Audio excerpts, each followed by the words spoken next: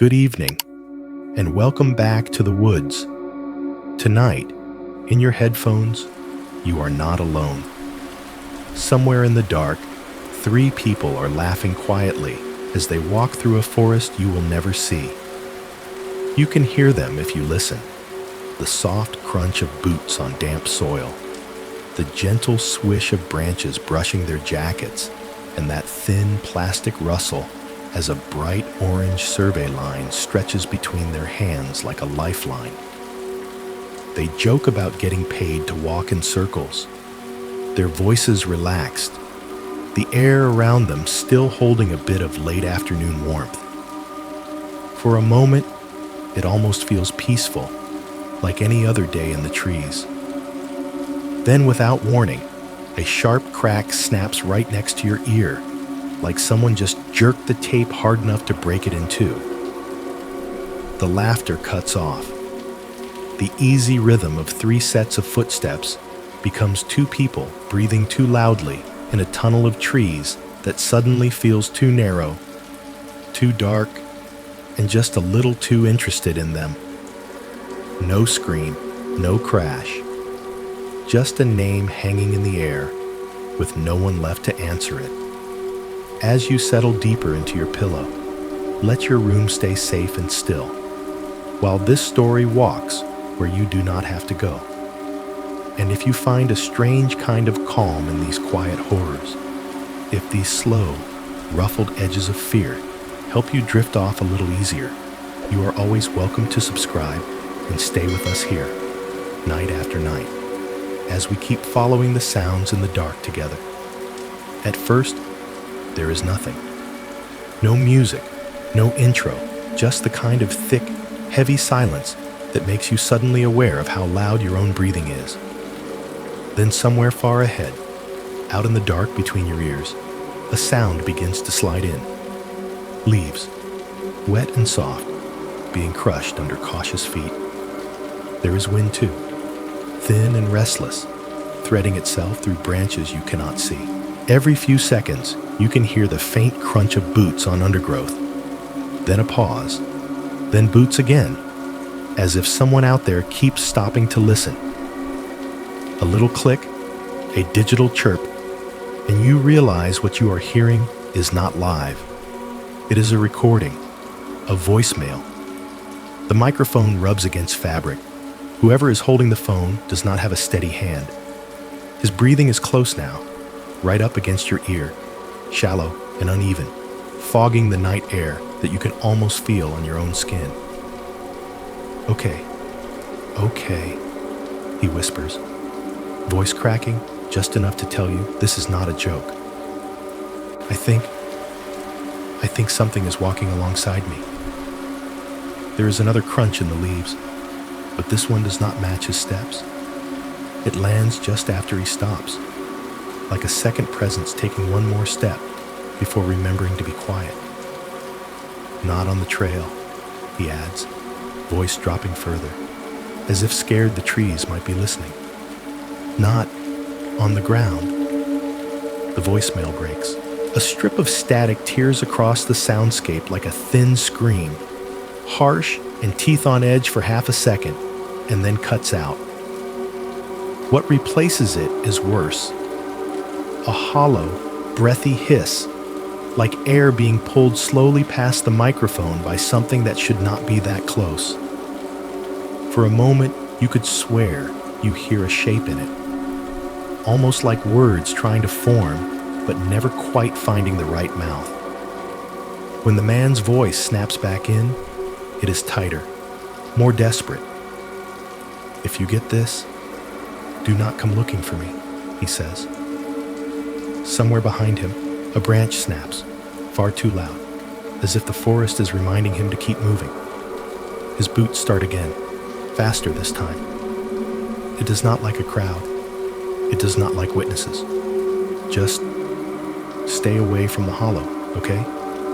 Promise me that much. Another fracture. This time the static comes in short bursts, like something breathing directly into the speaker. In and out. Too close, too intimate. You can hear his breath tangled with it. You can hear the wind. But the rest of the forest seems to have fallen away. No insects, no birds, no far-off rush of water. Just him, whatever is pacing in parallel, and that hungry rush of white noise. He lowers his voice to almost nothing. You have to lean in, instinctively, as if getting physically closer will help. "It is pacing me," he whispers. "I cannot see it, but I can hear the leaves moving. There are no footsteps, just the branches bending. Listen." He stops walking. For a heartbeat, everything freezes with him. Then, very slowly, from somewhere just to the right, there's the sound of something large brushing through the undergrowth. Not heavy enough to be a bear, not sharp enough to be a deer. It is more like the forest itself is leaning, shifting its weight from one side to the other. The recording jumps again, slamming you into a different moment with no warning. Now his breathing is ragged. His voice is closer, almost pressed against your ear. "It is above me now," he says, voice shaking. I do not know how to explain that. The sound is higher, like it is in the branches. I am not alone out here. In the background, you can hear his hands scraping against bark, fingers grabbing for some kind of anchor. The voicemail cuts mid-breath. There is a sharp click, the kind that means time is up, message over. The polite digital world stepping in to hang up on something it does not understand. For a second, you are left alone with silence again, the story hanging open like a door no one closed. When the next voice arrives, it is softer, warmer, a little tired. It fades in from the dark like a bedside lamp being turned on low.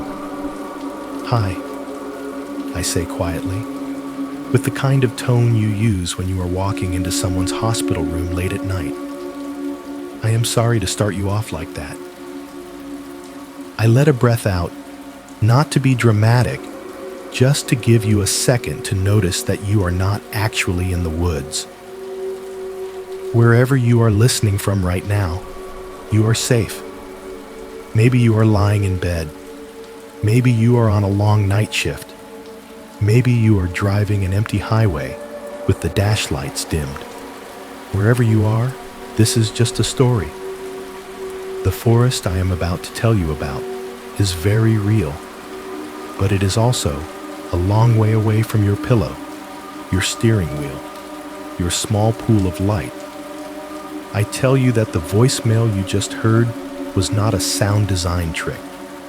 It was a real message, pulled from a real phone that was found half buried under a rotting log in a place called Black Hollow National Forest.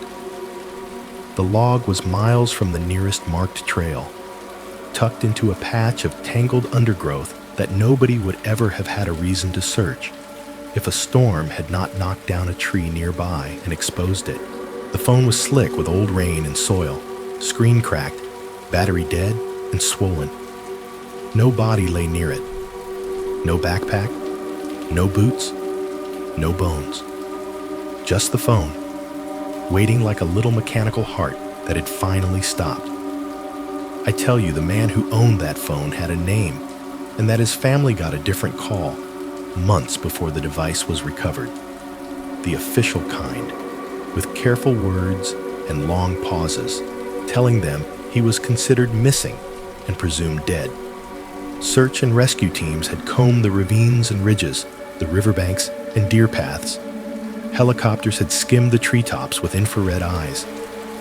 After a while, the forest gave nothing more back, and the file was closed. Then I ask you, gently, to consider something strange. When the phone was brought back and powered up, I say, the voicemail you just heard was sitting there in his outbox, not as a draft, not half recorded, as a sent message. I let the idea breathe for a moment, long enough for your skin to catch up. The timestamp on it was wrong. It was dated nearly 3 weeks after he was officially declared missing, long after the teams had packed up and gone home. I do not shout this. I do not spin it like a campfire twist. I keep my voice low and steady because the truth is disturbing enough without being dressed up. Somewhere between the point where the world decided this man was gone and the moment his phone finally died under that log, he was still out there in the trees, walking, whispering, telling someone not to come looking. Now, I say, and my tone turns a little more practical, a little more like a friend talking you down from a nightmare. There are reasonable explanations for all of this. Glitches, delays in the network, timestamps that do not refresh properly when a device has been off-grid for too long. There are always possibilities that do not involve anything watching from the branches overhead. I let that sit too. The last thing I want is to push you into some tight little panic space. That is not what we are doing here. I am not here to convince you that there is a monster in the woods. I continue. I am here because places like Black Hollow have a way of collecting stories like this and holding on to them.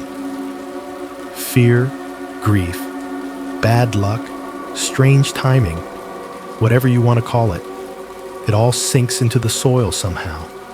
And sometimes, when we listen together like this, in the quiet, it feels like those stories finally have somewhere else to go. I invite you to take a slow breath, to feel your chest rise and fall, to notice the ordinary details around you, the texture of your blanket, the faint hum of your fridge down the hall, the glow of a streetlight sneaking in around your curtains.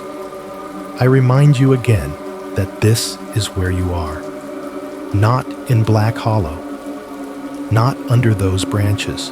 Tonight, I say, we are going to walk through a handful of disappearances that cluster around that forest, around that voicemail, around a place the rangers call the Quiet Basin.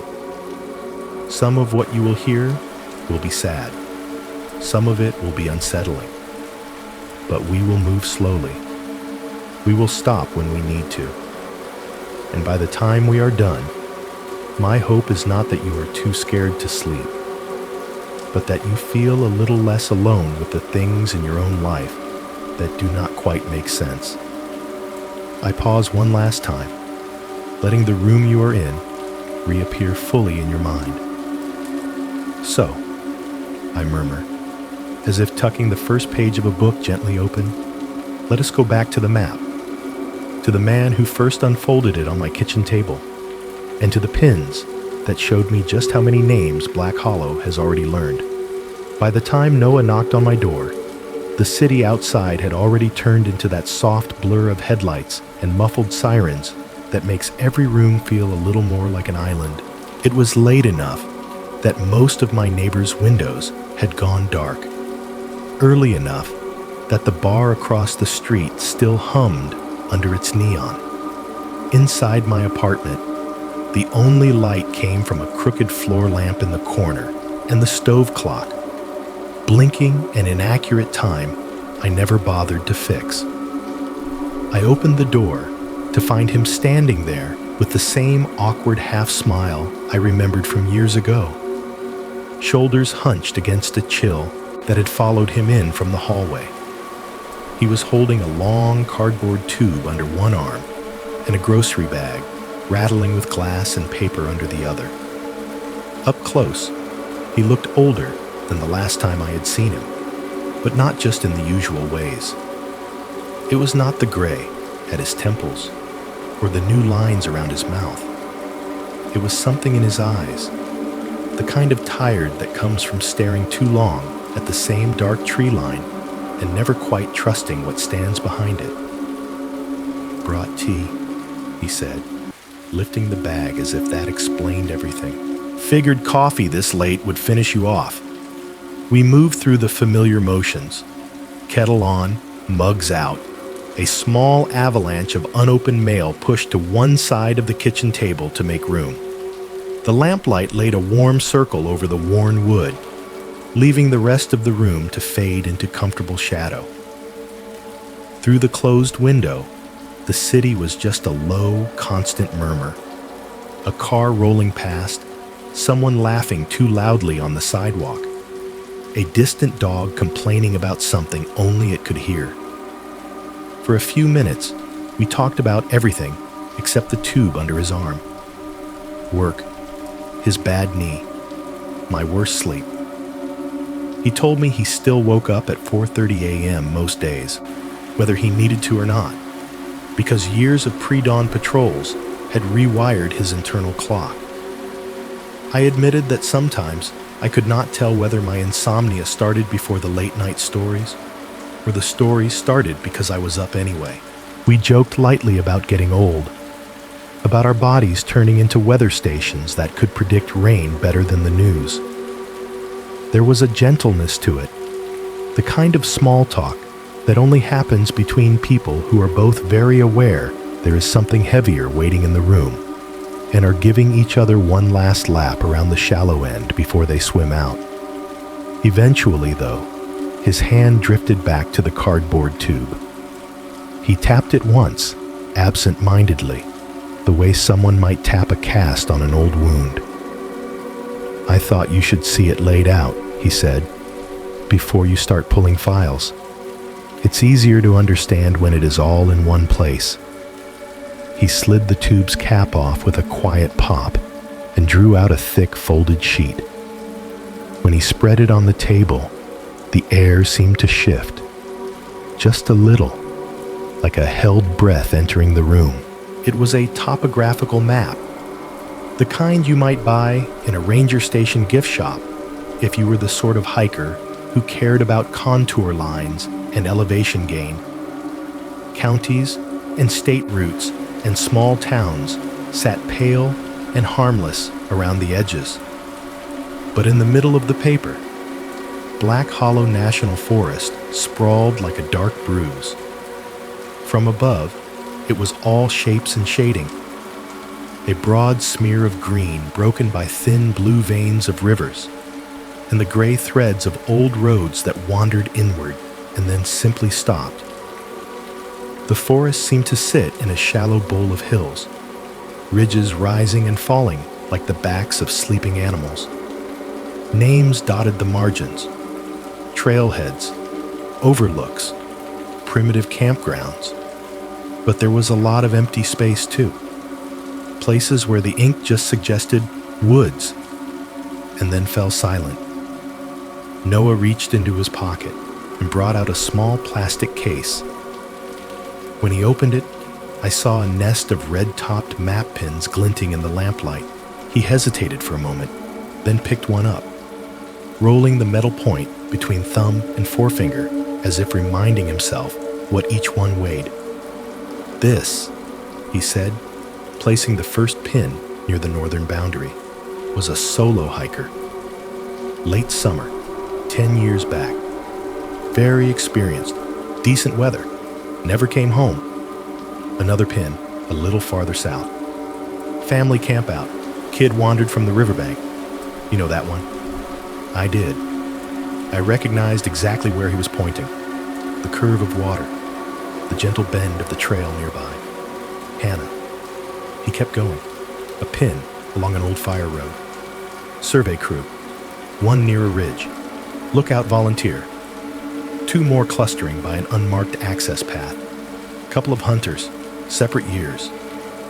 He worked methodically, his fingers surprisingly gentle for someone who had spent most of his life hauling packs and clearing brush. Each pin went in with a small, decisive push, head pressing into paper, metal sinking through layers of woodland ink. At first, I saw only loss. Little red dots scattered across a forest that suddenly felt much larger than the rectangle of paper could show. Random tragedies, I thought. The kind that happen every year in every big stretch of wilderness. People get tired. People get sloppy. Weather turns faster than they do. Sometimes, No matter how many people you send out with dogs and radios and fluorescent vests, the trees do not give back what they take. But as the board filled, something else began to emerge from the noise. "You seeing it?" Noah asked quietly, not looking up. I leaned in, elbows on the table, mug forgotten.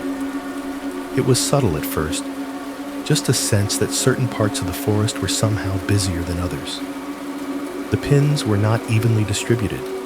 They avoided some areas almost completely, as if those valleys and ridges were innocent, or simply indifferent.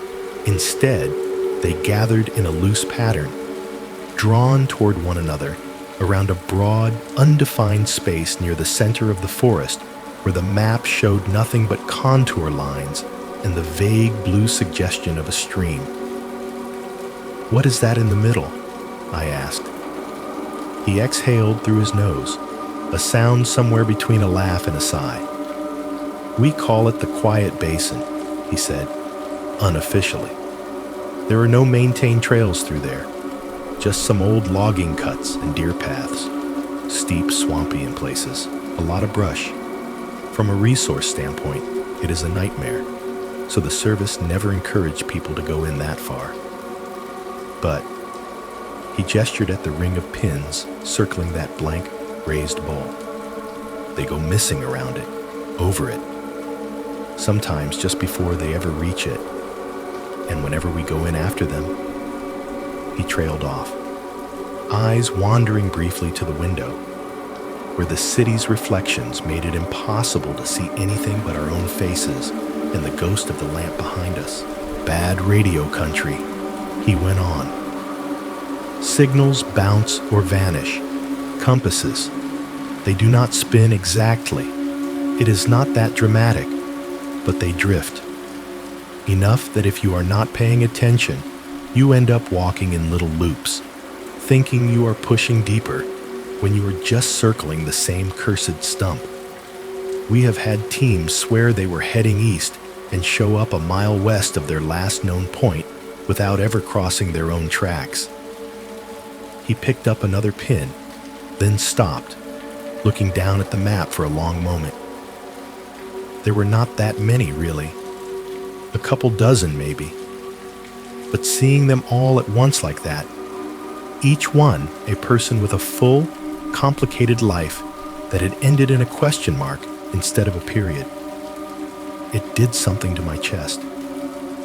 "Officially," I said, "these are all separate incidents."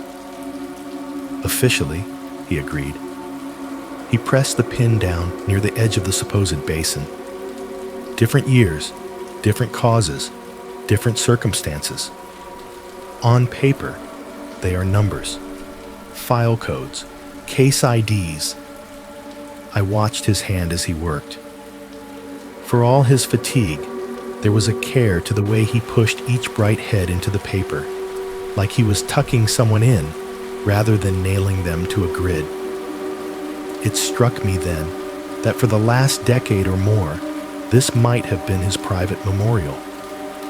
Not a cross by the side of the road, or a bunch of plastic flowers on a trailhead sign, but this map, folded and refolded, carried from one apartment to the next, taken out on nights when sleep would not come. "They are not hooks, you know," he said suddenly, as if reading where my thoughts had drifted. He did not sound accusing, just tired. "They are not episodes.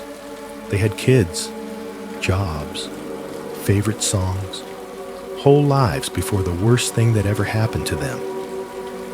"I know," I said, and I meant it. I try not to forget that when I tell these stories. He nodded once, satisfied enough, and sat back. For a moment the room was very quiet, the city outside reduced to a low hum, the kettle on the stove ticking quietly as it cooled. I leaned forward again, tracing the crescent of red without touching it. It really did look like a ring. Broken in places, uneven, but undeniably circling that blank interior, like a necklace of tiny warnings around a throat. I imagined the tree cover there, dense, and unbroken, a bowl of shadow inside a larger sea of green. As I bent closer to read a contour label, one of the pins near my hand shivered. It was a tiny movement, the kind you could blame on your imagination or the table settling. But I had my eyes right on it when it happened. The metal point made a soft tearing sound as it shifted, then tipped, the red head tilting sideways and rolling a few centimeters across the map until it came to rest, pointing not at any printed feature, not at any marked road or creek, but at a completely blank patch of paper where the printer's ink had left only the faintest suggestion of elevation. I felt the hairs along my arms rise, a slow, prickling tide. I looked up at Noah. His face had gone a shade paler, jaw tight. For a heartbeat, his hand hovered above the map, as if weighing whether to touch the pin at all. Then wordlessly, he picked it up between thumb and forefinger, pressed it back into its original place, and smoothed the paper with his palm, as though calming a restless animal. The kettle clicked again. A car horn honked somewhere far below. The lamp hummed softly above us. "We get drafts in here sometimes," he said, still not quite looking at me. "Sure," I replied, just as softly, both of us pretending the explanation was enough. There is a moment, right about now, when you decide whether you are really going to stay with me or not. Maybe you told yourself you would just put something on in the background while you try to fall asleep. Maybe you clicked because the thumbnail looked eerie enough to stir some old curiosity you have had about dark trees and missing people. Maybe you are working or driving or lying beside someone who is already breathing slow, and even while your own mind will not shut off. However you got here, your brain has already started doing that familiar little dance. Is this a good idea? Do I actually want to be scared right before bed? The funny thing is, most of the people who end up listening to stories like this at night are not adrenaline junkies. They are not trying to jump out of their skin. They are people whose minds already run too fast, people whose thoughts are already crowded enough that they would rather have one clear, focused fear to sit with than 100 vague ones pacing the edges of the room. Some of you are lonely, even if you are not physically alone. You know that particular silence that feels less like peace and more like a question that will not stop asking itself. Some of you are anxious, hearts that never fully clock out, always waiting for the next bad email, the next phone call, the next shoe to drop. And some of you simply feel more awake when the world goes quiet, when the traffic thins, when the notifications slow down, when it is just you and the dark and whatever voice you choose to pull into it with you. So let me be very clear about what this is and what it is not. This is not a parade of gore. It is not a catalog of worst-case scenarios designed to make you believe the world is only as bad as its headlines. Yes, there are dates and names and missing person reports behind what I am about to tell you. There are coordinates and search grids and statements given through tiers at kitchen tables. On paper, you could shelve this under true crime if you really wanted to. But that is not how I hold it in my mind. To me, Black Hollow is not just a location on a map. It is a memory palace built out of dirt and bark. It is a place that has learned, over time, to keep certain stories the way a body keeps scars.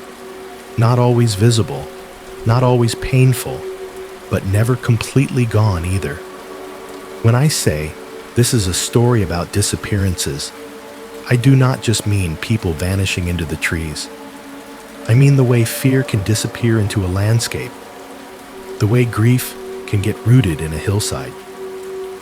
The way the ground you stand on can be heavier than you realize because of everything it has been asked to hold. If you stay with me, I am going to ask you to walk into that with me, not physically. You will be glad to know. No boots required, just your imagination, your patience, and whatever small comfort you have wrapped around you right now. I promise you 3 things. The first is that when we talk about the forest, we will not talk about it like it is only a threat. Black Hollow is beautiful. It is full of green things, living things, water moving over stone, light and shadow doing their constant slow exchange. There is peace there, real peace, the kind you can feel in your chest when the air is cool and the only sound is wind in the needles above you. That feeling belongs to you just as much as the shiver that may run down your spine when the branches stop moving. The second is that wherever fear shows up in this story, we will not just point at it and scream. We will stop and look at it properly, name it, turn it over in our hands. A lot of monsters get smaller when you learn their outline. Not all of them, but enough to make it worth the effort. If there is healing to be found here, if some knot in your own mind gets loosened because someone else's fear looks a little like yours, then that is reason enough to keep talking. And the third promise is that the dread here will be slow, like a tide turning, not like a wave crashing over your head. The horror I am interested in is the kind that creeps up the edges of ordinary life. The moment you realize the shadow in the corner is just your coat hanging on the door, until it moves a fraction of an inch against air that is perfectly still. The kind that lets you breathe between beats, that gives you space to decide whether you want to keep your eyes open or closed. To keep those promises, I have had to do some work that is not always pleasant. Before this ever reached your ears, I spent nights hunched over photocopies of old case reports, trying to make sense of jargon written in the careful, neutral language of people who have seen too much.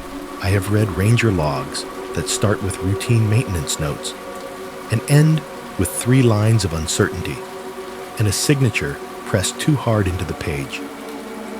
I have sat with transcripts of interviews where the tape catches every hitch in a widow's voice, every long pause before a father forces himself to describe what his daughter was wearing the last time he saw her. I have walked, on paper and in my mind, every trail and old road and unofficial path that Noah marked with those red pins. I have traced the ring around the quiet basin until I could see it standing in my sleep, a hollow in the middle of the forest where no official trail ever goes, but from which the stories seem to ripple outward like something dropped into still water. And out of all the pins on that map, out of all the dates and names, there is one small bright dot that Noah tapped with his fingernail and said, quietly, this was when it started to feel different. A child, a family trip that should have ended with muddy shoes and a long car ride home, a yellow raincoat against a gray sky. Most of you have already met her in other tellings, under other names, but here, tonight, she will be Hannah, the girl whose absence left a shape in the hollow that no one has been able to fill since. We will meet her in the next chapter. We will walk the river path with her. We will stand where she was last seen and ask the same questions her parents have never stopped asking. Not to pick at an old wound for the sake of sensation, but because if the forest began to change shape around the time she stepped off the trail, we need to understand what it did with her. Before we go there, though, there is something I have been holding back. Not because I wanted to trick you, but because I needed you to have the map and the voicemail in your mind first, laid side by side where you could see them. Remember that phone under the log? The one that carried the man's last broken message out of the trees? When the recovery team logged its coordinates, when Noah later plotted them on this same map, he noticed something that made his hand go very, very still. The spot where that phone was found, the place where the earth had finally given it up after years of rain and rot, was less than 100 yards from where, decades earlier, searchers had found a little girl's backpack propped neatly against the trunk of a mossy pine. That is as far as we are going to follow that thought for now. You do not have to do anything with that information yet. Let it sit wherever it wants to in your mind. Let it blur at the edges if it needs to. The details will be there when we come back to them. For the moment, do me a favor. Adjust your pillow. Unclench your jaw. If you are driving, relax your grip on the wheel just a little. Take a breath in, slow and steady, and let it out like you are setting something down that you do not need to carry for the next hour. The forest is far away. Your room, your car, your little circle of light is here. The story is patient. You can drift in and out if you have to. When your thoughts wander, we will still be walking, but you will not miss the way home. When you are ready, we will step onto the trail with Hannah and her family and see how a quiet, ordinary afternoon beside the water became the point where Black Hollow started learning people's names. On the morning that Hannah Reyes first saw Black Hollow, the world still felt simple to her. The sky over the highway was a soft, washed-out blue, streaked with clouds that looked like someone had dragged the side of their hand across wet paint. Her father's old sedan hummed along at a steady speed, the kind of middle-aged car whose engine noise becomes a kind of lullaby on long drives. The city had fallen away gradually. Strip malls thinning into warehouses, warehouses giving way to fields, fields slowly surrendering to the first scattered clumps of trees. By the time they passed the wooden sign that said, "Welcome to Black Hollow National Forest," the world outside the windows was almost entirely green. Hannah was 9, which meant she was just old enough to understand that weekends did not last forever, and just young enough to believe that if she watched closely enough, maybe she could make this one stretch a little longer. She sat behind her mother, chin propped on the window ledge, watching the trees blur past. Every now and then, a shaft of sunlight broke through the canopy and hit the glass at just the right angle, stroking her face with sudden warmth. She would close her eyes for a second and pretend she was already under those branches, feeling pine needles under her sneakers instead of strapped into the back seat with a snack wrapper stuck to her elbow. Her mother, Elena, had the map app open on her phone but barely glanced at it. She had made this drive before as a teenager, back when her biggest worry had been whether the boy in the passenger seat was going to hold her hand by the campfire that night or not. Now the passenger was a reusable grocery bag crammed with juice boxes, wet wipes, and an alarming number of granola bars.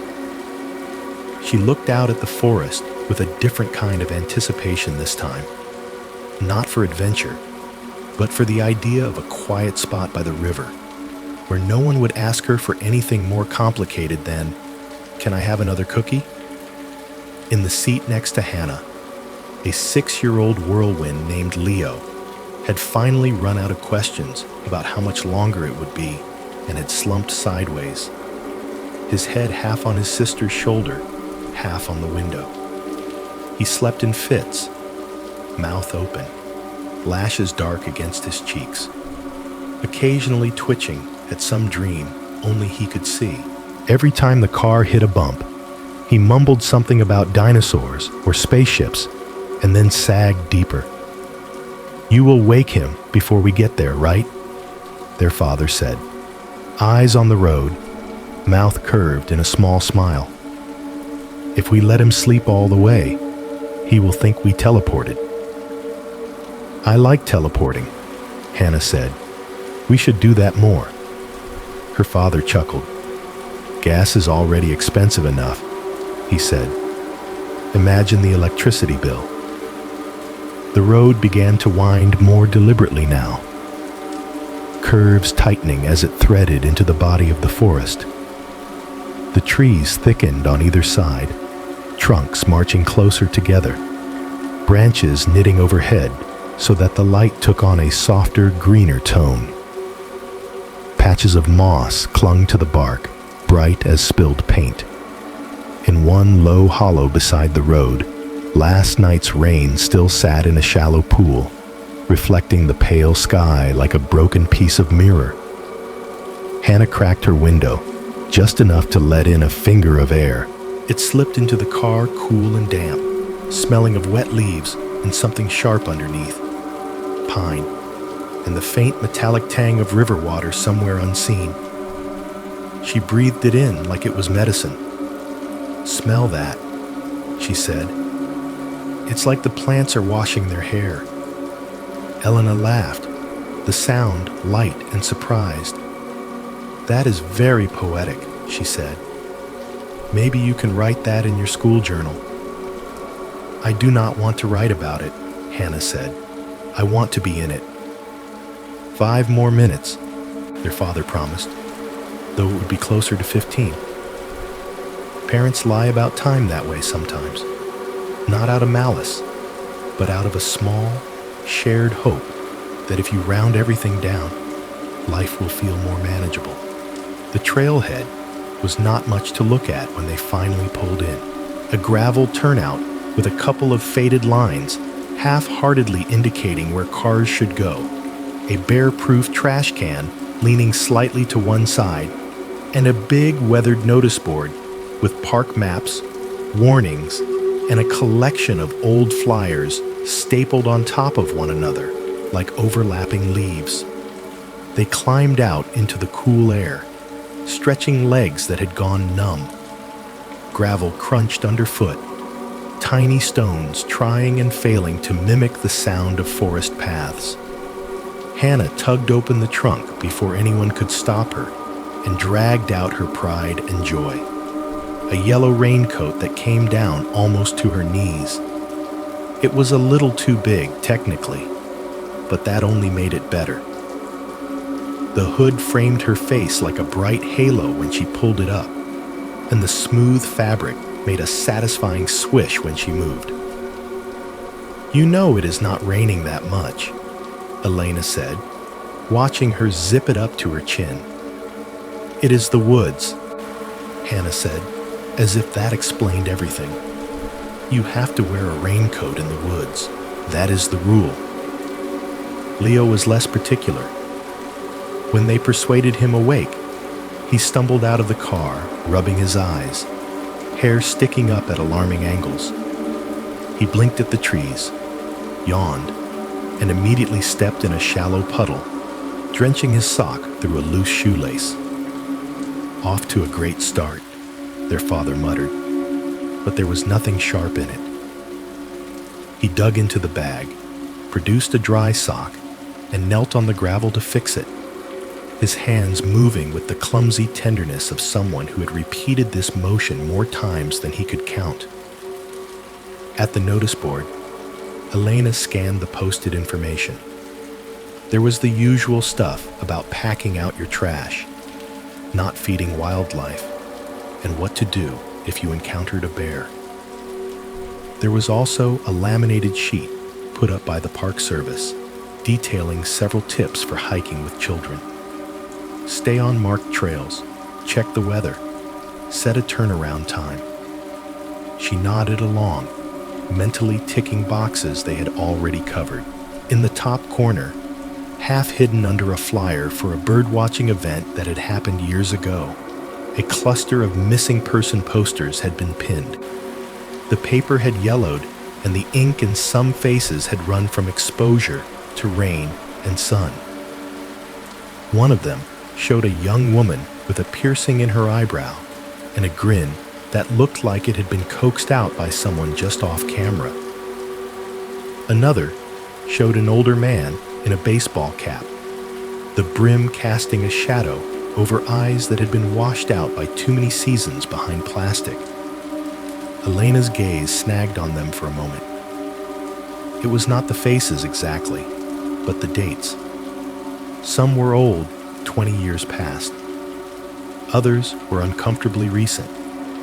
The words "last seen near" and "never returned" repeated down the page. A subtle rhythm of loss tucked into the corner of an otherwise ordinary day. She felt a small, involuntary shiver run over her skin, the body's way of saying, "Remember that the world does not always behave itself. You okay?" her husband asked, following her line of sight. "Yeah," she said, forcing a little shrug. "Just, they always put these up." She reached out and smoothed down one curling edge of paper with her fingertips, as if that might keep the person on it from being entirely forgotten. "We are staying on the easy path. It will be fine."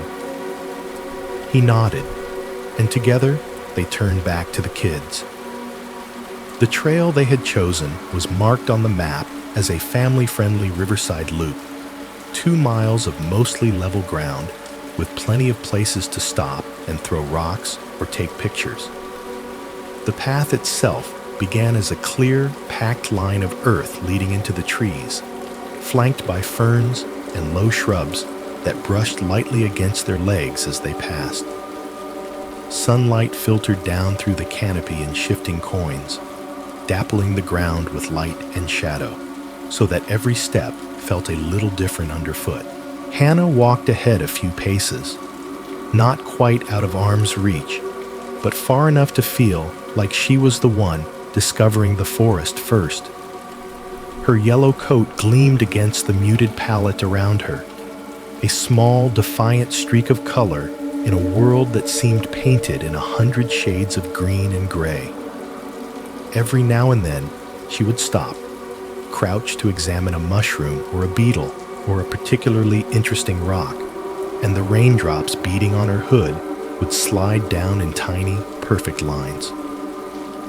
"Do you think we will see a deer?" she asked over her shoulder. "Or a fox?" "If we are quiet and lucky," her father said. Leo was less convinced of the virtue of quiet. He swung his arms as he walked, humming a mashup of cartoon theme songs under his breath, occasionally punctuated by questions shot out like rubber bands. "Are there wolves here? Do wolves like granola bars?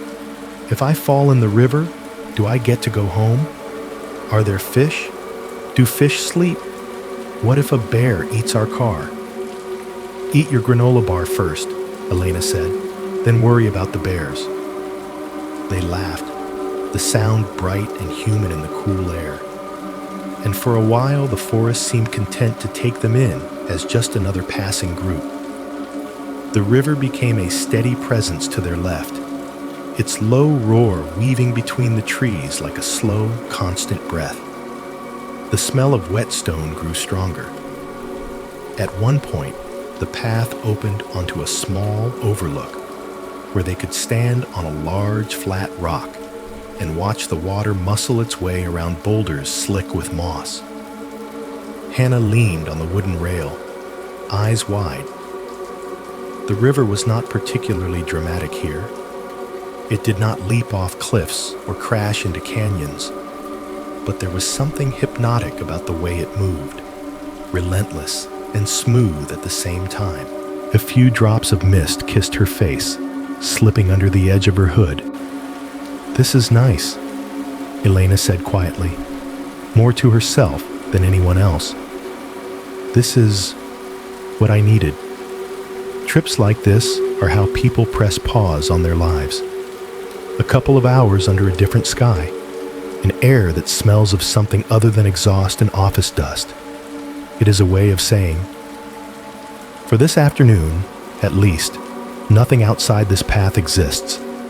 There are only these trees, this water, these small hands reaching for mine. As they moved on from the overlook, the trail narrowed, hugging the curve of the hillside. Trees grew closer together here, their trunks darker with lingering moisture. The light thinned further, taking on a hushed quality that made their voices sound a little smaller. Leo slowed down, his humming tapering off. He kept glancing sideways into the trees on their right, brow furrowing. "What is up, buddy?" his father asked. "I can hear them," Leo said. "Who?" Hannah asked, amused. "The deer?" "No." He shook his head, messy hair flopping into his eyes. "Another family, over there." He pointed into the undergrowth, where the slope rose up and away into tangled ferns and saplings. "They are walking too." They all paused, listening. The river murmured. A bird called somewhere overhead. Far back along the trail, a car door thumped shut in the parking lot they had left behind. But between the trees where Leo was pointing, there was only the soft drip of water from leaf to leaf. "I do not hear anyone," Elena said gently. "They are not talking," Leo insisted. His voice had gone quiet, but not frightened, more puzzled, as if his senses were giving him information that did not quite line up. "Just walking, like us, but softer.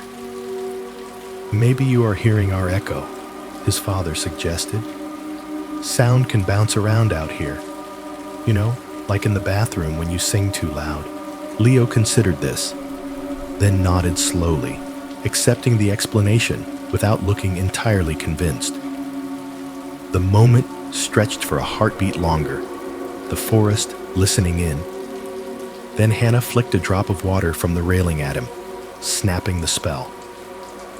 "Race you to the next bend," she said, and took off down the path, her yellow raincoat flashing between the trees like a small, bright promise the forest had not yet decided whether it would keep. The first drops came so lightly that Hannah did not even notice them at first.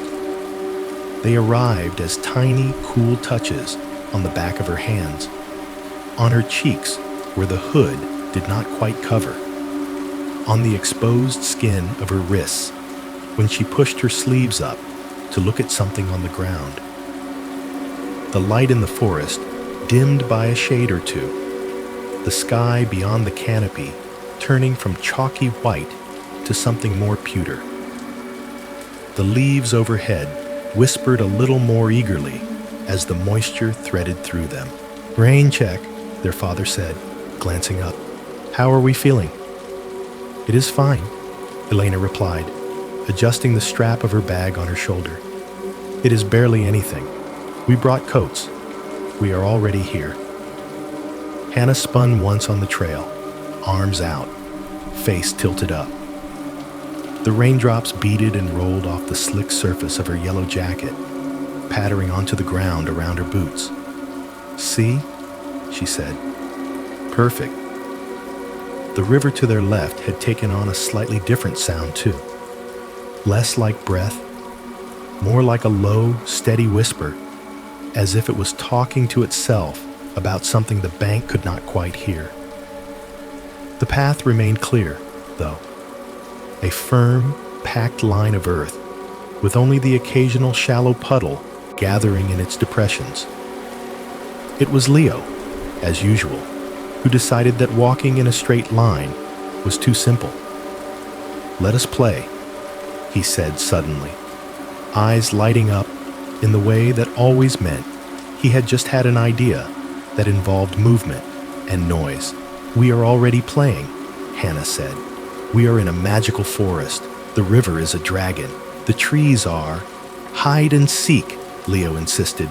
"On the trail, I will count. You guys hide." He spun toward a tree, pressed his hands over his eyes dramatically, and began, 1, 2, 3.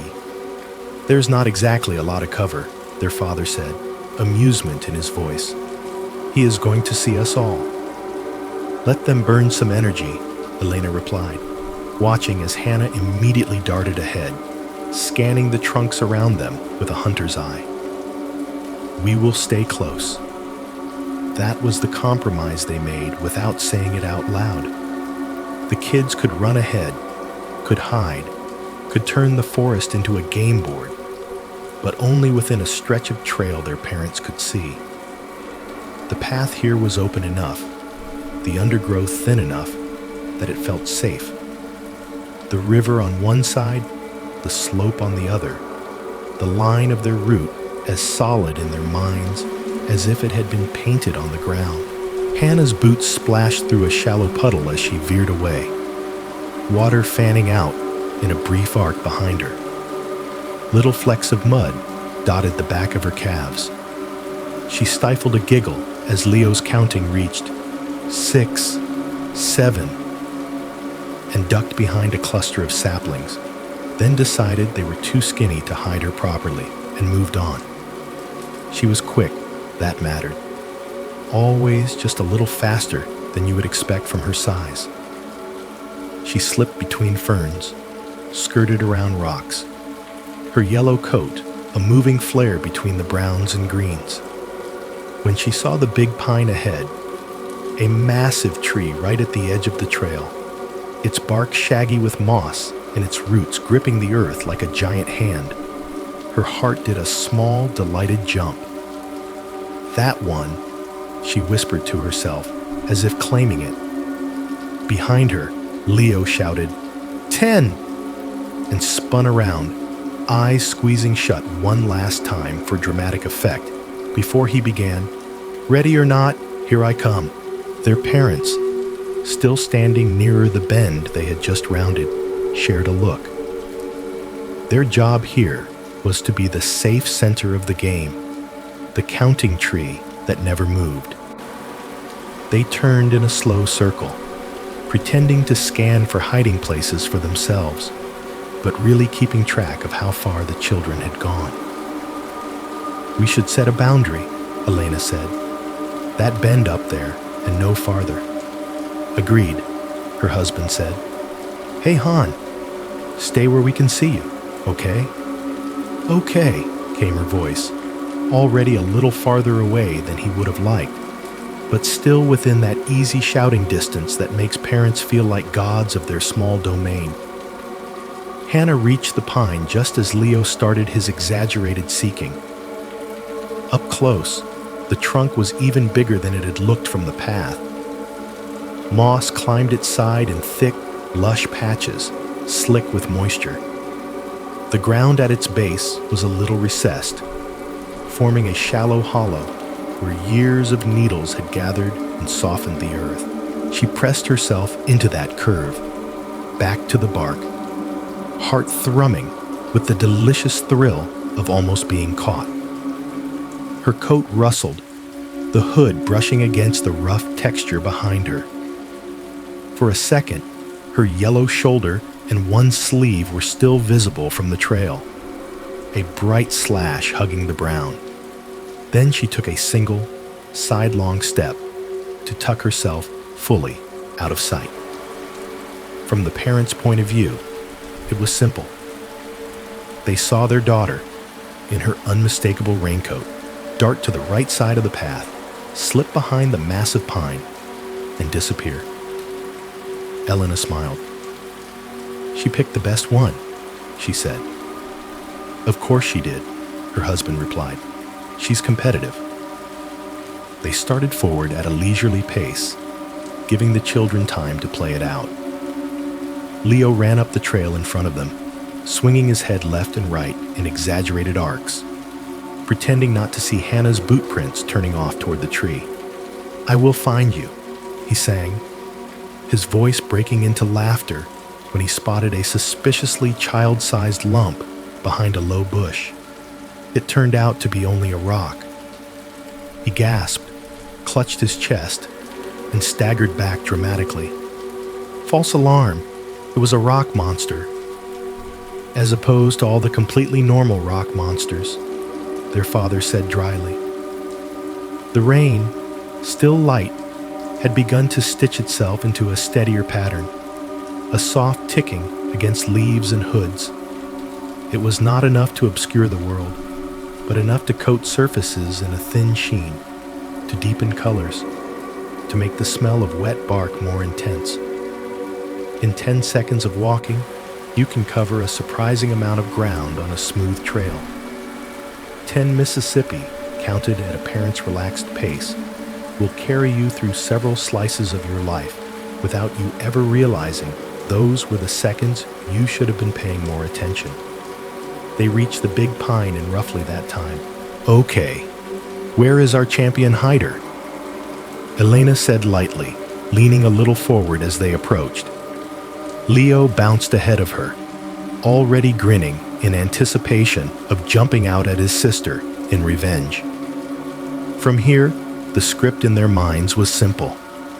Hannah holds her breath behind the tree, bites her lip to keep from laughing, waits until they are close enough that she can hear the rustle of their jackets, then explodes around the trunk with a shout, everyone startled and delighted.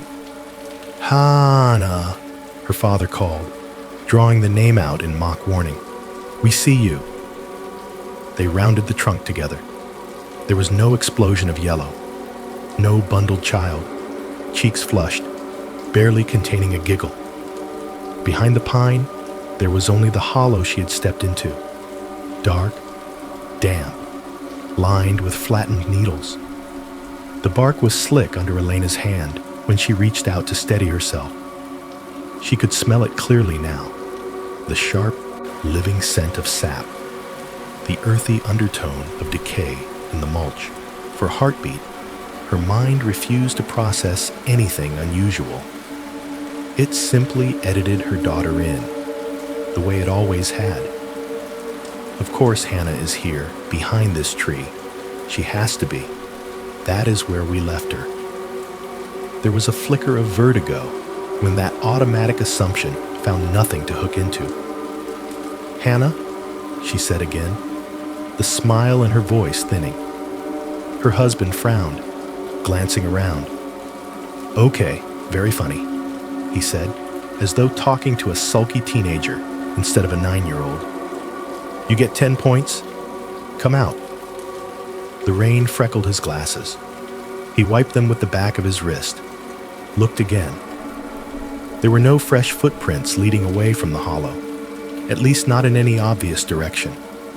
The soil was already soft from earlier weather, but the new rain had only just started to gloss its surface. Hannah's boot prints were clear where she had stepped off the path. They simply stopped at the tree. Elena moved a step back, then forward, checking angles. Maybe she had misjudged. Maybe Hannah had slipped further around the trunk or ducked into the ferns nearby. She pushed a frond aside, half expecting her daughter's face to pop up with that triumphant look kids get when they know they have genuinely surprised you.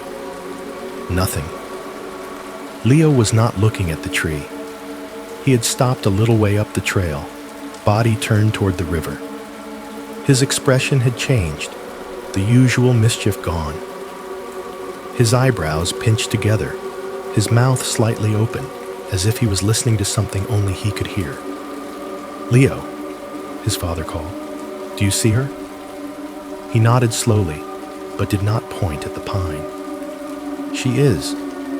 There, he said, gesturing across the trail instead, to a spot maybe 20 or 30 feet ahead, where the path curled around another bend. Elena followed his hand, eyes scanning the gray-green distance. For a moment, just a flicker, she thought she saw it too. A small, bright figure standing a little further along the way, half obscured by a curtain of branches. Yellow against the dim, hood up, head turned back toward them as if waiting. Then the image wavered. The rain between them thickened almost imperceptibly, a strange, dense patch of mist that did not seem to be moving with the rest of the air. It hung in place, an unmoving smear of paler gray. "She waved at me," Leo said quietly, and then she stepped back into that smoke. It did not blow away. A cold thread worked its way under Elena's ribs. "Hannah," she called, louder now. The name cracked the air differently this time, stripped of play. The sound went out across the river, bounced off wet rock, tangled in branches. It came back to her altered, as echoes often are, but just for a fraction of a second, before her brain corrected for it, she could have sworn the returning voice was not hers at all. It was pitched wrong. Too low, too slow, like an imitation spoken by someone who was trying out the syllables of her child's name for the very first time. There is a strange kind of silence that follows the first moment you realize your child is not where they are supposed to be. It is not the dramatic, cinematic kind of silence, where all sound cuts out at once. The river still moved beside them, still pushed and curled around rocks with its low, constant murmur. The rain still ticked on leaves, the trees still shifted and sighed. Somewhere, a bird scolded from high in the canopy. But inside Elena, inside her husband, something very particular went quiet, like a switch flipped on a circuit they had never noticed until it was gone. For a few heartbeats, they remained in that denial space, calling Hannah's name in the sharp, bright tones of parents who fully expect an answer. They checked behind the tree again, scanned the bushes, peered around the next bend of trail where Leo insisted he had seen her. Each repetition of her name shaved a little more of the playfulness away.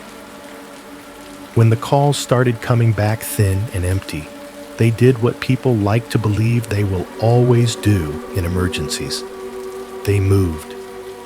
Her father turned around and headed back down the trail at a near jog, scanning for any sign that she had doubled back toward the car. Elena stayed near the pine, heart punching against her ribs, shouting in both directions until her throat burned. Leo stood very still, his small face tense, as if any sudden movement might shatter the air and make things worse. The first ranger reached them faster than they expected. A woman with rain darkening the shoulders of her uniform and a radio clipped high on her chest came up the path with the purposeful stride of someone who has done this before. Elena barely registered where she had come from. One moment, she was alone with the tree. The next, there was a clipboard in front of her, and a voice asking for descriptions, timelines, last seen positions. How tall is she? What color were her shoes? Does she know to stay put if she realizes she is lost? Those questions can sound cold in other contexts. Here, they were lifelines, little practical footholds on a cliff face that had suddenly dropped away. Very quickly, the trail that had seemed almost private turned into a vein carrying people deeper into the woods. Radios crackled. Additional rangers arrived, then volunteers, other hikers who had turned back when they heard shouting. Off-duty staff called in from home, neighbors from the nearby town who knew the forest too well to ignore the words, "missing child." Bright-colored jackets bloomed among the trees like out-of-season flowers. Then came the dogs. If you have never seen a trained search dog at work, it is easy to assume they must be frantic, wild sniffing, crashing through brush, the animal equivalent of panic. In reality, the older ones, the experienced ones, move with a kind of grave focus. Their world is scent, layered and constant, 1,000 ghost trails overlapping. They know how to sift the fresh from the stale, the living from the dead. One of them, An aging black and white shepherd with a grizzled muzzle and wise, tired eyes was given Hannah's scent from the inside of her mother's coat, where the little girl had leaned against her earlier in the day. He inhaled deeply, nostrils flaring, then set off down the path with his handler at his heels, the long line between them paying out in measured loops. He followed her small prints off the trail to the base of the big pine.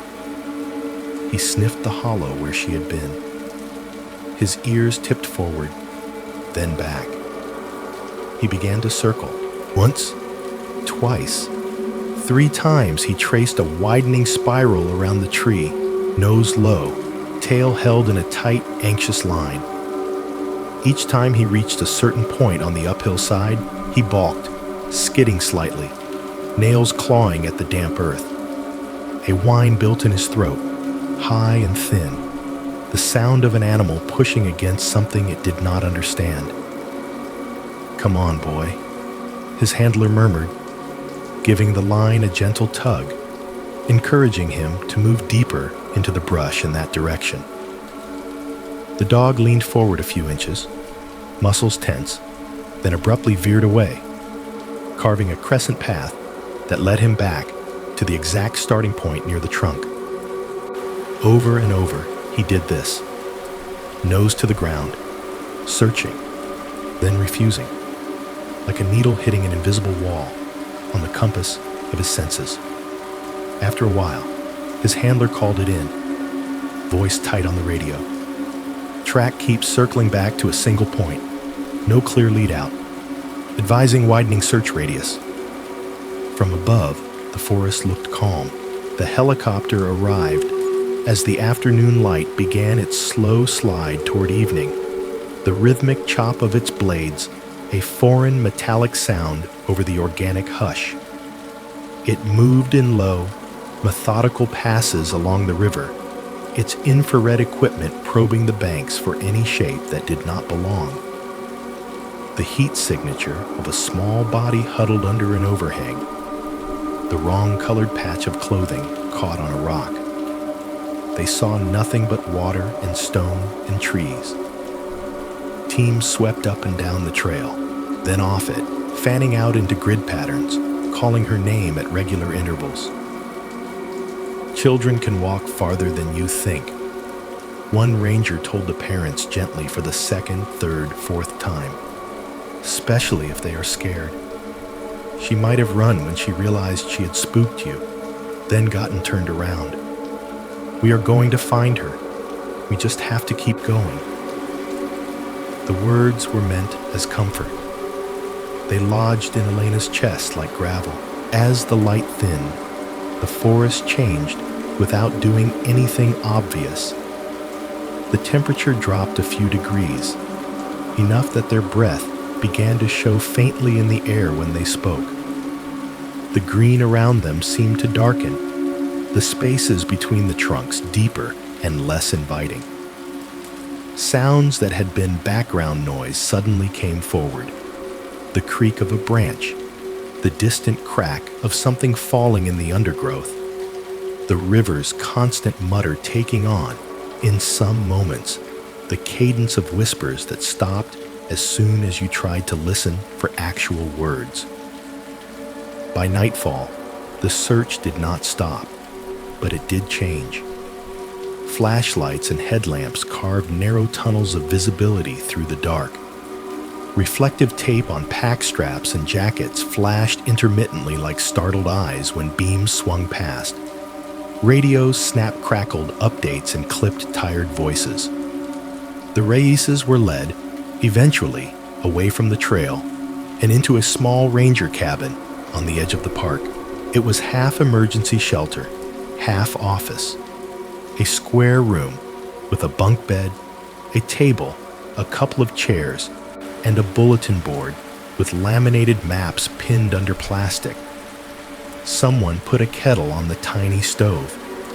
Someone else found blankets in a storage trunk and handed them over with the overly careful gentleness of people afraid to touch anything too hard in case the grief inside it broke. "You need to rest," a ranger told them. "We have teams out there. We will keep going. You are no good to her if you collapse." Sleep is not something you can simply be ordered into, but exhaustion eventually overrides almost everything. Sometime past midnight, Elena's body gave up on waiting for good news and dragged her down into a thin, brittle kind of unconsciousness on the lower bunk. She woke 3 times. The first time, she was sure she heard the unmistakable sound of small boots on the cabin's porch. 2 quick stomps, then a pause, then another. The way Hannah always did when she was trying to knock mud off before being told to take her shoes off. Elena sat up, heart slamming, held her breath. The footsteps did not repeat. When she finally stood and cracked the door open, cold air slipped around her ankles. The porch was empty, its wood silvered with dew. The second time, she thought she heard the faint rasp of a zipper being tugged up and down in short, frustrated bursts. It was a sound she knew too well. A child struggling with the tab of a backpack, trying to get its snacks inside. It came from just outside the thin wall near her head, the noise vibrating through wood and into bone.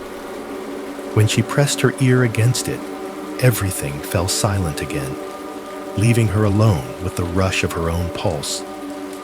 The third time, there was no sound at all. Only the crushing weight of a dream where she had reached the pine tree and found not her daughter, but her own childhood self standing there, soaked through, holding a yellow raincoat with no one inside it. She woke with the taste of river water in her mouth and the pattern of bark under her palms. Years later, when I talk about that day, I do something neither the official reports nor the evening news clips ever quite managed to do. I let the moment stretch. I do not rush past the hours like they are a montage. I sit with the awful elasticity of time that grief creates. For Hannah's parents, that afternoon by the river never actually ended. Some part of them is still there, endlessly replaying those 10 seconds between their daughter slipping behind the tree and them reaching its far side. The search parties went home. The case file was eventually closed. The world moved on. But inside them, the trail never empties. They are always just about to turn the corner and see her again. It is easy, from a distance, to fold all of this into a single line. A 9-year-old girl disappeared in Black Hollow and was never found. It fits neatly between other facts, other tragedies. It becomes part of a pattern pinned with a red-headed tack on Noah's map. That neatness phrase, though, when you listen to the people who were actually there, especially the ones who were small enough at the time that their brains did not know yet how to sand off the edges of what they saw. When Leo grew up, long after the TV van stopped calling and the forest had swallowed whatever physical trace it was ever going to give up, a reporter came to interview him for an anniversary piece. He was polite, careful, repeating the same phrases he had heard the adults use all his life. It happened so fast. 1 minute she was there, the next she was gone. He talked about the dogs, the helicopters, the endless years of not knowing. But off camera, when the lights were packed away and the reporter's tone softened into something closer to human curiosity than professional detachment, he said something he had never said quite that clearly before. There were 2 of her, he murmured, eyes on the table between them. That is the part I cannot stop thinking about. He described how, in the seconds before she vanished, he had looked back and seen Hannah dart toward the big pine. At the same time, literally the same breath, he had also seen her further down the trail, standing by a bend near a cluster of low, twisted trees.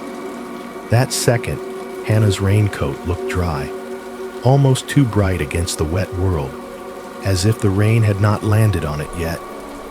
She was smiling, but it was a strange, fixed smile, the kind you might see on someone in an old photograph. She lifted her hand, he said, his own fingers twitching a fraction, as if reliving the motion. Like she was saying hi, or bye. I do not know. And then that fog, like a little cloud, just in one place, kind of folded around her. And the one by the tree was gone too. When I blinked, there was no one.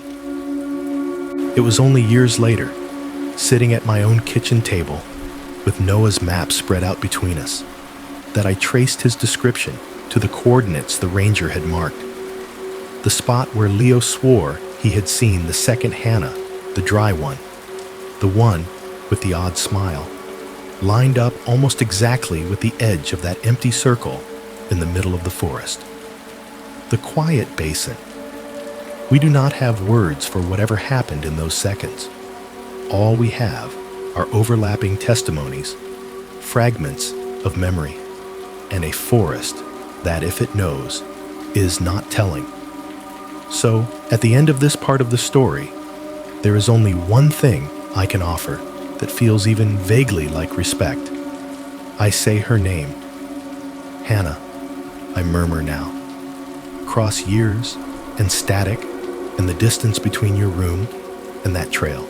Not as a storyteller calling a character back onto the stage, but as one human being acknowledging another, whose story was cut short in a place that still, somehow, remembers the sound of her boots. By the time Caleb Monroe set foot in Black Hollow, the forest had already swallowed enough stories to make a nervous person think twice. Caleb was not a nervous person. He was 27, old enough to have a bad back on cold mornings, and young enough to believe that most of his problems could still be fixed by getting paid on time. He had a degree in something that sounded more glamorous on paper than it looked on the invoice, geospatial engineering, and a student loan statement that arrived every month like clockwork, no matter how many hills he climbed for a living. What you are, technically, his mother liked to say, is a man with a very expensive tape measure. Today, that was not entirely wrong. The late morning air was cool and damp when he stepped out of the truck at the edge of an overgrown fire road. The sound of gravel crunching under his boots swallowed quickly by the surrounding trees. Black Hollow was thicker here than the parts the Reyes family had seen years before, farther from picnic areas and scenic pullouts, deeper into the park's working guts. The map called it a secondary management zone. The old signs just said no public access, and then slowly gave up the fight as the weather peeled their paint away. "Smell that," Mark said as he came around to the back of the truck, slamming the door with his hip. At 32, he was the old man of their little trio, which mostly meant he groaned louder when he lifted equipment and had a more comprehensive library of joints that could pop on command. He tilted his head back and inhaled theatrically. Rot, mold, mosquito nursery, truly the lungs of America. Jenny rolled her eyes as she yanked the coil of survey tape out of the bed. "Smells better than the inside of your truck," she said. "At least out here the air moves."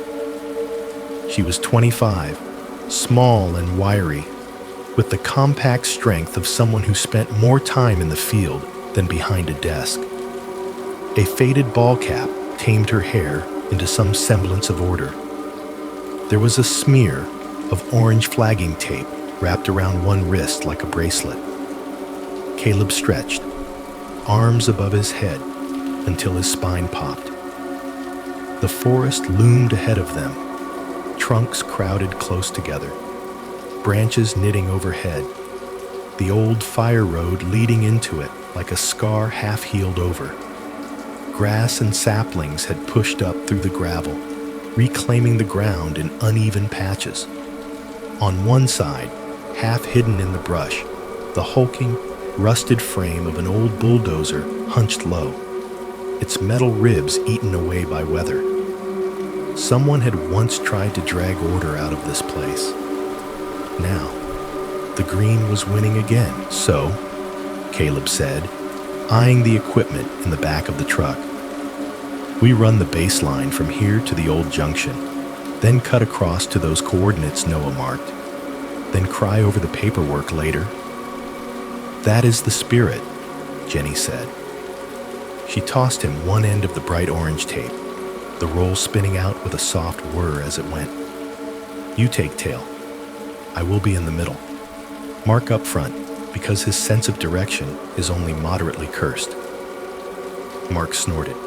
Moderately? Please. I have never once lost us in the field.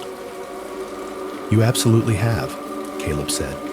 The creek incident? That was the map's fault, Mark replied. They moved the creek. They bickered like that because it made the time pass. Because joking about minor inconveniences was easier than thinking about the fact that the job today was to walk into the quiet parts of a forest with a thin plastic line between them and hope they all went home again.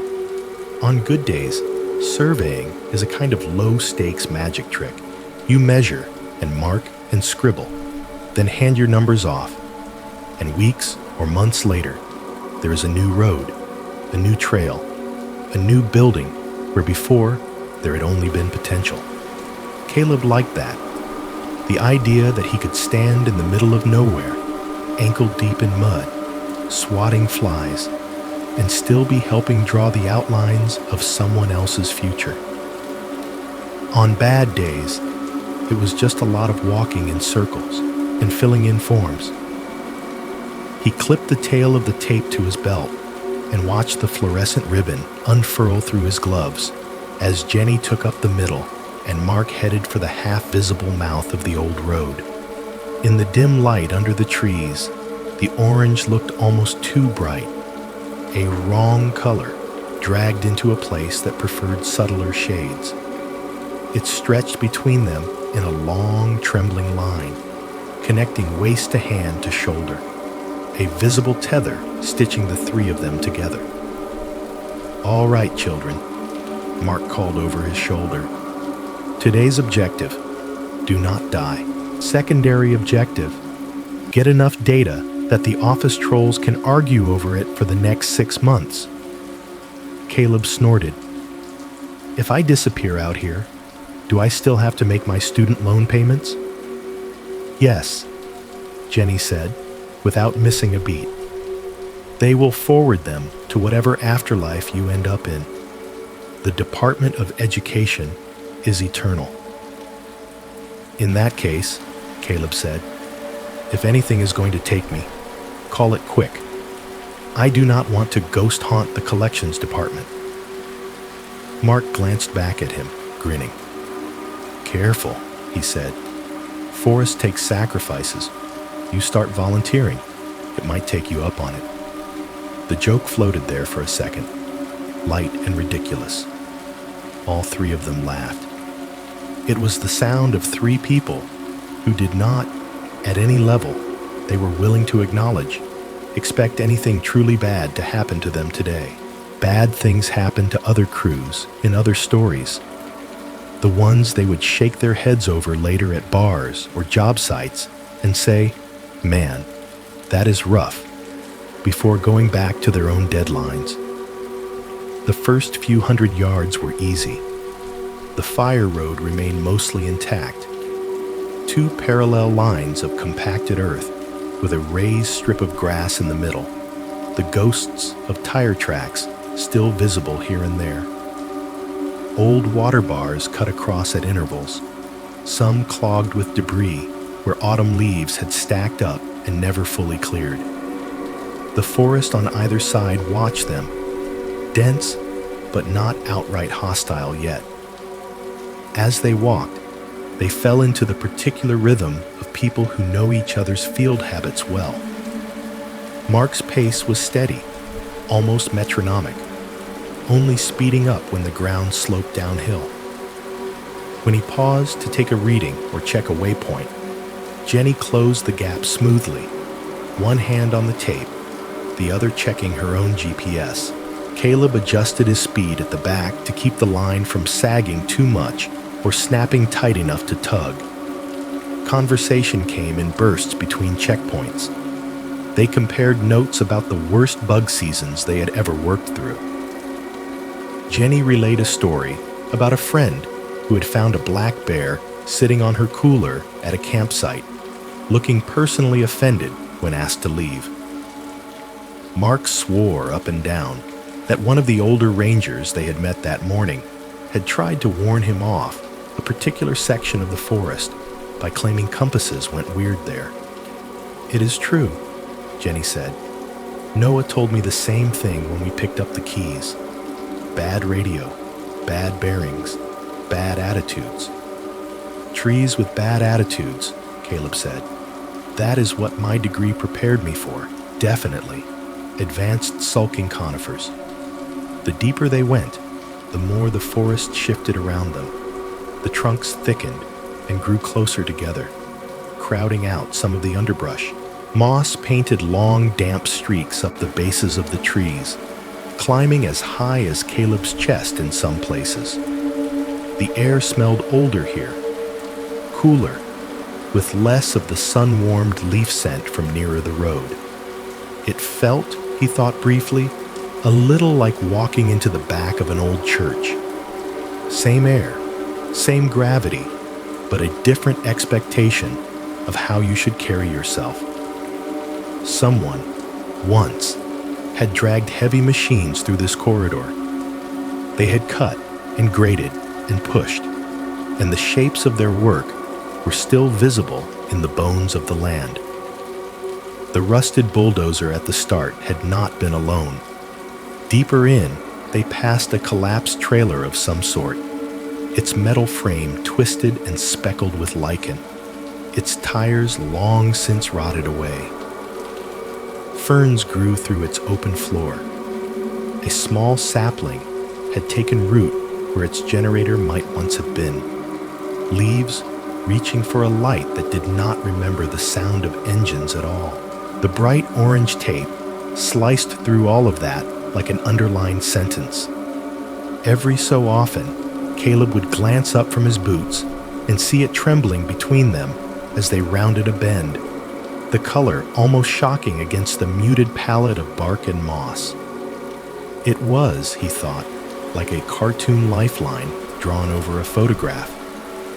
Something that did not belong, but that made the whole composition make sense. As long as that ribbon stayed unbroken, as long as he could feel the slight tug of Jenny's movements at his waist and hear Mark's occasional muttered curses at the front, the forest remained what it had always been for him. A workplace, a landscape, a set of coordinates to be wrangled into order. Whatever else it was, whatever else it had become for people like Noah and for families like the Reyeses, had not yet stepped into his frame. They had been walking long enough that the rhythm of it had settled into their bodies. Step, check, adjust, call out a number, step again. The kind of repetitive motion that lets your mind wander just a little, as if part of you is doing the work and the rest is off somewhere else, making grocery lists or replaying old conversations. Mark led, the bulk of his pack shifting gently with each stride. Jenny held the middle of the tape, one hand relaxed at her side, the other occasionally lifting to shove a branch out of the way. Caleb brought up the rear, the tail of the orange line clipped to his belt, swaying lightly against his hip. The three of them looked, from the right distance, like beads threaded onto the same string and dragged slowly through the green. The ground was rougher now. The old fire road had deteriorated from a recognizable two-track to something more like a suggestion, a slightly less vegetated path, weaving through a tangle of roots and low brush. They stepped over fallen logs, slick with moss, swung their legs around clusters of ferns, occasionally had to duck under a branch that had grown out across the corridor since the last time anyone had cut it back. The forest, though denser, still felt ordinary. The air tasted like damp earth and leaf mold, the way forests do after a wet spell. The weather had leveled out into a bright overcast. Enough light filtered through the canopy that the shadows stayed soft, without the stark, knife-edged lines you get on harsher days. Birdsong stitched through the background. A thrush somewhere ahead tossed out a reedy, complicated melody. Farther off, a woodpecker hammered a slow, irregular rhythm into a trunk, the sound hollow and satisfying. Every now and then, when the trees thinned just enough, the faint rumble of a truck drifted in from some distant road, muted but present, like a reminder that outside the ring of evergreens, people were still doing ordinary things. "Mark, you at waypoint 16 yet?" Jenny called, eyes flicking from her handheld GPS to the back of his shoulders. "Almost," he replied, lifting his own device without slowing. "Another 20 yards or so, then we cut right toward that drainage." Caleb swatted at a mosquito whining near his ear. "Please, by all means, let us go toward the drainage," he said. "I have not had enough mud in my boots today. My socks still remember what dryness feels like." "You are such a city boy," Jenny said over her shoulder. "Mud builds character." "I have plenty of character," Caleb said. "What I need is hazard pay." Mark glanced back briefly, grinning, then turned forward again. "You will live," he said. "We are almost to the fun part." "What fun part?" Caleb asked. "The part where we remember that contour lines are lies," Mark said. "Looks flat on the map. Turns out to be some kind of secret ravine gym for mountain goats." They laughed. It was not a big laugh. Not the kind that stops you in your tracks, but it loosened their shoulders. The tape between them quivered lightly with the motion. For a while, everything happened the way it always did. Mark would call out when he reached a point that matched their plan. Jenny would confirm coordinates, adjust a few degrees this way or that, and Mark would change course, the tape describing gentle arcs through the trees. Caleb let his body take care of the small corrections, stepping over roots, ducking under branches, while his mind rolled onward, half composing the email he would send their client later, half wondering if he had left his laundry in the machine that morning. Then very slowly, like someone turning down the volume on a stereo, the world around them receded. It did not stop. That is important. The birds did not cut off in a single dramatic instant. The wind did not go from gusting to nothing, but there was a subtle shifting, a sense that all the sounds they had gotten used to were now a little further away, as though the forest had taken a half step back without moving its feet. The thrush's song became fainter, muffled by something thicker than air. The woodpecker's tapping bled into the background until it was just a texture, not an event. Even the distant highway hum thinned, as if the road itself had unspooled a few extra miles. Caleb noticed it in the way you notice a tension in a room that you walk into after an argument. Not obvious, but undeniable once your skin picks up on it. The hairs on his forearms twitched under his sleeves. "You guys feel that?" he called. more to test the sound of his own voice than expecting an answer. "What?" Jenny asked, glancing back. Her tone was casual, but her head cocked a little, listening. "Nothing," he said, suddenly self-conscious. "Probably just my ears. Pressure change or something." Mark didn't answer, but his shoulders had stiffened a fraction. He did not look back this time. Up ahead, a fallen trunk lay across the ghost of the road, its bark sloughed off in places to reveal pale, smooth wood beneath. Moss had colonized the top in a thick, cushiony strip. It was not a huge tree, but it was high enough off the ground that you could not simply shuffle over it without thinking. Mark swung a leg over, then the other, steady, the tape lifting slightly behind him. Jenny followed, placing her boots carefully where his had gone, one hand briefly touching the trunk for balance. At the back, Caleb judged the distance, then lifted his own foot, stepping up and over. As he did, the tape pulled taut at his waist, a gentle reminder of the two people ahead of him. For a heartbeat, everything lined up. 3 bodies, 1 line, 1 shared motion. Mark, in front, turned his head just enough to check that his followers were still with him. It was a habit as much as a precaution. He caught a glimpse of Caleb in that moment. 1 leg over the log, 1 leg behind, upper body tilted forward, mouth open to say something that never got spoken. The orange tape cut clean between them. It was a perfectly ordinary snapshot of a workday. Then it broke. What happened next took less than a second and took forever. The air thickened. Caleb felt it like walking into a patch of humidity, except it was not heat, exactly. More like density. His lungs had to work a fraction harder for the same breath. The forest around him, which had been receding, suddenly seemed to pull tight.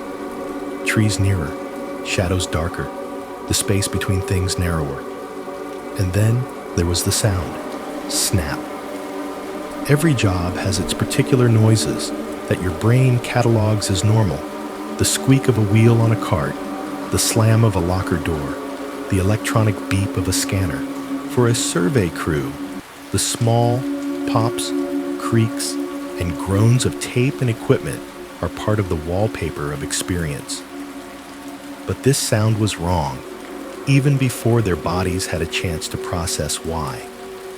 It was sharp enough to sting the ears, a quick, violent report that cracked across the quiet like someone had fired a starter pistol right beside them.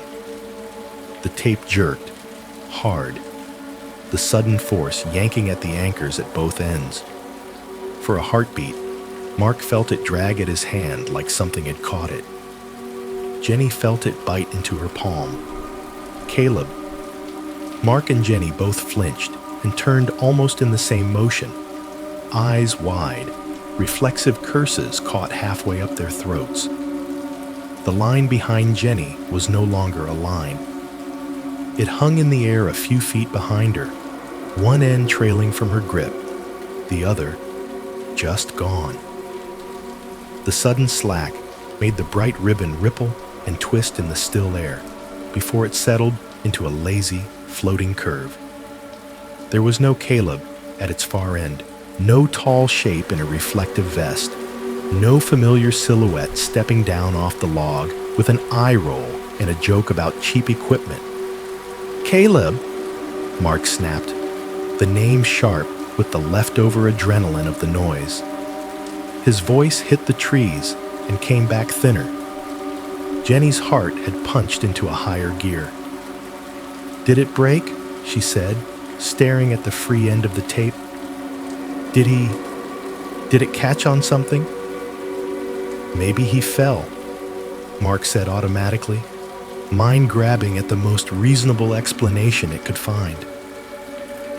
"Maybe it snagged and, hang on." He started back toward the log at a brisk pace, boots crunching over leaves and small branches. Jenny followed, still holding her section of the tape, letting the loose end trail like a wounded nerve. The fallen tree looked exactly as it had a moment before. The moss, the pale exposed wood, the damp earth where their boot prints had pressed down. On their side of the log, they could see the partial impression of Caleb's last step, the heel mark still dark and sharp where his weight had landed. On the other side, there was nothing. No scuff where a boot might have slipped. No skid marks in the damp soil. No crushed plants or broken twigs indicating a tumble. Just undisturbed ground, slick with moisture, sprinkled with fallen needles. Mark swung his leg back over, scanning the surrounding brush. "Caleb!" he called again, louder this time. "Quit screwing around, man. That is not funny." Jenny climbed up onto the log for a better look, one hand resting on the trunk to steady herself. From that slight height, she could see further into the trees on both sides of the faded road. Dense, yes, cluttered with brush in places. But there was no flash of orange vest, no movement that looked like a person trying to right themselves after a fall. Her hand tightened on the tape as a chill crawled up her spine. She lifted the free end to look at it properly. It had not frayed. It had not torn against some unseen nail or jagged branch. The plastic was sliced cleanly, as if cut with a single precise motion. The edge was smooth, straight, a tiny glint of stress whitening visible along the very border where the material had parted. There was no tool that could have done that between her hand and Caleb's waist without her seeing it. No blade that could have reached in, severed the line, and vanished, all in the space of a blink. "Mark," she said quietly. He did not look at her yet. He was turning in a slow circle, eyes tracking the ground, then the trunks, then the ground again. His voice, when he called Caleb's name a third time, had lost the playful irritation. It was flat now, edged with something closer to fear. They searched the immediate area with the kind of frantic focus that does not yet allow for the worst possibilities. They checked behind every nearby tree, stomped through the ferns, called his name until their throats grew raw. They found old tracks, deer, raccoon, the vague imprints of boots from some previous crew, but nothing that said, "A grown man went down here," hard enough to vanish in the time it takes to turn your head. No dragged earth, no snapped twig, no broken tape except the one, hanging at mid-chest height, a bright, dangling question mark between them and the empty space where, moments before, someone they knew had been stepping over a log and complaining about mud. In the official reports, the time between the snap and the first radio call is listed in minutes. From the inside, for Mark and Jenny, it barely existed at all. 1 second, there were 3 of them in the woods, strung together by that bright orange line. The next, there were 2 people, and a question hanging in the air, where a third body should have been. After the initial shock wore off enough to allow movement, their training kicked in. You do not wait. You do not assume a joke. You search, you call it in, you bring more eyes. By the time the first ranger reached them, Mark's shirt was plastered to his back with sweat, and Jenny's hands were shaking so hard she had to grip the tape just to keep them still. A quick, terse exchange of information. What happened? When? Where? And then the forest began to fill up in that same strange, organized way it had during Hannah's disappearance years earlier. Radios chattered. Additional personnel arrived from the nearest station, then from farther afield when they heard the words, "worker missing," and "last seen on duty." People with reflective vests and compact packs fanned out along the ghost of the road, then off it. They flagged trees with bright tape, marked coordinates, established a rough grid. The dogs came again. This time, the shepherd was younger, all coiled energy and eager focus.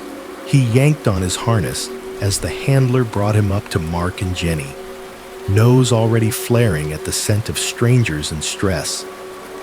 When Jenny handed over the cuff of Caleb's jacket, recovered from the back seat of the truck, where he had tossed it earlier when the day warmed up, the dog inhaled deeply, shuddered, and then pulled away with purpose.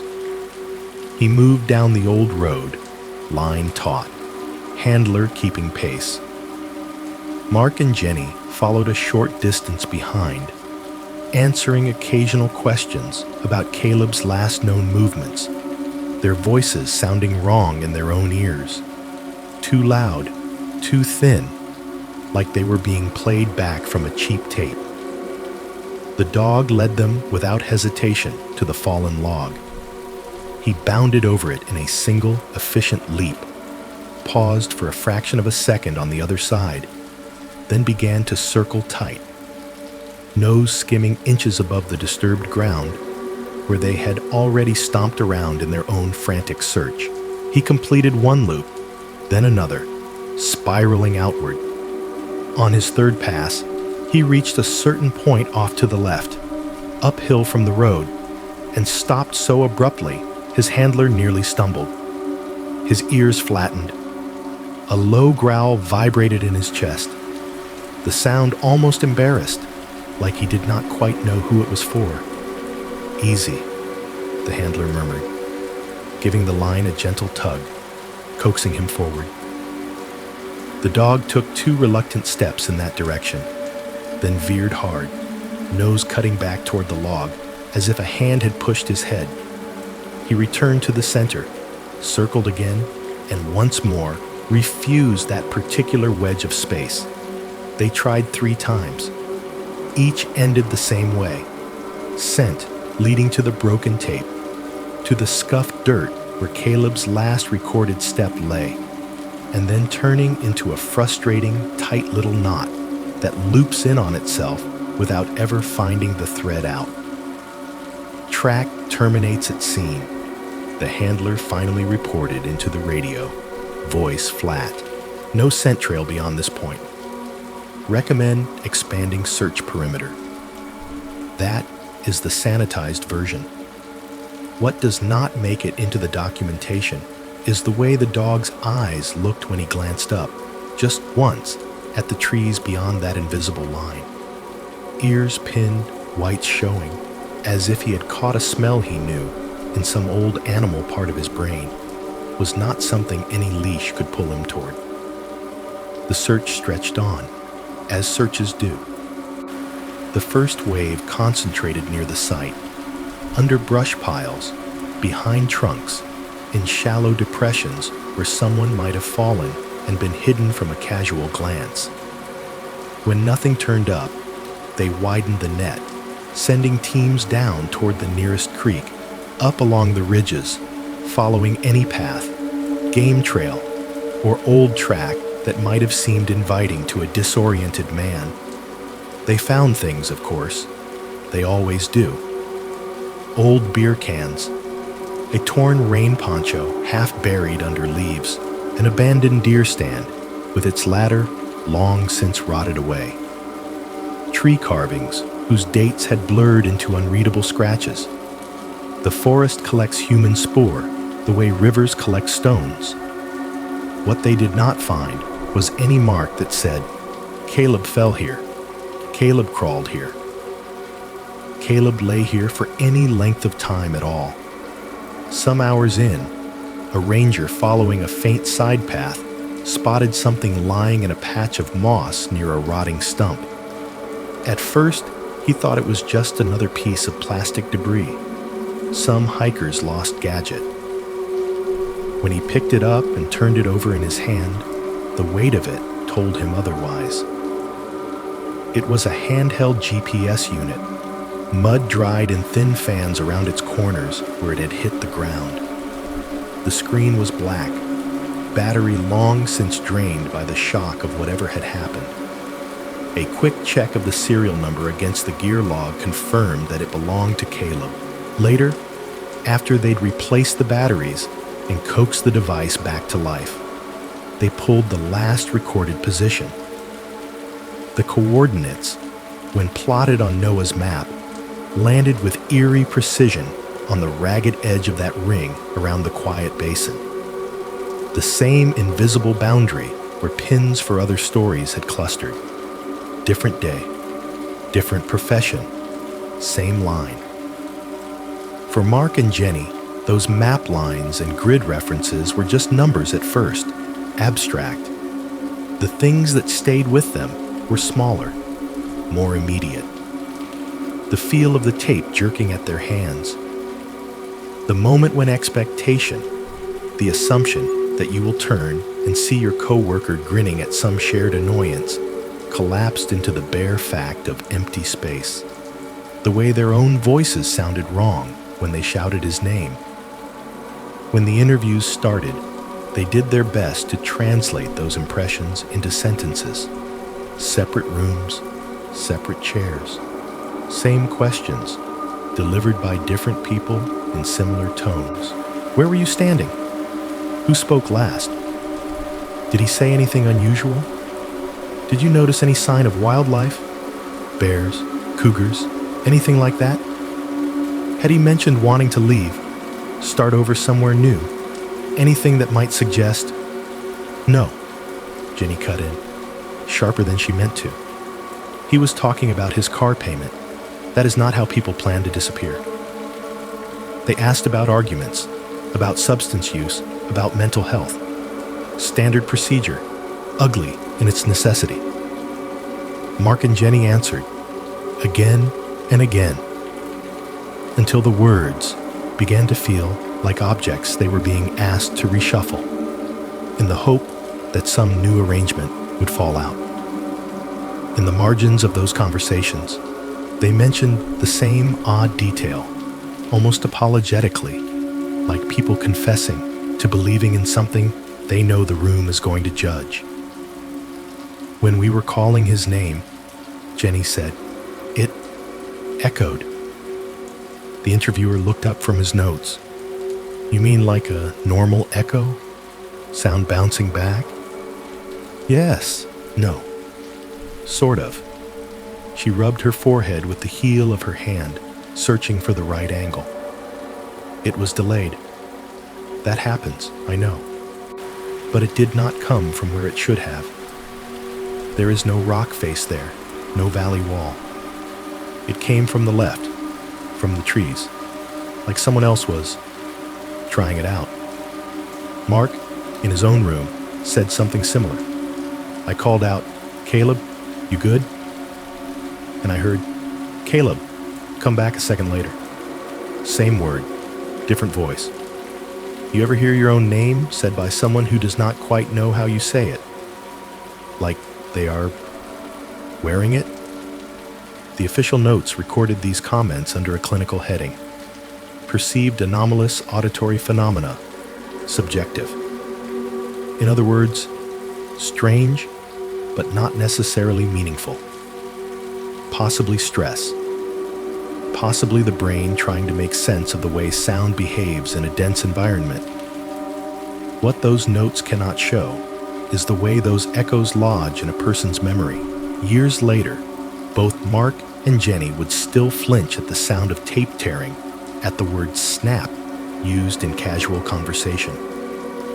They would both, in quiet moments, walk the sequence again and again in their minds, hoping to find some missed branch, some overlooked sign that would let the story unfold into a more familiar shape. A fall, an injury, a body, an answer. Living through something like that does odd things to your sense of responsibility. You can know, logically, that you did nothing wrong, that you followed protocol, that there was no point at which a different decision would clearly have saved someone. And still, A small, relentless voice will whisper, if you had turned your head 1 second sooner, if you had pulled the tape a little tighter, if you had insisted on a different route that morning. Survivors of these strange, clean vanishings carry those hypothetical seconds around like stones in their pockets. For a long time, that was all any of them had. The missing, the map, the questions. Then years later, sitting at my desk with Noah's rolled out forest between us and a stack of old evidence boxes at my feet, I found something that added a new thin layer of unease over an already uncanny story. It was a digital recorder, not one issued by the park, but a personal unit, the kind you can clip to a vest and forget about until you need to note a measurement or dictate a thought. According to the tag, it had been collected from Mark's gear after the incident and logged, then never fully reviewed, beyond confirming it contained nothing obviously explosive. Mind if I asked. Noah shrugged. If it was going to solve anything, it would have done it by now. I plugged it into my laptop, fingers suddenly less steady than I wanted them to be, and pulled the files over. There was a long stretch of nothing much at first. The rustle of movement, fragments of conversation about slopes and flags, the low murmur of their banter. The tape snap was on there too, louder than I expected, a violent crack that made me jump in my chair, even though I knew it was coming. Right after that sound, there was chaos. Footsteps, swearing, the pitch of their voices rising. And then, clear as a thread laid over the noise, came the moment Mark called out. "Caleb!" he shouted, breathless. A heartbeat later, another voice answered. "Caleb!" Same word, different tone. Softer, almost curious, as if someone were turning the name over on their tongue to see how it felt. It did not sound like Mark. It did not sound like Jenny. It did not sound, as far as my own memory could tell, like Caleb, whose voicemail I had heard on other recordings from earlier in the day. It sounded like the trees had decided, just for a second, to see what it was like to speak. By the time Black Hollow met Martha Hale, it was meeting someone who knew how to be quiet without feeling alone. She was 62 that summer, freshly retired from 3 decades of teaching middle school science. Her former students would probably have been surprised to see her up there, miles from the nearest classroom.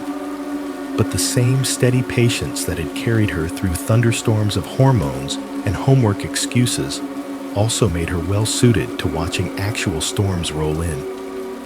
The lookout cabin sat on a rocky shoulder above the main body of the forest, a small, square structure perched where the tree line broke open and the sky came down to meet stone. It was not grand. There were no sweeping decks or postcard railings, just weathered wood, a pitched roof, and windows on all 4 sides so that whoever lived there for the season could keep an eye on the horizon in every direction. You reached it by way of a service road that wound up and up, exchanging maples and oaks for scrubbier, wind-stunted pines as it climbed. Most visitors never saw it.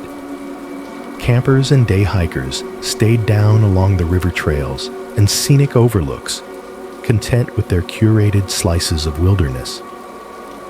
The cabin was for rangers, lightning, and people like Martha. She loved it in the way you can only love a place you do not have to fight. After 30 years of fluorescent lights, bell schedules, and the constant, low-level din of adolescent chatter, the silence up there felt less like an absence and more like a presence she could lean back into. Her day, when she was on rotation, started early but gently. The sun, when it decided to rise, came in unobstructed, spilling light through the eastern windows and over the narrow bed, before any alarm ever had to sound. She would lie there for a few minutes with her eyes half closed, feeling the cabin creak and settle around her as the wood reacted to the cool, thin air. By 6, the kettle would be on the compact stove in the corner, humming softly. She liked her coffee simple, strong, a little sugar, no fuss. She took it out onto the tiny porch when the weather allowed, mug warm in both hands, and sat on the single chair bolted there, watching the forest below shake itself awake. From that height, Black Hollow softened. The dense, tangled undergrowth became a textured green blanket thrown over the land. The individual trees were harder to pick out, but the overall movement of the canopy was easier to see. The way the wind ran across it in shivers, the way patches of light formed and broke as clouds drifted overhead. In the distance, ridges rose and fell like the backs of sleeping animals. On very clear days, you could see the faint suggestion of a highway far beyond, a silver thread in the quilt. She felt small up there, always. Small in a way that did not diminish her, but right-sized her. It was the same feeling she had tried to give her students when they talked about galaxies and tectonic plates. You are tiny, yes, but not insignificant. You are one neuron in a much larger brain. Your job is not to control everything, but to pay attention to your little patch and do what you can. For Martha, what she could meant watching for smoke. Lightning season was the restless heart of her year. Thunderheads would bloom on the horizon in the afternoons, dark cauliflower tops piling up behind the ridges. She would track them with a practiced eye, noting where the first flashes struck, counting the seconds between the light and the roll of sound until she could feel, almost physically, when the danger zone passed over the park. Her routine was simple and precise. Morning coffee and sky scan, a sweep with the binoculars, glass pressed lightly to the soft grooves time had etched beside her nose, following ridgelines and valleys, checking known trouble spots where underbrush was thick or slopes faced the wrong way. At designated times, she would lean over to the corner where the radio sat, its antenna like a metal reed, and call in to the ranger station below. "Lookout 3, all clear," she would say, her voice clipped into clarity by habit, even if she had not spoken to another person all morning. "Visibility 10 miles. No visible columns." "Copy that, 3. A voice would crackle back. "Let us know if you see anything." The rest of the day, when the sky stayed kind, she filled with small, soft activities. There was a logbook, of course, because there is always a logbook. Half of its pages she devoted to the expected material, dates, times, weather conditions. June 12th, scattered cumulus, light wind from SW, RH 48%. July 3rd, lightning to the north, no strikes within boundary. The other half wandered. In the quieter hours, she read. Old paperbacks with cracked spines, dog-eared mysteries whose twist endings she had long since forgotten, field guides to birds and wildflowers that helped her put names to the creatures that occasionally came close enough to the cabin to show themselves. She kept her knitting in a basket under the small table by the west window, producing blankets in slow, patient increments for grandchildren who would always associate the smell of the yarn with Grandma's house far away, even if they never made the climb up the service road themselves.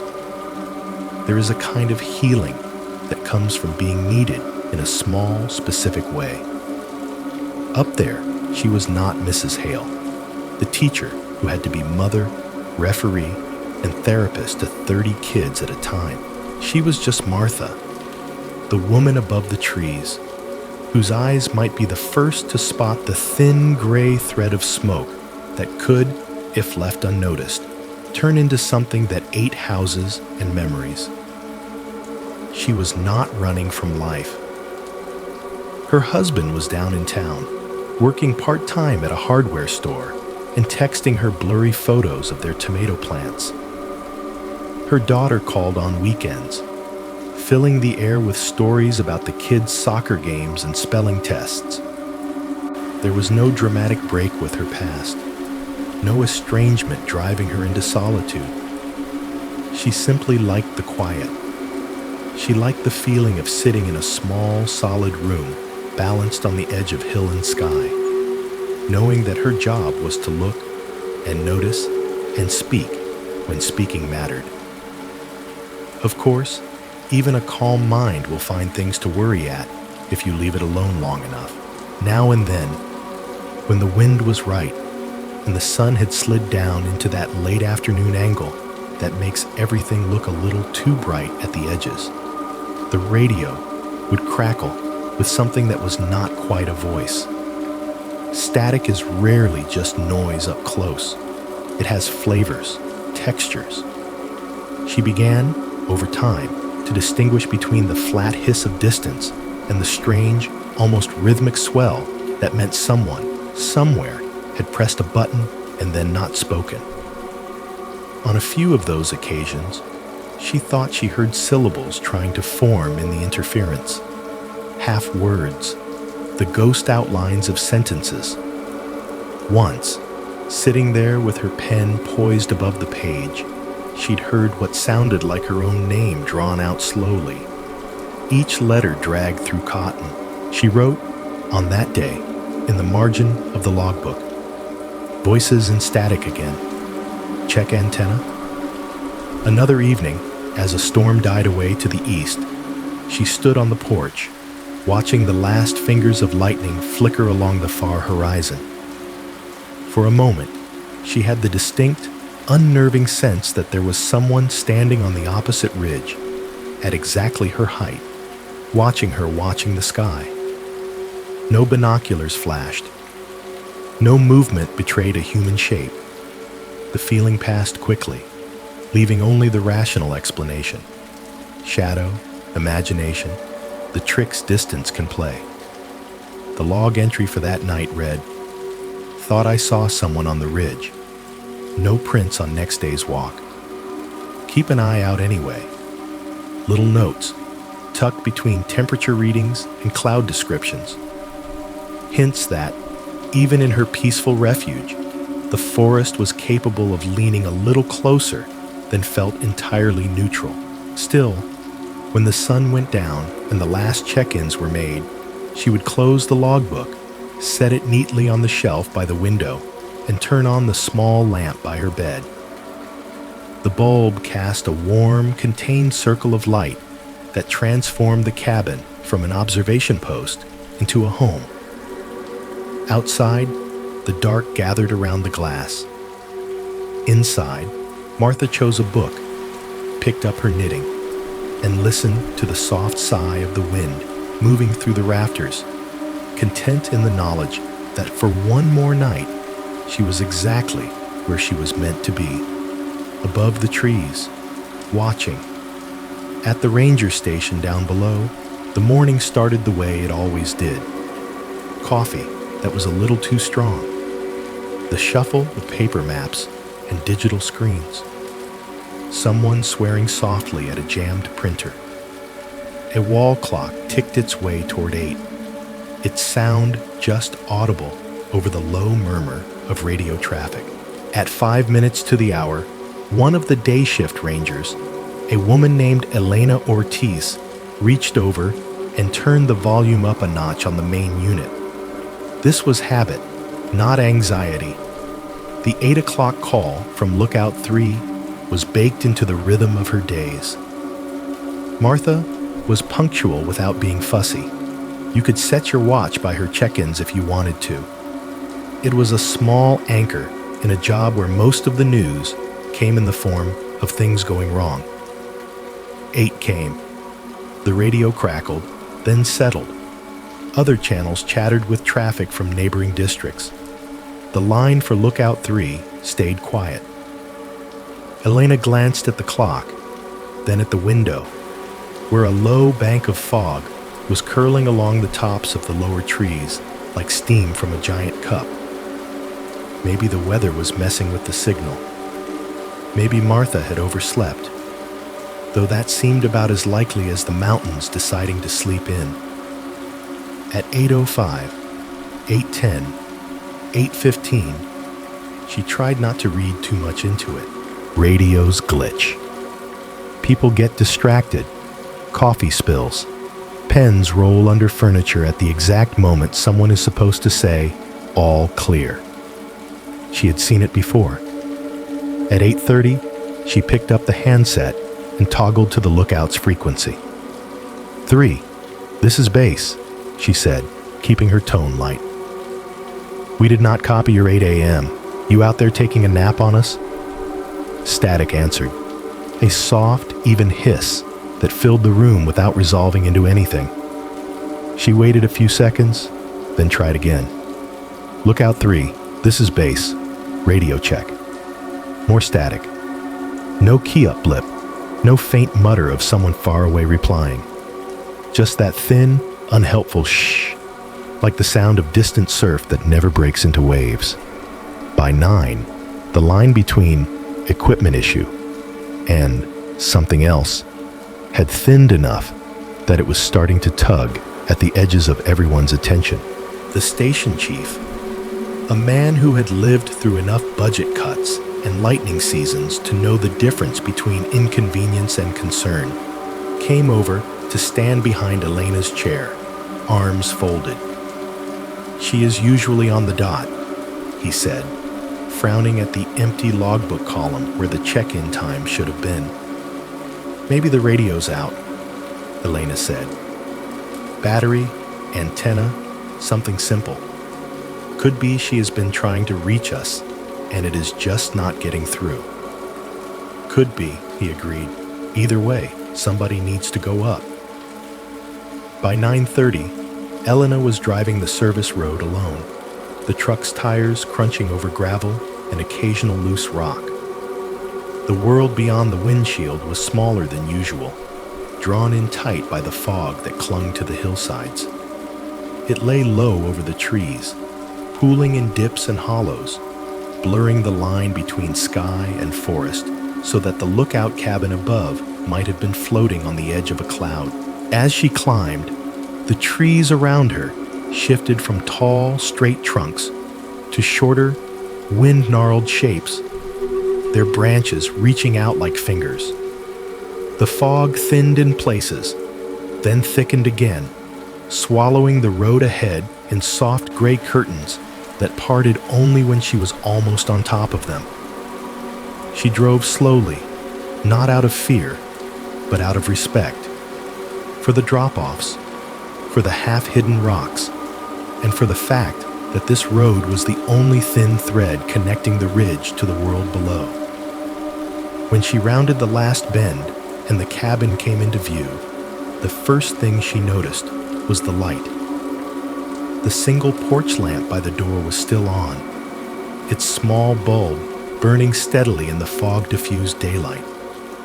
It cast a weak, yellowish circle on the boards and the immediate patch of ground, the effect more strange than useful at that hour.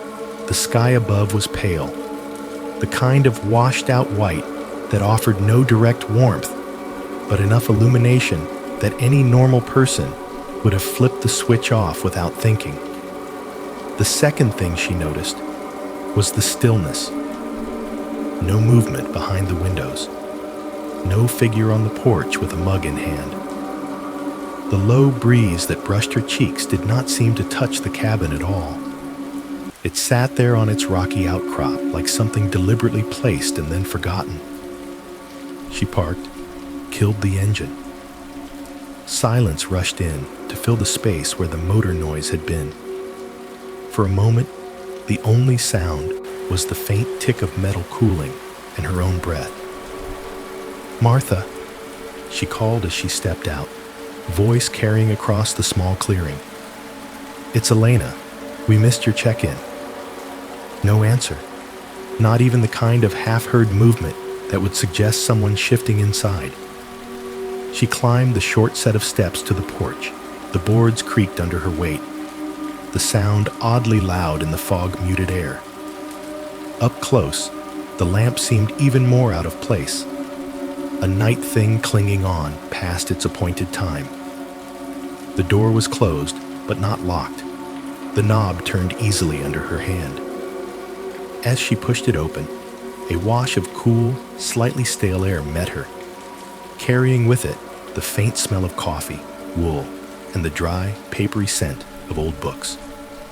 Inside, the cabin looked, at a glance, exactly like it should have on a normal morning.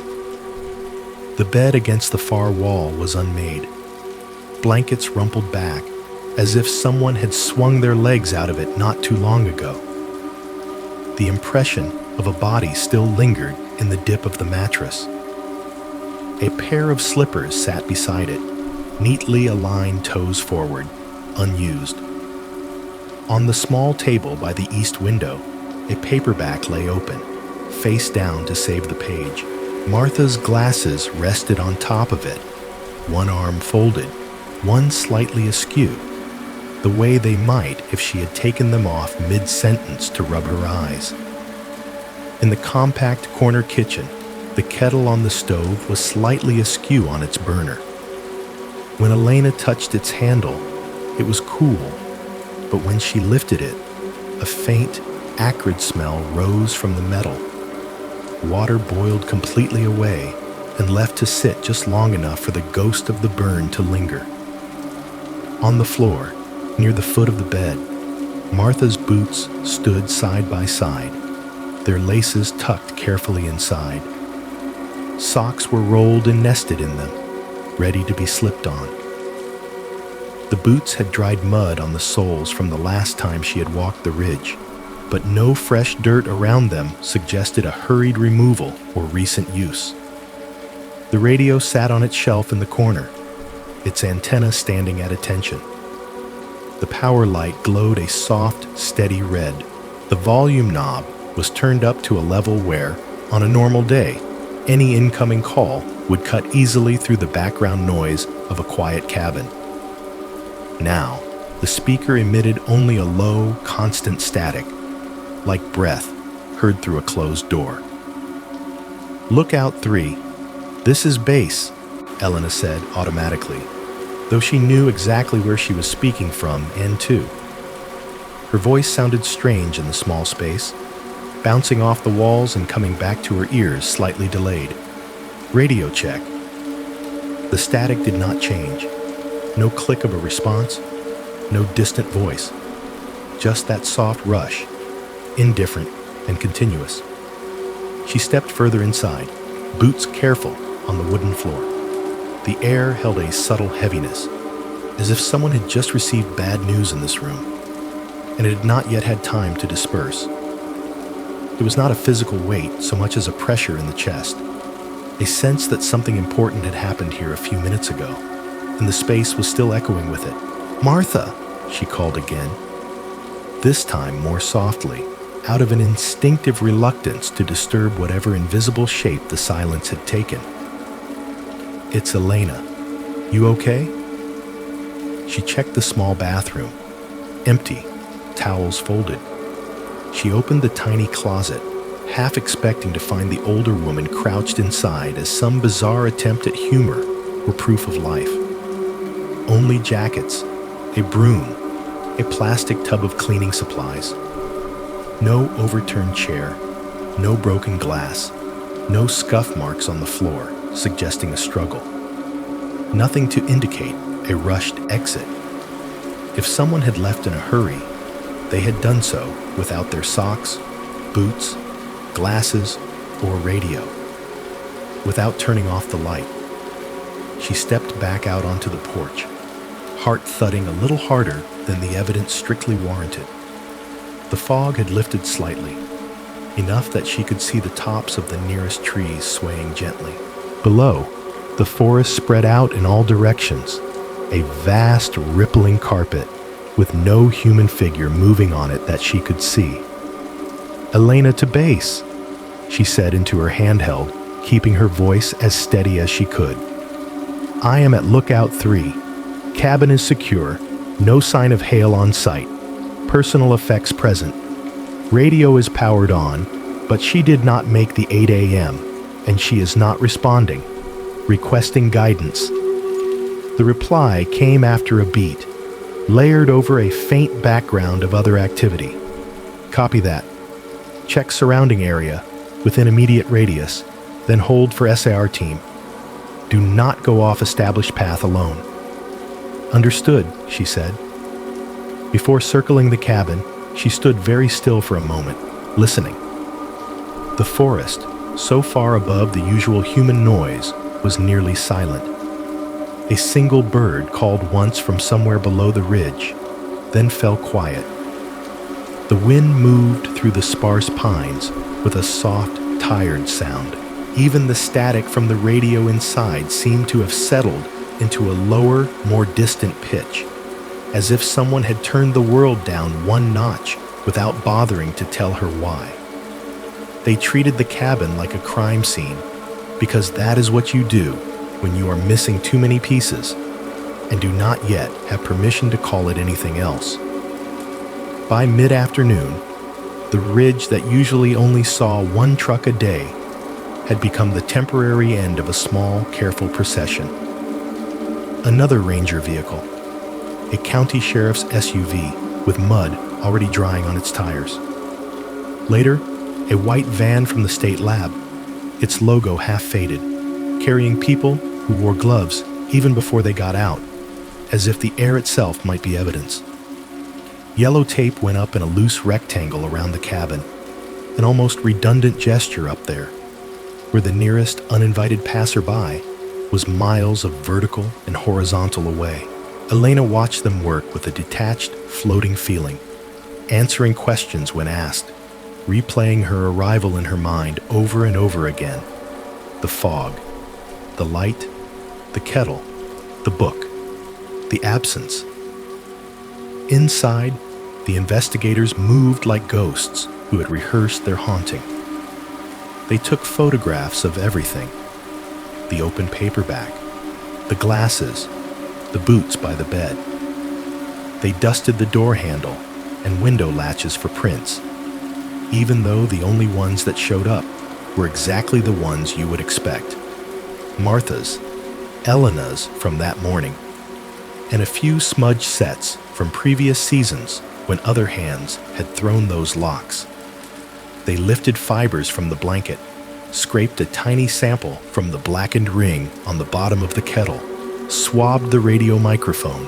They measured the distance from the bed to the door, from the stove to the table, from the table to the nearest window, writing down numbers that described a space without ever quite capturing the fact that it felt like a room paused mid-breath. On the second pass, when the initial bustle had settled into a more methodical sweep, one of the lab techs paused at the west-facing window. At first glance, the sill looked like all the others, a narrow strip of wood painted long ago and then scuffed by weather and time, bearing a few faint rings where mugs had been set down carelessly over the years. But along the inner lip, where the glass met the frame, there was a thin, razor-straight line of black. It was not dust. Dust smudges under a fingertip. This left a faint gray streak when he very gently brushed at it with the edge of a cotton swab, like charcoal dragged once across paper. It was not residue from an obvious fire. There were no scorch marks on the paint, no bubbling or discoloration. Just that line, as if someone had used a very fine brush loaded with ash to underline the meeting point between glass and wood. "What do you make of that?" Elena asked from the doorway when she saw him lean in. "Could be soot," he said, non-committal. "From what? Who knows? Candle? Incense. But then you would expect more." He gestured to the rest of the sill, which was clean. "This is too precise." She stepped closer, careful not to touch anything. From this angle, she could see it more clearly. An almost perfectly straight band, a fraction of an inch thick, running uninterrupted along the sill from one corner toward the other. Only at one point, near the center, did it dip downward in a shallow, irregular curve, like someone had pressed something hot against the glass at that spot and dragged just a little before lifting away. Could be she burned something here, he said, but his voice lacked conviction. Notes maybe, but again, you would expect more mess. No candles, Elena said. We do not allow them in the cabins. Too much risk. She knew that. The tech took his samples, labeled them, moved on. Later in the lab, tests would confirm that the black line was indeed composed of fine carbonized particles. Ash, in the most general sense. But there were no traces of wick or wax. No obvious accelerants. No foreign fibers. Just a slender mark of something that had been hot once and then not. They checked the surrounding area as well.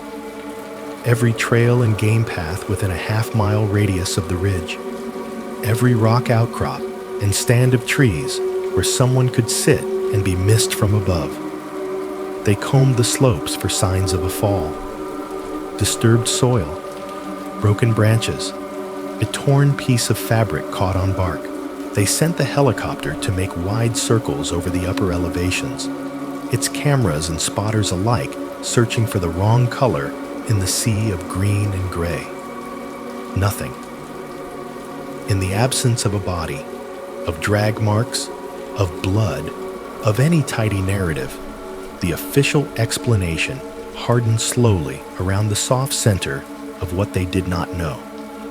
There were notes on fatigue, age, the possibility of a misstep near the edge of a rock face, the way fog can disorient even the most experienced person. Presumed fall with remains unrecovered is the phrase that eventually settled into the file. On paper, Martha wandered off and met with an accident. The forest, with its long habit of keeping what fell into it, claimed her in that pragmatic, merciless way nature has.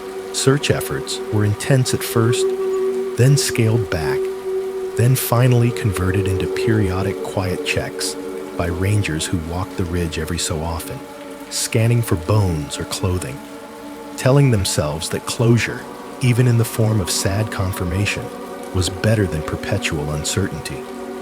Privately, some of them, like Elena, did not quite buy it. Not because it was impossible. People do fall, do misjudge, do underestimate their own bodies, but because of the lack of trace. No scuff at the edge, no obvious route down, no echo of the moment when a life that had been so carefully, neatly arranged, simply stopped being present in the space built to hold it. From where we sit, far away and years later, it is tempting to imagine something different. If the forest was going to have Martha, the woman who had sat above it for so long, watching, loving it in her quiet, steady way, maybe it did not take her the way it took others. Maybe there was no sudden jerk, no invisible wall, no snap.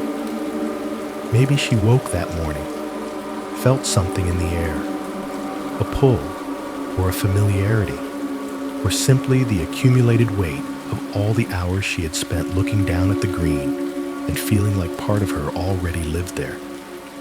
Maybe she stood at the window, hand on the sill, and saw the ridge across from her ripple in a way that was not weather.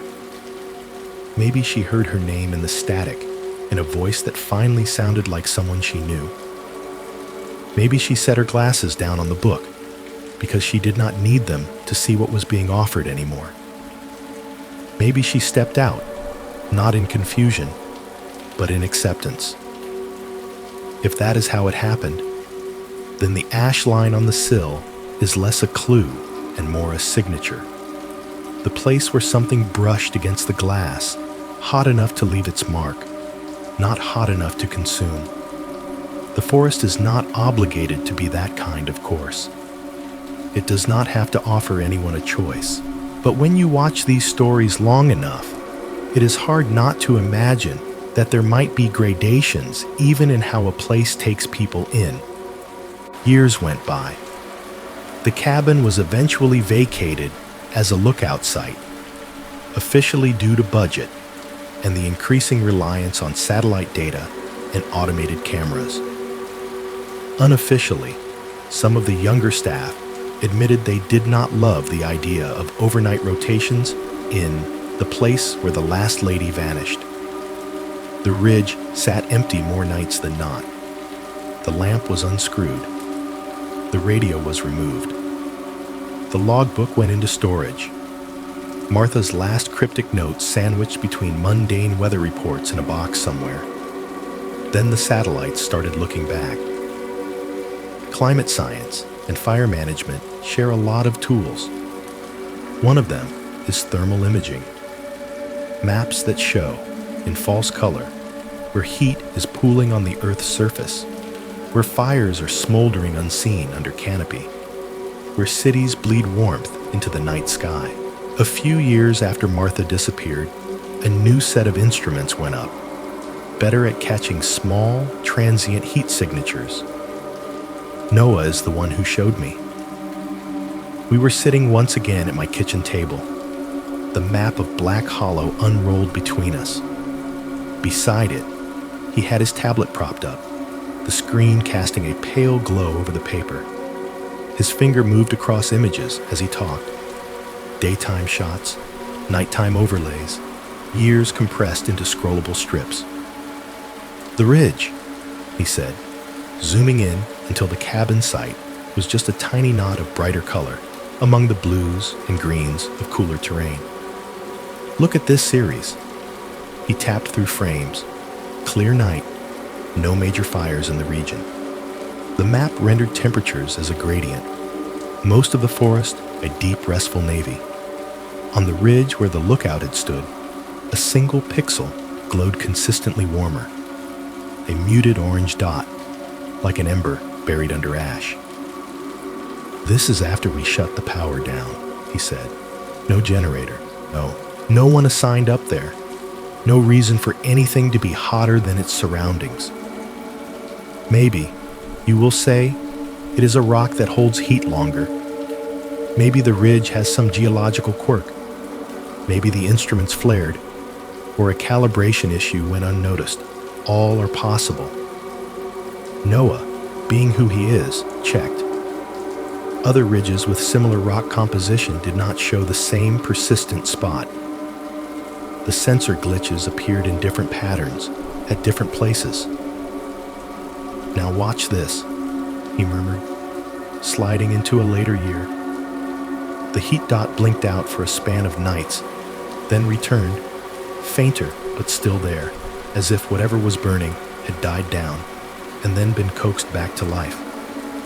The most recent data he had access to, from only a year or two before he sat at my table, showed the same quiet beacon, sometimes steady, sometimes gone, but never, it seemed, entirely absent for long.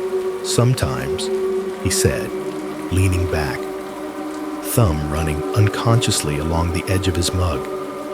"It looks like she never turned that lamp off." I do not know what is more unsettling. The idea that the land itself is doing something we do not yet have language for, or the idea that somewhere in the dark above the trees, a room that should be empty still has a small, steady circle of light in it. Either way, when I think of Martha now, I do not picture her as lost. I picture her standing at that west window, hand on the sill, watching storms roll in from a place that fire maps and human maps agree on only in one tiny, glowing point. There comes a point, if you spend long enough listening to other people's stories about a place, when you realize you are standing just outside the doorway to it, forehead against the frame, ear pressed to the wood. You can hear the voices inside. You can smell the air, but you have never actually crossed that threshold. At some point, the question stops being, what happened there? And becomes something smaller, stranger. What does it feel like to stand where they stood? For a long time, I told myself that it was enough to know Black Hollow through other people's eyes.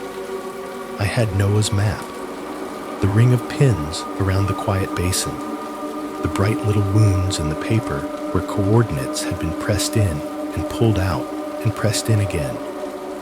I had Hannah's trail, traced in witness statements and old search grids. I had Caleb's broken survey line, the audio file with that second, borrowed voice trying his name on for size. I had Martha's logbook, her neat handwriting slipping, now and then, into those cryptic little asides about voices and static, and someone on the ridge where no one should be. I had the voicemail, the one you heard at the beginning, the man whispering that something was walking alongside him but not on the ground, telling whoever might listen not to come looking. I had that recording saved in 3 different places.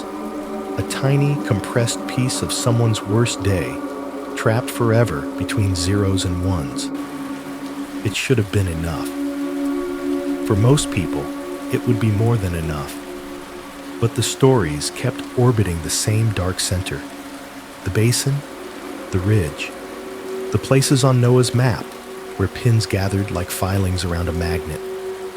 And night after night, as I sat in my own small room in front of my own screens, I felt this pull. A quiet, persistent gravity wearing down the excuses I had for staying away. Part of me thought it was foolish. In every horror story worth telling, there is always that moment when the main character decides to go there. The old house, the empty asylum, the stretch of road everyone else avoids. I just want to see for myself, they say, and the audience groans because they know exactly how that curiosity usually ends. I have spent years telling you that you do not have to go into the dark yourself. You can let me go on your behalf from a safe distance with a microphone and a stack of public records. But this time, distance started to feel like a lie. It did not help that my own edges were fraying. The insomnia that used to be an occasional bad patch had settled in as a kind of permanent roommate. My days bled into each other, writing, editing, answering messages.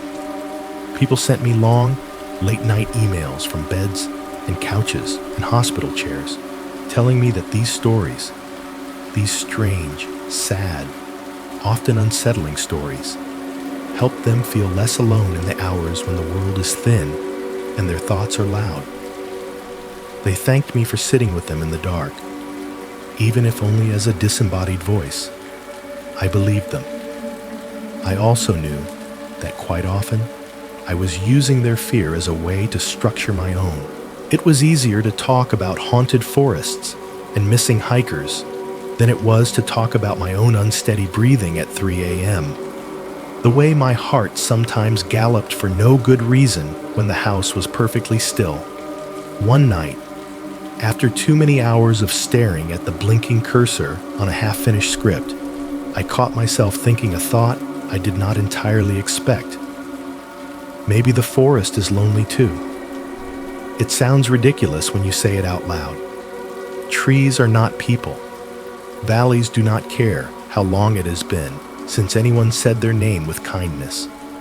But when you listen to enough accounts of a place that keeps taking and taking humans into itself without explanation, you start to wonder if some part of it is trying to talk in the only language it has. Swallowed footprints, broken tape, a light that refuses to go out. Eventually, the question stopped being, should I go? And turned into when. The answer, when it came, was mundane. I had a gap in my schedule. A friend in the next state owed me a favor and had a spare couch. Noah happened to be off duty for a few days and could meet me at the ranger station to go over the practicalities. There was no thunderclap, no ominous sign, just dates on a calendar lining up in a way that made saying no feel more like avoidance than caution. Preparing to walk into a place you have only ever known through horror stories is not so different from packing for an ordinary hike, at least at first. I laid everything out on my living room floor.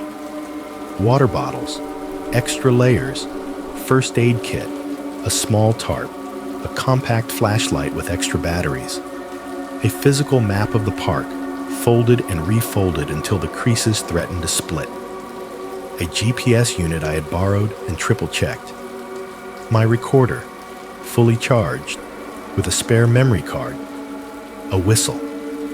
The whistle was Noah's idea.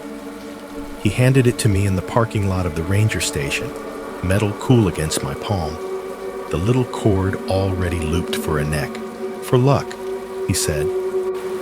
Superstitious for a man of science, I teased, though my fingers closed around it gratefully. Luck and procedure can coexist, he replied. Blow it 3 times if something goes wrong. I will not hear you, he added, but it will make you feel less like the trees are the only ones listening.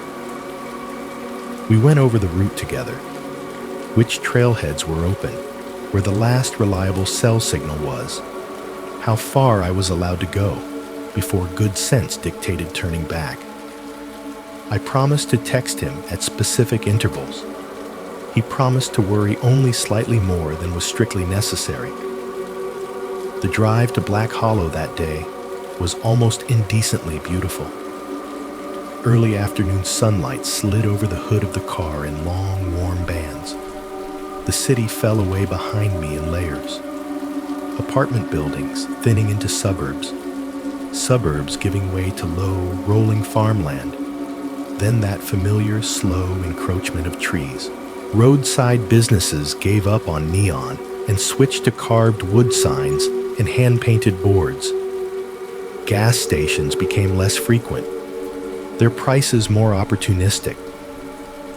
I watched the landscape change through the windshield, the way the colors deepened as the road climbed, greens turning from bright to dark, the sky narrowing overhead as branches from both sides reached toward each other.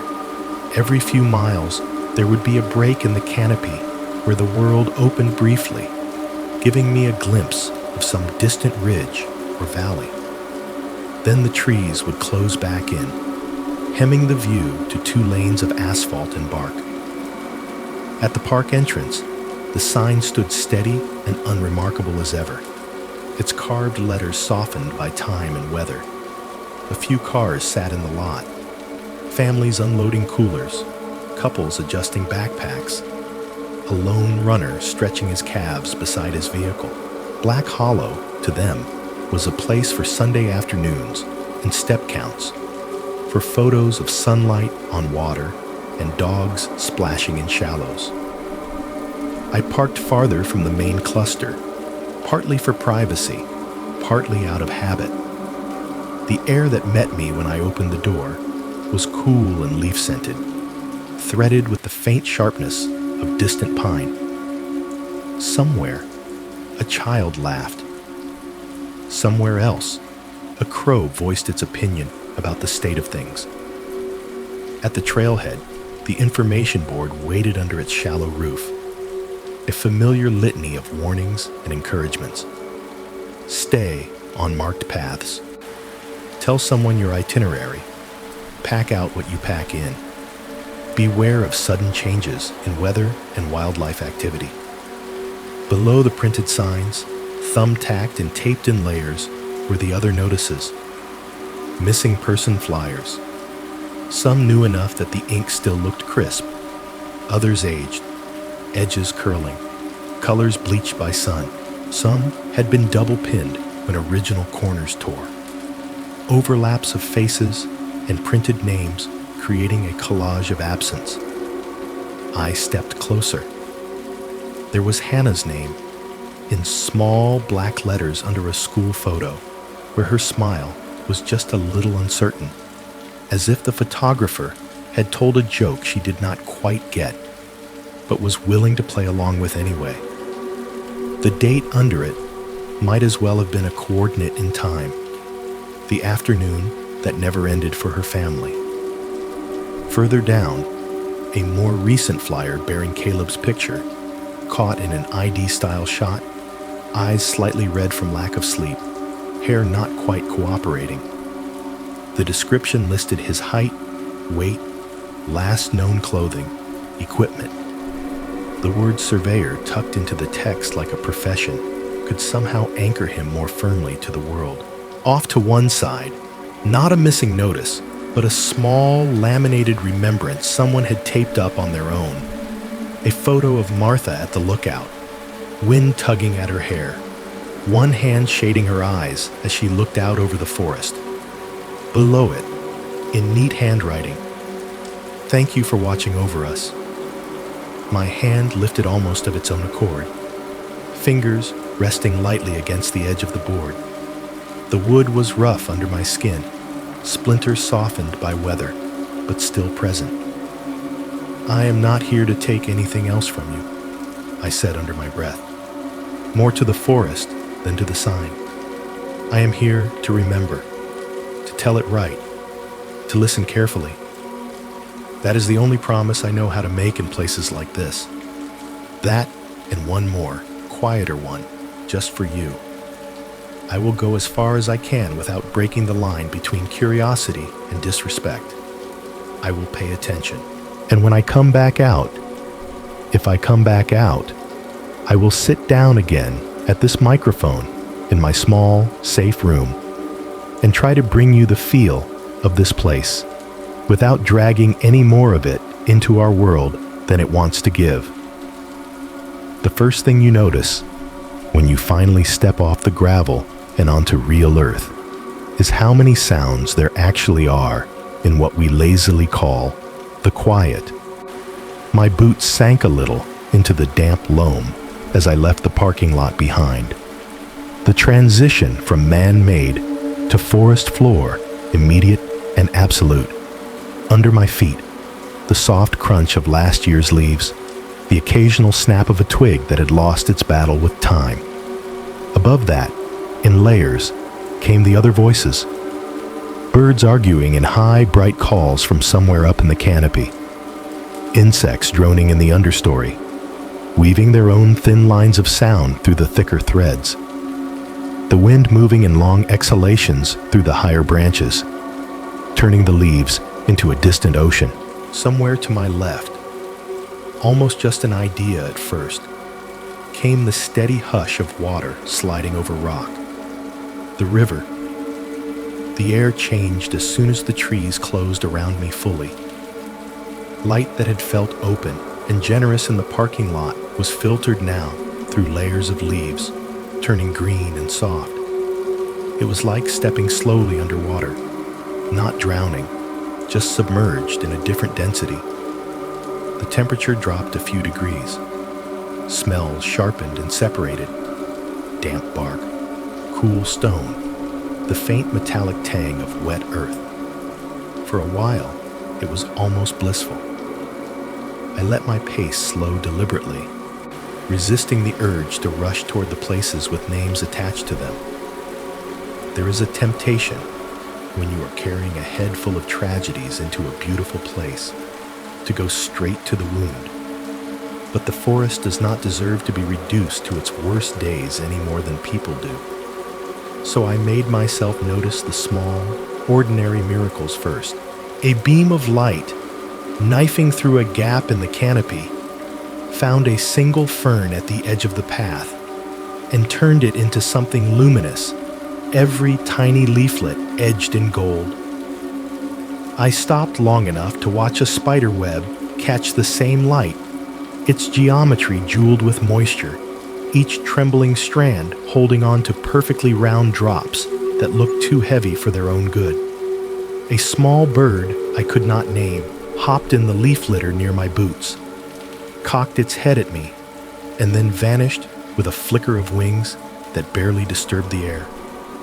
My lungs, which so often feel tight and unwilling down in my little apartment, seemed to remember how to work without argument up here.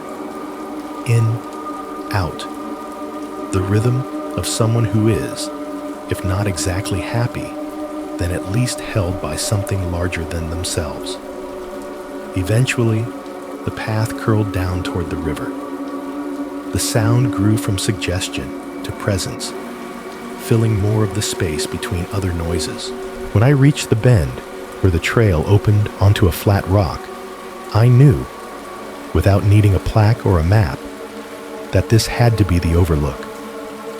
Time had smoothed some of the details. Rocks were not where they used to be in the old photos I had seen. Trees had fallen. New ones had grown. But the curve of the river was the same, water muscling its way around a cluster of boulders, the current forming those familiar standing waves that look solid until you touch them. The air smelled like it must have smelled that day, damp and mineral and alive. I stood where Elena had stood, where Hannah's parents had leaned on that weathered railing, scanning for movement on the opposite bank. I did not say her name out loud. It felt like too many voices had already shouted it here. Instead, I let the story of her last known minutes spool out behind my eyes, while my body remained anchored in the present. A grown adult with both boots on firm rock, a backpack full of precautions, and a whistle cold against my chest. I am here, I thought, but I am not here to take your place. From the Riverside Trail, a spur path led toward the interior of the forest, connecting to the old service road where Caleb's crew had once dragged their bright tape through the green. The further I walked along it, the more I understood just how quickly the man-made can dissolve. The road did not end so much as forget itself. At first, it was obvious. Two parallel depressions with a raised strip between, the ghosts of tire tracks etched into the land. Then the grass thickened. Moss crept over exposed gravel. Saplings took root in the center line, their thin trunks already asserting ownership. In some places, the roadbed still held firm under my boots. In others, it gave way to pockets of soft soil where water had found micropaths to follow. Twice, I passed rusted relics from the era when this had been more actively used. A length of corrugated pipe, half buried in spilling soil from its open end. The twisted frame of what might once have been a trailer, now more lichen than metal. Each one felt less like a relic of human dominance and more like a reminder of how little time it takes for the forest to start writing over our edits. I tried to picture three figures in high-vis vests ahead of me, the bright stripe of tape connecting them, Mark's steady stride, Jenny's compact frame, Caleb bringing up the rear, with his head half in the job and half somewhere else. I looked for a fallen log that might have been the log, knowing full well that storms and seasons could have moved it, broken it, erased it entirely. Still, when I saw a trunk lying across the suggestion of road with moss thick along its top and the bark sloughed away in places, my chest tightened. I stepped over it carefully, attention fully on the placement of my boots, in a way I suspected Caleb's had not been. Not because he was careless, but because you cannot live on high alert every second of your life. There will always be a moment when your guard dips, when your thoughts drift, when you trust the world to remain solid underfoot. On the far side of that phantom intersection, the land rose slowly. The trees thinned as the trail angled toward higher ground. Through occasional breaks in the canopy, I caught glimpses of the ridge where Martha's lookout had once perched. A darker, sharper line against the sky. From down here, It felt impossibly far, and yet intimately connected. The same forest that lapped at the base of that ridge was under my feet. The same system of roots and mycelium and stone. I imagined her up there with her binoculars, unaware on that last ordinary morning that her name would end up on a flyer at the trailhead and a line of data on a satellite heat map. Somewhere between those glimpses of the ridge and the last half-hearted remnants of the old road, the trail narrowed to a single intention through the trees. This was the connector Noah had marked for me, the path that would lead me toward the edge of the basin without plunging me into its heart. "Stay on this," he had said. "Do not be clever. Do not bushwhack. If you feel turned around, stop, breathe, check your position twice." I followed it, the rhythm of my footsteps steady now, my breathing synced to the slight incline. Around me, the forest continued its layered conversation. Birds, wind, distant water, the occasional crack of a branch dropping its own dead weight to the ground. Then, very gently, the world began to step away. It was not dramatic. No knife slicing the sound off mid-note. It was more like someone sliding a door between rooms, not shutting it completely, just narrowing the opening. The birds were the first to recede. A warbler's song that had been looping in the background trailed off mid-phrase and did not resume.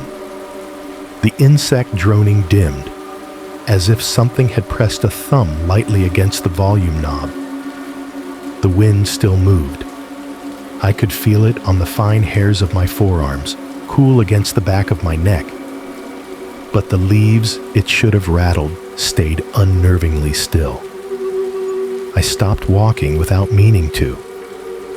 The crunch of my last step seemed too loud, echoing oddly in the space ahead of me. My breathing, which had been a quiet, unnoticed part of the landscape, suddenly felt intrusive, the in and out hiss of it filling my ears like a recording turned up too high. It is one thing to talk about the silence as a concept, something experienced by other people, in other woods, on other days. It is another thing entirely to feel your own presence suddenly become the loudest thing in a place that had been, moments before, full of life. My heart rate ticked up in direct response. I could feel it in my throat, in the soft spots behind my ears. I told myself this was just a local lull, the kind of natural pause that happens when a predator moves through or a weather front shifts. "Okay," I said softly, just to hear a human word cut through it. "Okay." The forest listened. Then from somewhere ahead and to the right, out of sight but not out of range, came a single, heavy thud. It was not a branch falling. Branches crack, snap, drag. This was one blunt, deliberate sound, like something large had taken a single step down onto a hollow patch of ground. It landed in the air between us with enough force that, in your headphones later, I would have to decide whether to amplify it or not. Here, in person, my nervous system did the amplification for me. Every muscle in my body tightened, as if pulled on a wire. The silence after that impact was somehow deeper, more intent, as if the forest were waiting to see what I would do next. I stood there in that strange, padded quiet, with my heart thudding so loudly it felt like it might shake loose a few leaves all on its own. The thud, whatever it had been, was not repeated. It sat in my memory like a dropped stone at the bottom of a pond, its ripples still moving outward, even though the water's surface looked smooth again. Around me, the trees held their breath. The path in front of me narrowed to a few dusty feet. The air on my skin stayed cool and steady, but the leaves that should have reacted to that breeze clung to their stillness like a secret. I did the only thing I could think of, that did not involve bolting. I paid attention to my body. My boots were planted firmly on the trail, soles pressed into a mixture of packed dirt and leaf litter. I bent my knees slightly, feeling the muscles in my thighs respond, reminding myself that I was not frozen, however much my nerves wanted to pretend otherwise. My left hand tightened on the strap of my backpack until I could feel the texture of the nylon digging into my palm. The metal of Noah's whistle was a cool, solid weight against my chest. In, I told myself silently, drawing air through my nose. My lungs filled, ribs expanding against the snug straps of my pack. Out. The exhale left me in a slow, controlled stream, deliberately longer than my instinct wanted. Fear is not the enemy. It is information. A very old part of your brain taking whatever data it has and saying, something about this is not right. Please do not ignore me. You can listen without letting it shove you off a cliff. My mouth was dry. I swallowed anyway, feeling the motion all the way down. Without quite planning to, I let my lips shape words, because silence suddenly felt like an invitation for the forest to put its own lines in my mouth. Is this the part where I am supposed to turn around? I said, half joking. The humor paper thin, and mostly there for you, later, when I would recount this. My voice sounded too loud in the stillness, scraping against the bark and the thin, motionless air. A second passed. 2.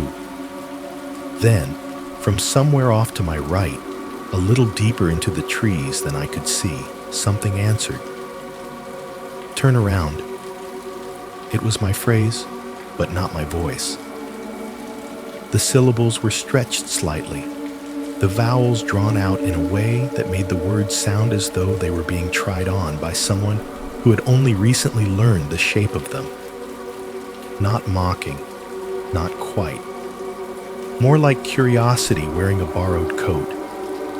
Every hair on my arms rose. The back of my neck tightened so suddenly it hurt. The first brutal instinct was to run, to pivot and hurl myself back down the path, hands out, lungs burning, branches whipping against my arms. That is how people get hurt in the woods. Not by the first fright, but by the panicked stumbling afterward, when footing stops mattering and every root becomes an ankle waiting to be twisted. So I did the opposite. I made myself still for exactly one more breath, listening for footsteps, for the crack of underbrush, for anything that would suggest a solid body moving where there had been only trees a moment before. Nothing came. The silence held, more intent than ever. Okay, I said again, barely louder than my normal exhale.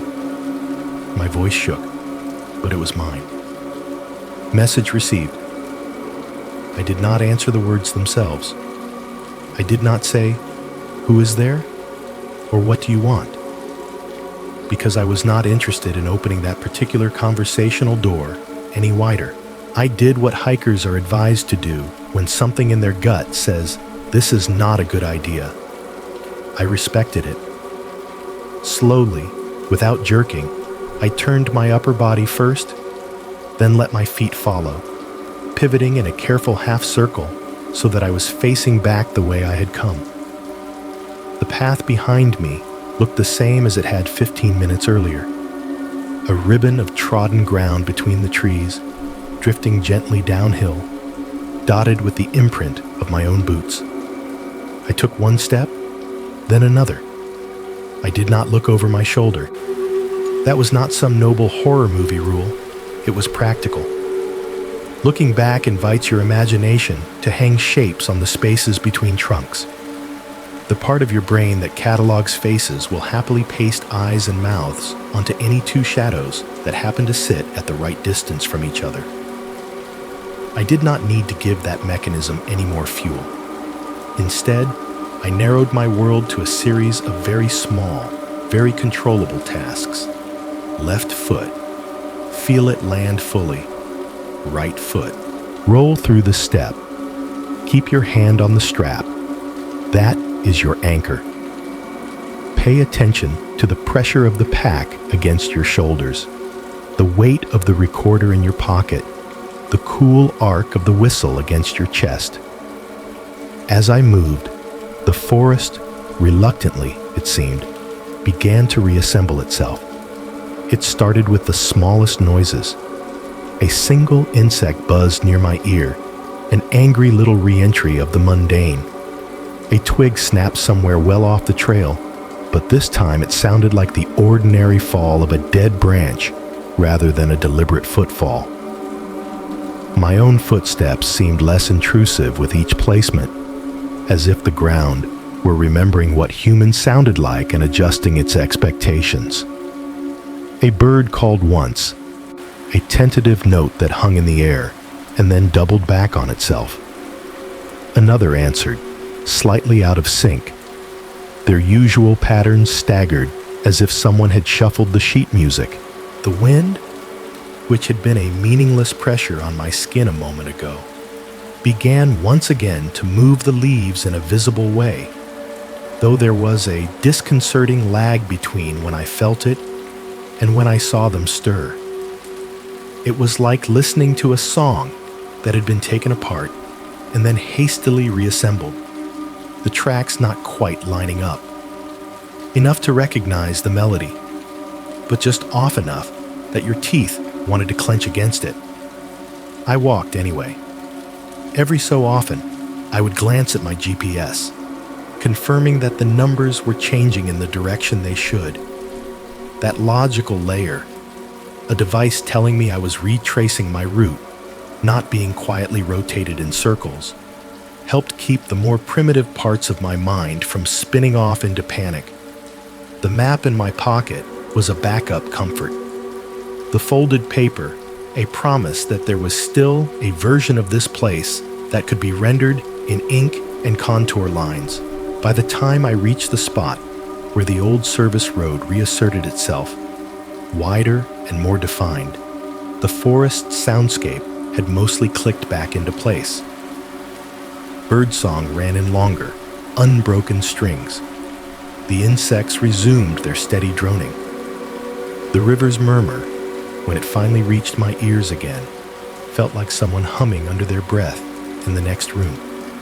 Human, imperfect, reassuring. I did not stop walking until I could hear voices, not echoes, not imitations, but the unmistakable sound of other people on the trail. Distant laughter, the sharp, bright call of a child asking for a snack, the low murmur of an adult answering. Only then did I let myself really exhale.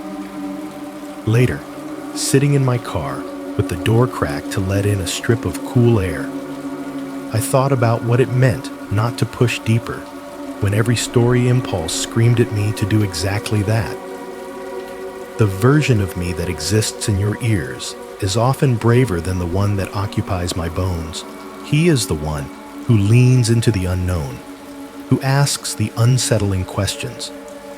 The one who walked out of that strange pocket of quiet today chose, very deliberately, not to be a protagonist.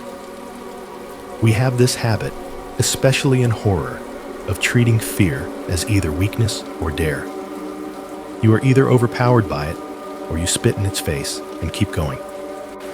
But there is another relationship available, one I am still learning to have. You can treat fear as a colleague. It raises a hand, says, "Hey, something is off here." You do not have to mock it or obey it blindly. You can listen, ask a few follow-up questions, and then decide where your limits are. Respecting those limits does not make you a coward. Sometimes it just means you get to go home and tell the story instead of becoming part of the map. That night, back in my borrowed room, miles from the forest, I did what I always do. I backed up the audio from my recorder. Habit, more than eagerness, drove me at first. It had been a long day.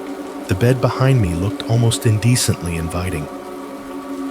But curiosity is stubborn, and the files were right there. I scrubbed through the earlier parts quickly. Boots on gravel, the mundane sounds of entry, my own muttered observations about ferns and spider webs. When I reached the section marked by the spike in ambient noise where the heavy thud had registered, I slowed down. In the headphones, the silence was even more unnerving. The transition from full, layered sound to that padded void was abrupt in the waveform, a visible flattening. My voice, when it came, "Is this the part where I am supposed to turn around?" was clearer than it had felt in my own skull, the nervous humor in it laid bare. There was a tiny hiss afterward, the recorder's internal noise floor breathing in my ears. Then another voice spoke, "Turn around." On the trail, I had perceived it as coming from the right, from deeper inside the trees. On the recording, there was no sense of distance at all. No environmental coloration, no hint of space. It did not sound like something traveling through air to reach the microphone. It sounded like it was already there.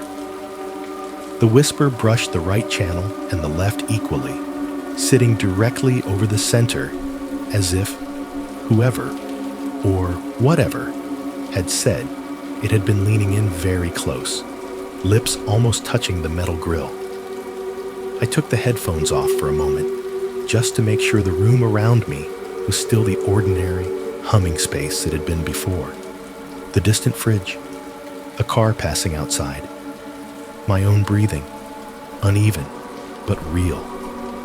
Then, because this is who I am, and this is what I promised you, I put them back on and listened to that moment again, letting the forest's borrowed voice turn my own words over once more, like a stone in its unseen hands. Noah did not like the idea of me driving back to town after a day like that. "You will be tired," he said, leaning against the hood of his truck as the late afternoon light slanted through the parking lot. And wired, which is a terrible combination. Stay in one of the training cabins. They are close enough that you are still under our umbrella, far enough that you will get the forest at night experience you keep asking about. He said the last part with a dry little twist of his mouth, like he was half amused and half concerned about how much I wanted to experience anything out here. The cabin he meant sat on a low rise just off a service road, not as high as Martha's Ridge, but within sight of its outline. It had been built years ago as a place to house seasonal staff during training weeks. Basic, durable, nothing fancy. Most nights it sat empty, its usefulness bookmarked for the future. It suited me fine. From the outside, it looked like the generic idea of a ranger hut.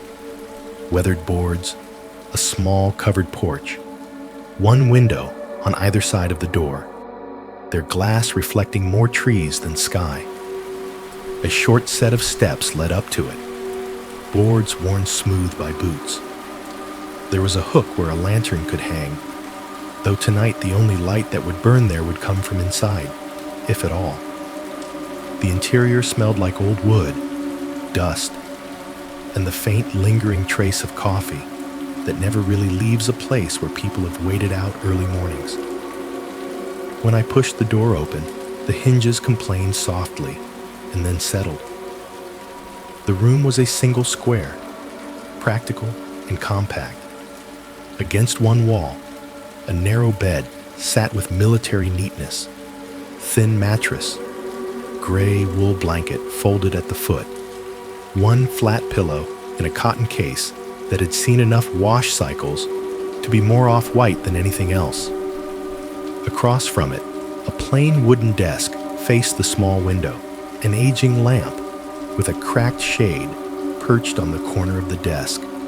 Its base a dull brass, worn bright in spots by fingers turning it on and off over the years. On the wall above the desk, a corkboard held the history of the place in layered fragments. There were training schedules from seasons past, their dates obsolete, but their bullet points still crisp. Fire shelter drills, Eero 800, radio etiquette workshop, map and compass refresher. Pinned over and around them were old safety infographics. Hydrate before you are thirsty. Lightning, when to seek shelter. They had the slightly overbright, cartoonish look of government posters that someone had designed to be friendly and reassuring. Then there were the other papers. Missing person flyers again. But here, inside this small room, they felt different than they had on the public board at the trailhead. These had been placed for rangers and trainees, not tourists. Some were newer prints of the same notices I had seen earlier, the same photos of Hannah and Caleb, the same stark dates. Others were older, the paper gone soft with age, the ink in their faces ghosted by humidity and time. In a few, the outlines were so blurred that you could not really see the person anymore, just the suggestion of a head and shoulders and a block of text beneath. Someone had arranged them without obvious pattern, but whoever had done it had taken care not to overlap the faces. Even the ones that had lost their details still had their own small patch of cork. I put my bag on the bed, set my recorder and notebook on the desk, then stepped closer to the board. "The dead and the missing is wallpaper," I murmured. "Kind of on the nose, Hala." Still, there was something right about it. This was the room where people learned how to look for those who did not come back. It made sense that their images should be here, watching over the maps and training manuals. On impulse, I did something I had never done in person before, only in my own head, in front of a microphone miles away. I read their names aloud. Not all of them. I did not have that much time, and some of the ink had truly gone, but the ones I could make out. The girl with the raincoat, the surveyor with the cut tape, the woman above the trees. "Hannah Reyes," I said quietly, eyes tracing the letters as if committing them to some muscle memory beyond the tongue. Age 9. Last seen on the Riverside Loop Trail. My voice sounded different in this small space than it did in my recording room. Less polished, more intimate. The lamp on the desk was still off, so the only light came from the window. The late sunlight slanting in and catching on the thumbtacks. "Caleb Monroe," I continued. 27. Survey crew. Last seen on Old Fire Road corridor. His printed photo, slightly misaligned when it had been photocopied, made his face look a little off-center, as if he were already slipping sideways out of the frame. My eyes moved to the photograph of Martha, the one someone had laminated with more care than the others. "Martha Hale," I said. 62. Lookout 3. There were other names, too. Some I recognized from my research, others I did not. I gave each one a few seconds of breath. It was not enough. It could never be enough. But it felt better than just letting them sit there as scenery. After a while, the room began to feel full, not with ghosts exactly, but with the weight of all those stories stacked together. I stepped back, reached into my bag, and pulled out the small camping kettle I had brought. The cabin had an old two-burner stove in the corner. I filled the kettle from the tap, set it on the coil, and listened as the metal ticked and then began to hum. This is the part of the night I have always loved best, in any setting. The small, ordinary tasks you do to invite rest in. Boil water. Make tea. Write down the good lines before they slip away. check the batteries. It does not matter if you are in a city apartment, a roadside motel, or a training cabin on the edge of a haunted forest. The ritual is the same. You tell your body, we are winding down now, even if your mind has other plans. I turned on the desk lamp. The bulb flickered once and then steadied, casting a soft, warm circle on the scarred surface of the wood. Outside the window, the world was taking on that specific blue that happens right before the dark fully decides what it wants to be.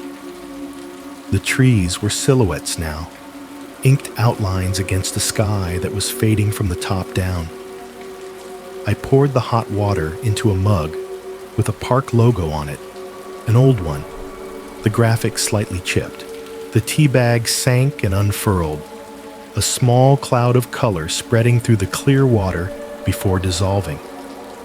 The smell was simple and familiar, something herbal that made me think of grocery store aisles and sick days at home more than of wilderness.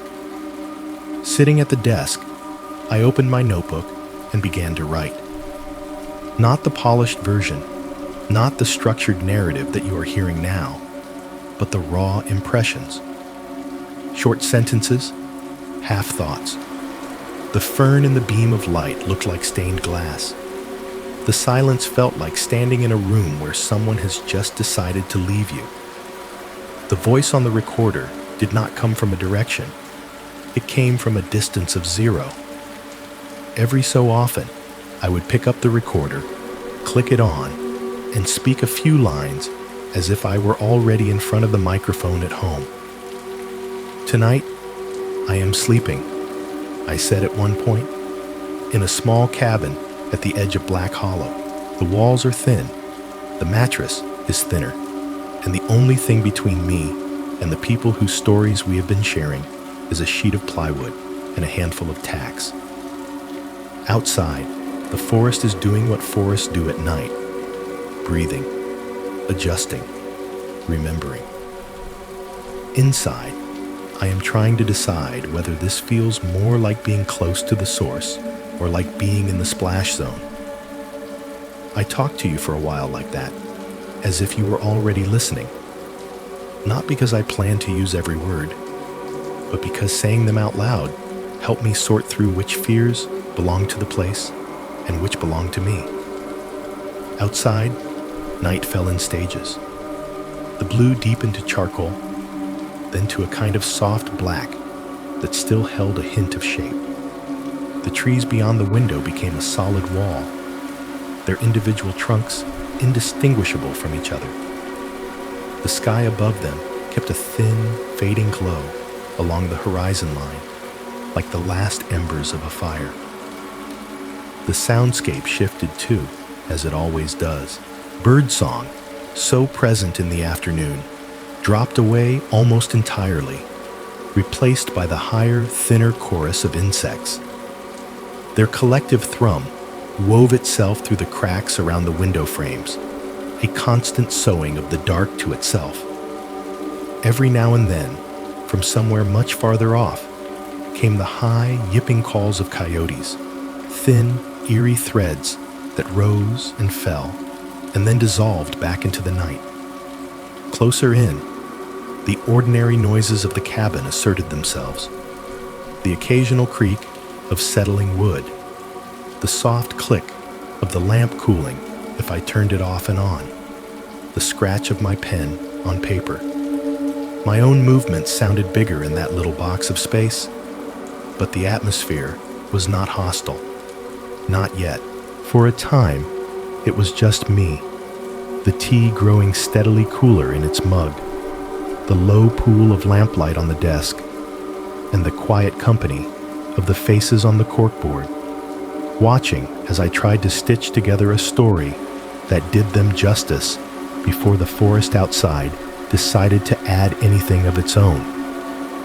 At some point, the line between evening and night stopped being something I could see and became something I could feel.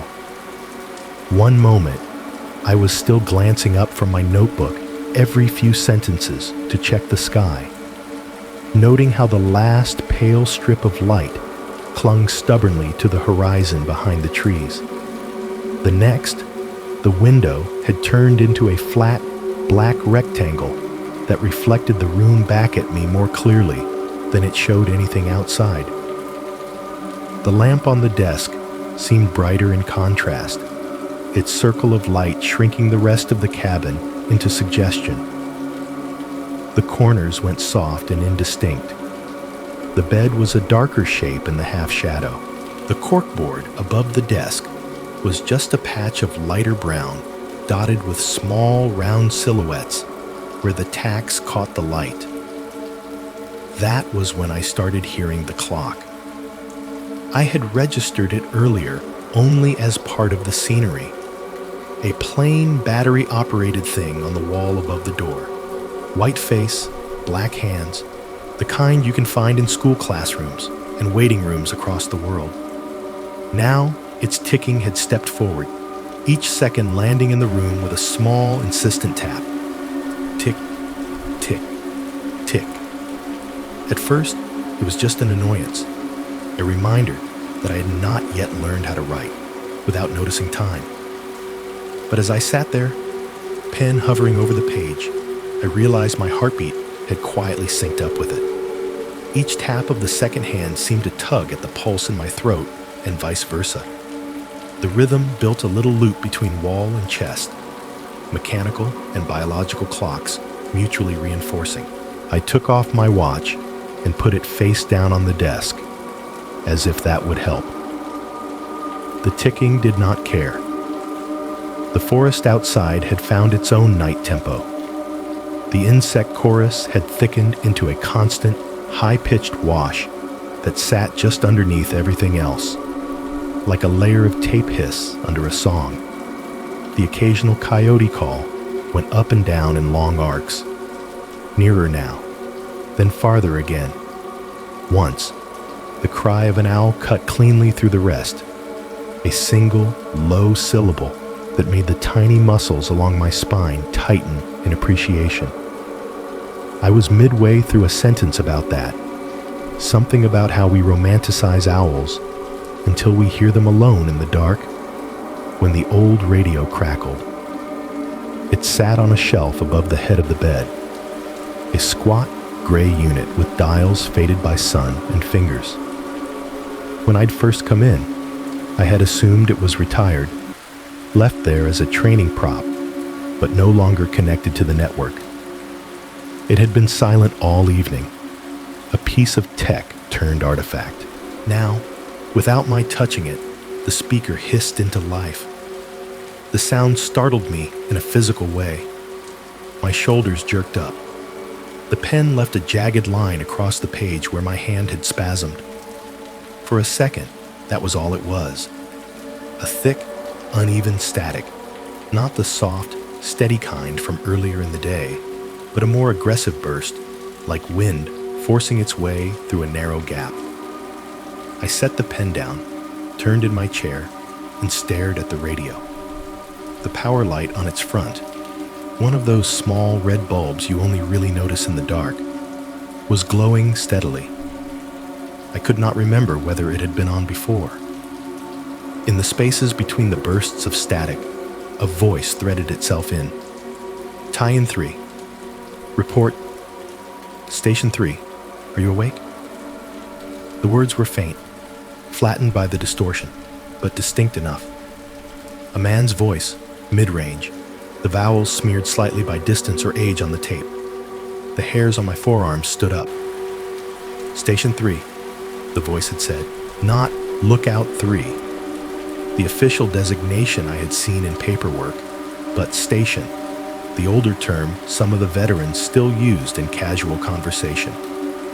The cadence was formal, the way someone reciting from a checklist might sound. Call sign, pause, question. I swallowed, cleared my throat. This is training cabin, I said, feeling a little foolish even as I did. You are on an old unit. No one is assigned to Station 3 tonight. The static shushed in response, not louder, not softer, just there. Station 3. The voice came again, a few seconds later. "Report. Station 3, are you awake?" Same words, same tone. No acknowledgement that I had spoken at all. It felt less like a live call and more like a recording stuck on a short loop, playing into a channel not entirely aligned with the present. I stood up, the chair legs scraping softly against the floor, and took a few steps toward the radio. Up close, the casing looked older than I had first thought, its plastic gone slightly brittle, the print around the knobs worn down to ghost letters. My hand hovered over the volume dial, then dropped. "Okay," I said quietly to the empty room. "That is enough." Without touching anything, I walked over to the window instead and peered out, as if the outside view might offer me some context the inside tech could not. The world beyond the glass was pure contrast. The tree line was a jagged black silhouette against a sky that still held a faint, thinning glow near the horizon. Above that, the first stars had started to show themselves, pinpricks of cold light that seemed many dimensions removed from whatever was happening in my little box of wood and wires. The ridge where Martha's lookout had once stood was a darker smudge against the already dark. No lights winked along it. No steady point glowed where some stray bulb might have been left on. The forest itself was a solid mass, not a scattering of individual trunks. If someone had been walking between those trees this far away, I would not have seen them. Behind me, the radio gave one last crackle, then fell silent. The power light stayed on. The speaker went back to its faint, neutral hum. Later, Noah would swear that no one used that frequency anymore. "We recycled those call signs," he said. "There is no Station 3. Has not been for years. If someone was broadcasting on that line, it was either a glitch or something weird. But it was not us." He would say that with the conviction of a man who understands his equipment, who knows which channels are live and which are ghosts. Sitting there in the cabin, I believed him before he ever said it. The clock on the wall ticked on, unbothered. Tick, tick, tick. I sat back down at the desk. For a few minutes, I tried to write, but my hand moved slower now. My attention snagged on every small sound, the scrape of a branch against the siding, the faint expansion and contraction of the wood as the temperature outside dropped another notch, the tiny click of something cooling in the stovetop coils, even though they had not been turned on for hours. When it came, the first footstep was almost a relief. It was at least a sound I knew how to name. Gravel shifted outside, the texture of it unmistakable. Small stones grinding and settling under weight. The cabin had a ring of it around its base to keep mud from splashing up on the wood. In the daytime, I had walked across it without thinking. Its crunch, just another piece of background noise. Now, in the focused attention of night, each contact point sounded deliberate. One step, a pause, another, slightly closer to the far wall. My hand went automatically to the lamp, but I did not turn it off. Darkness is not always your friend in situations like this. Being able to see the room, the door, the window, that mattered more than concealing myself from whatever was outside. Instead, I reached for the whistle hanging around my neck, fingers wrapping around its small, familiar shape. The footsteps continued, slow and measured, tracing a loose circle around the cabin. Whoever or whatever it was took their time. The pattern was wrong for an animal I knew. A bear is heavy, reckless in its own confidence, the sound of it moving more like a clumsy rearranging of the landscape than individual steps. A raccoon or a fox is light, quick, full of skitters. This was neither. Each tread had weight, but not enough to rattle the floorboards. Each pause between them felt thoughtful. I sat very still in my chair and counted, because counting is a way to put a frame around fear. 5 steps along the side wall, a longer pause near the back corner, as if whoever was out there had turned their head, listening. 4 more along the rear, gravel whispering under soles. The clock ticked. My heartbeat thudded in its own stubborn imitation. When the steps reached the front side, the side with the porch, the door, the window I had just been looking through, they slowed further. 1 footfall on packed earth, then the hollow, distinct creak of a weight on the first wooden step. Another. The boards complained softly, the same way they had under my boots earlier, but the pitch of the sound was slightly different, as if the weight distribution was not quite the same. I realized, with a small, absurd clarity, that I was holding my breath. On the other side of the thin wall, the footsteps stopped. The doorknob remained still. It did not rattle. It did not turn. Instead, through the thin seam between wood and frame, I heard it. A soft exhale, the sound of air leaving lungs, shaped subtly by lips. Not a sigh exactly, not contentment or frustration, more like consideration. It was very close, close enough that if I had reached out, I could have put my palm flat against the place where, a hand's breadth away, something unseen had just exhaled. It lasted a second, maybe 2. Long enough for my skin to prickle and my chest to demand oxygen again. Then the weight shifted on the porch. Boards creaked, and the footsteps moved away, back along the gravel, their rhythm fading into the insect chorus. The cabin settled around me, the clock ticking, the lamp burning, the faces on the corkboard quietly watching as I sat frozen at the desk, whistle cold in my hand, and tried to decide whether being awake with all the lights on in a haunted forest was better or worse than the alternative. Silence, after footsteps, is not the same silence as before. The cabin went still again, but it was a different kind of stillness now. Charged, like the air after lightning, when the sky is pretending nothing happened, but every hair on your arms knows better. The insect chorus outside swelled and dipped, trying to fill the space. The clock kept marking its seconds. My hand, still wrapped around the whistle, had gone a little numb. I do not know how long I sat there at the desk exactly. Time in those moments loses its proper scale. It could have been 5 minutes. It could have been 30. At some point, my breathing evened out enough that I could hear it again as something separate from my heartbeat. I told myself a story about the footsteps. A late hiker cutting through, a ranger checking on the cabin, someone who realized they had the wrong door and walked away. My heart did not believe me, but it appreciated the effort. When the knock came, it did not bother with subtlety.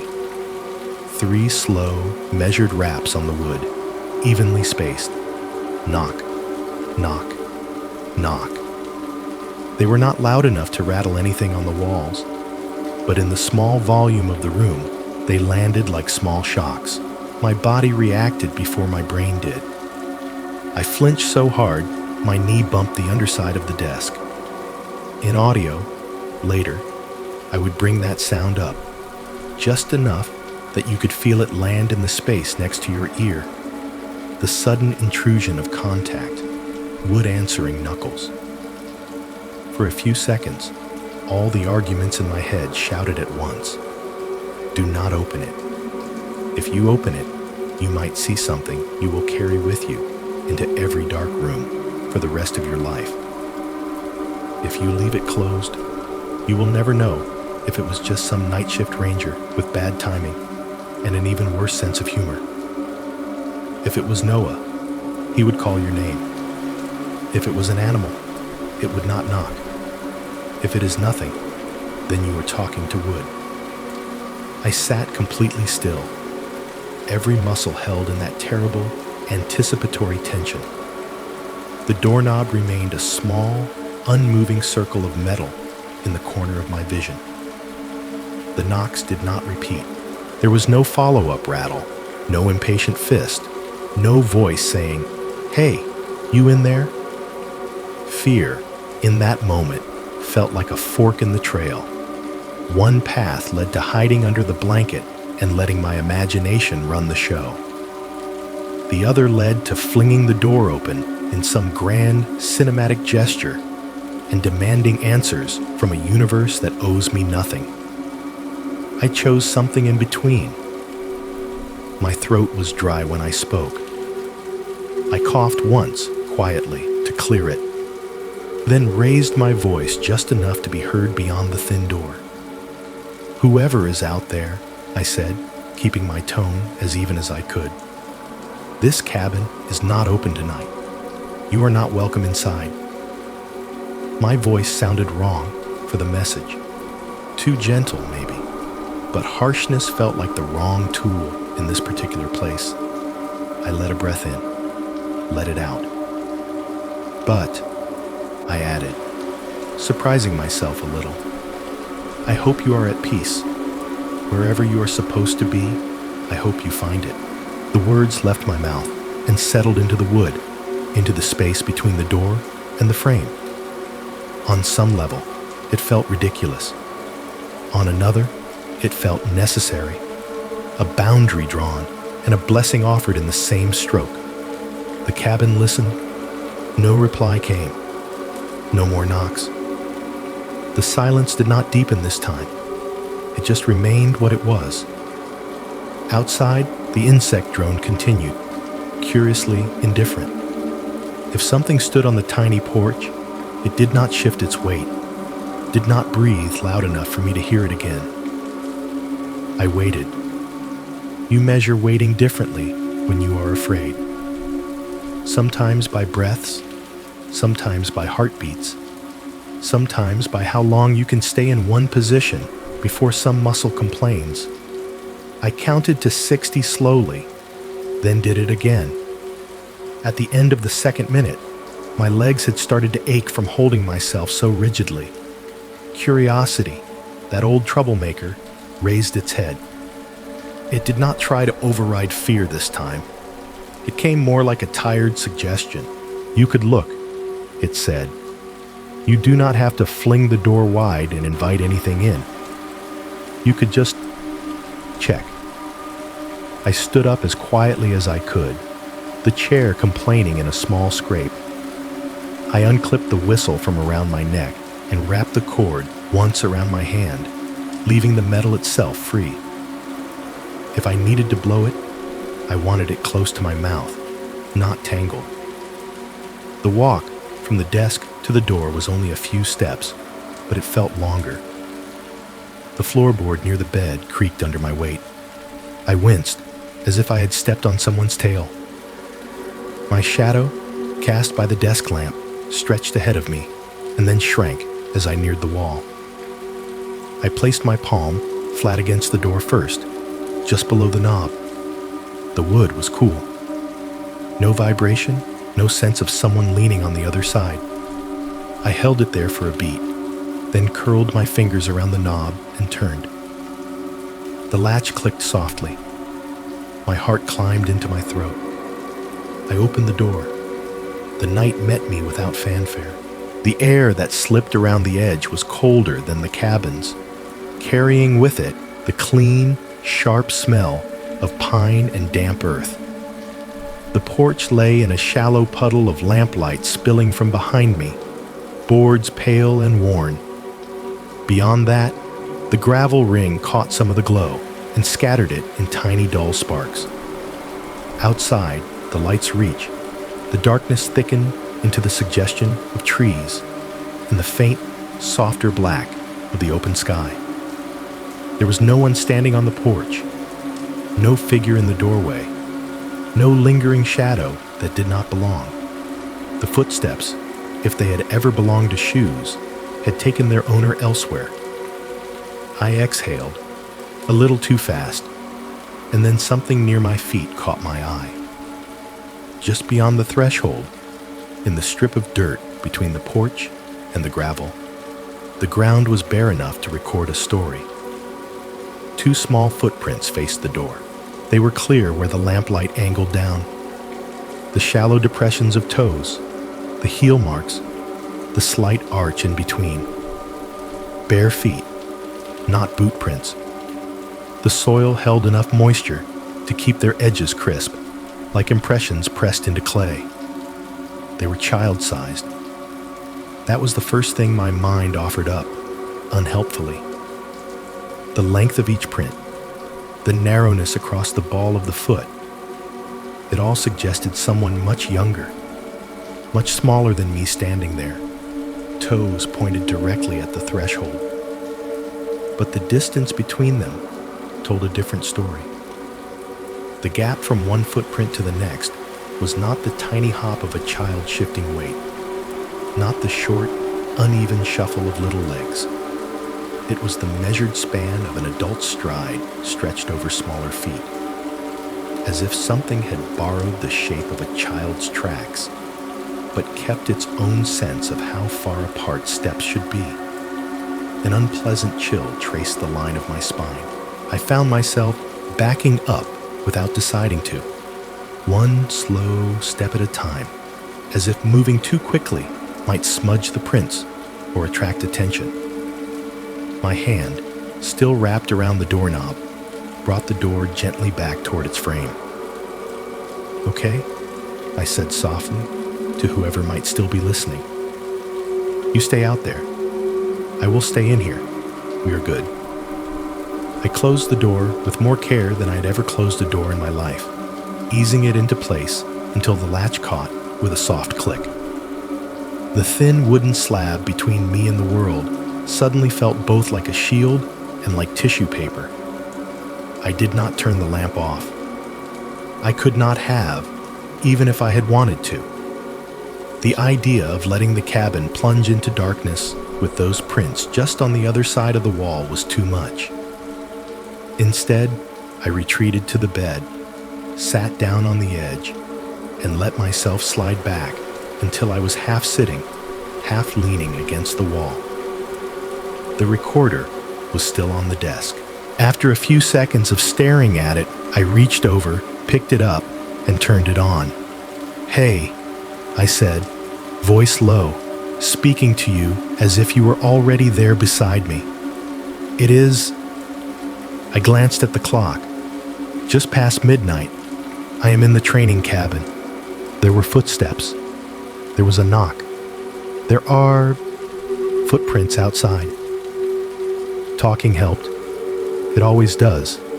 Naming things puts a frame around them.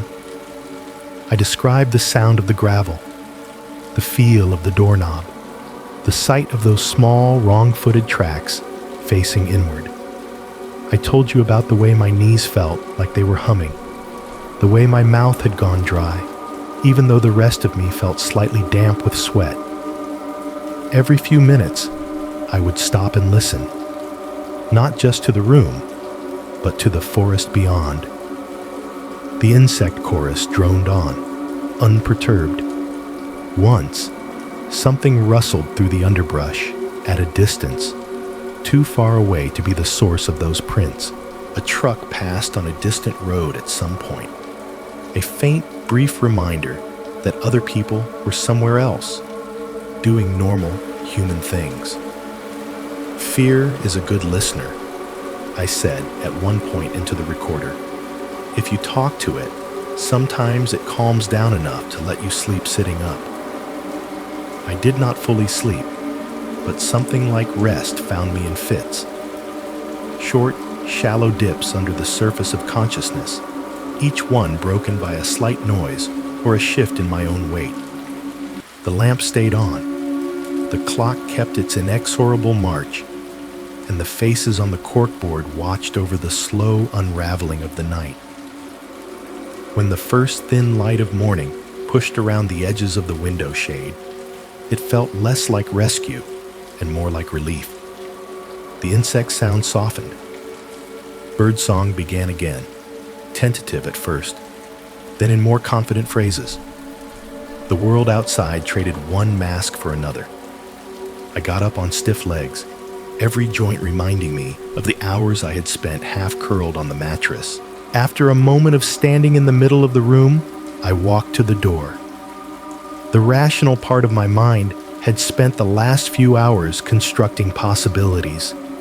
Moisture shifts, wind, some trick of light.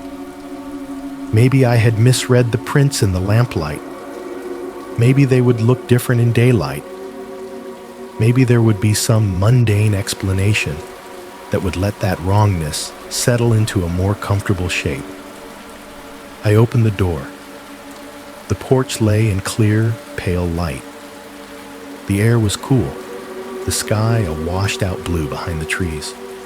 The gravel ring was there, the same mix of small stones, reeds of grass poking up between them.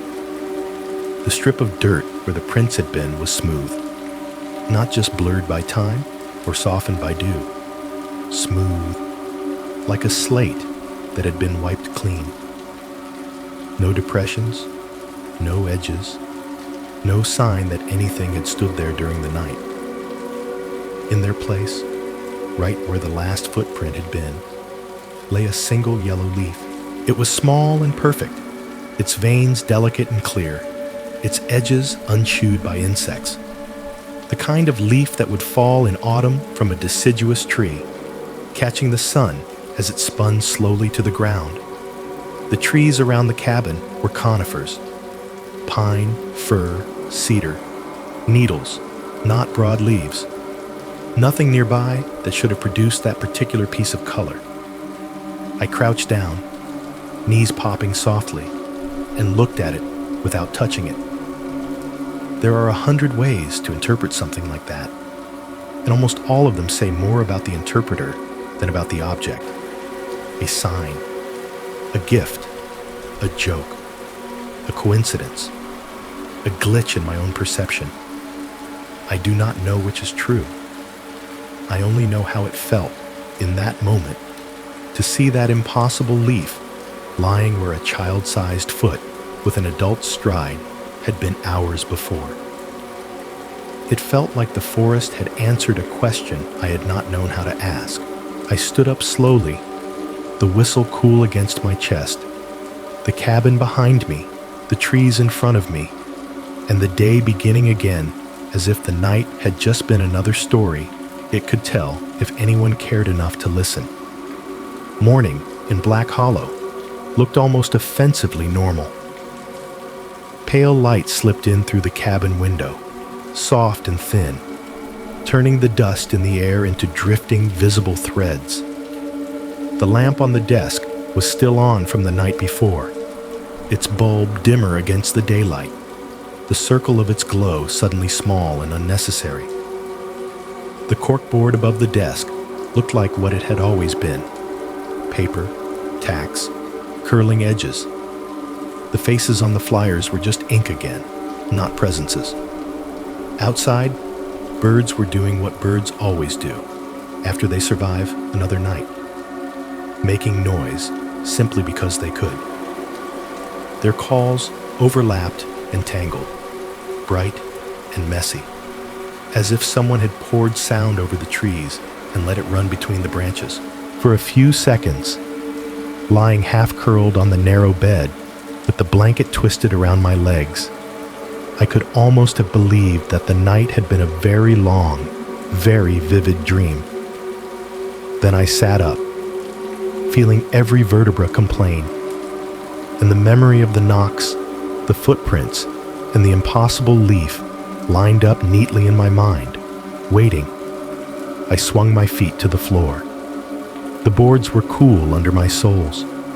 The clock above the door told me I had slept in fits for maybe 3 or 4 hours, total. My body felt both heavy and hollow, as if the fear had burned through most of my reserves and left behind a kind of clean, shaky exhaustion. The yellow leaf was still where it had been when I first saw it, alone, bright against the dirt, out of place among the needles. I stood in the doorway for a long moment, looking at it in full daylight. The color seemed even more wrong now, standing out harshly against the muted browns and greens. I did not touch it. Some part of me, not the rational, science-loving part, but the older, more superstitious layer underneath, insisted that it did not belong in my pockets or my home. It belonged to the forest, or to whatever message it had been meant to carry. Taking it would have felt like stealing punctuation from a sentence that did not belong to me. "Thank you for not doing worse," I murmured instead, voice low enough that it could easily have been mistaken for talking to myself. Then I stepped back, shut the door gently, and began the small, practical ritual of leaving. Packing, in the aftermath of a night like that, is oddly soothing. You put things back where they came from. The kettle goes into the bag. The notebook returns to its pocket. The recorder is checked, powered down, and zipped away. Each object regained width and weight as something that belonged to my world, not this one. When I heard the crunch of tires on the service road outside, it felt like a rope being thrown down from a ledge above. I slung my pack over one shoulder, did a quick mental sweep of the room, lamp off, window latched, faces on the corkboard, given one last silent nod, and stepped out into the sunlight. Noah's truck looked slightly out of place on the narrow dirt spur, its paint dusty, the antenna bobbing gently as the engine idled. He leaned an elbow out the open driver's side window, sunglasses on, cap pulled low. From a distance, he could have been any ranger picking up any volunteer after a routine training overnight. Up close, his eyes tracked my posture, the set of my shoulders, the speed of my steps with the subtle attention of someone trained to assess people as much as terrain. "How was the accommodations?" he asked, voice light. "5 stars? Continental breakfast?" I made myself smile. "The mattress has opinions," I said. "The company on the walls is intense." He glanced at the cabin, then back at me. "You sleep?" "Some," I said. It was not an answer, and not a lie. For a beat, we just looked at each other. There are conversations you could have at that moment. You could say, there were footprints that should not exist, or your dead lookout may still be reporting in, and watch what that information does to the other person's face. Or you could tuck those details away for later, when you have had time to sort them into piles marked experience, evidence, and do not touch with bare hands. I chose later. I stayed on the marked trails, I said instead, like I promised. No heroics, no basin. "Good," he said simply. He nodded toward the passenger side. "Come on, the hollow will still be here when you want to argue with it again." The road down from the cabin felt shorter than the road up had, as it always does when you are leaving a place that kept you on your toes. The trees on either side were lit from a different angle now, morning light coming in low and gold, turning spider webs and dew into small, glittering betrayals of how many lives were going on around us that we would never notice. Through the windshield, Black Hollow unspooled in layers. Close in, trunks, undergrowth, the occasional glimpse of the river. Farther back, the darker lines of ridges stacking against each other, the memory of the lookout perched on its shoulder like something that might never quite fade from the mental map. In the side mirror, the cabin shrank quickly, swallowed by the bend in the road and the trees leaning in overhead. After a few corners, even the idea of it was gone. replaced by switchbacks, and the slow transition from wild to managed to almost civilized. We did not talk much on the initial stretch. Noah pointed out a couple of landmarks: a washout from a storm 3 years ago, a stand of trees that had somehow escaped a lightning-sparked fire. I listened, grateful for the normalization of phrases like culvert failure and trail maintenance. My brain needed those mundane technicalities to reassert themselves over the parts of me still stuck on knocks and whispers. As the elevation dropped, more human noise seeped in. A chainsaw somewhere in the distance, probably a maintenance crew. The low hum of a car on the main park road below. The sound carried oddly by the shape of the valley. A burst of laughter from a trailhead we passed briefly. A family taking photos in front of a sign. Black Hollow receded in segments. First as a physical presence outside the windows, then as a pressure on the back of my neck, then as an ache somewhere behind the sternum. Relief bloomed in layers too. With every mile between us, my nervous system loosened its grip a little.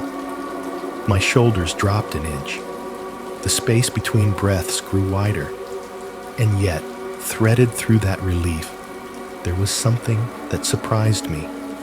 I missed it, not the fear, not the way my body had clenched around the knocks, or the second voice on the recorder. I did not miss the sense that my name had been tried on by something that had no business knowing it.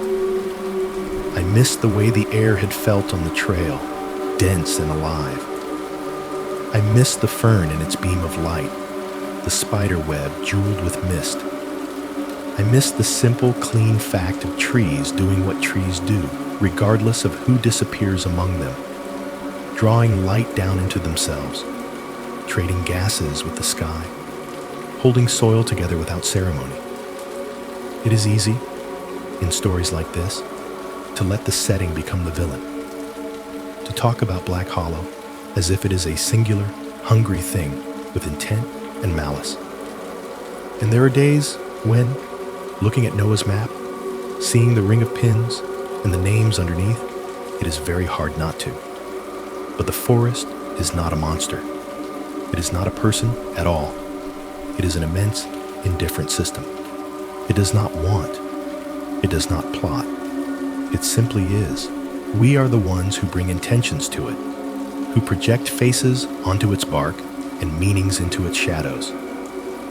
Sometimes that projection is terror, a missing child, a cut tape, an empty bed in a lookout cabin, and suddenly the whole place is a predator in our minds. Sometimes, though, it is wonder, a deer stepping into a shaft of sunlight, a storm rolling over the ridgeline while you watch from a safe distance, the knowledge that you are very small and very alive in a world so much bigger than you. Black Hollow holds both. It always did. It will, long after we are all gone. By the time the park entrance sign appeared in front of us again, the car behind us on the road, the parking lot to one side full of people unloading coolers and adjusting backpacks, the forest had become background for everyone else's plans. For them, this was a place to stretch their legs, to take pictures, to tire out their kids. The flyers on the board were part of the scenery, glanced at, and then forgotten as sunscreen was applied and snack bags were sorted. We drove past them, out under the arch of the sign, and onto the highway. The transition back to the city was a reverse dissolve of the trip in. Trees thinning, houses thickening, roads widening. Neon replaced pine. The smell of damp earth in the air gave way to exhaust, asphalt, and fryer oil. Where the night in Black Hollow had been a thing that gathered around you like cloth, the night here was perforated and restless. Street lights, billboards, storefronts glowing, open 24 hours. At an intersection, a man in a reflective vest walked a small dog across the crosswalk, the leash slack between them. The dog sniffed at a patch of grass between two parked cars with the same intensity a deer might bring to a trailhead salt lick. A laundromat spilled yellow light onto the sidewalk. Rows of machines spinning other people's clothes into clean normalcy. Life went on. Traffic signals cycling their colors. Buses sighing at curbs. Someone laughing too loud into their phone on a corner. All of it within a few hours' drive of a place where a girl had vanished behind a tree, where a line had snapped in midair, where a porch light might still be burning with no one officially assigned to flip its switch. Most people in those cars and shops had no idea how close they were, geographically, to Black Hollow. If you drew a circle on a map, you could cover both the park and this neighborhood in one stroke. Different worlds, sharing a patch of the same earth. Sitting in the passenger seat, watching the city lights smear past the window, I felt the hollow settle into me the way a dream does after you wake up. Not gone exactly, but shifting into a shape you can carry without dropping everything else you need to hold. There would be time later to go through the recordings, to trace the coordinates on Noah's map one more time, to decide how much of my own fear belonged in the story I would tell you, and how much should stay between me and the trees. For now, as we merged into the slow, glowing river of traffic, I let myself feel something that surprised me because of how simple it was. Gratitude for the fact that I was leaving, for the fact that the forest was still there, doing what it does, for the fact that somewhere, in bedrooms and hospital lounges and night shift break rooms, listeners like you were going about your own small rituals on the edge of sleep, unaware that a place called Black Hollow had just opened its mouth, said my name once, and then let me go. Back home, Black Hollow fit neatly onto a hard drive. The forest that had stretched for miles under my boots was now a list of file names on my computer screen. Timestamps, dates, short descriptions, trail, audio 01.wav, cabin night track 3, Noah interview final. Each one a sealed jar of sound waiting to be opened. My studio is not much. A small room at the back of a small apartment. A desk barely wide enough for the keyboard and the monitor. Foam panels on the walls to scuff the echo. A chair that complains whenever I lean back too far. At night, when the rest of the building quiets, it becomes its own sort of cabin. One lamp, one person, the outside world held at bay by brick and habit. I sat down, put on my headphones, and opened the first file. Editing is not glamorous. Most of it is cutting out throat clears and car horns, leveling out breaths, making sure you do not pop your P's so hard it sounds like you are punching your listeners in the ear. But with stories like this, there is another layer, knowing exactly how much of the raw world to let bleed through and how much to leave where it belongs. I started with Hannah. The interview with her family had been done years earlier by a local reporter, then archived, then eventually shared in transcript, and later in audio form. I dragged the file into my editing software and watched the waveform unfurl. Peaks where people laughed or raised their voices, long low stretches where they spoke quietly. Her mother's voice came through first, a little compressed by the cheap microphone, but steady. Talking about raincoats and riverside trails, about how sometimes you do everything right and the world still does not care. Behind her words, the river spoke too. A constant hush, never rising high enough to drown her out, but always there, reminding you that the landscape has its own lines in every story. I cut a few seconds where the mic bumped against something, smoothed a volume spike when someone shifted too close. Next, I dropped in my narration, the part you have already heard, the yellow coat, the game of hide and seek, Leo insisting he saw two Hannahs. I nudged my voice into place between her mother's sentences, making sure the transitions felt like conversation rather than interruption. Then I moved on to Caleb's track. The recording from his co-worker's vest came in hotter, more chaotic. Boots on undergrowth, voices calling measurements, the bright snap of laughter when someone made a joke. I found the moment of the snap easily. It stood out in the waveform like a nail driven into wood. I zoomed in, hit play, snap. Even expecting it, I flinched. Technology can flatten the world, but some sounds keep their teeth. Just after it, the scramble. Their voices calling his name, their breathing harsh in the mic. And then the echo. Mark's Caleb, followed by the softer, off version a beat later. Caleb.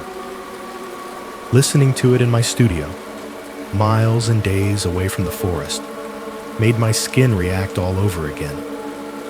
The voice had that same trying it on quality, the same subtle misfit between word and mouth. I clipped those bits, labeled them carefully. Tape, snap, call, original, call, echo. They would become part of the spine of the episode, the beats we would return to when talking about how someone can be there 1 second and gone the next without leaving anything the search dogs can follow. From there, I pulled in the cabin recordings. Station 3, report. Station 3, are you awake?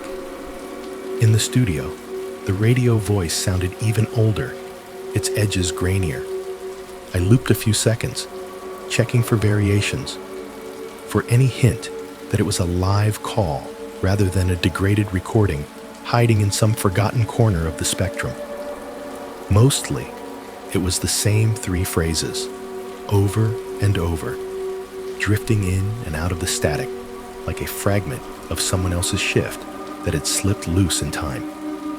I marked it. I marked my own reply. I marked the 3 knocks, each one a sharp rectangle on the waveform, spaced too evenly to be anything but deliberate. Finally, I brought in the forest itself. The file from the trail, where the silence had rolled over me, began as a tangle of noise. Birds, wind, my own footfalls. Then the waveform flattened, the ambient hiss dropping away, until my voice sat naked on the track. Is this the part where I am supposed to turn around? I heard myself say. On the screen, there was a thin breath of sound afterward, the recorder's internal noise, the faint scrape of my fingers on the strap. Then, like someone stepping into a doorway, the reply, "Turn around!" I knew what it sounded like already. I had listened to it in the borrowed room the night after it happened, the headphones tight over my ears. It still made my chest tighten. I cut that section too, and set it aside with the others. The episode's bones were all there now. Hannah, Caleb, Martha, the basin, the cabin, my own too loud heart. It was just a matter of choosing how to arrange them so that the story rose and fell gently enough for those of you listening in the dark. It was when I started to fine-tune the levels that I heard it. Behind the river in Hannah's file, there was more than water. At first, it was just a sense, a slight pulsing in the noise floor that did not match the normal patterns of current over stone. I told myself it was interference, a trick of the old recording. But the longer I listened, the more it sounded like something else. A low, rhythmic rustling, almost like someone breathing through a forest of leaves. I soloed that part of the track, cutting away the voices, the obvious sounds. The noise that remained was subtle, a soft, almost cyclical swell and fall, not perfectly regular, but tending toward a pattern. Like wind, but not quite. Like breath, but not quite. I frowned, leaned closer to the screen, and moved on to Caleb's file. Same process. Voices down, environment up, the undergrowth crackle, the distant birds, that tense pocket of quiet when they realized he was gone. There, under it all, again, that low, rustling undertone, not loud enough to notice on a casual listen, not distinct enough to label as any particular animal or mechanical hum, just there. I told myself my brain was doing what brains do, finding shapes in clouds, faces in tree bark. Once you hear a pattern in one place, you start hearing it everywhere. To test that theory, I dragged in another file. The knocks on the cabin door, the footsteps on gravel, my own nervous talking afterward. There it was again, under the room tone. That same soft, leafy rasp. By now, curiosity had its hands firmly on the wheel. I went back further, to the beginning. The voicemail. The man whispering that something walked beside him, that it did not like witnesses. I stripped his voice away, then the obvious environmental sounds, leaving as much raw background as I could. In the silence between his gasps, the forest's track was audible as a raw, pulsing bed, the same not quite wind, not quite breath I had heard in the others. I sat back, headphones still on, chair creaking. There is a line you can cross in this work, if you are not careful, where everything becomes a symbol. A creak is never just a board shifting. It is a message. A coincidental pattern in data becomes proof. The human brain is a conspiracy machine. Once it latches onto an idea, there is a hidden track under all of this. It will contort itself into knots to make the world match. But it was hard to ignore the way that undertone seemed to run through everything recorded in or near Black Hollow, regardless of device, date, or location. Hannah's River, Caleb's Road, Martha's cabin, my own footsteps, the man on the voicemail. It was as if the forest itself was one continuous recording, always on, always running, and the human tragedies we talk about were just the louder moments on top of it, spikes in a track that had been humming along long before we arrived and would continue long after we left. I could have built a whole episode around that idea alone, layered the clips, boosted that rustling until you could hear it clearly, told you in a low, ominous voice that Black Hollow is always there in the background of every missing person, breathing in time with their last moments. But sitting there in my small, cluttered studio, the city sounds bleeding faintly through the window. Sirens, a distant train, someone arguing on the street. I felt something loosen instead. Every place has undertones we do not fully understand. Forests, cities, oceans, even the rooms where you are listening to this now. The world is full of frequencies beneath the ones we are built to perceive. Some of them are geological, some are biological, some might be nothing more than data artifacts and microphone quirks.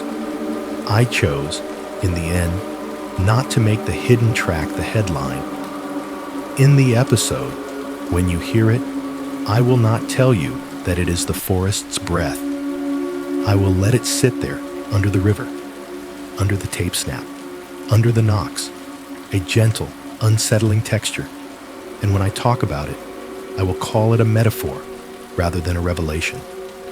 I will say, there is always more going on than we can hear.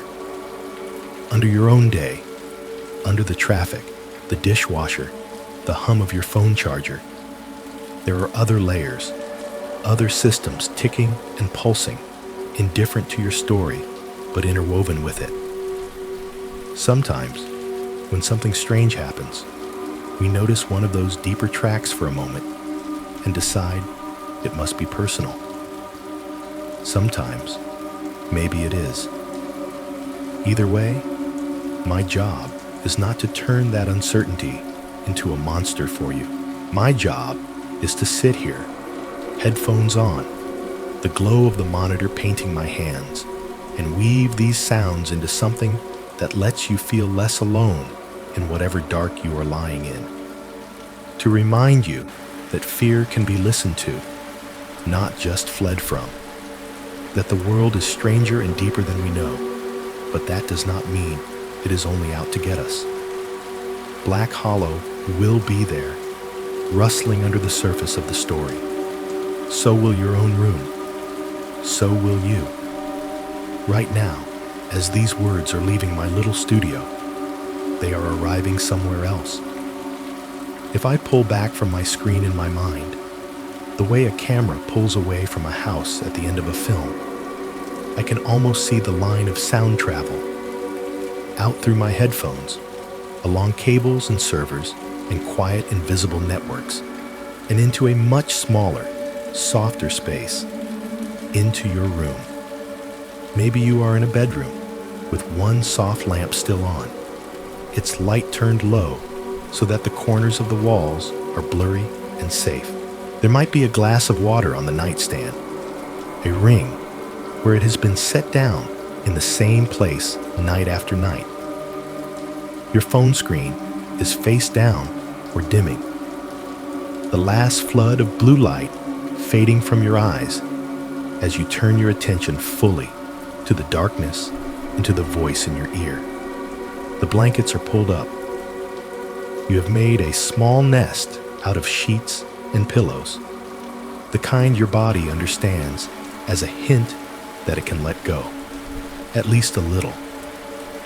Maybe there is someone lying next to you, the warmth of their shoulder or their back a steady line along yours. Maybe their breathing has already slipped into that deep, slow rhythm that means they are not here with us in the story anymore. They have gone off into their own. Or maybe the other side of the bed is empty tonight, the mattress there cool and untouched. A quiet weight of absence that you have learned how to share space with. There is a sound in your room that you almost never notice in the daytime. The low hum of the refrigerator a few walls away. The soft tick of some appliance cycling in the kitchen. The distant plumbing chatter of someone else's shower, someone else's life. Out in the hallway, a floorboard might creak as the house or apartment settles. A car passes outside with a brief wash of light against your curtains. Farther off, the city or the town turns in its sleep. Someone laughing on a sidewalk, a train calling out its route, a dog giving one half-hearted bark and then thinking better of it. You are not in the forest. You are in a place shaped to fit you, full of objects you chose or at least tolerate. Your books, your clothes, the picture on the wall that you have seen so many times, it barely registers as an image, more as a patch of familiar color. I am here, in my small room, with the foam on the walls and the monitors glowing faintly, thinking about you there. This is why I told you these stories. Not to convince you that there are monsters in the woods waiting to learn your name and swallow your footsteps. Not to turn Black Hollow into a myth that eats every other kind of story you could tell about it, but to sit with you in this quiet hour and talk honestly about how human beings live beside mystery. We share a planet with places that can erase evidence so thoroughly that it feels personal. A child runs behind a tree and does not come back. A survey line snaps in midair, and a man is gone without a footprint beyond a fallen log. A radio crackles in a cabin and calls to a station that the official maps say does not exist anymore. A porch light shines on a ridge long after the last paycheck for the woman who watched from it has been cashed, long after her file has been closed with the words "presumed fall." What does it mean that we walk on land like that? What does it mean that there are forests and oceans and stretches of desert that will take what falls into them and hold it in ways we cannot parse until it feels less like randomness and more like intention? It is tempting to call those places hungry, to say they want something, to make of them a character with desires and moods. But most of the time, it is not about want. It is about scale. The world is very large. We are very small. There are systems and cycles running under our feet that do not care whether we understand them. Our minds hate that. So we make stories to wrap around the not knowing, to give our fear somewhere to sit. You have your own places like that. Even if you live far from any national park, there are corners of your mind that you do not fully understand, stretches of memory where details blur and disappear, days that feel like they swallowed a version of you and never spat anything quite the same back out. There are griefs that are not on any official record, losses that did not come with paperwork or headlines, but still left you feeling like some part of the map had been quietly torn away. How do we walk gently through those places? How do we move through forests we do not fully understand, external or internal, without stomping, without pretending we are in control, without refusing to enter at all? Maybe it starts with something as simple as what you are doing right now. You are lying in a bed that knows the shape of your body. You are listening to a stranger talk about vanishing hikers and watchtowers and a ring of pins on a map, and you are letting those images into your head on purpose. You are allowing yourself to feel just enough fear to make your heart beat a little harder, just enough unease to sharpen the edges of the ordinary things around you. The lamp, the glass, the lines of light under the door. And then you are letting the story carry that feeling for you, so you do not have to hold it all on your own. Take a breath with me, here at the end. In through your nose, slow and gentle. Feel your chest rise against the fabric of your shirt or your blanket. Feel the way the air is cooler as it comes in, warmer as it leaves. Out through your mouth, longer than the inhale. Let your jaw unclench. Let your shoulders sink a little deeper into the pillow. Let your hands relax where they rest, on your stomach, on the sheet, on the arm of the person beside you. Notice the way your bed supports you, the way gravity tucks you into the mattress instead of pulling you down into some endless drop, the way your walls, however thin or thick they may be, keep the wind and the trees and the vastness of the night on the other side. You are not in Black Hollow. You are not standing on a ridge or a riverbank. You are in your own small sanctuary with your own small light. The forest has its names. It keeps Hannah's and Caleb's and Martha's and the ones we do not know, buried in its soil and its stories. The city has its names too, whispered on train platforms and shouted across streets. So does your house, your mind, your memory. Somewhere, under all of that, there is a kind of low, constant rustling. The undertone that runs through everything, wind in real leaves, blood in your own veins. Time moving past both of us, whether we like it or not.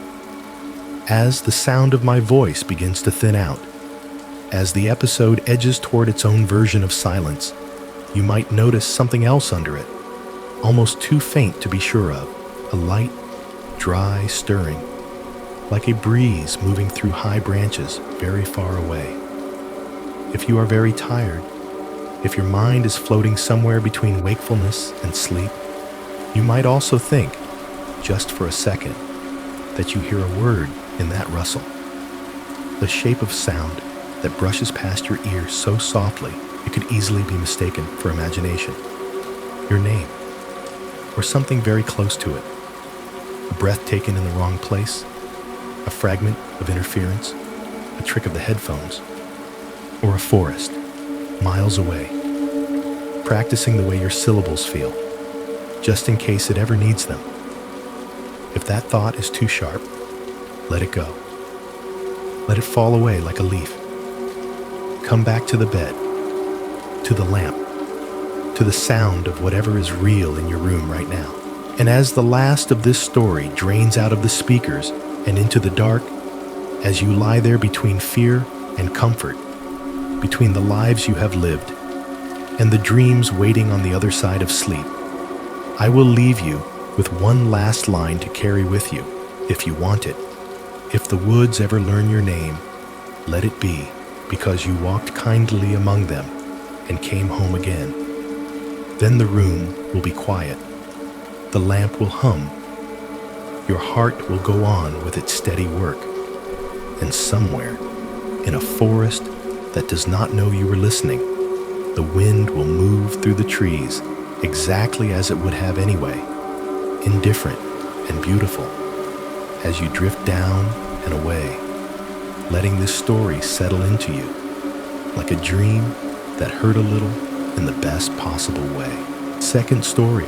Dawn rose slowly over Dry Creek Ranch, as if even the sun hesitated before climbing above this quiet stretch of the high desert. The first light did not burst or blaze. It unfurled. It washed gently over the red earth and painted long shadows behind the cottonwoods, turning the world a soft shade of amber. The sky above was pale and tender, the kind of fragile blue that exists only for a brief few minutes before heat thickens it into something harsher. Everything about the land breathed slowly, the dirt, the wind, even the old buildings. The ranch sprawled across nearly 300 acres, though most of it was open nothingness, flat fields broken by sagebrush, narrow washes carved by storms long past, and fence posts that leaned as if tired from holding history upright. A thin creek cut across the property, shimmering in the early light like a silver thread pulled tight. On the far side of the pasture, a cluster of cattle lifted their heads at the dawn, their bodies shifting in slow, heavy motions, tails flicking lazily at the morning flies. An abandoned windmill stood near the edge of the creek, its blades tapping in the morning breeze. The sound wasn't quite metallic anymore. Time had worn the edges down, softening the rhythm until it almost resembled breathing. Paused breathing, listening breathing. Above it all, dust drifted in small, glowing particles through beams of light, turning the air into a haze of gold. For a moment, the whole ranch looked like a painting, still, warm, sacred in its own quiet way. A place where someone could heal if they were lucky. A place where fear could dry out and crumble like old wood. But the Grays did not feel lucky. Not anymore. Their truck moved slowly up the dirt road, tires crackling over gravel. The engine hummed like something half asleep. Inside, the couple sat close but not touching, their exhaustion settling between them like a third passenger. They had driven out to the ranch only to gather the last of their belongings, things they had left behind when they moved into town months earlier. Tools, linens, a box of family photos, small pieces of their life scattered in a place they had once loved more than anything, a place that no longer loved them back. Mrs. Gray stared out the passenger window as the ranch approached, her eyes catching the early light. Her face was lovely in a weathered way, softened by years of sun and worry. The lines at the corners of her eyes deepened, not from age, but from living too closely to fear. "It looks peaceful today," she murmured. Mr. Gray didn't answer at first. He kept his hands tight around the steering wheel, knuckles pale. His jaw moved slightly, as if he were holding something back. Words, a memory, a tremor. When he finally spoke, his voice was quiet. It always looked peaceful, he said. That was the trouble. The tires rolled past the mailbox, rusted, leaning sideways, name barely visible under a coat of dust. As they turned into the long driveway, the house came into view. A simple, two-story structure with chipped white paint and a porch that sagged a little more every year. Curtains were drawn in every window, even though no one had lived inside for months. The front door hung slightly ajar, but that had become normal too. The desert wind liked to play tricks. They stepped out of the truck slowly. The air smelled of dry grass and warm dirt. Somewhere beyond the barn, a locust buzzed lazily. The quiet hum of insects blended with the distant shifting of cattle. Every sound was familiar. Every sound was soothing. And yet, standing there, Mrs. Gray felt her ribs tighten. Nothing had happened yet. Nothing visible. Nothing threatening. The land simply waited. Patient, curious, silent. They worked in comfortable quiet, gathering the items they came for. A few boxes from the porch. A crate of tools from the barn. Mr. Gray loaded them into the truck, while his wife carried a folded quilt she had stitched years ago. The colors sun-faded, but still warm in her hands. When she bent to place it inside the cab, something brushed the edge of her vision. A shadow. Under the cottonwood closest to the barn. Tall. Still. She straightened slowly and looked toward the tree. Nothing was there. The morning light fell cleanly on the ground. No movement, no shape, no reason for her heart to suddenly trip inside her chest. She rubbed her eyes, forcing a small, embarrassed laugh. Just nerves, she whispered to herself. Just the light. But as she reached for the truck door, she caught her husband watching her from across the yard. He didn't say a word, but she knew he had seen the way she froze. He knew the land had whispered to her again in its quiet, unsettling way. It's the last trip, he said gently. We're almost done. She nodded. She wanted to believe that. She wanted to feel the comfort in those words. But as she closed the truck door behind her, she felt a strange heaviness at the back of her neck, as if the air had thickened there, as if something stood behind her, close, listening. She turned slowly. Nothing. Just dust floating in the sunlight. Just the windmill. Just the pale morning sky. Mr. Gray started the engine. Gravel crunched under the tires. The truck rolled back down the driveway, leaving the house shrinking in the rearview mirror. Mrs. Gray kept her eyes forward, resisting the urge to look back. But the narrator's gaze, quiet, gentle, detached, lingered. It drifted across the porch, the windows, the shifting dust. It drifted toward the open barn door, where darkness pooled like deep water. And in that darkness, something stood, still, tall, watching the Grays leave. Not hostile, not kind, just present, invisible to them, visible only to us. A figure, motionless in the doorway, as the rising sun cast a long shadow across the floor behind it. A shadow that didn't quite match the shape of the thing standing there. Then, as the truck disappeared down the road, the figure leaned slightly forward, listening, as if the ranch itself had taken a breath, as if it were waiting for someone new to come home. Jonathan Ashcroft first heard about the ranch on a night when sleep had given up on him entirely. The clock on the wall of his townhouse in the city showed 2:37 a.m. The world outside his windows was a grid of muted lights and empty streets.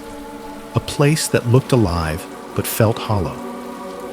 He lay on the sofa with his forearm draped over his eyes, listening to the steady tick of the clock, knowing it would be just as loud at 3 and 4 and 5. The radio was on because silence felt louder. He kept the volume turned low, just enough to fill the room with a soft murmur. A late-night host with a tired voice was interviewing people about strange encounters, lights in the sky, unexplained footsteps, old houses that refused to be quiet. He would have turned it off on another night. But lately, the stranger, the story, the more it distracted him from the raw, quiet ache that hovered just out of reach in his chest. Grief has 1,000 shapes. His was mostly sleeplessness. He did not talk about the loss that hollowed him out. There was a picture on the mantel that he never dusted, because touching it felt like erasing something that should stay frozen. There was a spare bedroom he never opened, and a birthday circled on a calendar from 3 years ago that he still had not thrown away.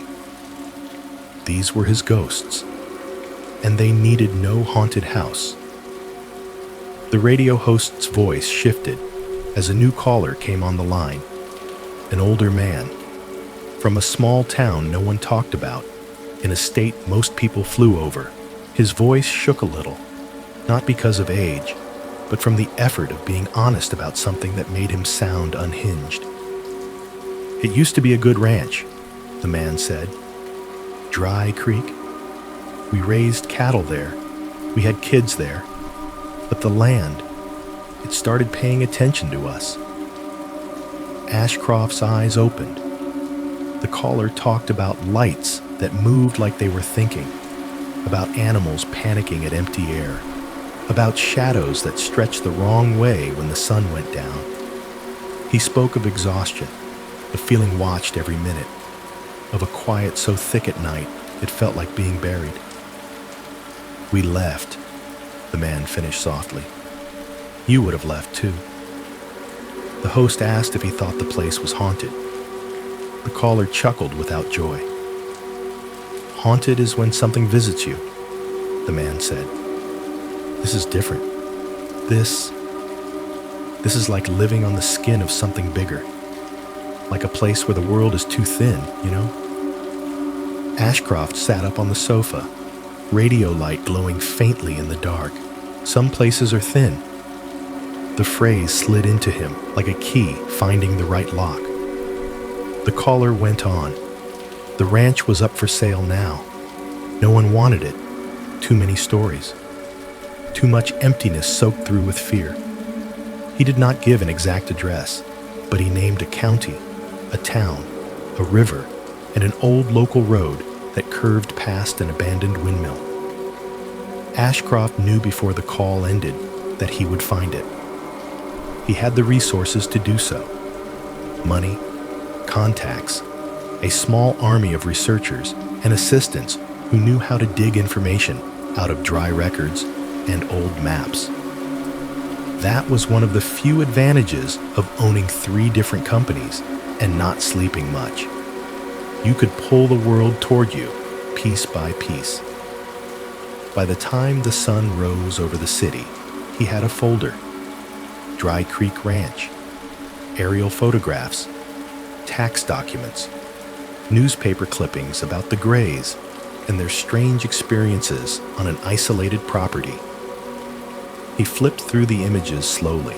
The ranch looked exactly like it had sounded on the radio. Red dirt, cottonwoods, a narrow ribbon of water cutting across the fields. From above, it was almost beautiful. Almost. He put his hand flat on one of the photographs, as if feeling for a pulse. "Some places are thin," he said quietly, "and thin things fray." He did not want to turn it into a tourist trap. He did not want a television show or a haunted hayride. These ideas did not even occur to him.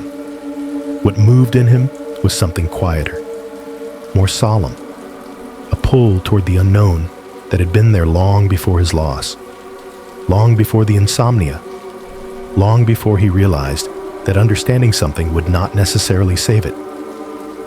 He made a call, then another. Within a week, he was standing at the edge of the ranch with a set of keys in his hand and the wind brushing dust against his shoes. Dry Creek Ranch did not look dangerous. It looked abandoned, and that was somehow worse. The sky was enormous. The air was dry enough to sting the back of his throat. He walked slowly through the front gate, past the listing mailbox, down the familiar gravel drive he had seen in the photos. Each step stirred up small clouds of fine dirt that hung in the sunlight before settling back into themselves. He paused near the house. The porch boards creaked under his weight, but nothing else moved. The curtains remained drawn. A nail in one post glinted like an eye. He kept going. He walked past the house and toward the barn, then beyond it, tracing the faint path of vehicle tracks toward the open paddocks. The creek flashed silver off to his right. The windmill creaked behind him in lazy intervals. And then, quite suddenly, the wind stopped. He felt it before he noticed it. The absence. 1 second, air moved across his face and tugged lightly at his jacket.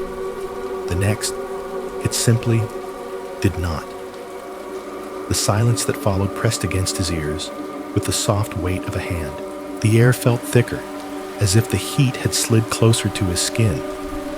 He stopped walking. There was no obvious reason for the shift. No incoming storm, no change in light.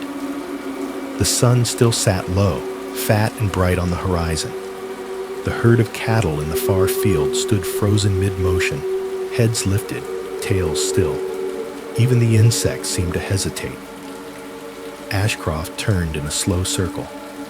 He saw nothing, yet he could not shake the sense that something saw him. It was not the sharp, pricking terror of a predator's gaze. It was something stranger, a deep, measuring curiosity, as if the land itself were tilting its head, examining him from every angle. Not unfriendly, not welcoming either, just attentive. His chest tightened, but not completely with fear. A small part of him, the part that had listened to the call on the radio with a quiet, hungry ache, felt almost understood. "I know," he whispered to no one.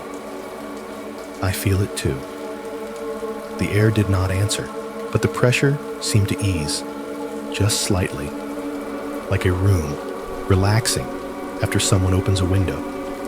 He stayed there for a long time, standing at the edge of the empty pasture, letting the thinness of the place soak into him. It felt, in a way he could not explain, like standing on the border of a room where someone had been crying. You knew you were intruding. You entered anyway. By the time the sun began its slow descent, he had made up his mind. This would not be left to rumor and half-remembered stories. If something was fraying here, he would watch it unravel with instruments, with data, with care, not with mockery.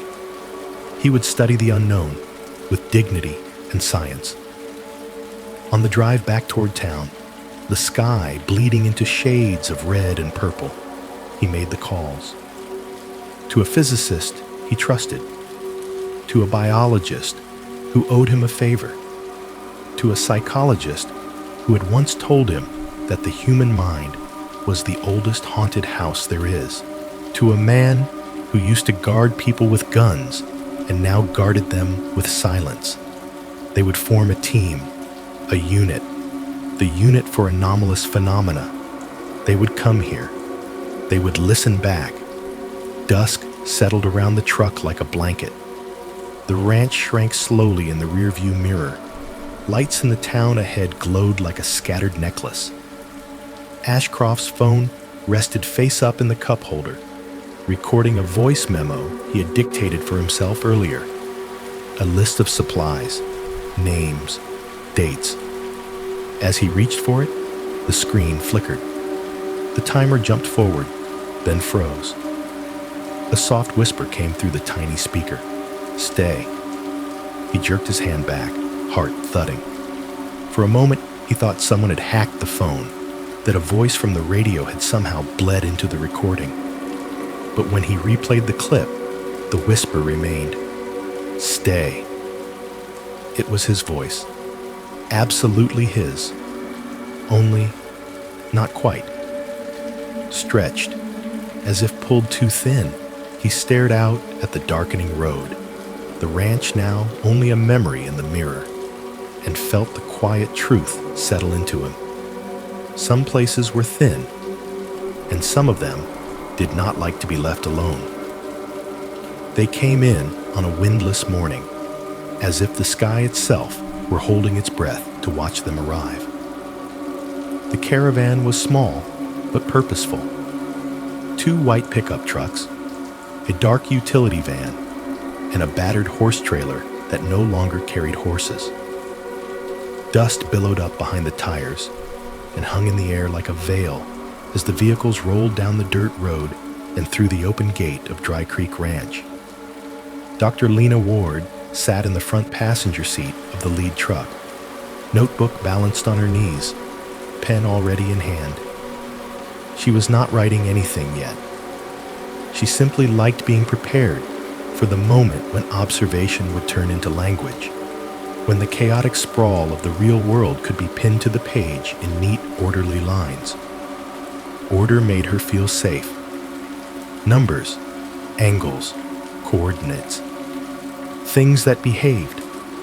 She watched the landscape with the quiet intensity of someone who had spent years staring at the sky through telescopes. The bent fences, the empty porch, the barn door hanging slightly crooked.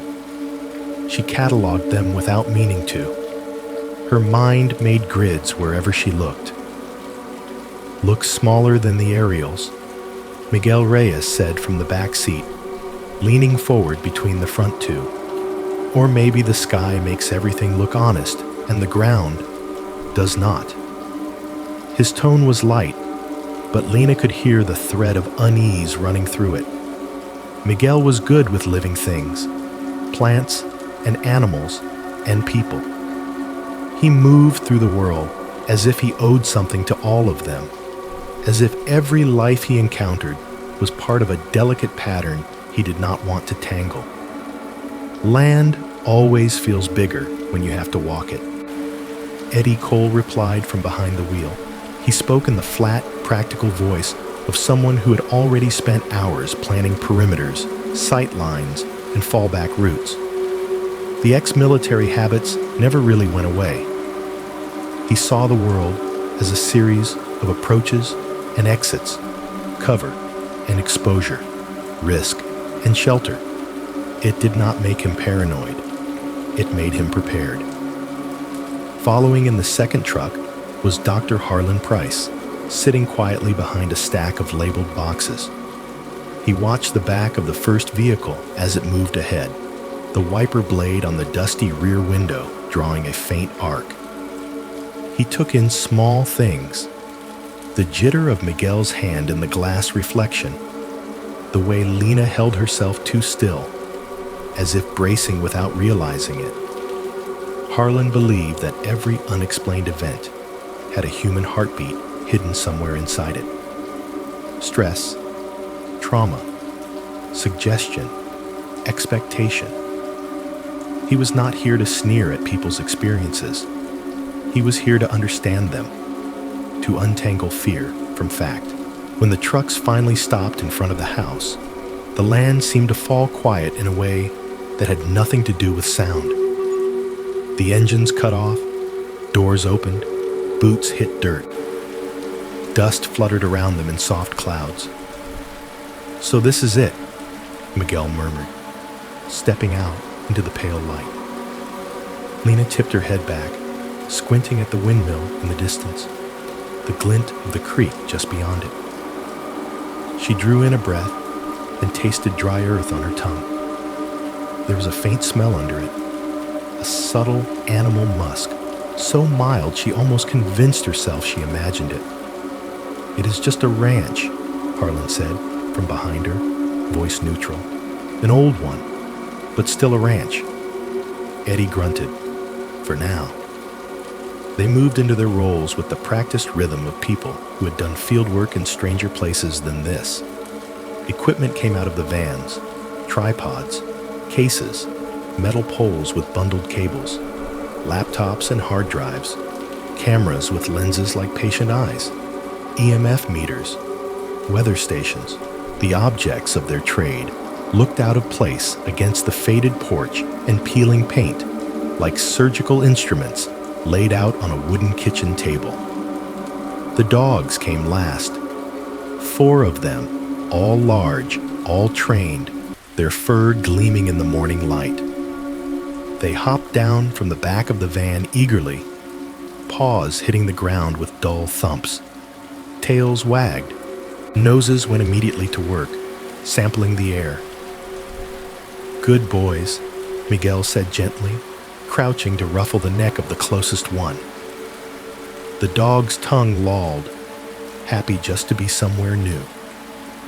They led the dogs across the yard toward the temporary kennels Eddie had set up the previous day with a local contractor.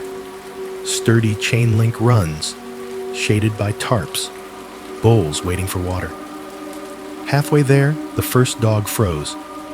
Its tail dropped, ears flattened, eyes widening. A low whine slipped from its throat, high, almost embarrassed, like the sound of someone trying not to cry. "What is it?" Miguel asked, stopping beside it. The dog's paws dug into the dirt. It refused to take another step forward. The second dog followed suit, body tensing, nose lifting into the air.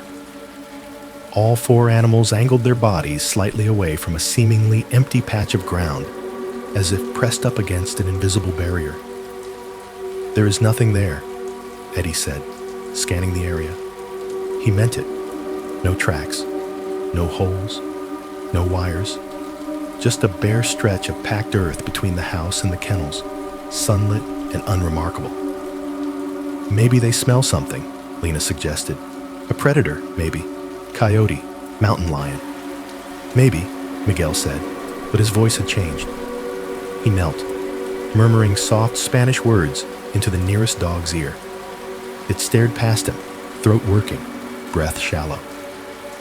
Eventually, with coaxing and patience, they managed to guide the dogs in a wide arc around the patch, giving that piece of ground a wide berth without openly admitting to each other that they were doing so.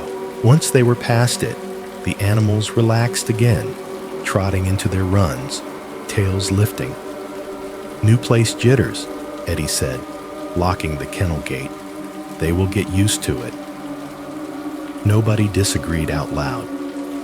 The day passed in the careful chaos of setup. Cables were run from the trailers to the observation posts. Cameras were mounted high on poles near the barn, the house, the corral. One faced the creek. Another watched the fence line. Miguel took soil samples near the paddocks, humming under his breath. At one point, he laid a wrench down on the flat edge of a wooden fence post while he scooped dirt into a bag. When he reached back for the wrench, it was 3 inches to the left. He frowned, looked around. No one was near him, no one close enough to bump the post. He picked the tool up slowly, turning it over in his hand, as if expecting it to feel different. "Everything all right?" Lena called from a few yards away, checking a tripod. "Yeah," Miguel said after a beat. He forced a small smile.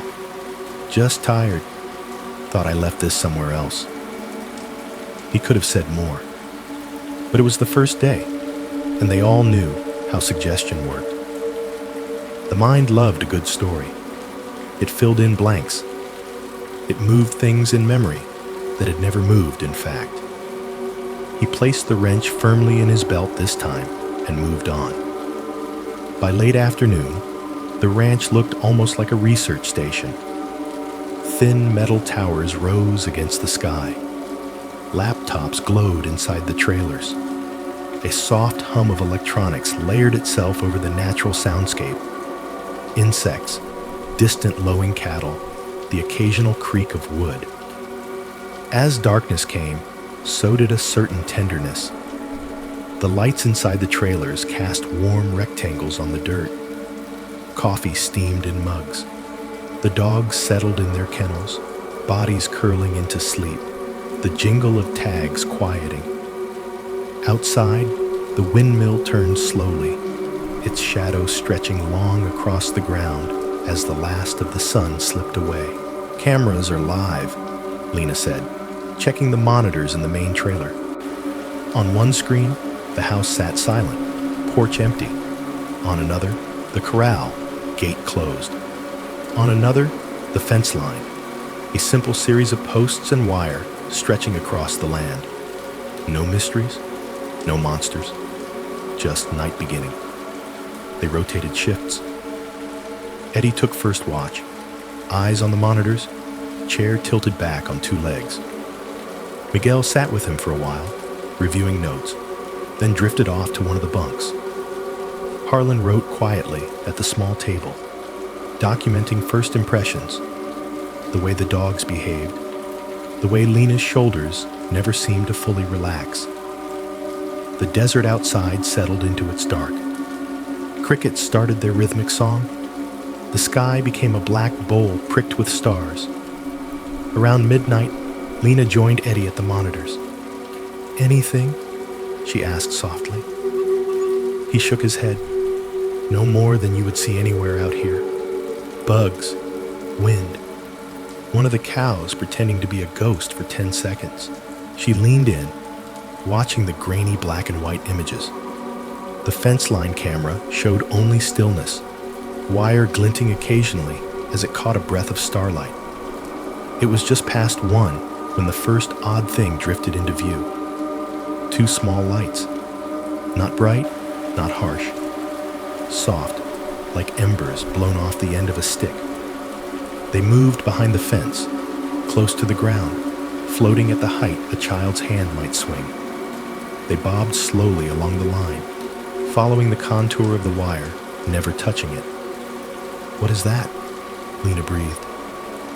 Eddie leaned forward, chair dropping onto all 4 legs. "Could be fireflies." "There are no fireflies out here," she said quietly.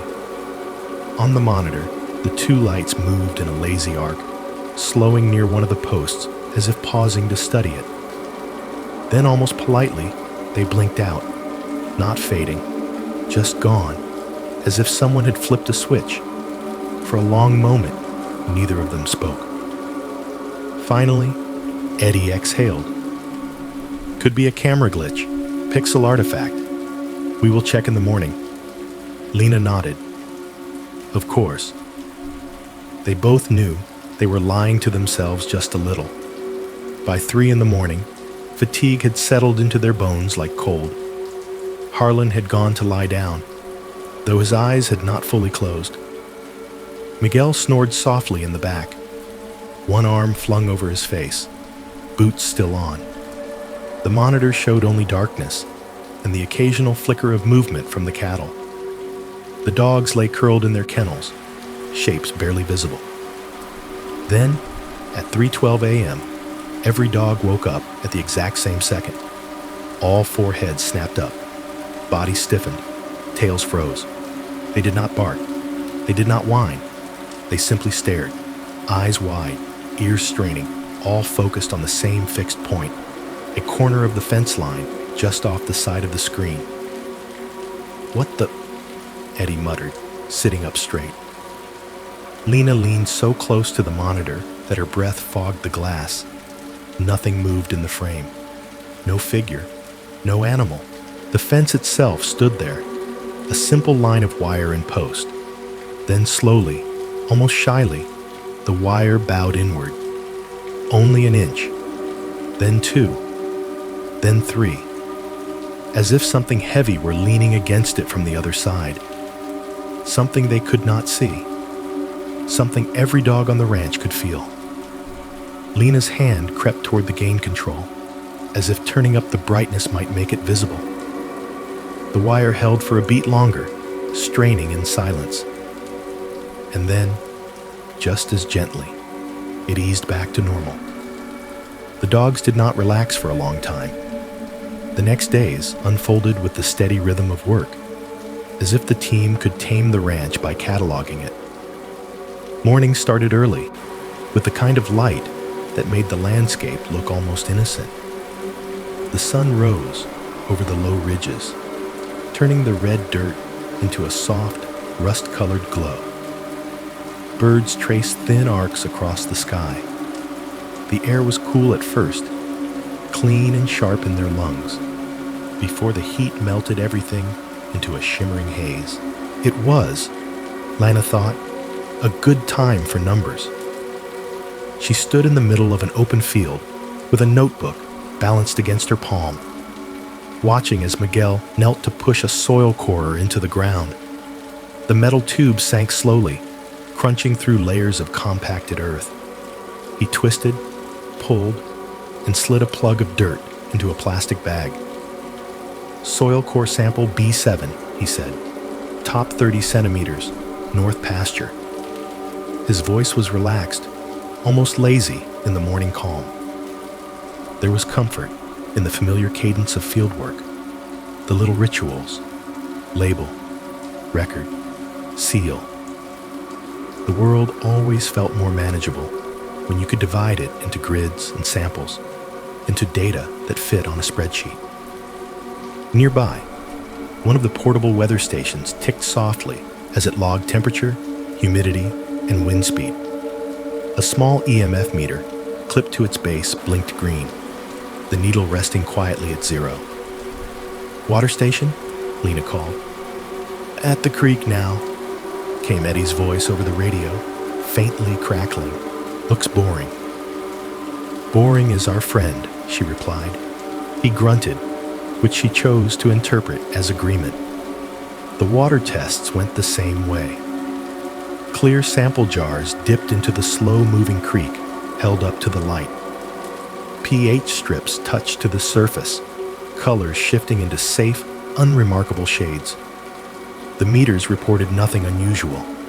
No strange conductivity, no unexpected contaminants. The creek was just water, tasting of minerals and dust, but still water. "Everything normal," Miguel said, capping the last jar.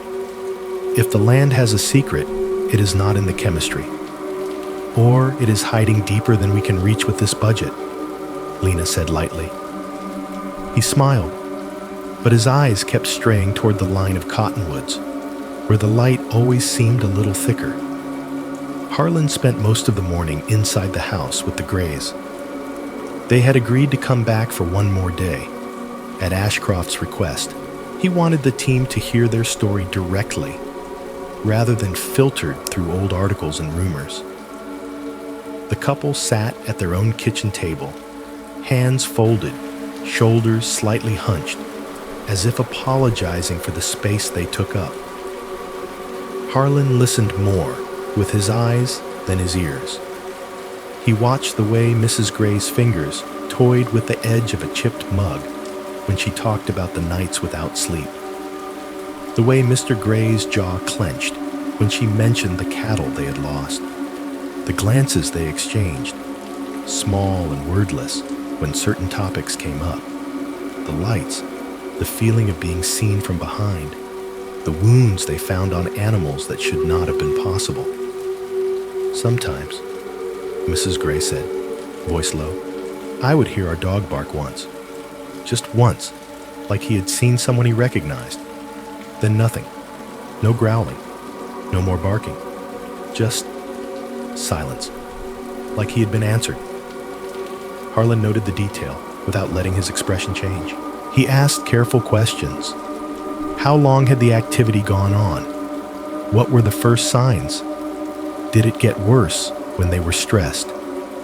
He gently probed for inconsistencies, for signs of shared delusion, for the telltale fingerprints of a story polished by repetition. There were contradictions, of course. Memory is never a perfect instrument. They disagreed about the months certain things happened, about which window the strange glow had appeared in the first time, about whether the knocks on the walls had come in twos or threes. But underneath the blur, there was a raw sincerity that was hard to ignore. They did not seem eager to impress him. They seemed ashamed, almost, to be admitting any of it. We tried to pretend it was in our heads, Mr. Gray said. We really did. But then, he swallowed. Then we found the calf. He did not describe it further. The way his gaze slid toward the window and away again said enough. When they finally stood to leave, Mrs. Gray paused at the doorway. Her eyes moved over the equipment cases stacked in the hallway, the cables snaking under the door frames. You all seem like good people, she said quietly to Harlan. I hope it leaves you alone. Her choice of words, it, singular, did not escape him. He wrote it down later, in small, neat letters. They speak as if there is a center to the phenomena. Not many separate things, but one thing with many faces. Outside, the day grew warmer. Lena moved from spot to spot, like a slow, deliberate shadow, setting up cameras on telescoping poles. She adjusted angles, checked focus, wiped dust from lenses with the hem of her shirt. Sunlight glanced off the metal, sharp and white, making her squint. She stood back to look at her work. One camera watching the barn, one watching the front of the house, one near the corral. Another pointed toward the cottonwoods and the fence line beyond. Each screen in the trailer would show a different piece of the ranch, stitched together into a mosaic of vigilance. Insects hummed around her, buzzing in a lazy, contented way. A grasshopper landed on the tip of her boot, flexing its thin legs. She watched it hop away into a patch of dry grass and thought, not for the first time, how peaceful everything looked when you refused to think about it too hard. Lena, Miguel called from near the paddock. You smell that? She turned her head. The air was still. The sun had climbed high enough to press a gentle weight down on the back of her neck. Heat shimmered over the ground in faint waves. At first, she smelled nothing out of the ordinary. Dust, dry grass, the faint, warm scent of old manure baked into the soil. Then, like a thread woven through the others, she caught it. Musky, animal, faintly sour, as if something had been wet and then left to dry in the dark. It was not overpowering, but it was sharp enough to stand out. Could be a dead jackrabbit somewhere, she said, but her voice lacked conviction. Walk with me, Miguel murmured. They moved slowly, side by side, trying to follow the scent to its source. It seemed to swell and recede in unpredictable ways, growing stronger near a rusted piece of farm equipment, then vanishing entirely a few steps later. They found no carcass, no droppings, no patch of disturbed earth. The smell simply drifted, as if it belonged to something that was not interested in being found. I do not like that, Miguel said quietly. Because we cannot label it? Lena asked. Because it is choosing not to be labeled, he answered. They returned to the main area with their samples and notes, the smell fading behind them like a bad memory. The dogs followed their movements with restless eyes.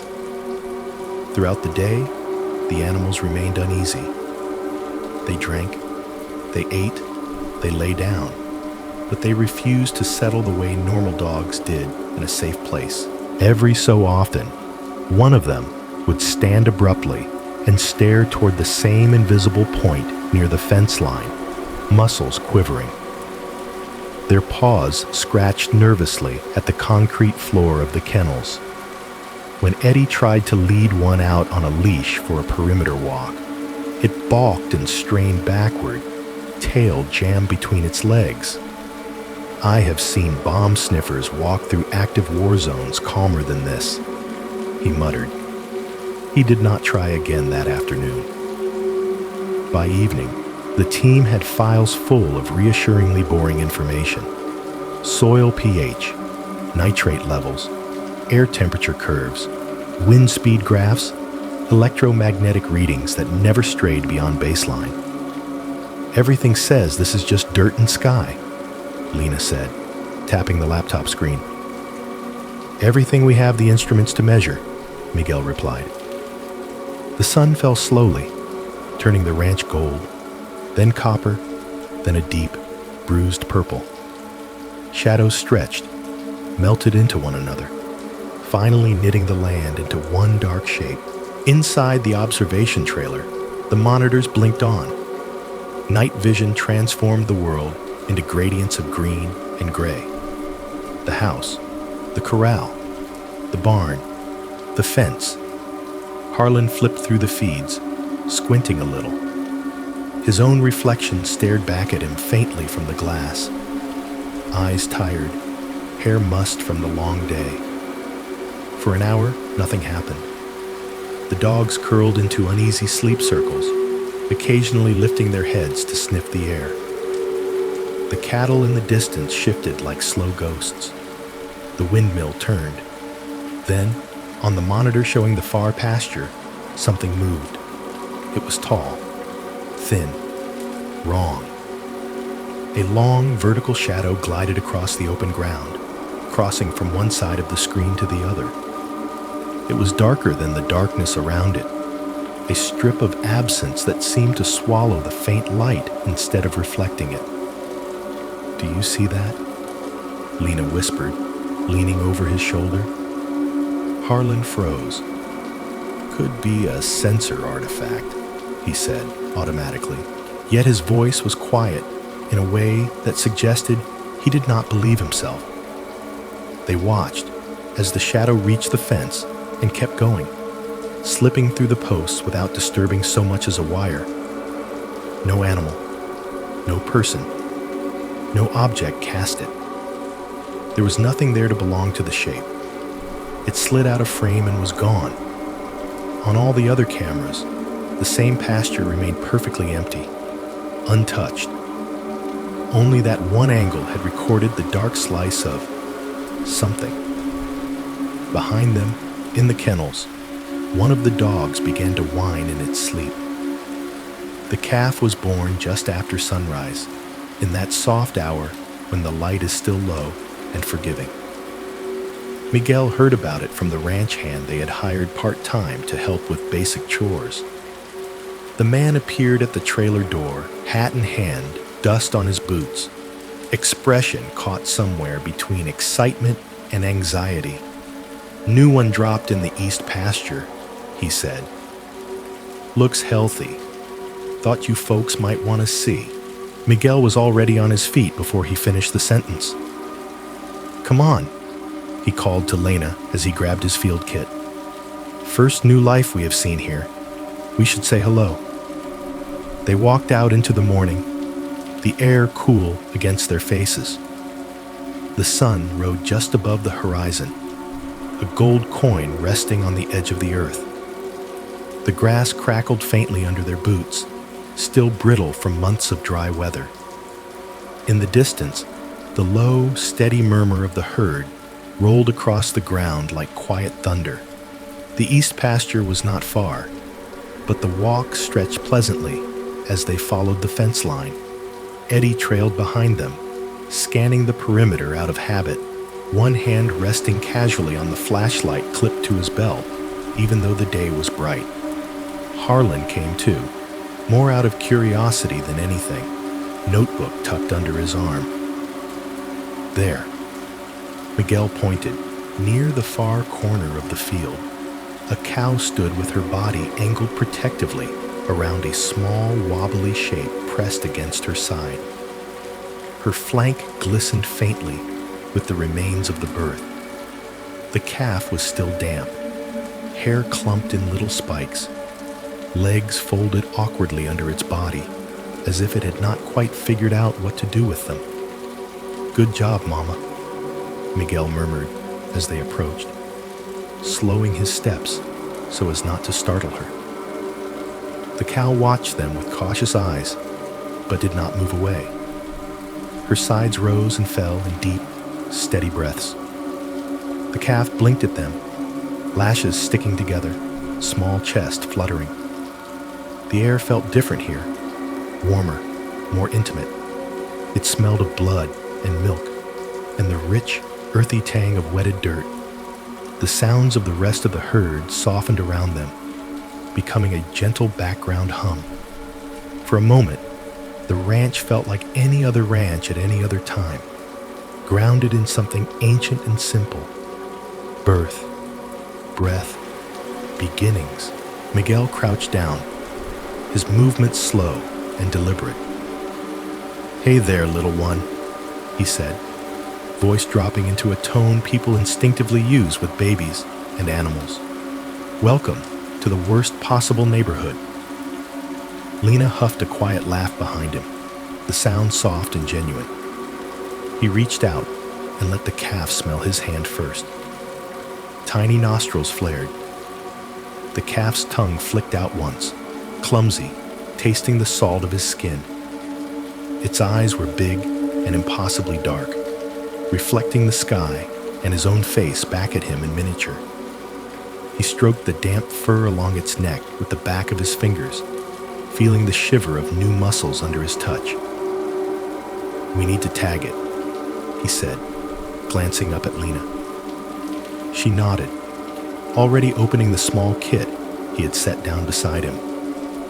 The tagging was quick and practiced. Miguel slipped an arm under the calf's neck, supporting its head gently, while Lena cleaned the tip of the ear. The calf kicked weakly once, confused rather than afraid. The mother cow rumbled a warning low in her chest, but did not move. "This will sting, I know," Miguel said apologetically to the calf, even though it did not understand. The tag clicked through the tender flesh with a tiny, sharp motion. The calf bleated, a thin, offended sound, then calmed again as he rubbed its neck. "Done," Lena said. She double-checked the number imprinted on the plastic, logging it in her notebook. The bright yellow tag wrinkled the edge of the calf's ear, making it look even smaller. Miguel stayed there a moment longer, just petting it. The sun warmed the back of his neck. The world felt strangely like it was holding still, suspended in this one gentle act of care. "Should name it?" Eddie called from a few steps away. "You are already talking to it like it is your child." "Hush," Miguel said, without looking up. "Do not give it ideas." He did not say aloud that naming things made losing them harder. He did not have to. Lena knew. Harlan, watching quietly from the fence, knew. They all carried their own little maps of attachment and risk. Eventually, they stood and stepped back. "Let them bond," Lena said. "We have a fence to check." There was a loose stretch of wire they had noticed on the last sweep, and Eddie wanted to examine the far gate. It seemed easy enough to leave the cow and her calf alone for a while. The herd had spread out to graze. The land lay open and quiet. The sky was kindly blue. They walked away in a loose group, boots crunching in rhythm, conversation turning light. Eddie told a dry story about a base dog that used to steal boots from sleeping soldiers. Harlan shared an old piece of research about how cows recognized individual human faces better than most people realized. Lena mused about the way animals oriented themselves with the Earth's magnetic field. It was ordinary talk, easy, the kind that smooths over the rough edges of a strange place. They fixed the fence, straightened a leaning post, jotted down notes on which sections needed replacement. The sun climbed higher, the heat building slowly, pressing against their sleeves. 40 minutes passed. Then the sound came. It cut through the air like a knife, slicing their conversation mid-sentence. A low, guttural roar that cracked upward into something close to a scream. It was desperate, raw, dragged out of a throat that had no language for the shape of what it felt, the mother cow. Miguel felt it in his spine before his brain caught up. The hairs at the back of his neck rose. His stomach dropped in a way that had nothing to do with reason. He started running before anyone said a word. The others followed. Boots pounded across the hard ground. Pebbles scattered. The sound came again, shorter this time, higher, edged with frantic confusion. The kind of noise an animal makes when the world has flipped upside down. They rounded the gentle rise that had hidden the small hollow of the birth site from view. The cow stood exactly where they had left her. Same patch of ground, same tilt of her head, but everything else had changed. Miguel slowed as if he had hit an invisible wall. The calf lay at her feet. It was on its side, legs stiff, ears still. Its body was smaller, somehow, than it had been less than an hour before, as if something had taken away more than flesh and left the outline collapsed. At first, his mind tried to reinterpret what he was seeing, a trick of light. The calf is under something, wrapped in something, sleeping in some awful position. Then the details snapped into horrifying clarity. Its torso was open. No, not open. Gone. From the base of the neck down to the hindquarters, the calf was hollow. The cavity where its organs had been was scraped clean. The interior, a smooth, raw chamber. No chunks of tissue. No glistening ropes of intestine. Just white rib bones gleaming like ivory bars, arcs of them fanning outward in a gruesome cage. There was no blood. The dirt around the calf was dry. No dark stain, no soaked patches. Even the hair around the edges of the wound was barely discolored. It looked as if someone had taken the inside out without allowing a single drop to spill. Lena stopped beside him, breath leaving her in a harsh sound. "Oh God," she whispered. Her voice fractured on the last word, the syllable splitting like brittle glass. She pressed the back of her wrist against her mouth, eyes wide and wet, as if she could push the image away by physically blocking it from entering her. Eddie swore softly under his breath. The mother cow paced in a small, hopeless circle around the calf, hooves scraping the dirt, nostrils flaring wildly. She kept nudging the tiny, bloodless flank with her nose, trying to coax a response that would never come. "This is not..." Harlan's voice faded. He swallowed hard. He stumbled away a few steps, hand clamped over his mouth.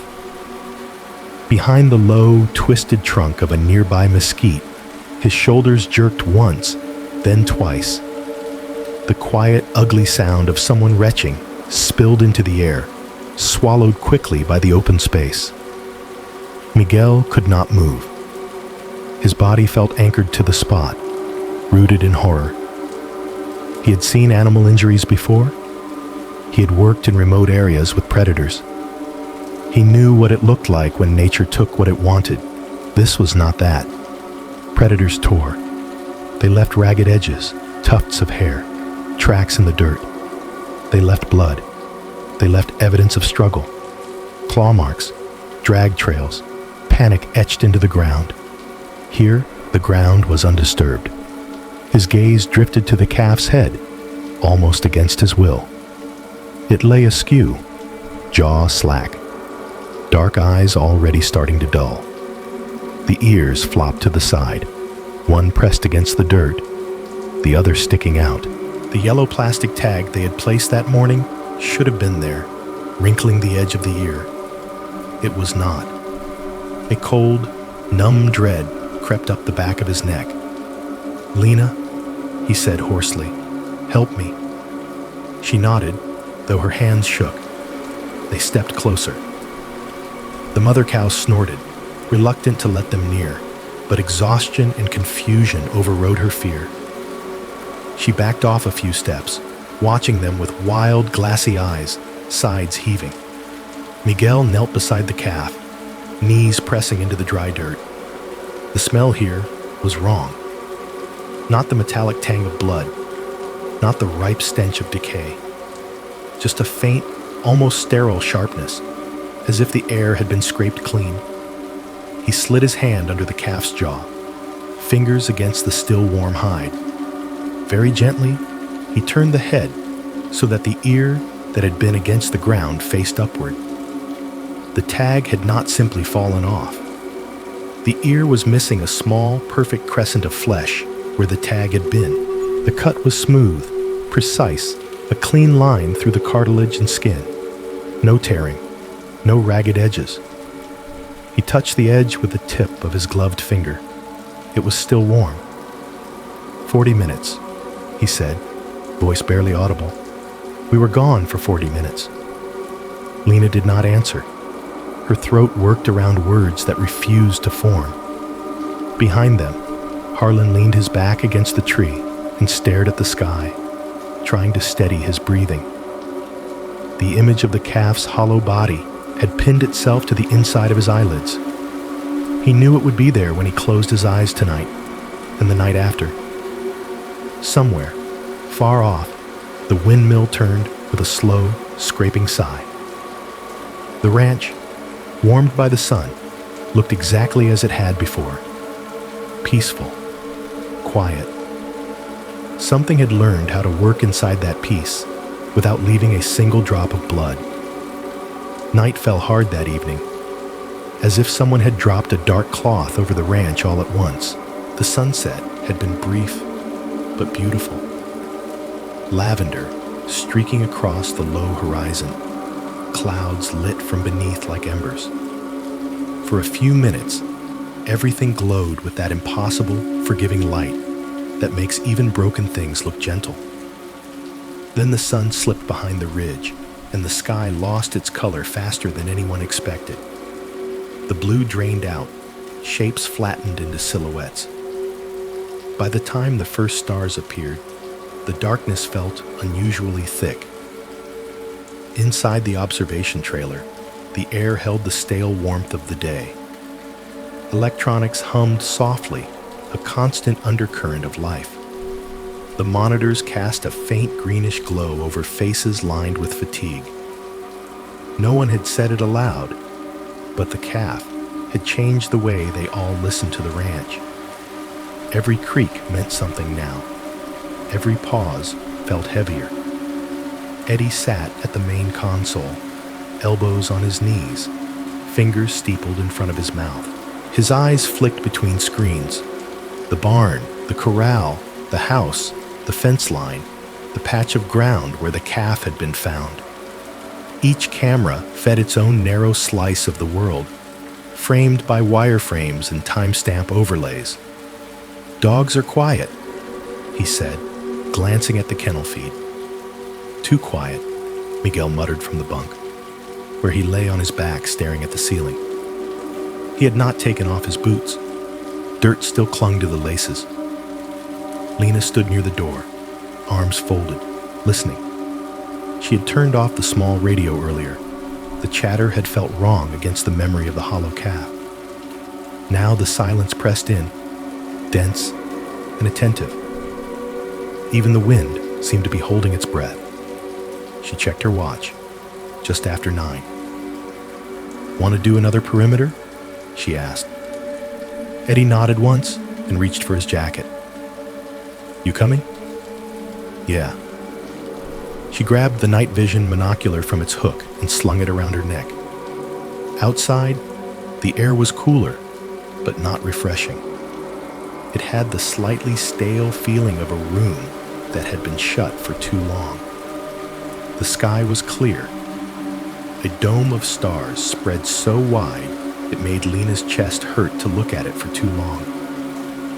The kennels sat a short walk from the trailers, their chain-link walls gleaming faintly in the starlight. As Lena and Eddie approached, the dogs rose to their feet one by one, as if pulled up by strings. At first, she thought they were excited to see them. Then she saw their ears, flattened against their heads, tails stiff, not wagging, muscles bunching under their fur, as if they were bracing for an impact that had not arrived yet. Their eyes were wide, reflecting the smallest scrap of light, pupils huge. "Hey," Eddie said, voice low and soothing. "Easy, easy, boys." They did not move toward him. If anything, they pressed farther back into the rear corners of their runs, claws scraping against concrete, bodies hunkered low. One of them emitted a thin, continuous whine, barely audible, more vibration than sound.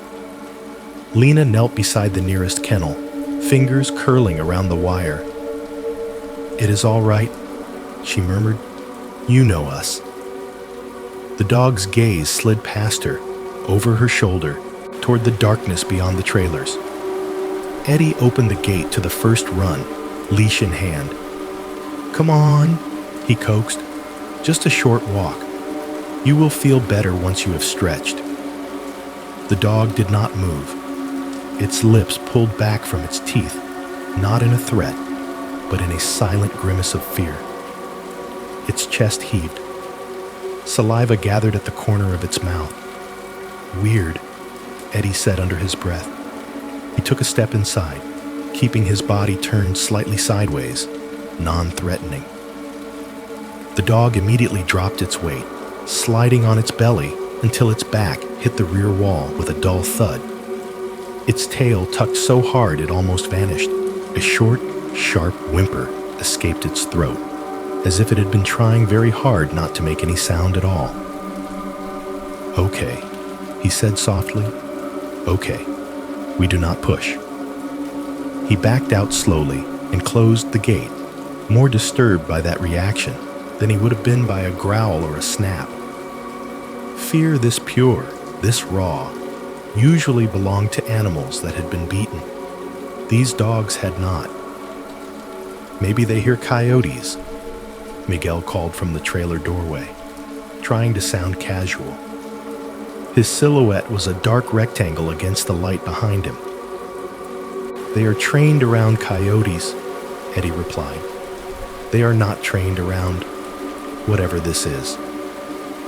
The night around them felt restless without moving, the kind of stillness that has too much in it. Lena lifted the night vision monocular to her eye and scanned the area beyond the kennels.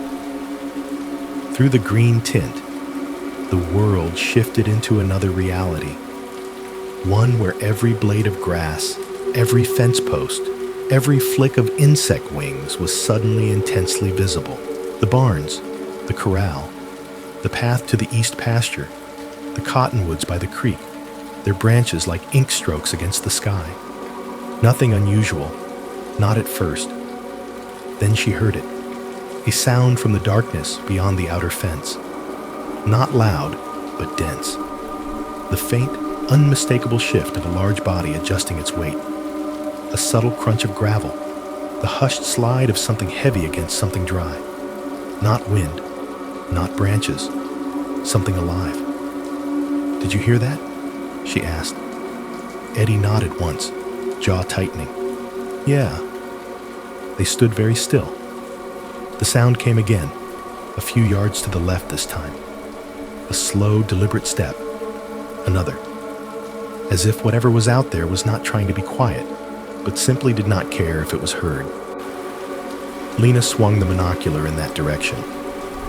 Behind the nearest line of scrub bushes, the world shifted. For a second, she thought it was a trick of the device, an overexposed patch, a glitch. But no, there it was, a shape, crouched low between two bushes, partially obscured by branches. It was taller than a man even in that position, shoulders hunched in a way that looked wrong, as if the joints bent where they should not. The outline was all wrong angles and too long limbs. No reflected eyes, no muzzle, nothing she could easily name. It was not moving. It was too still for any animal she knew. The kind of unnatural stillness that suggested either a photograph or something that was very, very aware of being watched. Her mouth went dry. "Eddie," she whispered, "something is at our 10 o'clock, behind the scrub line." He moved only his head, keeping his body outwardly relaxed. "Person? Animal? I do not know," she said. "Height of a person, but the proportions are off." She blinked once, eyes stinging. The shape was gone, not shifted, not stepped away, not faded, just gone. The monocular showed only the wavering forms of the bushes, rustling faintly in a breeze she could not feel on her skin. The patch of ground where the figure had been was empty. Her heart thumped loud enough that she could feel it in her throat. "Did you see it move?" Eddie asked quietly. "No," she said. "That is the problem. It was there, and then it was not." Behind them, the dogs had fallen utterly silent. No whines, no panting. Just the faint clink of a collar as one of them shifted its weight, still glued to the back of the kennel, refusing to step forward. After a few more minutes of listening, of hearing nothing but their own breath and the distant ticking of the windmill, they retreated to the trailer. Inside, the glow of the monitors felt almost harsh after the star-drenched dark. The cameras watched with their unblinking eyes, feeding narrow rivers of pixels into the recording system. Eddie slid into his chair and brought up the feed covering the area where Lena had seen the shape. "Time?" he asked. "About 21:47, she said. He scrubbed back through the footage, watching the green-tinted world rewind. Bushes swayed backward. A moth zipped in reverse. The dogs shifted in their kennels. Then forward again, this time frame by frame. Fence, bushes, grass, empty strip of land, no shape. "I do not understand," Lena murmured. "I saw it." "Maybe the angle was just outside the camera's field of view," Harlan offered from the table where he had been writing. "Night vision gear and camera lenses do not always match." "Maybe," Lena said. But she remembered exactly where the bushes were, exactly where the figure had crouched. The camera should have caught at least a piece of it, a limb, a shadow. "Check the audio," Miguel said quietly. He stood just inside the door, arms folded, as if unsure whether he wanted to be in or out. Eddie nodded and isolated the sound channel for that time frame. He put on headphones and dragged the cursor slowly across the timeline, listening to the low rush of static, the occasional click of distant metal cooling, the far-off murmur of cattle. Then his hand stilled on the mouse. His shoulders tensed. "What?" Lena asked. He did not answer right away. He rewound a few seconds and played it again. His eyes narrowed, not in skepticism, but in concentration. After a moment, he pulled the headphones off and switched the audio to the main speakers. "Just listen," he said. They leaned in, unconsciously. The trailer seemed to shrink around them, walls inching closer. At first, there was only the ambient noise of the night, a faint buzz, a soft hiss, a distant creak, the almost inaudible click of the windmill turning, captured as a tiny rhythmic bump on the track. Then, barely audible beneath it all, something else. A breath. Not quite human, not quite mechanical. A soft syllable formed in the narrow gap between sounds. "Closer!" The word was a whisper, stretched thin, as if it had traveled a very long way through something that did not like carrying sound. It was not loud, but it was unmistakable. closer. The hair rose on Lena's arms. That is not any of us," she said slowly. "No," Eddie agreed. Harlan stared at the monitor, his pen motionless over his notebook. "Regardless of what we think we saw," he said quietly, "something out there is making invitations." The room fell silent again. Outside, beyond the thin walls of the trailer and the circle of their lights, the ranch lay in its heavy listening darkness, waiting to see if they would accept. By the time the first frost came, the ranch had begun to feel like a place with two faces. In the daylight, it was all the familiar things it looked like from the road. Rust-red soil, silver creek, cottonwoods shaking their yellowing leaves into the wind. The cattle grazed, the fences stood, the house wore its peeling paint with weary dignity. You could almost believe the calf had been some grotesque anomaly, a one-off horror in an otherwise normal world. Almost. At night, the second face emerged. The air seemed to thin in some places and thicken in others. Distances felt wrong. Sounds had a way of traveling too far or not far enough, like whispers in a hallway that changed direction mid-echo. On that particular night, the cold came down sharper than usual. The stars were pinpricks of hard, icy light in a sky scrubbed clean. The moon hung low, thin as a sickle. You could see your breath, even when you stood inside the trailer for too long and opened the door. Eddie noticed these things because noticing was his job. He walked the perimeter with a flashlight in his hand and a rifle slung across his shoulder, the way other people carried umbrellas. The beam cut a steady path through the dark, bouncing off fence posts, catching the brief flash of an insect's wing or the faint gleam of the creek in the distance. When he exhaled, his breath rose in pale plumes, quickly torn apart by the cold. The dogs had refused to leave their kennels again.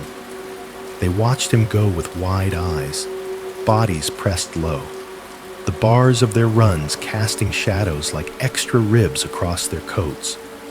He had stopped trying to drag them out. There was a point at which forcing courage into someone else became cruelty.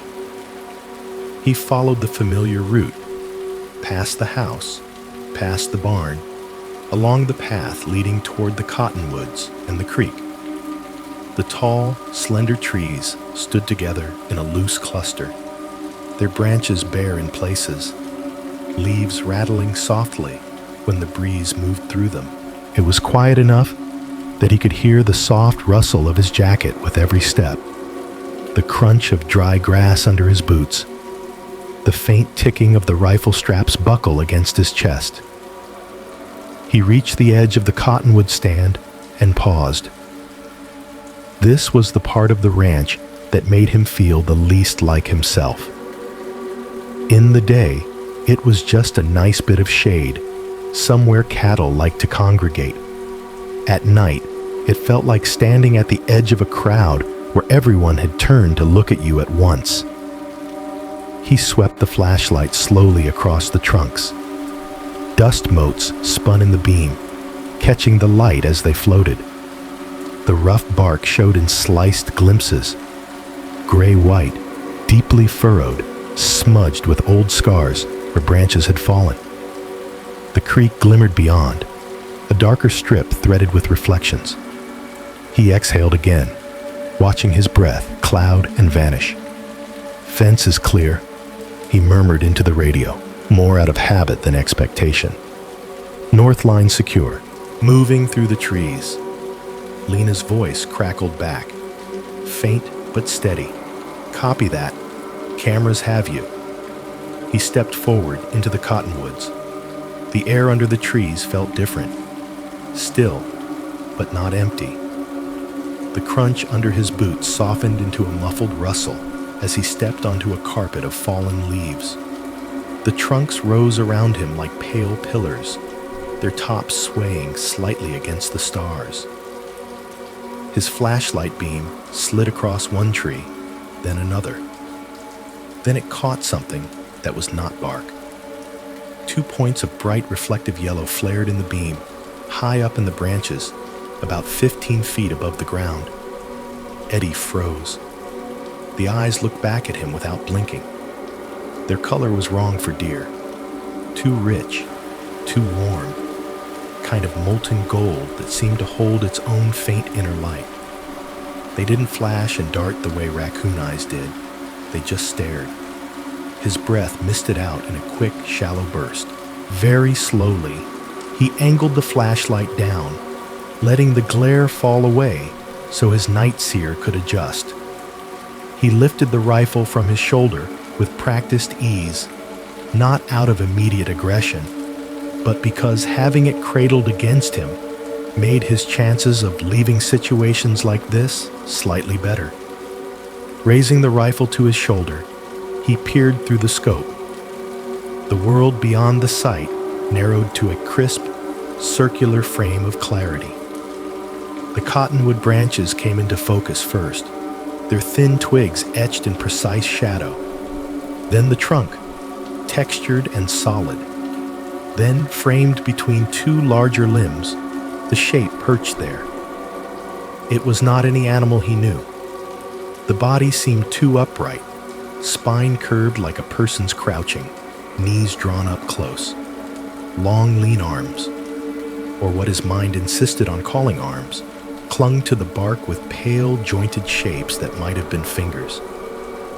The shoulders were high and narrow.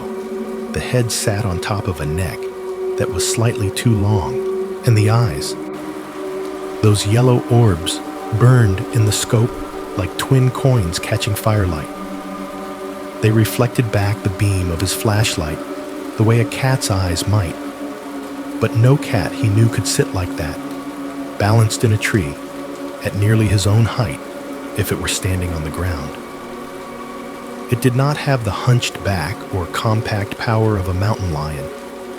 It did not have the snout of a coyote or the antlers of a deer. It was bipedal.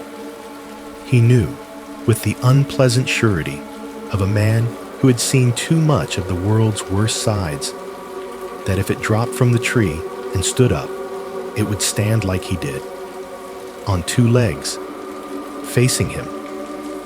The hair on his arms lifted under his sleeves. Behind him, the radio hissed faintly, like someone inhaling.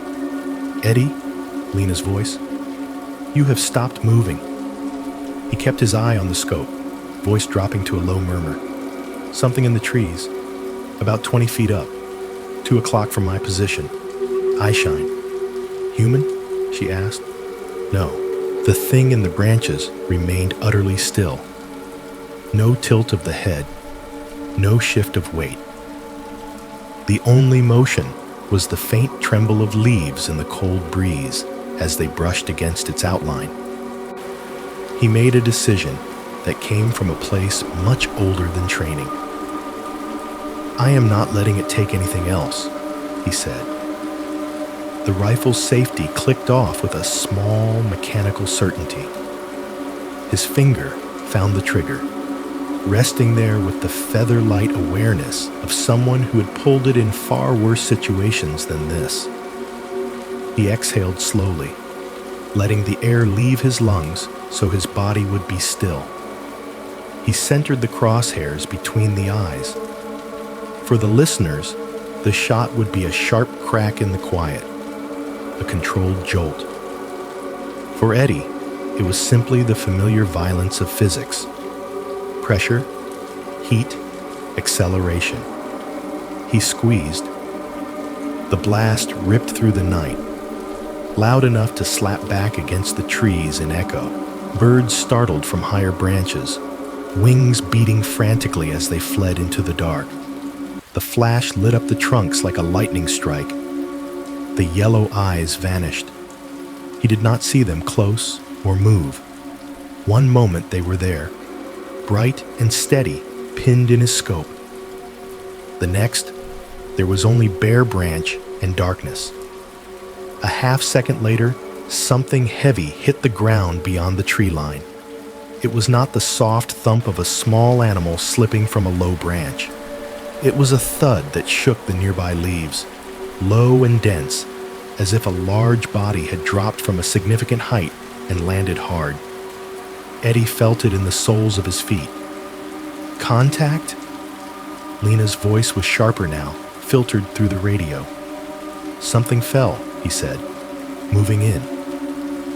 He advanced carefully, flashlight sweeping the trees, rifle held ready but not flailing.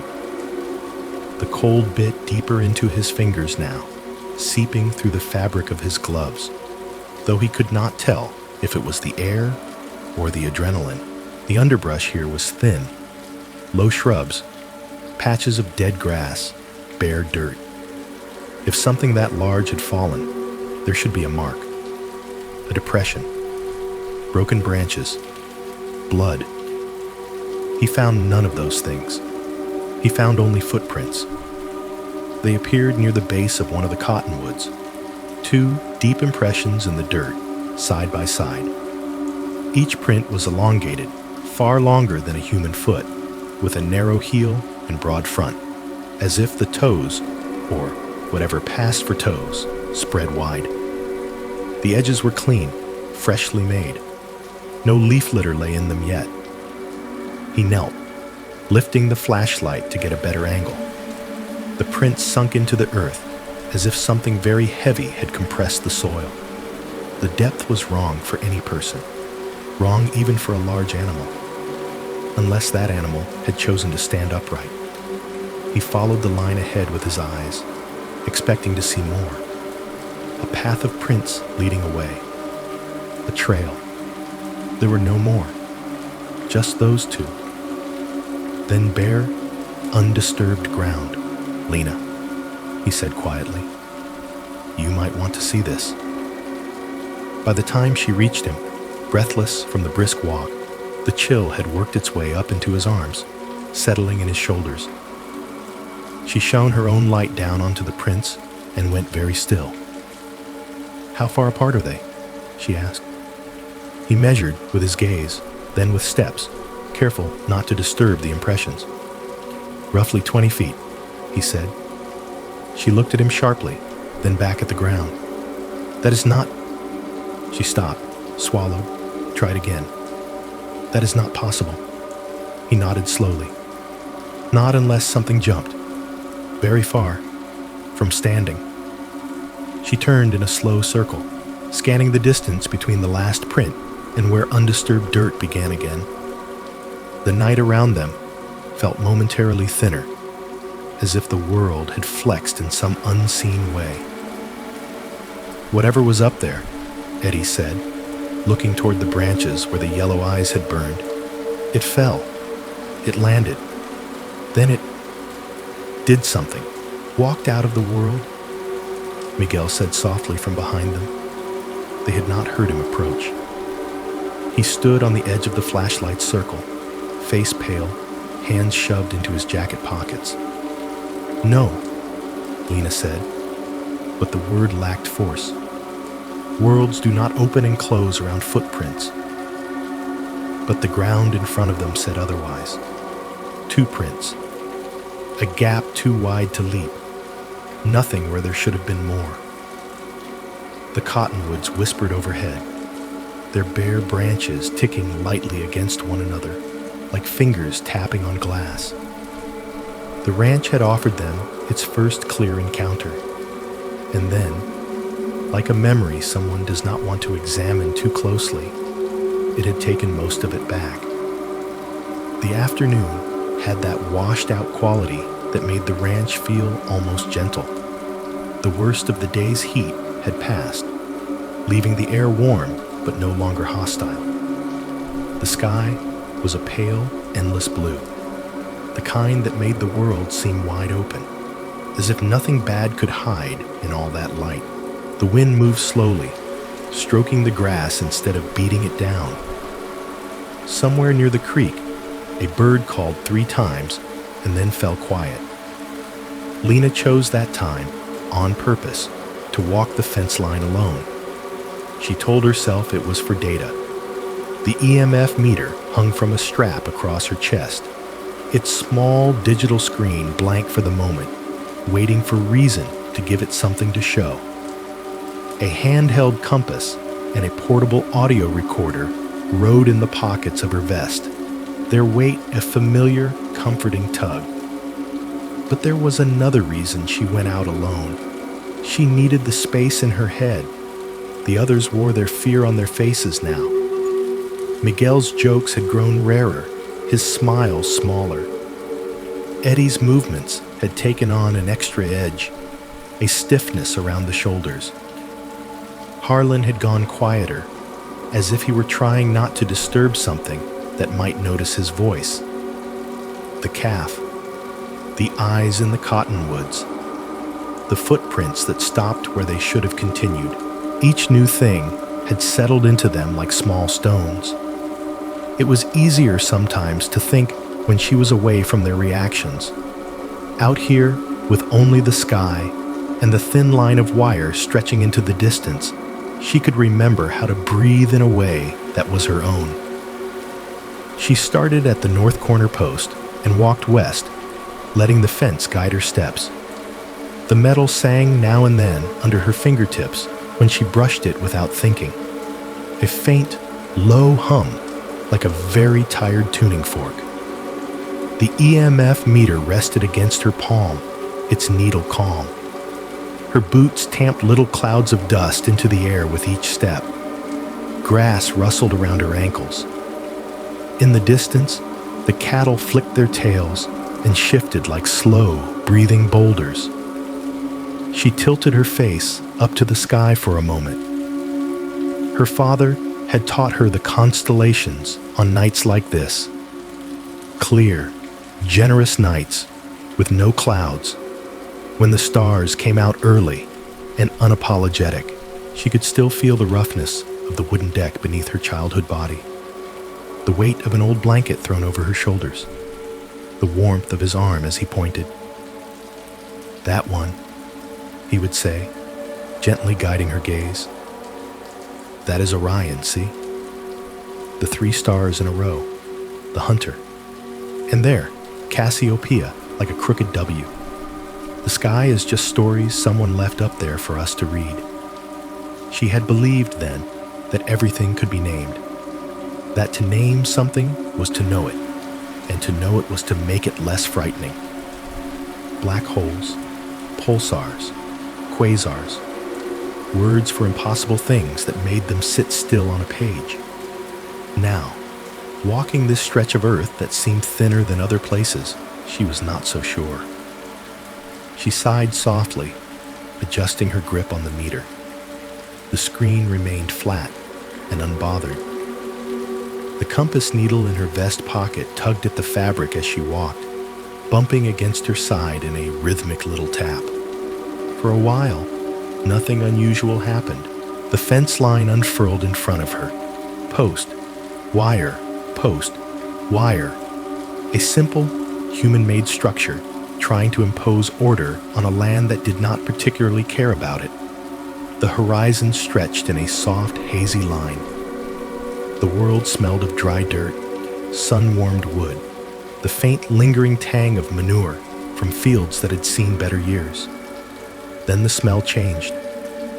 It rolled over her in a slow wave, not sudden, but undeniable. A musky odor, thick and sour, threaded through the ordinary scents. It had an animal quality, but not one she could immediately place. Not dog, not cattle, not the sharp, rank tang of predator scat.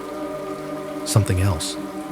Something that reminded her of fur left damp too long, of breath in a closed space. She stopped walking without thinking. The EMF meter twitched in her hand. The needle jerked once, then began to dance in a way it had not all day. Numbers on the tiny screen flickered and jumped. Small black numerals turning into nonsense for a heartbeat, before settling at a level noticeably higher than baseline. A breeze touched her face. It should have dispersed the smell. It did not. The musk clung to the back of her throat. She slid her free hand into her vest pocket and pulled out the compass. The needle spun. Not wildly, not like a movie effect. It turned in a smooth, slow circle, unable to decide where north might be. It drifted past each cardinal direction as if giving them equal consideration, then circled again. No tremor, no final decision. "Okay," she whispered, mostly to herself. "You are seeing this, at least." She reached up and tapped the small audio recorder clipped to her collar, making sure the red light was on. It was. The device blinked steadily, promising to catch her observations. The sound of the meter, the way her own voice shook more than she wanted it to. She started walking again. The presence came with her. She did not hear footsteps. That would have been almost comforting. Something to locate, to track, to rationalize. What she felt was movement, the subtle shift in the air that happens when another body occupies space close to yours. Her senses, sharpened by too many long nights in this place, tried to map it. It was to her right, half a step behind, too close to be an animal walking casually, too steady to be a branch swaying. The musky smell stayed with her, never intensifying, never receding, as if whatever carried it had matched her pace exactly. She stared straight ahead at the fence, at the way the wire caught the light. One step, another, another. The sensation matched her stride perfectly, like a shadow that had decided to walk slightly out of alignment with her body. She stopped. It stopped. The air around her seemed to tighten, like a lung halfway through an inhale, waiting to decide whether to take in more or let it all go. Very slowly, she turned her head to the right. Nothing was there. Just empty space, shimmering faintly with heat. A patch of grass bowing in the faint wind. The line of the fence continuing on, indifferent. But her skin knew better. Every hair along her arms, along the back of her neck, along her spine, every tiny sensor her body had quietly built over a lifetime, told her that something occupied that space, something tall, something standing close enough that, if it reached out, it would not have to extend its arm very far to touch her shoulder. Her heart hammered in her chest, not wildly, but with a strong, deliberate insistence. Her fingers tightened around the EMF meter until the plastic creaked. She swallowed. "Okay," she said, and heard the tremor in her own voice. "Okay, if you are there, I know how this works. You get closer when we pay attention, right? You want a reaction." She stood her ground. The ranch had taken a calf without a sound. It had played with their cameras, with their sense of distance, with their definitions of movement. She could not wrestle it or outrun it. The only tool she had was her resolve to witness. She drew in a long, slow breath through her nose, filling her lungs deliberately, feeling the coolness of the air flow down her throat. Something inhaled beside her. It was not a faint, imagined echo of her own breath. It was distinct, close, deep and wet, like air being drawn through a throat that had more tissue than it should, more folds, more warmth. The sound scraped softly at the edge of hearing, the way a low note from a large instrument can be felt in the bones more than heard with the ears. Her eyes flooded with involuntary tears, her body's primal reaction to the sensation of someone, something, standing in her personal space, sharing her air. She did not move. Her field training, her stubbornness, her anger at the calf's empty ribs, all braided together into a thin rope that held her in place. The EMF meter continued to flicker, numbers jittering a few points above normal, as if a small storm were taking place inside a box she could not open. The presence did nothing else, It did not touch her. It did not speak. It simply breathed with her for 3 more cycles, in and out, as if curious about the feel of it, the rhythm, the shared act. Then, as quietly as it had arrived, it was gone. The musky smell thinned, dissipating into the wider scent of dust and sunburned grass. The EMF meter's needle eased back toward baseline. The compass needle shuddered once, and like someone returning from a long, strange dream, found north again and stayed there. Lena realized only then that her knees felt weak. She walked back to the trailers on legs that did not quite feel like they belonged to her. The sun had dipped lower, turning the light more golden. The world looked unchanged. The house sagged. The barn loomed. The windmill turned. Nothing on the surface suggested that anything had been at her side, breathing. Inside the trailer, she sat down at the console and pulled off her vest with quick, fumbling fingers. The audio recorder was still blinking. She stopped it and plugged it into the laptop, hands steadier now that the task was familiar. "Rough walk?" Miguel asked from the bunk, watching her. "Interesting," she said, which was the smallest possible word for what had happened. She scrubbed through the recording, looking for the section marked by the tiny spike where she had tapped the microphone. There, just before her own, whispered, "Okay." She turned the speakers up and pressed play. The ranch's ambient noise filled the room. Wind hissing gently through dry grass, distant cattle, the faint click of her footsteps. Her own breathing came through, shallow at first, then slowing as she tried to steady herself.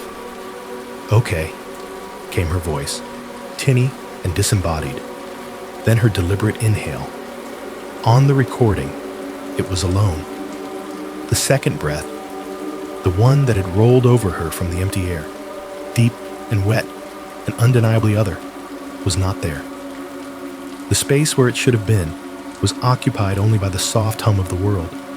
She frowned, rewound, played it again. Same result. Her breath. Silence. Her breath. Silence. "It did not want to be heard," she said quietly. Miguel came to stand beside her, watching the waveform scroll past. Eddie hovered near the doorway, arms folded. "Or it did not want us to have proof," Eddie murmured. Lena listened one more time to the strange, conspicuous absence of that second breath. The ranch had not just touched their lives. It had chosen which parts of that touch could remain. It had, in its own way, edited itself out. The first howl came so suddenly that for a heartbeat, everyone thought it was a human scream. It ripped through the quiet of the evening, rising from the kennels with a raw edge that made the thin trailer walls vibrate. Lena's pen jerked in her hand, leaving a sharp line across the margin of her notes.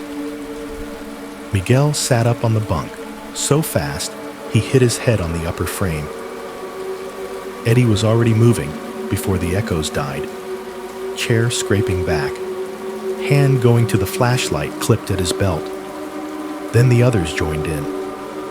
All 4 dogs howled at once, a wild, layered sound that seemed too big for their bodies. It was not the organized baying of hounds on a scent, nor the sharp, angry bark of warning.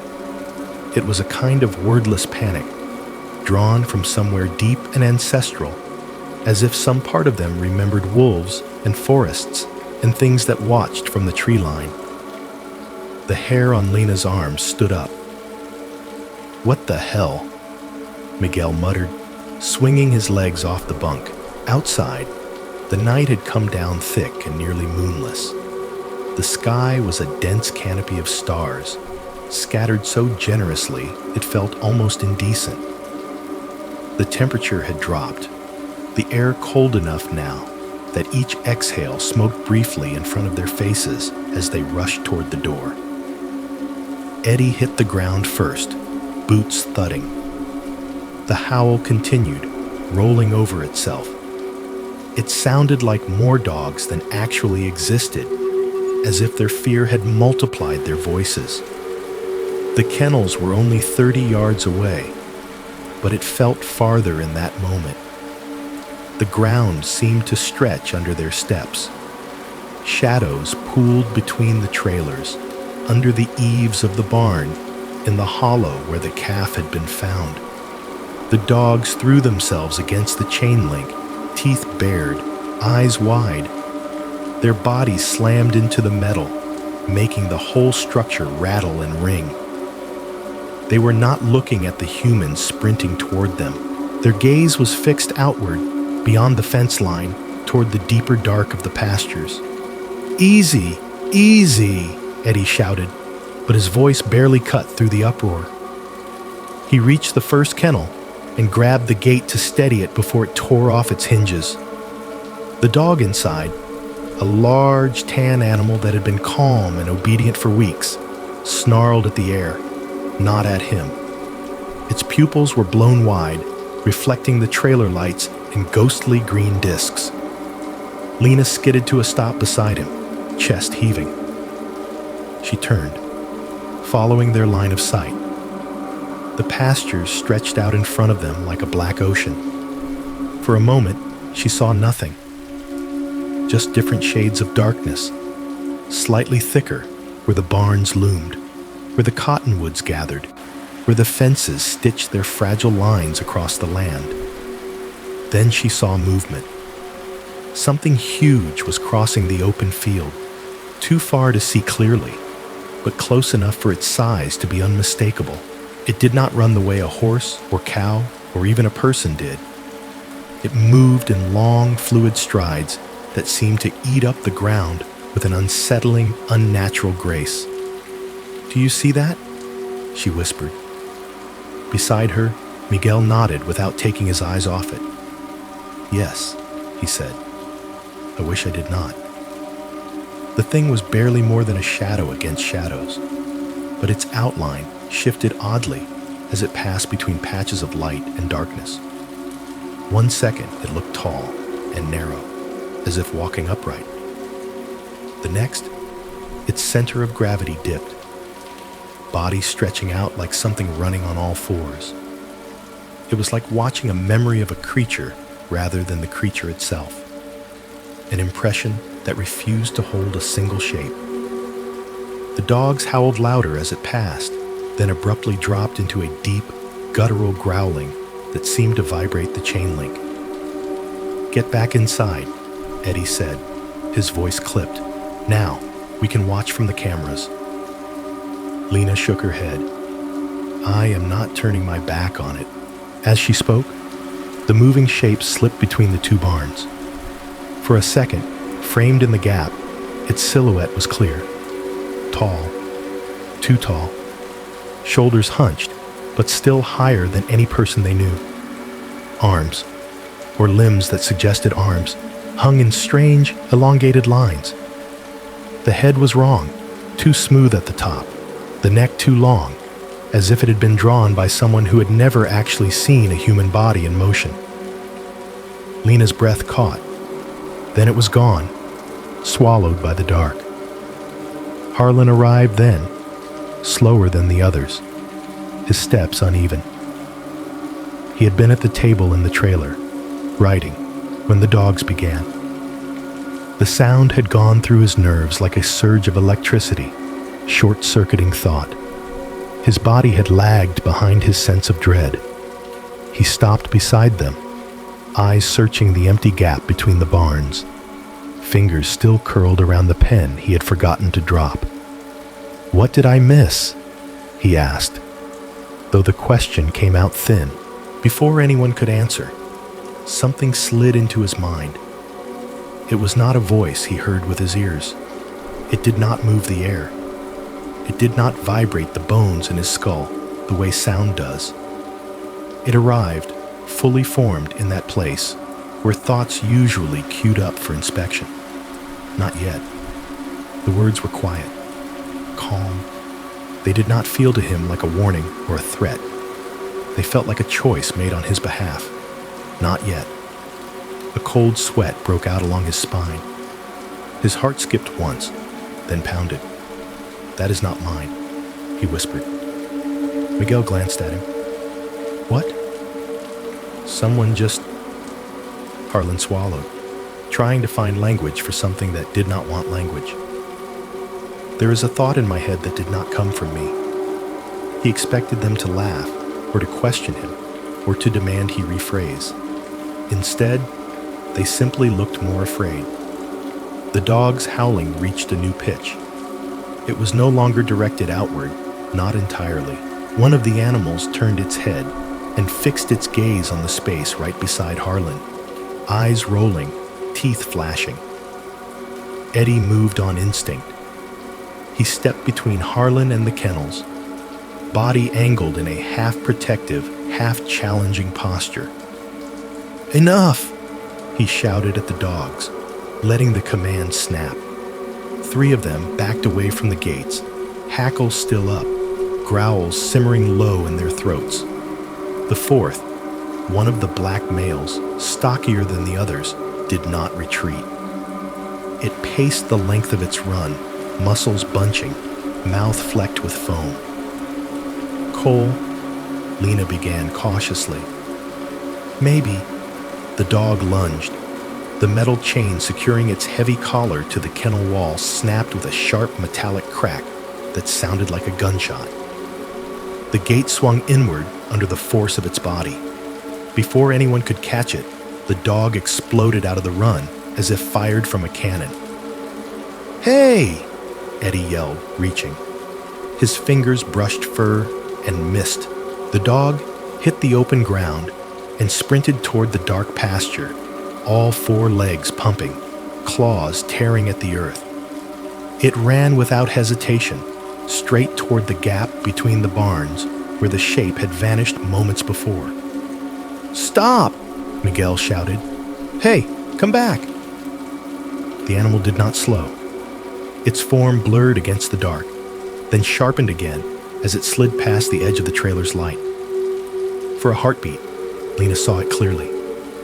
Ears pinned back, eyes locked on some target only it could see.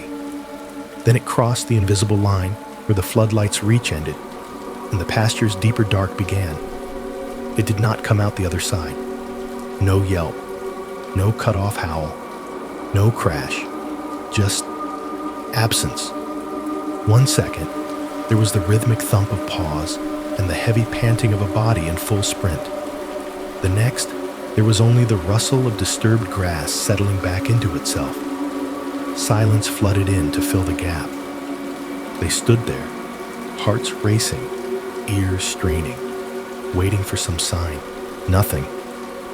"Flashlights," Eddie snapped, already moving. They combed the area with beams of light, crisscrossing the spot where the dog had disappeared. The cold bit at their fingers made their breath puff out as they called its name, voices sounding small in the open space. "Check the ground," Lena said, forcing her voice to be practical. Tracks, blood, something. They found disturbed grass where the dog had run, flattened streaks cutting through the pasture in a narrow line. The impression stopped abruptly near the middle of the field, as if the animal had collided with an invisible wall or been lifted straight up into the air.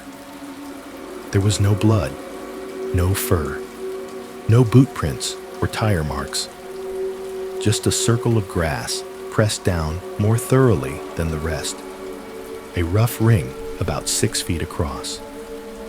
Miguel knelt at the edge of it, hesitant to step inside. "Look at this," he murmured. Lena crouched beside him, shining her light closer. The blades of grass inside the ring were not just flattened, they were bent in the same direction, as if something had exerted a uniform pressure outward from the center. It reminded her of a crop circle, if a crop circle had been drawn in a hurry by a shaking hand. Eddie's EMF meter, hanging at his belt, chirped.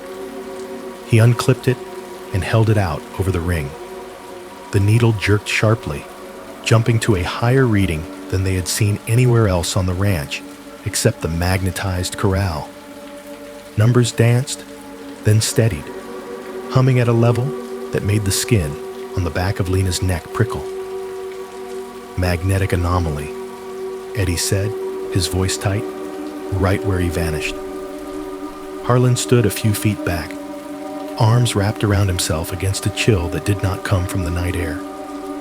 The thought, "not yet," still echoed in his mind, quieter now, but not fading. He looked at the empty ring and felt, with a kind of hollow certainty, that whatever had spoken to him had meant more than just that moment. Not yet, not your turn, not your loss, not tonight.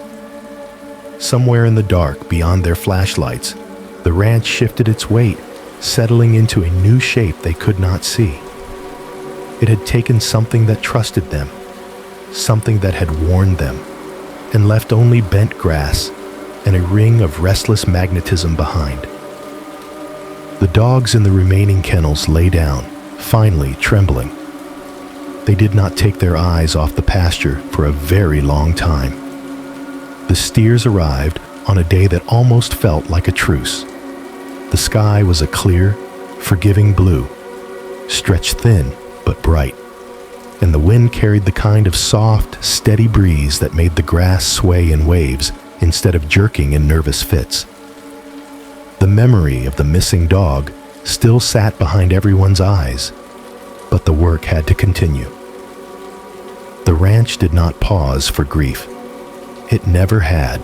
The stock trailer came rumbling up the drive just after noon, grumbling over the ruts, dust billowing in thick clouds behind it. Ashcroft stood by the corral, hands in his pockets, watching its approach with a conflicted expression. He had insisted on this. 4 prize black steers, purchased at no small expense, brought here deliberately. Bait of a kind. But also data points, living instruments placed in an environment that had already shown a taste for cattle. If we are going to understand it, he had said earlier that week, in a quiet meeting inside the trailer, we cannot stand at the edges forever. We have to put something in the middle of the board and see how it plays. None of them liked the metaphor, but they all understood. Now, as the trailer backed up to the loading gate with a squeal of brakes, Lena watched him out of the corner of her eye. His jaw was set. There was something like apology in his gaze. The ramp dropped with a heavy clang. For a moment, nothing happened. Then there was the shuffling sound of hooves, the muffled snorts of large animals considering the outside world. One by one, the steers emerged, massive, muscled bodies filling the chute. Their coats were glossy black, almost blue in the sunlight, shoulders rippling with each step. Miguel felt his chest loosen a little at the sight of them. There was something reassuring about their sheer physical presence, the way the earth seemed to acknowledge their weight. "Big boys," he murmured, moving closer, careful not to startle them. He let them smell his hand first, as he always did. Warm breath huffed against his skin. One of the steers flicked its ear, dismissive but not unfriendly. Another blinked slowly, long lashes catching the light. "This one is Hickory," Miguel decided, placing his palm gently on the broad forehead of the steer closest to him. "He looks like he has opinions." Ashcroft gave a small, strained smile. "Naming them will make it worse if we lose them." "Not naming them will not make it better," Miguel replied quietly. The others moved around the corral, checking latches, making sure the fencing was secure. The enclosure was solid. Steel pipe rails sunk deep into concrete, gates reinforced, bolts checked twice over. They had argued about redundancy, about making sure nothing could accidentally open. Do we really need them penned so close? Harlan asked, watching the animals settle. We could keep them in the further pasture. And give the phenomenon more places to work, Lena said. Here we control the vantage points. Cameras already cover this corral. If something happens, we will see it. There was a pause after those words. They all remembered how many things had happened just outside the camera's reach. Still, the reasoning held. They installed additional cameras on the corral fence. One pointed down into the enclosure from above. One at gate level. One capturing the approach from the barn. Another angled toward the open fields beyond. Cables snaked back to the trailer, like nerves toward a central spine. The steers settled slowly, the initial edge of travel stress wearing off. Hickory nuzzled the edge of the trough and snorted, testing the air. Another lowered its great head to investigate the dusty ground, breath sending little puffs of powder into the light. As the afternoon waned, the work around the ranch dissolved into small, manageable tasks. Notes to be written up, sensors to be checked, a loose panel on one of the observation towers to tighten. The ordinary motion of their jobs helped smooth the jagged edges of recent nights. By late day, the sun had dropped enough to turn the world a softer color. The harsh midday glare mellowed into amber. The fence lines cast longer shadows. The air cooled just enough that the heat felt like a blanket instead of a weight. They found themselves, all four of them, drifting toward the corral. It was not planned. It was simply where their feet led them after the day's work. To the edge of the enclosure, where the steers stood in companionable silence. Hickory and his penmates grazed on the hay scattered there, jaws moving in slow, deliberate motions. Occasionally, one would lift its head and stare with the mysterious, unhurried gaze cattle seem born with, as if they are looking directly at the center of something other people cannot quite perceive. The 5 humans leaned on the top rail. Ashcroft, Lena, Miguel, Harlan, Eddie, arms resting on cool metal. For a few minutes, they said nothing. Beyond the corral, the paddocks rolled out in gentle slopes. The creek caught the sunset, turning into a thin band of fire. The cottonwoods whispered in the evening wind, their bare branches rattling softly, leaves that remained fluttering like tired flags. The sky bled into shades of gold and pink, then purple. It almost looks normal from here, Harlan said eventually. Almost, Lena echoed. Miguel reached out and scratched below Hickory's ear. The steer shifted slightly, leaning into the touch, large body radiating warmth in the cooling air. Miguel smiled, small but real. This is what ranches are supposed to feel like, he said. Big animals, tired people, sunsets, not whatever this place has been doing. Places change, Ashcroft said. He spoke softly, as if to the steers as much as to the others. Sometimes they take on the shape of what happens in them. Sometimes what happens in them takes on the shape of the place. That is not comforting, Eddie remarked, but his voice was free of his usual sharpness. For a little while, they just watched. The sun eased lower, slipping behind the distant ridge. The paddocks fell into shadow. The last of the light painted a bright rim along the steers' backs, outlining their spines in a halo glow. Dust rose in slow, lazy swirls as they shifted their weight, catching the light like smoke. On the way to the west pasture, they see all 4 steers staring calmly at them. As the sky deepened, Eddie finally pushed off the rail with a quiet groan. We still need to fix that sensor by the west fence, he said. The one that keeps dropping off the network. Let us get it done before we lose the light completely, Lena agreed. They piled into the truck. A single vehicle this time. No need for a full convoy. The engine coughed to life, headlights cutting across the corral for a moment. Hickory and the others turned their heads in unison, eyes flashing briefly in the glare. 4 massive, steady faces watching them go. No panic, no agitation, just calm, bovine attention, as if acknowledging witnesses leaving the room. "See you in an hour," Miguel said under his breath, more to reassure himself than them.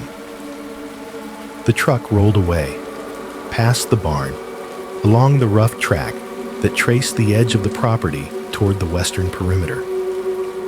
As they drove, conversation flowed in fits and starts.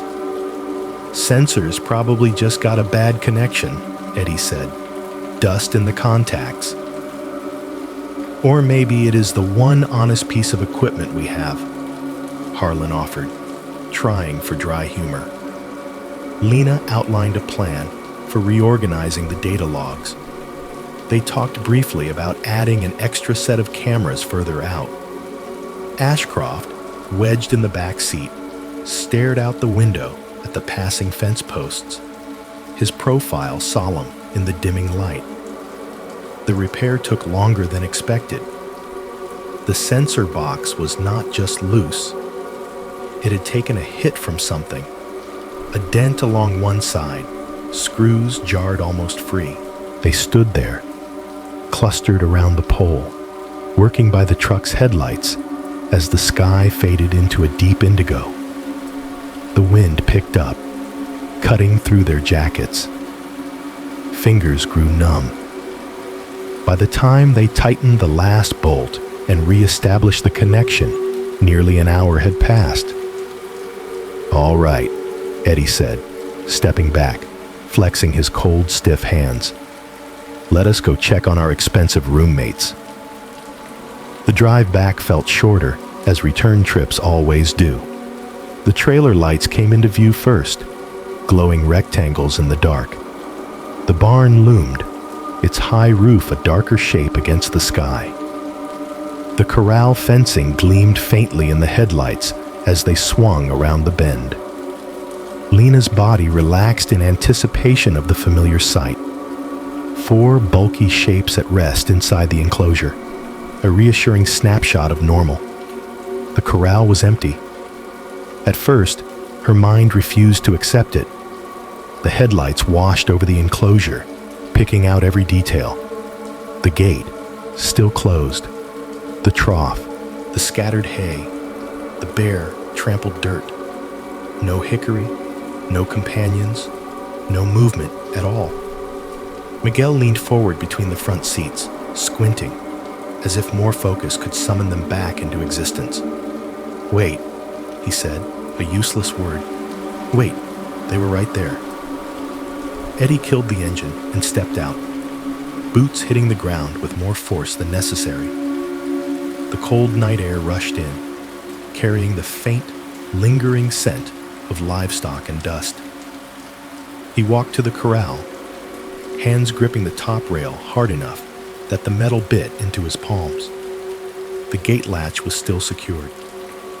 The hinges sat where they should. The bars showed no sign of bending. No tracks on the outside that would suggest someone had led the animals away. Inside the enclosure, the pattern of hoof prints in the dirt told a story. Restless pacing earlier, a cluster around the trough. Then nothing. No sign of struggle. No scuff marks leading to the gate. No churned earth where 4 large bodies might have fought. Just an abrupt end, as if the steers had stopped being there all at once. Behind him, Miguel's voice came out strangled. "They cannot just disappear." Ashcroft stood very still, staring into the empty corral with eyes that looked suddenly older. The ranch did not answer. It simply held the silence around that emptiness with a strange, deliberate care. For a long breath, no one moved. The empty corral sat under the floodlights, rails gleaming faintly, troughs casting short shadows. The wind tugged gently at a scrap of hay and carried the faint, sour smell of where the steers had been. Their absence felt almost physical, like a weight removed too quickly, leaving a hollow ache in the air. Then the moment shattered. "Check the perimeter," Eddie barked, turning so fast his jacket flared. "Gates, fences, tracks, everything." Miguel was already moving along the outside of the corral, scanning the ground for hoof prints, for any sign of passage. Lena went the other way, hands skimming the rails, checking each weld as if the metal itself might confess how it had let them down. Harlan lingered a second longer, staring at the empty space, then forced himself into motion. Ashcroft did not move at all. He stood at the center of the small group, hands curled into fists at his sides, his jaw working as if he were chewing on anger and fear at the same time. His eyes were fixed on the enclosure, as if he could will the animals back into existence just by looking hard enough. "I paid for those animals," he said finally. The words sounded too small for what he meant. "We put them in here. We watched them. We left them for an hour. We will find them," Miguel said, breathless as he came back around. "They cannot have gone far." He wanted to believe that. He needed to believe it. The alternative had teeth he was not ready to look at. They fanned out into the immediate grounds around the corral, barnyard, loading lanes, the worn paths cattle tended to take over time. Flashlights cut through the dark in sharp beams, bouncing off piles of old lumber, glinting on discarded metal, catching the reflective stare of one lone barn cat who disappeared under a truck with an offended flick of its tail. "Tracks here," Eddie called. They clustered around him. A cluster of hoofprints led away from the corral, but only for a few yards. The deeper impressions suggested the steers had moved at a trot, maybe a panicked one. Then the prints overlapped, compressed, muddled. After that, nothing. Bare ground. A scattering of older tracks, weather softened, that had been there long before tonight. "It is like they started to run, and then..." Harlan trailed off, unable to complete the sentence. "And then the story forgot to keep drawing them," Miguel said grimly. The ranch yard was not large. There were only so many places 4,000-pound animals could go. The barn doors were closed and latched. The side gates remained locked. The fences stood. "I want every building checked," Ashcroft said, his voice low and tight. "Every shed, every trailer, every inch. Do not assume anything." They split again. Miguel found himself drawn toward the oldest part of the yard, where relics of earlier years sat rusting into the dirt. A mound of broken fence posts, a skeletal plow whose blades were half buried in dust, a long, narrow livestock trailer no one had touched since they arrived. It sat at an angle near the back of the property, hitched to nothing, tires half deflated. Rust bloomed along its sides in flaking red patches. The back doors were closed, chained loosely. A small skylight sat along its spine, a rectangle of fogged, dusty glass. Miguel's steps slowed as he approached it. It was, in theory, a possibility. A trailer could hold animals, but the idea that 4 enormous steers would voluntarily pack themselves into that narrow, suffocating space was absurd. It was barely big enough for 2 to stand comfortably.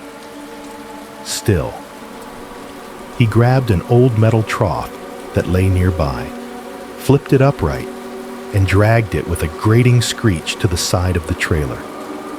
The sound set his teeth on edge, echoed strangely in the stillness.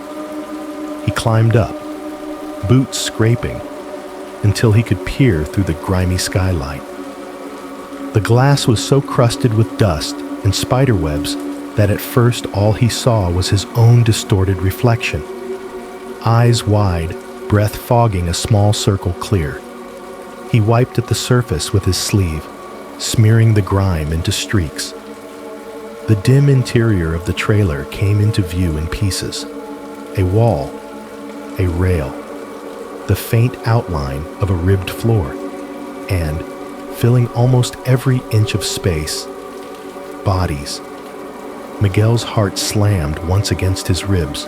All 4 steers stood inside the trailer, shoulder to shoulder, pressed so tightly together they looked like one dark, living mass. Their backs brushed the low ceiling. Their flanks were jammed against the walls. Hickory's head was wedged awkwardly between the necks of the animals on either side, his nostrils flaring shallowly. They were utterly still. Their eyes were open, glazed with a dull, unfocused sheen that made them look like poorly painted marbles. No flick of ear, no twitch of skin against an imaginary fly. Their chests moved, but so faintly it was hard to tell if they were truly breathing or if his mind was supplying motion to avoid the terror of the alternative. They looked, he thought, with a sudden wave of nausea, like people standing far too quietly in an elevator that had stopped working. "Lena!" His voice cracked on the second syllable. He swallowed and tried again, louder. "Lena, over here." She came running, followed by Eddie and Harlan, Ashcroft not far behind. Their flashlights sliced through the dark, converging on the base of the old trailer, beams sliding over its rusted sides. Miguel pointed down through the skylight, his hand shaking. "They are here," he said. He heard his own voice, as if from a distance. "All of them. Inside." "Inside what?" Eddie demanded. "The trailer," Miguel said. "They are standing in the trailer." "That is not possible," Ashcroft snapped. "We did not open it." "Come see," Miguel said. Lena climbed up onto the trough beside him, breath coming fast. She wiped another streak into the dusty glass and peered in. For a moment she said nothing. Then, oh my God. She had seen enough large animals moved from one place to another to understand logistics.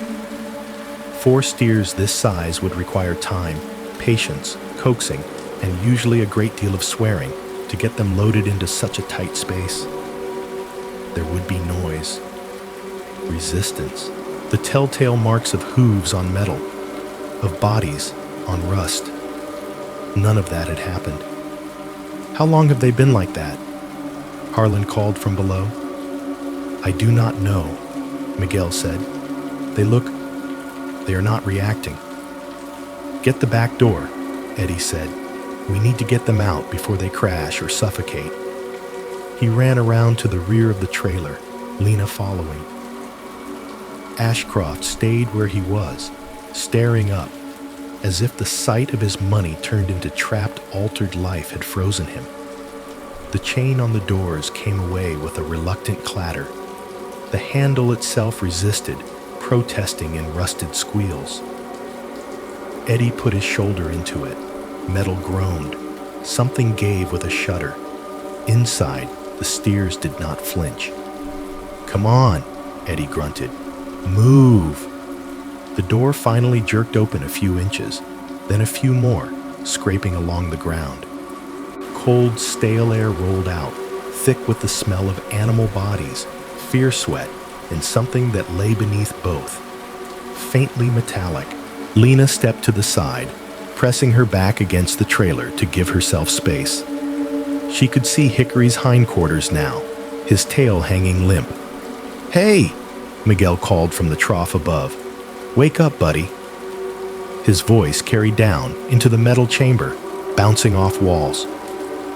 For a heartbeat, nothing changed. Then, as if a switch had been thrown far away, all 4 animals came back to themselves at once. They exploded, The quiet, statuesque stillness shattered in an instant.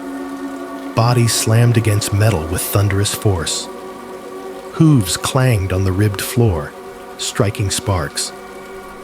One steer kicked backward, catching the partially opened door with such power that it flew out the rest of the way, hinges shrieking, metal screaming in protest. "Move!" Eddie shouted, grabbing Lena's arm. She jumped back just in time to avoid being crushed. The first steer lurched out of the trailer, half falling, half staggering, eyes wild, whites showing in crescents. Its breath came in harsh, tearing gasps. It plowed past them, nearly knocking Eddie off his feet. The second followed, shouldering its way through the opening, sides heaving. A third forced its bulk through, scraping its flank against the frame hard enough to leave hair behind. Hickory came last, head tossing, horns narrowly missing the edge of the door. They bolted into the yard, muscles bunching, hooves digging furrows in the dirt. A wave of frantic motion moved with them, like a storm rolling across the ground. For a few terrifying seconds, it seemed inevitable that one of them would slam straight into Lena. But they veered at the last moment, instincts pulling them toward open space instead of the fragile cluster of humans. "Easy! Easy!" Miguel shouted, scrambling down from the trough. "You are okay! You are okay!" They did not listen. Terror had its own momentum. It took nearly 20 minutes, with calm voices, careful circling, and the comfort of seeing their old corral again, to coax them back into the enclosure. They still snorted and tossed their heads, eyes fixed on the trailer as if it were some predator that might lunge. When the last gate clanged shut and the chain slid through the latch, the night air felt thinner, strained. Lena turned back to the trailer. The rear door now hung crooked on one hinge, bent from the kick. The interior was visible as a narrow, shadowed space. A coffin on wheels, one might say, though no one did. The metal walls were scuffed, but not as much as they should have been. The floor bore some marks from their panicked exit, but there were no deep prints to suggest 4,000-pound animals had stood there for any significant time. She stepped closer, tilting her head to inspect the hinge they had wrestled with. It was coated, top to bottom, in cobwebs, fine, delicate strands stretched from hinge to frame to door, forming an intricate lace of dust and silk. Some threads still clung together, unbroken, reaching across tiny gaps that should have snapped the moment the door had moved. "Eddie," she said quietly, "come look at this." He joined her, squinting in the flashlight beam. "That is not possible," he said, after a long moment. Cobwebs did not form that thick in an hour. They did not remain intact when rusted metal, stiff and reluctant, was forced open for the first time in years. "Whatever got them in there," Harlan murmured from behind them, voice thin, "did not need the door." Ashcroft stayed very still, staring at the interior of the trailer as if it were a diagram of his worst fears. His breath came out in a slow, shaking exhale. The ranch had not just moved the steers. It had placed them, carefully, impossibly, into a sealed container and left no sign of how. In the uneasy quiet that followed the trailer incident, the corral became less a piece of ranch equipment and more like a wound everyone kept circling. The steers refused to go near the back section closest to the old trailer. They stayed bunched at the far side instead, shifting their weight, snorting softly, muscles rolling under dark hides. Hickory would occasionally lift his head and stare at one particular rail, then turn away with a slow, uneasy shudder rippling through his flank. Lena noticed. She noticed the way the hairs on her forearms rose when she leaned against the fence. She noticed how the air there felt slightly charged, like the air before a storm or near a high-voltage line. It buzzed inside her teeth, a faint vibration that made her jaw ache. So she brought instruments. The morning after they had pried the steers out of the iron coffin, she walked out to the corral with an EMF meter, a portable Gauss meter, and a small box of iron filings she had taken from a kit they kept for demonstrations. The sun had only just cleared the ridge, throwing long, angled beams across the yard. The air was cool, damp with the memory of dew not yet burned away. She started at the corner post. The Gauss meter read slightly above the Earth's normal background field, a wiggle here and there, nothing dramatic. As she walked along the rail toward the section the steers avoided, the numbers crept up with unsettling steadiness. "Eddie," she called softly, "bring your compass." He came from the trailer, boots crunching on the gravel, compass already in his hand. He had been watching the monitors with the tight, tired focus of someone who expected the world to misbehave when he blinked. Any excuse to confirm what the machines were telling them, or not telling them, was welcome. "What are you seeing?" he asked. "Numbers rising as I get closer to this panel," she said, indicating the stretch of fence where Hickory's eyes kept drifting. "Not huge, but consistent. Something is off." She stopped there and held the Gauss meter steady. The digital display ticked upward another notch and hovered, gently pulsing. It should not have been doing that. There were no buried power lines here, no electric fences, no generators humming beneath the dirt. "Point it at the rail," Eddie suggested. She did.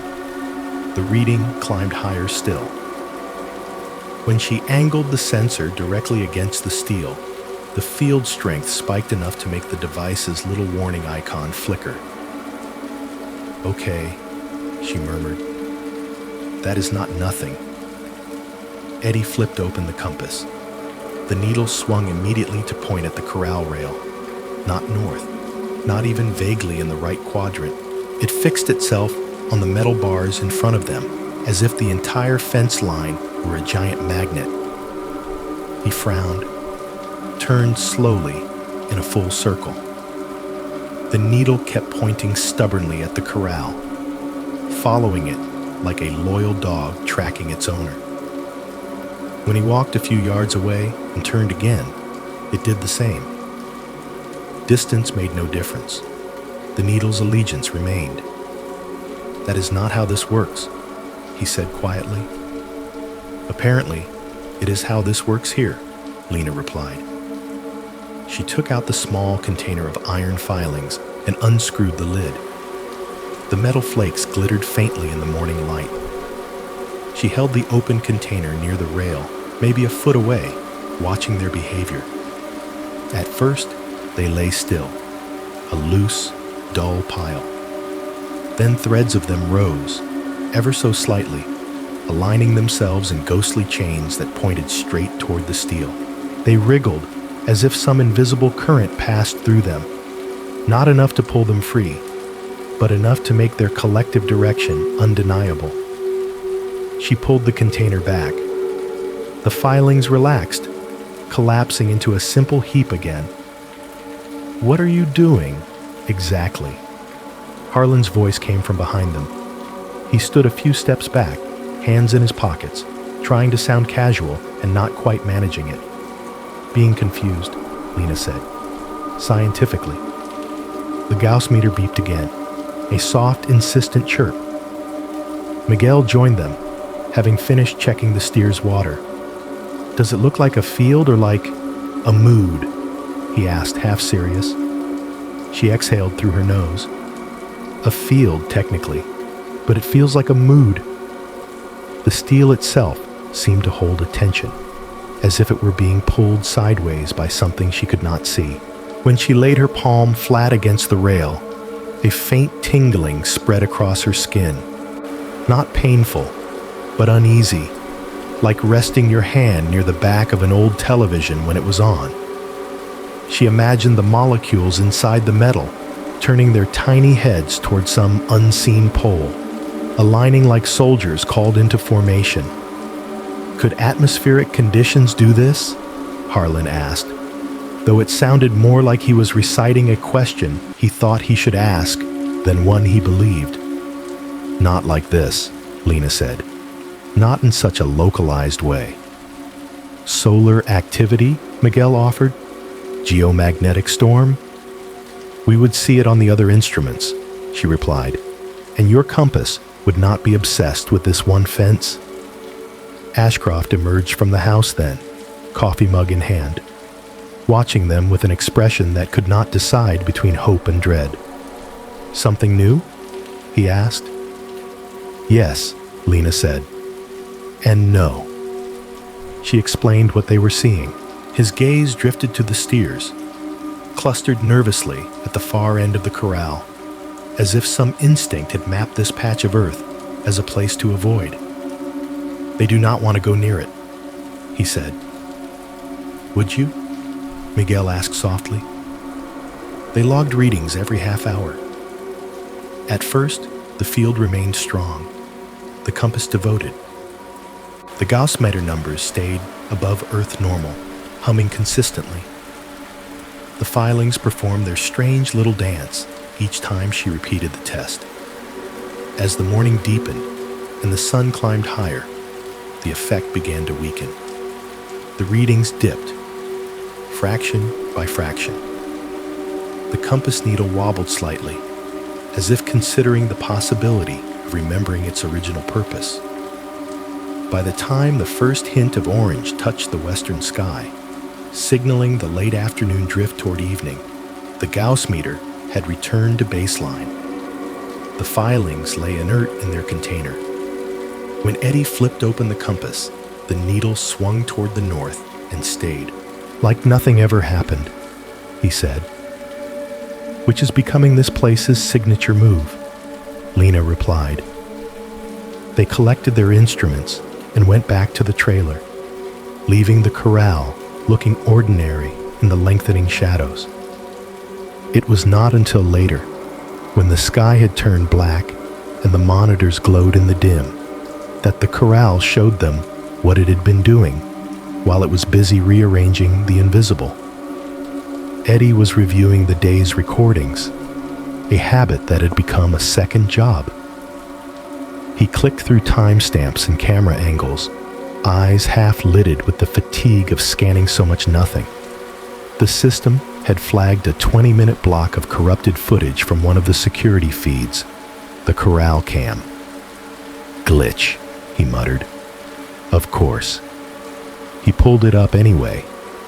Instead of the usual grainy image of the corral, the screen showed a gray storm of static, thick and restless. Not the kind of digital artifact that made colorful squares or frozen frames, but old-fashioned visual noise, like a television tuned between channels and left there. Lena, he called softly. She moved to stand behind him, rubbing at the back of her neck. Another dropout? Kind of, he said. Look. He slowed the playback. At first, all she saw was the snowy wash of interference, shifting and boiling across the frame.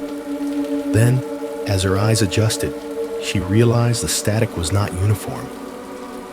In the center of the corral, slightly off to one side, the noise was different. Thicker, darker. It clumped into a shape, vague at first, then clearer as he stepped through frame by frame. A silhouette. Tall. Human height. Or maybe a little taller. Shoulders. A head. Arms at its sides. No details. No face. Just absence carved into the field of crawling gray. It stood in the middle of the corral, motionless, as if it were facing the camera directly. The steers were not visible in the static. The fence barely was, Only that shape, darker against the restless background. "How long does it stay there?" Lena asked. He glanced at the timer. 20 minutes, he said. Then the interference drops and the feed cuts back in. He jumped to the end of the corrupted block. The static thinned. The silhouette faded, dissolving back into random noise. Then with a flicker, the normal image returned. Empty corral, rails, trough, dust. No figure, no animals in frame at that particular moment. They were clustered at the far side, just out of view. She frowned. "Do we have any corresponding footage? Another camera? Another angle?" They checked. The house camera? Clean. Barn camera? Normal. Fence line? A coyote trotting past at one point, oblivious. None of the other feeds showed anyone inside the corral during that 20-minute window. No human. No vehicle. No shadow that could be mistaken for a person. "Was any of us out there?" Harlan asked, joining them. Eddie pulled the movement logs up. Their positions were tracked loosely by keycard swipes, trailer door sensors, and the occasional radio call. "No," he said. "We were all in here, or at the opposite end of the property. Nobody walked through the corral. Nobody reported anything." Lena stared at the frozen frame on the monitor. The static silhouette stared back, or would have if it had eyes. The magnetism, the animal's fear, the field that rose and fell with the sun. And in the middle of it, for 20 quiet minutes that none of them had felt in their bones at the time, something had stood inside the corral and faced the camera. It had allowed itself to be seen only as an absence, written in the language of interference. "Maybe it wanted us to know it was here," Miguel said softly from the doorway, "but only the way it chose." The corral, outside the trailer, lay dark and still, its steel bars cooling under the stars. The magnetism had faded with the day, leaving no obvious trace. On the screen, the last ghost of the silhouette flickered, then vanished completely, swallowed by the returning picture of empty rails and dirt. The ranch had shown them, just for a moment, that it was not just reacting, it was watching back. The middle homestead looked more like a memory than a house. It sat alone in the shallow dip of the land, its roof sagging slightly, its walls bowed inward as if the wind had never quite stopped pushing on them. The paint, once white, had peeled away in long curling strips, leaving gray wood exposed like bone. One window was broken, glass teeth still clinging to the frame, while the others were clouded with dust and time. Harlan stood in front of it with his hands in his pockets and his overnight bag at his feet, feeling the familiar, quiet resistance rise in his chest. He had volunteered. That mattered. It made this less like being sent into something and more like stepping toward it because he believed there was value in the risk. It was the same principle that had driven him into clinical work. Sitting alone with other people's nightmares, staying calm while their minds showed him things that had nearly broken them. The middle homestead, Ashcroft had said, was a hot spot. The Greys had reported more strange activity here than anywhere else. Flickering lights, voices, objects moved, a sense of being watched even in the middle of the day.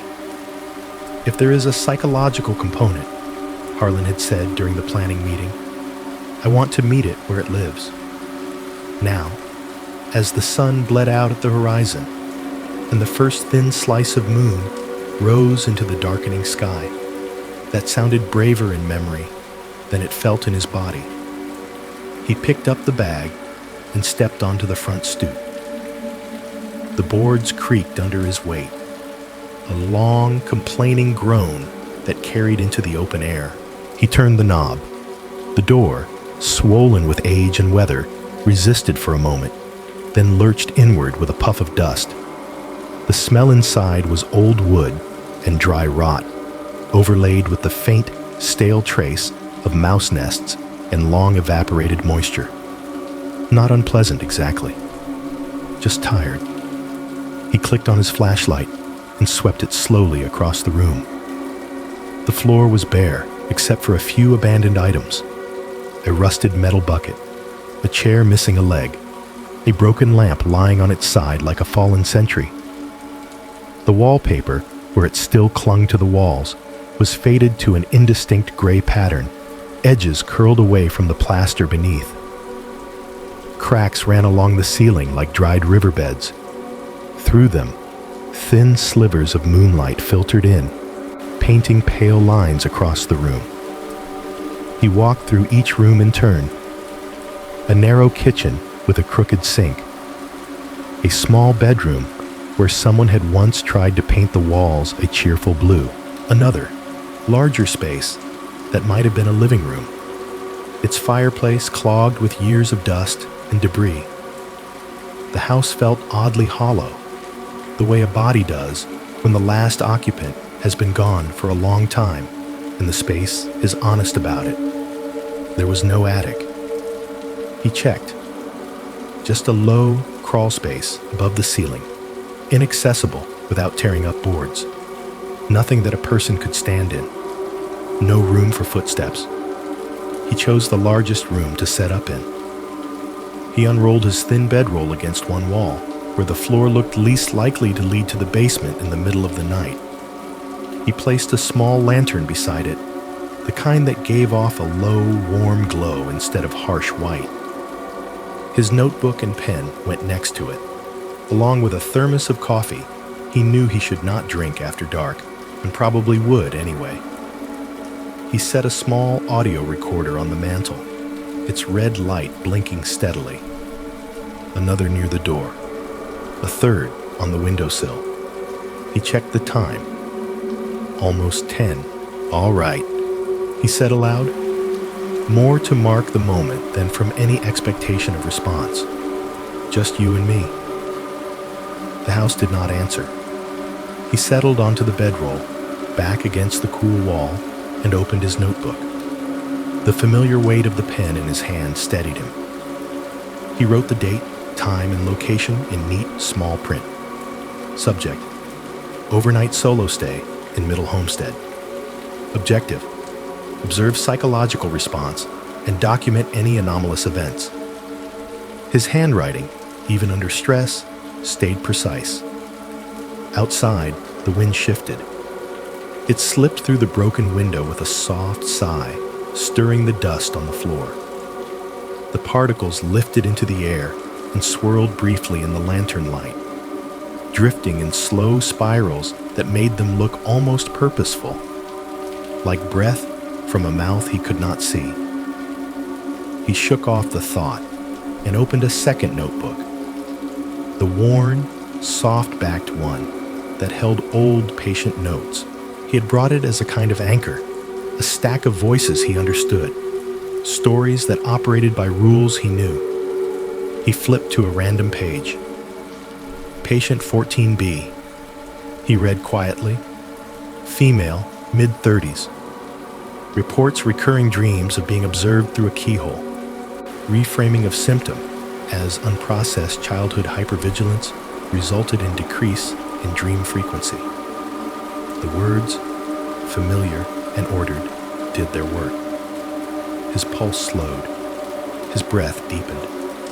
The house, creaking occasionally as the night air cooled its beams, became a backdrop rather than a threat. He read another entry, then another.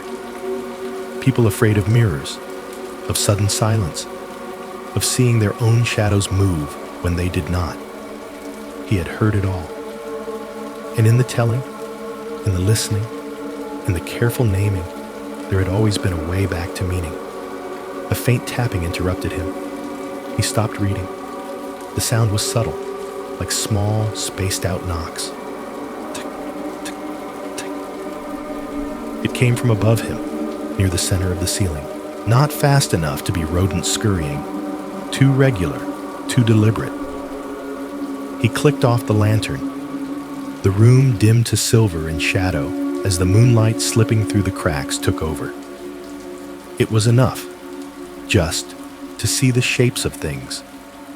The broken chair, the curve of the fireplace, the rectangle of the doorway. Tick, tick, tick. His mind supplied possible causes. Old wood settling, temperature differentials expanding and contracting nails. A loose board somewhere on the roof. All plausible, all ordinary. He looked up. The ceiling beams ran overhead, cross-hatched with fissures and stains. There was no access hatch, no ladder, no stairs leading to an upper floor. There was no attic. His chest tightened anyway. Environmental sounds, he murmured, more to keep his own thoughts organized than anything.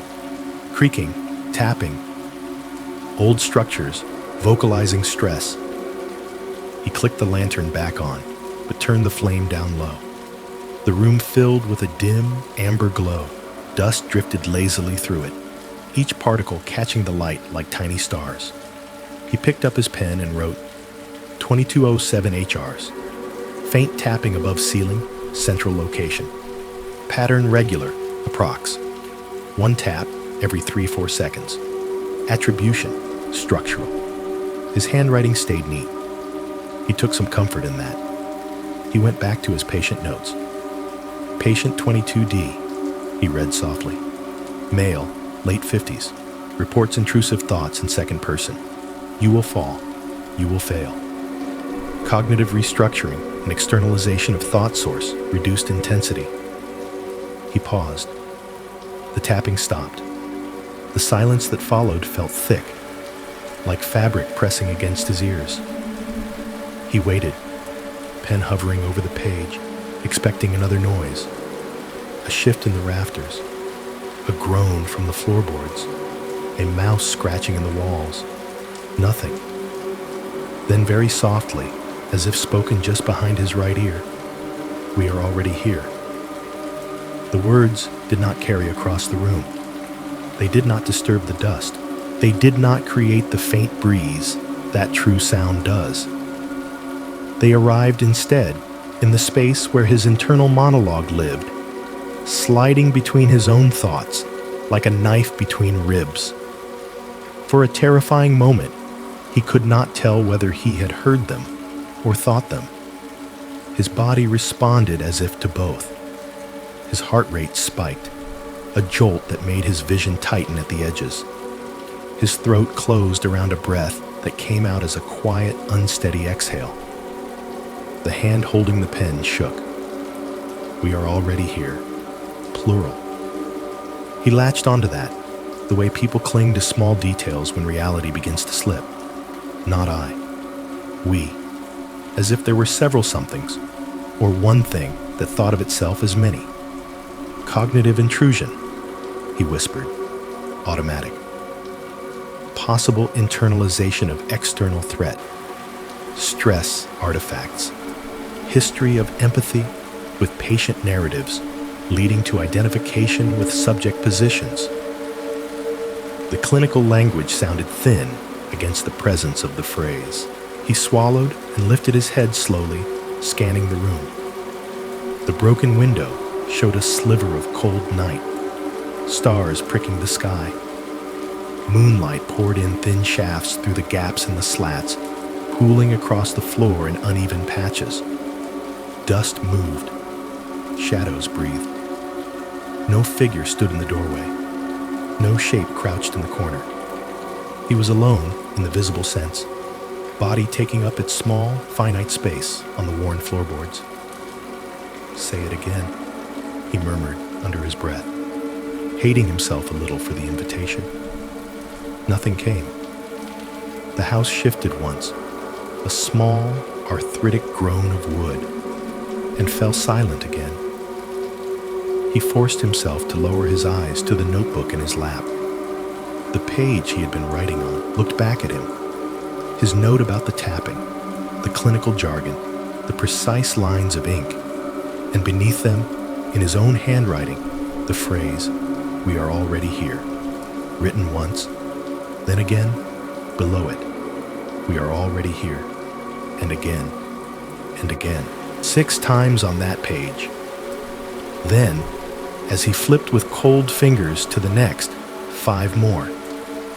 The letters neat but slightly hurried, the lines slanting just a fraction more than is usual, as if written by a hand that knew how to imitate his and was impatient while doing it. "We are already here. We are already here. We are already here." He had no memory of writing them. His last conscious entry ended with "stress artifacts."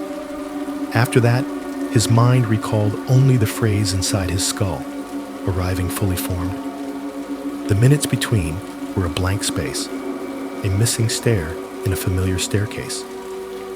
He sat very still, the notebook suddenly heavy in his hands. In his work, he had often told patients that thoughts are not facts, that the brain can generate all sorts of content without their consent, and that learning to relate differently to those intrusions was part of reclaiming their lives. Now, in a collapsing house that seemed to breathe with the night, staring at his own handwriting, repeating a sentence he did not remember writing, he felt that belief shift. Maybe, he thought, some thoughts do not start inside the head that contains them. Maybe some of them walk in from outside, sit down at the table of the mind without knocking, and start speaking in your voice. "We are already here," the notebook said back to him. On the mantel, the small recorder's red light blinked on and off, catching every word he had not meant to say. They watched Harlan watch himself. The footage from the middle homestead played on the largest monitor in the trailer, turning the dim little room into a kind of chapel. The glow painted all their faces in cold light. Lena at the console, lips pressed together. Miguel leaning forward with his elbows on his knees. Eddie standing with his arms folded, back against the wall. Ashcroft hovering near the doorway. Harlan in a chair just off to the side, notebook closed in his lap.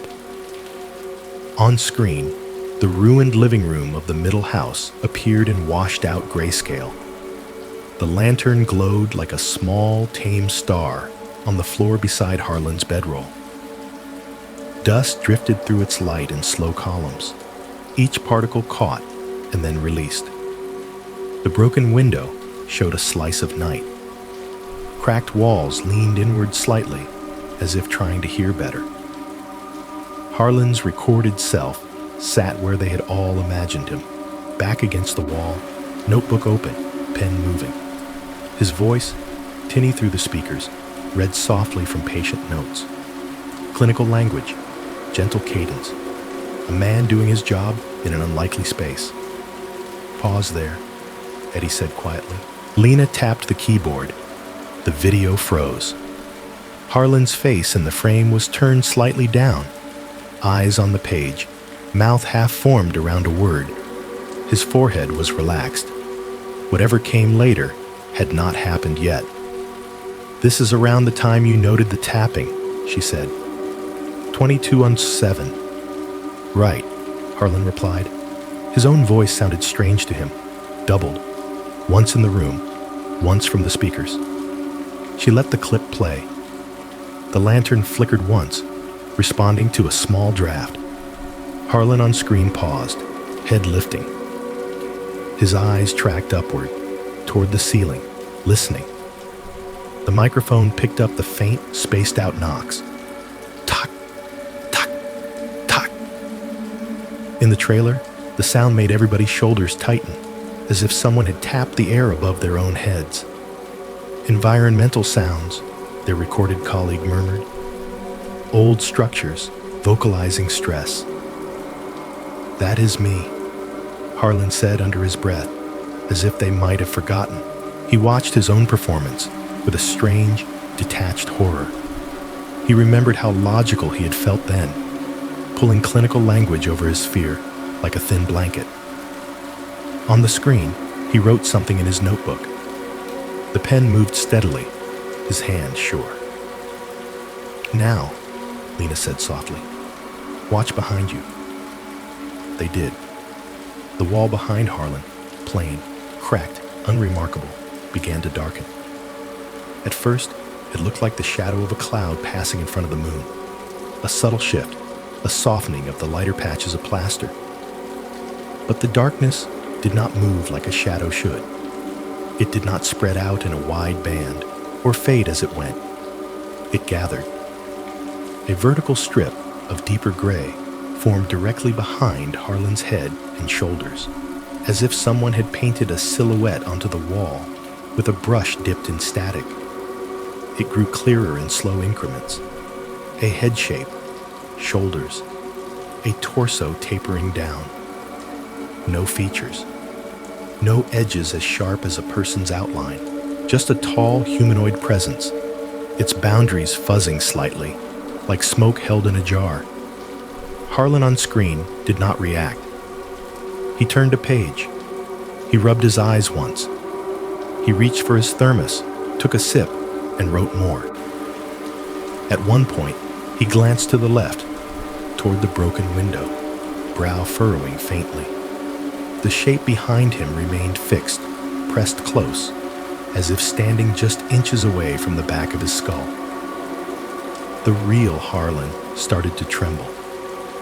He had felt watched that night, yes, but he had imagined that watching as something vague and distant, a presence perched in the rafters or lurking in the corners.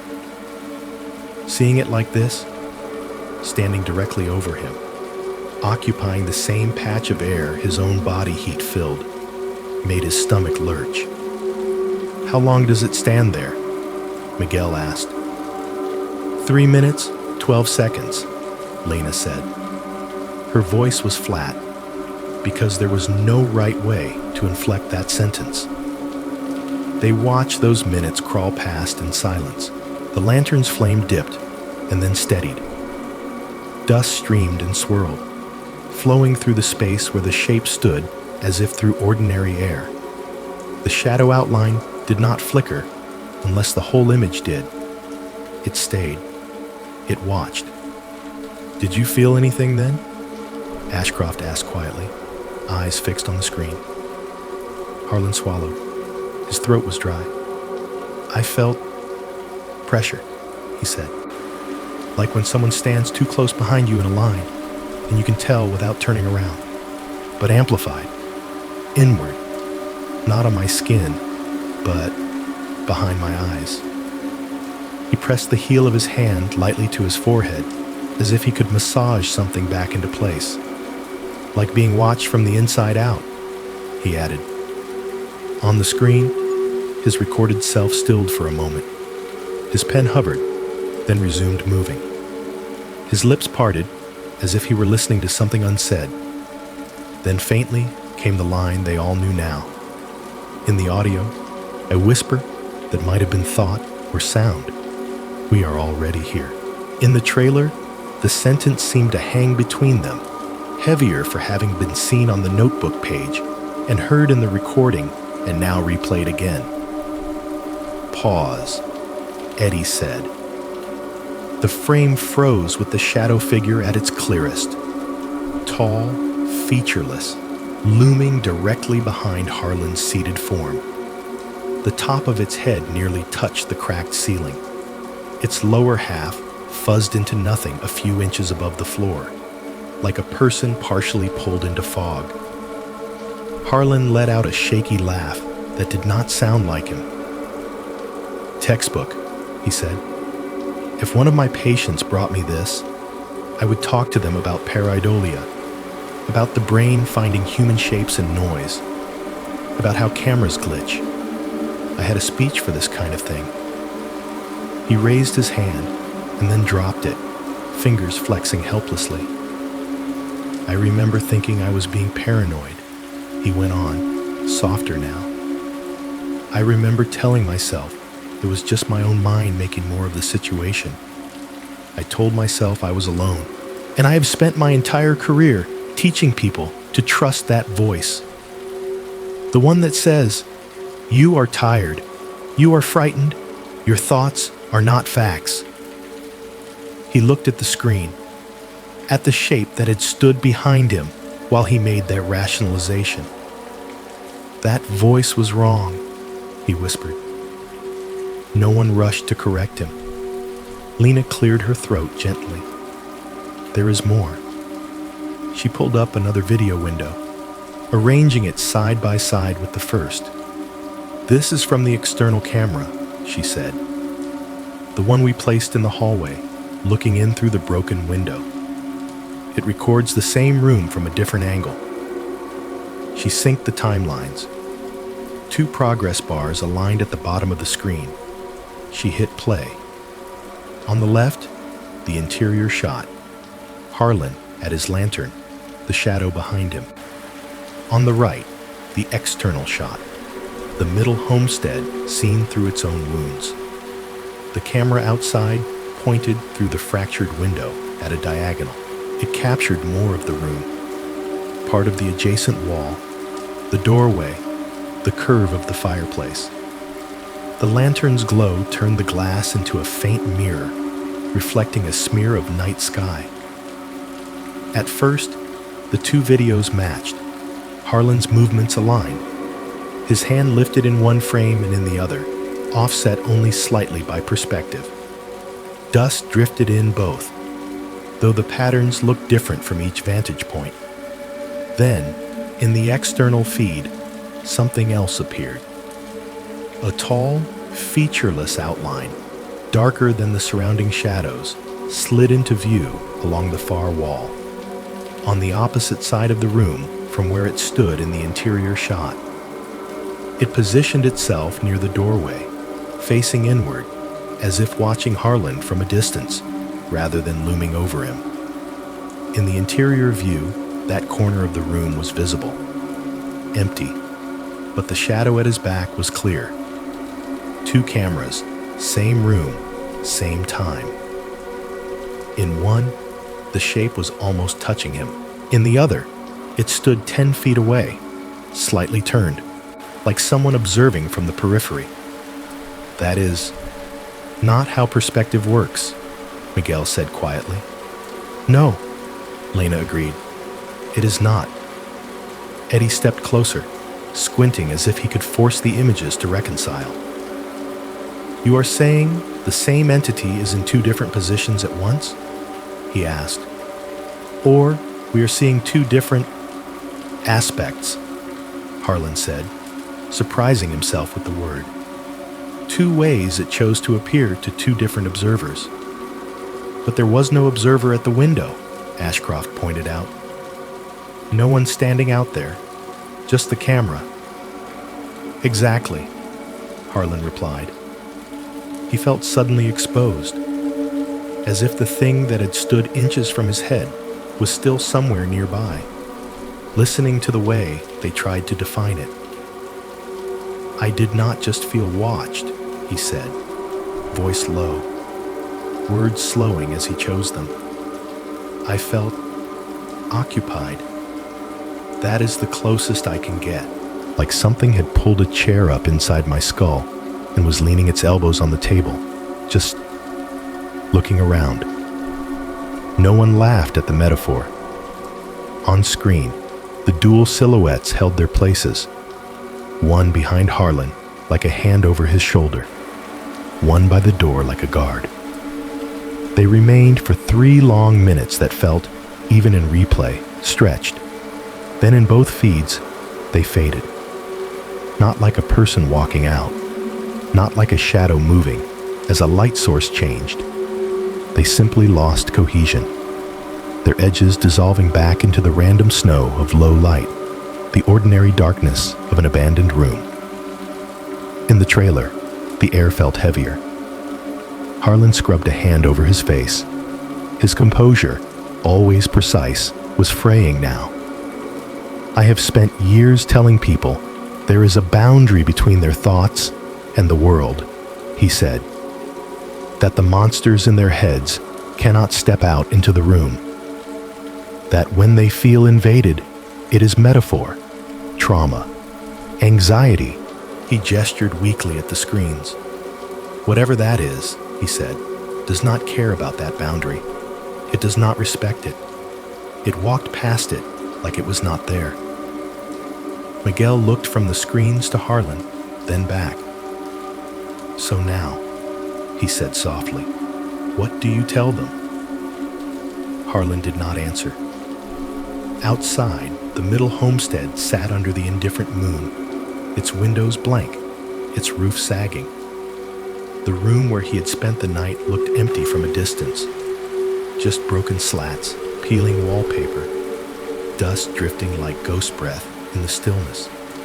Inside the video, for 3 minutes that might as well have been a lifetime, a shadow that was not a shadow stood where no one remembered it being, watching a man who specialized in untangling fear, while it quietly rewrote the rules inside his mind.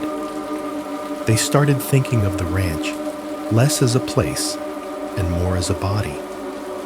The idea had been a passing comment at first, a half joke in the middle of a long, tired night. Something about how the house was a skull, the barns were ribs, the creek was a vein. It should have stayed a metaphor. Lena carried that half joke with her when she and Miguel set up the EMF towers. There were 8 of them in total, slender tripods with sensor heads mounted at the top, ringed with small LEDs that would flare when the field around them changed. They had used them before in other studies, near power stations, in urban grids, in places where the ground hid thick buried cables. They had never used them to map something that might be alive. They chose a flat, open stretch of pasture just beyond the main yard. The grass there was cropped short by grazing. The ground was dry, but not cracked, a packed, sun-baked surface that held footprints clearly. The sky above spread out in a wide, uninterrupted canopy, the sort of perfect coverage technicians loved and superstitions disliked. "We'll do a ring," Lena said, squinting at the rough sketch on her clipboard, 40 meters across. Towers at each hour, if we think of it as a clock. That should give us enough resolution to see any directional changes. Miguel nodded, hauling a tower from the back of the utility vehicle. "So we are building a watch face for a heartbeat," he said. She gave him a look. "That is not what I said." "That is what I heard," he replied lightly, but there was a weight in his eyes. They drove the bases into the dirt by hand, metal legs biting deep enough to stand steady against the wind. At each position, 12, 1:30, 3, 4:30, 6, 7:30, 9, 10:30, they leveled the sensor head and checked the battery levels. The LEDs glowed a soft, reassuring green. The little screens on the control panels showed baseline readings, background geomagnetic field, a little noise from distant lines, nothing dramatic. From the center of the ring, the towers looked like thin, pale trees, spaced evenly, watching. Cables ran back to a portable console near the edge of the field, where Lena crouched now, laptop open, connecting each device to the central display. Lines appeared on the screen, one for each tower, flat and unbothered. A networked heartbeat that had not yet started beating. "Okay," she said. "We are live." Miguel stood a little distance away, arms folded, watching the circle. "This feels like bait," he murmured. "It is measurement," she said. "If it acts like bait, that is not my fault." The sun had begun its slow slide downward, turning the air a warmer color even as the temperature dropped. Long shadows stretched from the towers, pointing toward the center like fingers. For a long while, nothing changed. The lines on the laptop stayed flat, hovering where they should. Small fluctuations blinked across them, little waves they knew to be ordinary, flickers from distant storms, the faint influence of the solar wind. Lena found herself breathing in rhythm with the graphs. In, out. The rise and fall of her own chest matching the small wiggles, the way scientists sometimes unconsciously sync their bodies to the rhythms they are watching. The ranch, for once, seemed content to be ordinary, until it did not. It happened the way a thought arrives mid-sentence, quietly, and then all at once. Lena's eyes flicked from one line to another on the screen and realized they were no longer wandering alone. All 8 graphs rose together. Not much, not dangerously, but together in the same instant, as if some unseen hand had pressed gently against all of the sensors at once. The lines climbed, peaked, and fell in unison. "Did you see that?" she asked. Miguel stepped closer, frowning. "Pulse? Maybe," she said. "Could be interference from..." All 8 lines rose again. This time the movement was clearer. The rise was smoother, the timing unnervingly precise. Up, hold, down. A full cycle in about 4 seconds.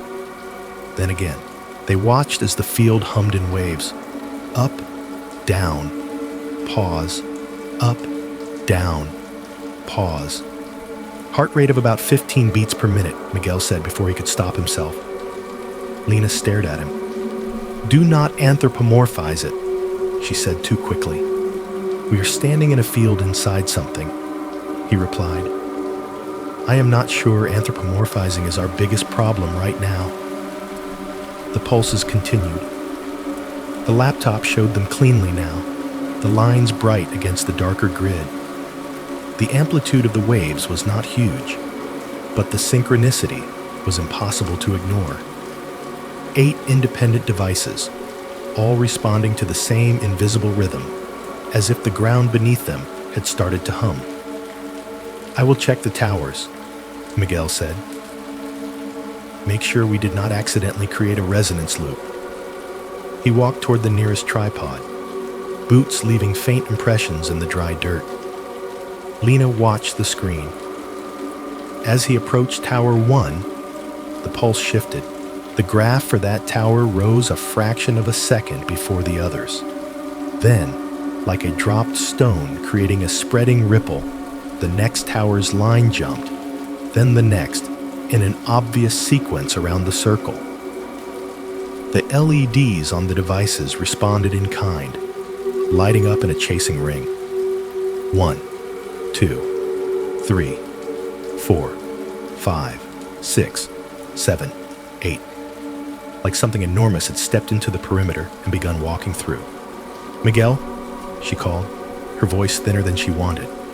He had stopped between 2 towers, frozen. "I see it," he said.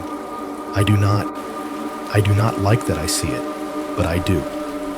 From his vantage point, he could see each LED flare and dim in turn, a ring of light circling slowly around him.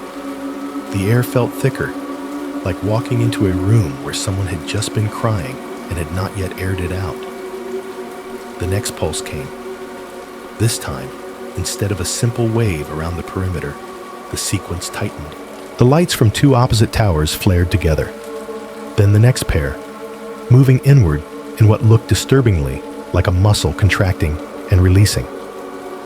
"It is mapping," Lena said, more to herself than anyone. "Or testing. Or..." She trailed off as the graphs changed again. The pulses grew stronger at Tower 12 and 6, the top and bottom of the imaginary clock face. The lines for those sensors leaped higher, then settled. A moment later, Tower 3 and 9 followed with their own emphasis. The ring was no longer just reacting. It was shifting, exploring.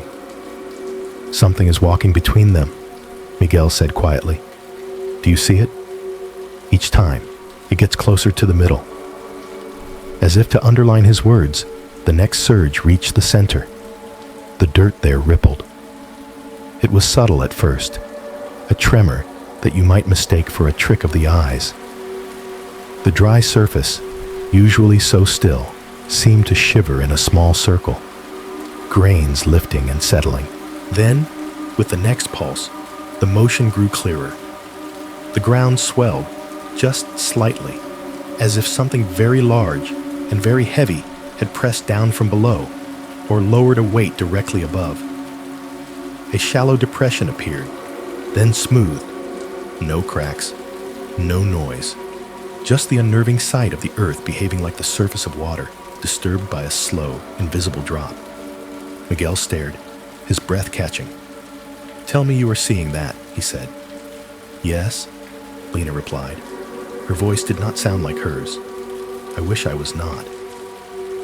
They watched as the pulses continued, each one sending a faint ripple through the center of the circle. The EMF graphs now clearly showed directional flow, one side of the ring spiking, then the opposite, like a pair of lungs drawing in and pushing out. The air temperature around them seemed to dip by a degree, the kind of barely there change that the body notices before the mind does. Goosebumps rose along Lena's forearms. "This is not random," she said. Fields do not do this on their own. There has to be a soft sound interrupted her. At first, she thought it was the wind, a low rush, almost below hearing. But the wind had died entirely. The grass was perfectly still. The sound did not move through the space the way air does. It came from everywhere and nowhere, under her feet, in the air, inside her chest. It was an exhale, long, slow, drawn out from something with a lot of capacity. There was a quality to it that made her throat tighten, a faint thread of sorrow. Not melodramatic, not wailing, just tired, old, as if something had held its breath for a long time and finally let it go. Lena's hand went automatically to the small recorder clipped to her belt, fingers brushing the glowing light that indicated it was capturing everything. The console at the edge of the field had its own array of mics, their levels bouncing gently on the laptop screen. The EMF pulses synced with the sound. Up with the beginning of the exhale, down as it tapered off. Up again, weaker, like the resonance of a bell fading after it is struck. The ground in the center of the ring rose once more, then subsided, as though a giant chest had lifted and fallen beneath the thin layer of dirt and rock. Miguel swallowed hard. "Lena," he said softly, "we are inside its breathing." She wanted to deny it, to draw on every lecture she had ever given about projection, about pattern seeking, about the human tendency to map life onto whatever it looks at for too long. The laptop, however, did not care about metaphors. It showed what it showed. Pulses, regular as a resting heartbeat. Fields rising and falling together in a pattern no random interference would produce. A ring of devices lighting up in sequence like nerves firing in response to a passing signal. They stood there until the waves weakened. The exhale thinned, then ceased, leaving only ordinary night sounds to creep back in. The distant chirp of insects, the faint, erratic rustle of a small animal in the grass. The EMF lines flattened, returning to their old, indifferent wanderings.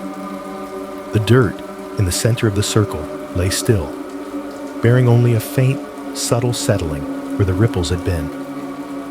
Back in the trailer, later, they played the audio. At first, it was just the soft hiss of ambient noise, wind, clothing rustling, the tiny whine of electronics. Then almost below the threshold of normal hearing, a low, drawn-out sound emerged. When they boosted the bass frequencies, it became clearer. It was not a human sigh. It was too broad, too resonant, like the distant rush of air through a massive cavern. But it carried emotion, a weight, a fatigue that made the skin at the back of the neck tighten in empathy. There were no voices, no words hidden in the spectrum, just that exhale, timed perfectly with the ripples in the field and in the ground. Breath, Miguel said quietly. The land is breathing. The idea should have been poetic, ridiculous, something from a myth, not from logged data and calibrated instruments. On the screen, the 8 EMF traces rose and fell in the slow, synchronized pattern the algorithms had pulled out and highlighted. In, out, in, out. The ranch was no longer just a place where things happened. It was a presence whose chest they had just felt rise and fall, whose tired breath they had caught on tape, whose invisible lungs seemed to live under the skin of the earth. The ridge at midnight felt like the edge of the world. It rose gently above the rest of the ranch, a long, low spine of earth scattered with stones and scrub. From up there, the homestead lights looked small and far away, like a handful of tired stars someone had dropped and forgotten to pick up. The barns were darker shapes against the faint glow. The corral, a thin rectangle of metal lines. Beyond that, the land stretched outward into a broad, quiet black. Miguel liked the ridge more than he admitted. It gave him distance, a place where the ranch became lines and shapes instead of teeth and breath and footsteps that vanished into nothing. At night, with the wind moving softly around his ears and the sky spilled open above him, he could almost pretend it was just another long field assignment. Another strange place where they were trying to listen for things people usually ignored. Eddie liked the ridge because he could see everything that might try to come close. They sat together near a pair of boulders, backs slightly hunched against the cold. The night had the hard clarity that comes when the air is dry and the clouds have given up trying. Stars crowded the sky, so numerous they seemed to smear into faint milky bands. The moon hung low and thin, a quiet slice. Below them, the pasture rolled away in slow slopes, unseen but memorized. The patterns of fences and cattle paths etched into their minds from long walks and longer days. The infrared binoculars lay in Miguel's hands, the strap looped around his neck. Next to him, Eddie cradled his rifle across his knees, not in threat, but in habit. A small thermos sat between them, haloed faintly in the light from the device's indicator. For the first hour, nothing happened.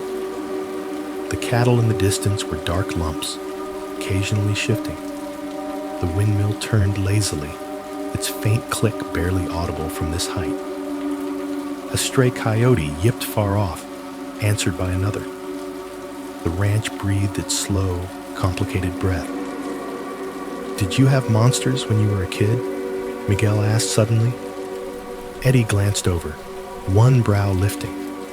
"Monsters? You know," Miguel said, "things you were afraid would get you if you left your foot hanging off the bed." Eddie huffed, the closest he usually came to a laugh. "I grew up in an apartment over a laundromat in El Paso," he said.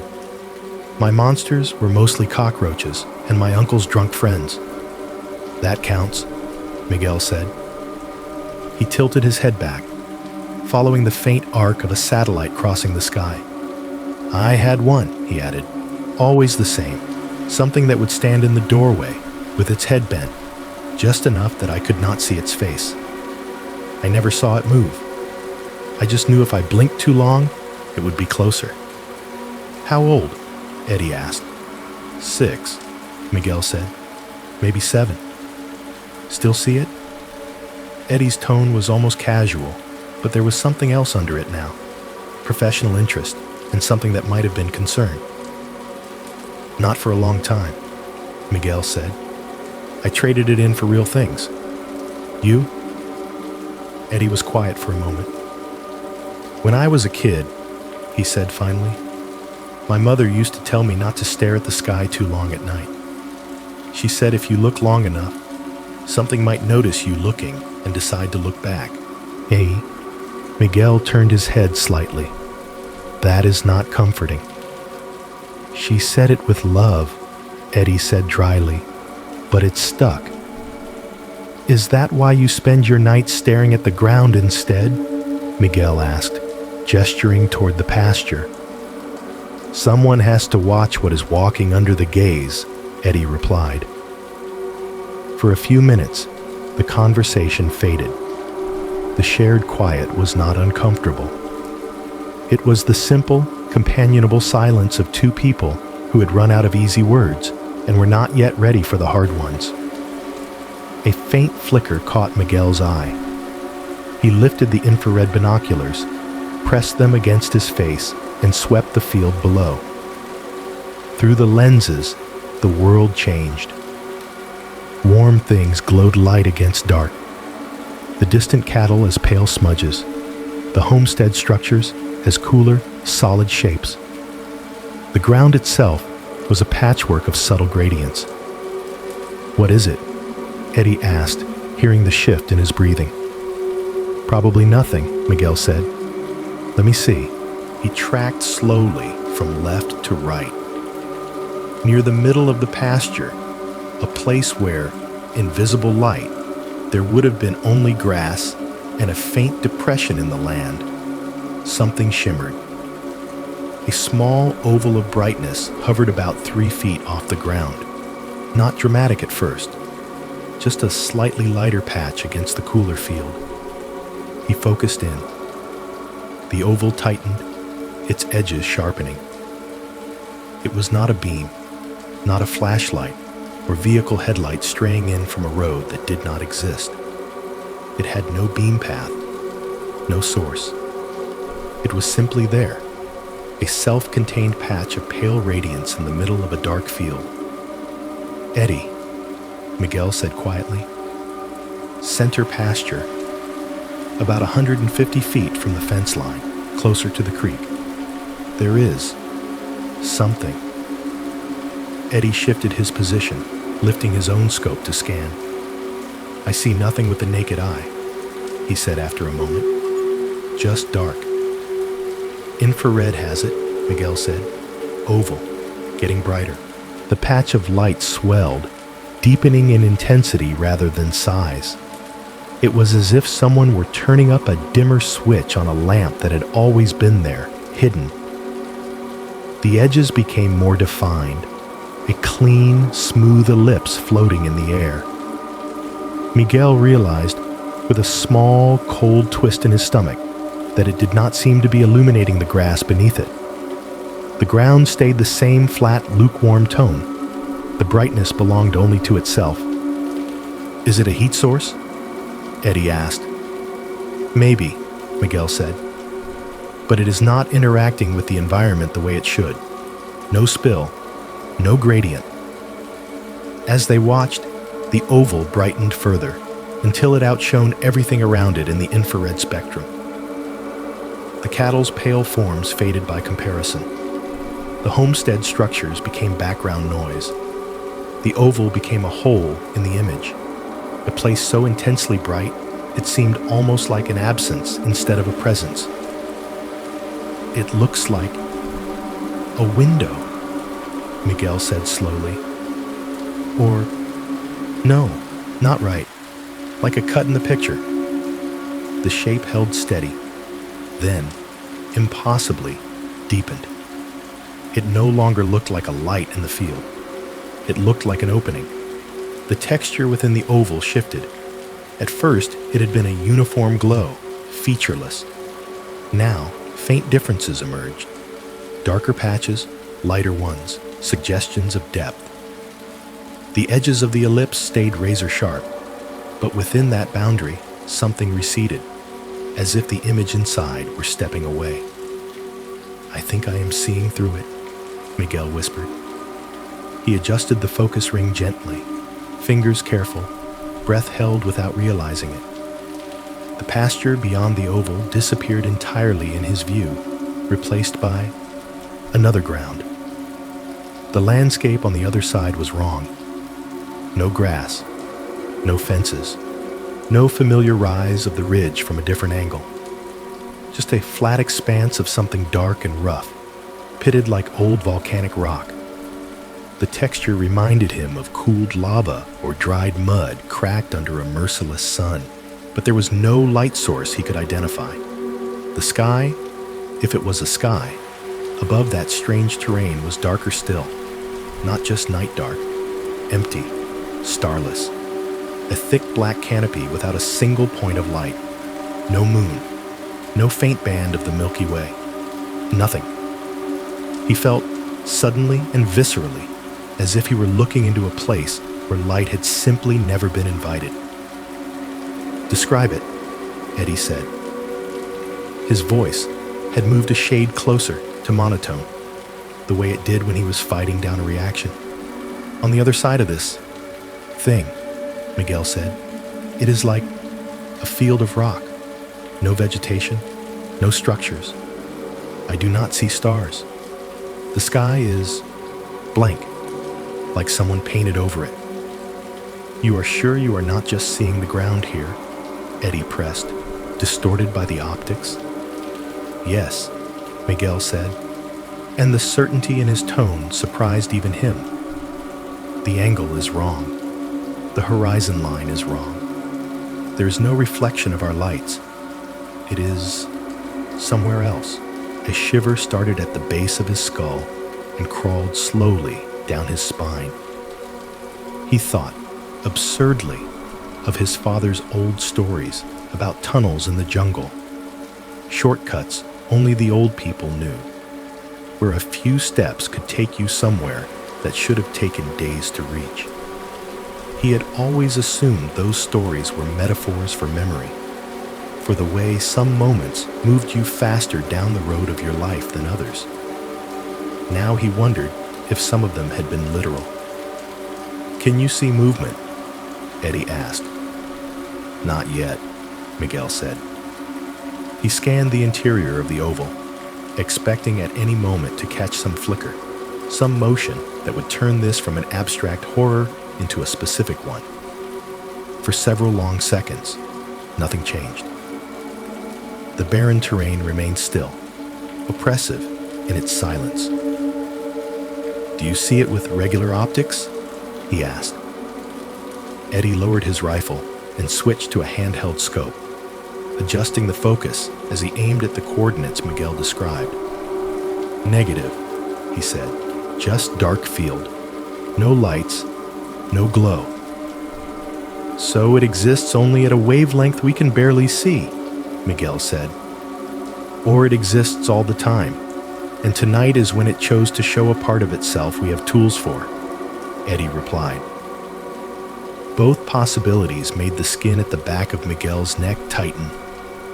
The oval pulsed, just once. Not in brightness, exactly, but in clarity. The edges wavered for a fraction of a second, as if something had lightly pushed against them from the other side. A faint distortion rippled outward, like heat waves above a road. Then the view inside shifted. The barren ground remained, but a darker shape appeared at the far edge of the oval. It was low at first, almost indistinguishable from the rough terrain. Then it rose. Miguel's breath caught, his fingers tightening around the binoculars. Something was standing up, very slowly, from a crouch or a prone position, just out of their full view. He could not see its details yet, just its outline sliding into vertical. "Something's there," he said quietly. The night around them, on their side of reality, remained deceptively calm. The wind breathed over the ridge. The cattle in the distance shifted in their sleep. The ranch lay as it had before, pretending to be a simple piece of earth under a familiar sky. In the field below, an oval of brightness hung in the darkness, opening into a world where no stars shone. The light inside the oval seemed to thicken. What had started as a bright patch in the infrared image now looked dense, almost viscous, as if the air on the other side had the consistency of slow-moving liquid. The edges of the ellipse held their cruel, perfect shape, but the interior churned with subtle, shifting gradients. Miguel kept the binoculars fixed on it, scarcely blinking, eyes burning. Somewhere behind him, above him, all around him, the real night still existed. The stars, the cold wind, the smell of dust and cattle. It felt very far away. "Talk to me," Eddie said quietly. His voice was the only tether. "It is changing," Miguel replied. "The shape I saw before, something rising. It is clearer now." The darker outline inside the oval rolled its weight forward. It did not simply stand, the way a person would. It moved like something remembering how to use a body. Long limbs unfolded in an unsettlingly slow sequence. First, an elbow braced against the ground. Then a knee dragged forward. Another elbow. Another knee. It crawled. It crawled toward them. The movement was all wrong. There was no natural rhythm to it, no familiar balance of weight and momentum. The limbs were too long, joints bending at slightly off angles, like an artist's mannequin pulled into shape by a child who had never actually watched anything alive move. As it approached the interior surface of the oval, the air on their side of the field changed.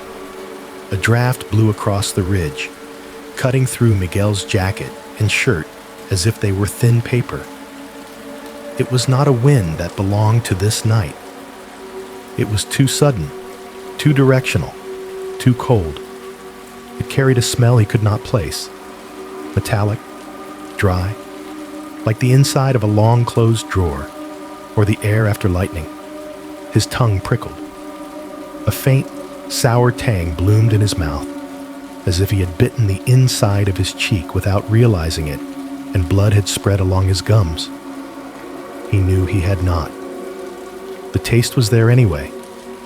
Iron, and something older, a hint of rust and stone dust. The hair on his arms and the back of his neck rose in a single, unified wave. "Do you feel that?" he asked, voice tight. "Yes," Eddie said. He didn't say what that was. The naming would have made it too real.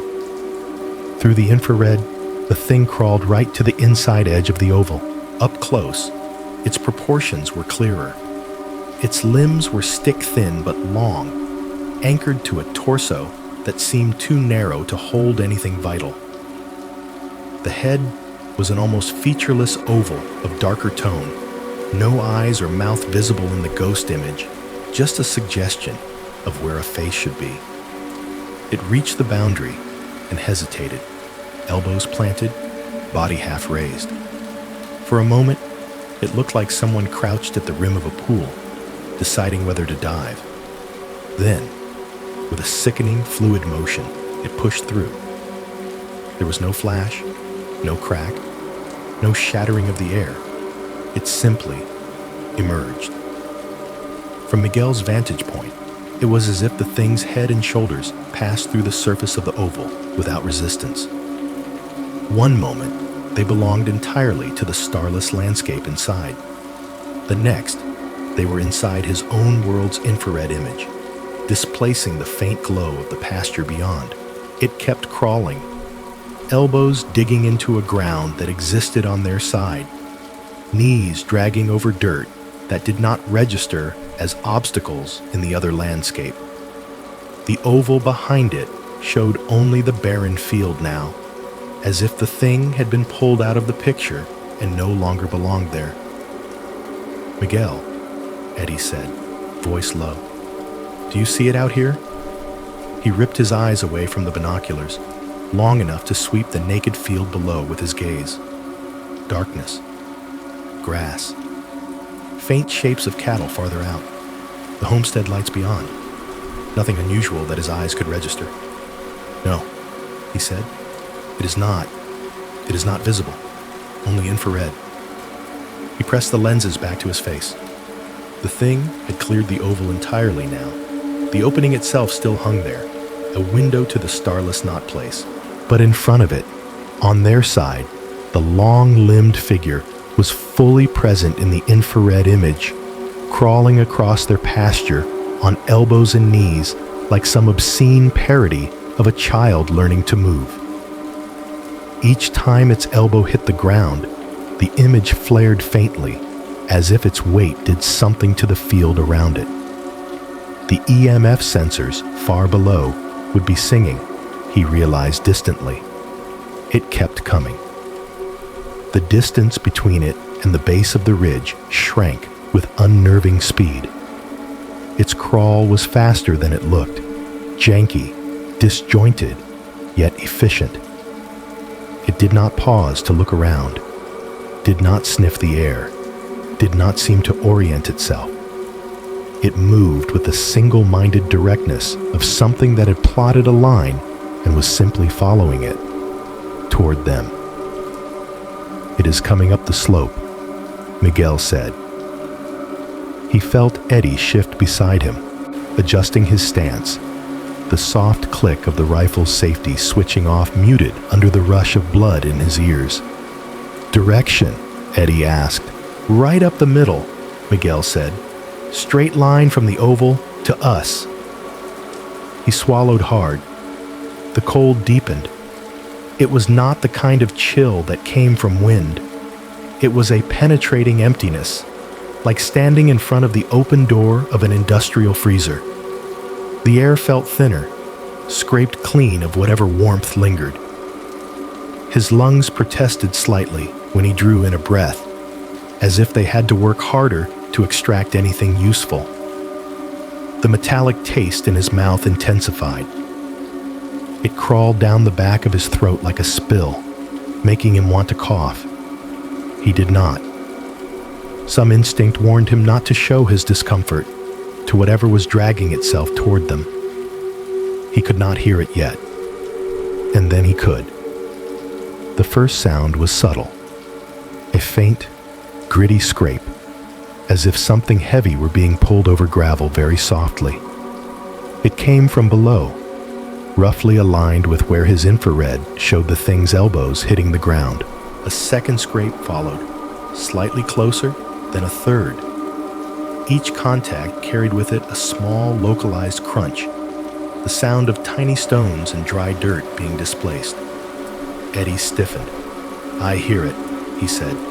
"Steps, but I do not see it." "It is still crawling in the infrared," Miguel said, baffled, on all fours.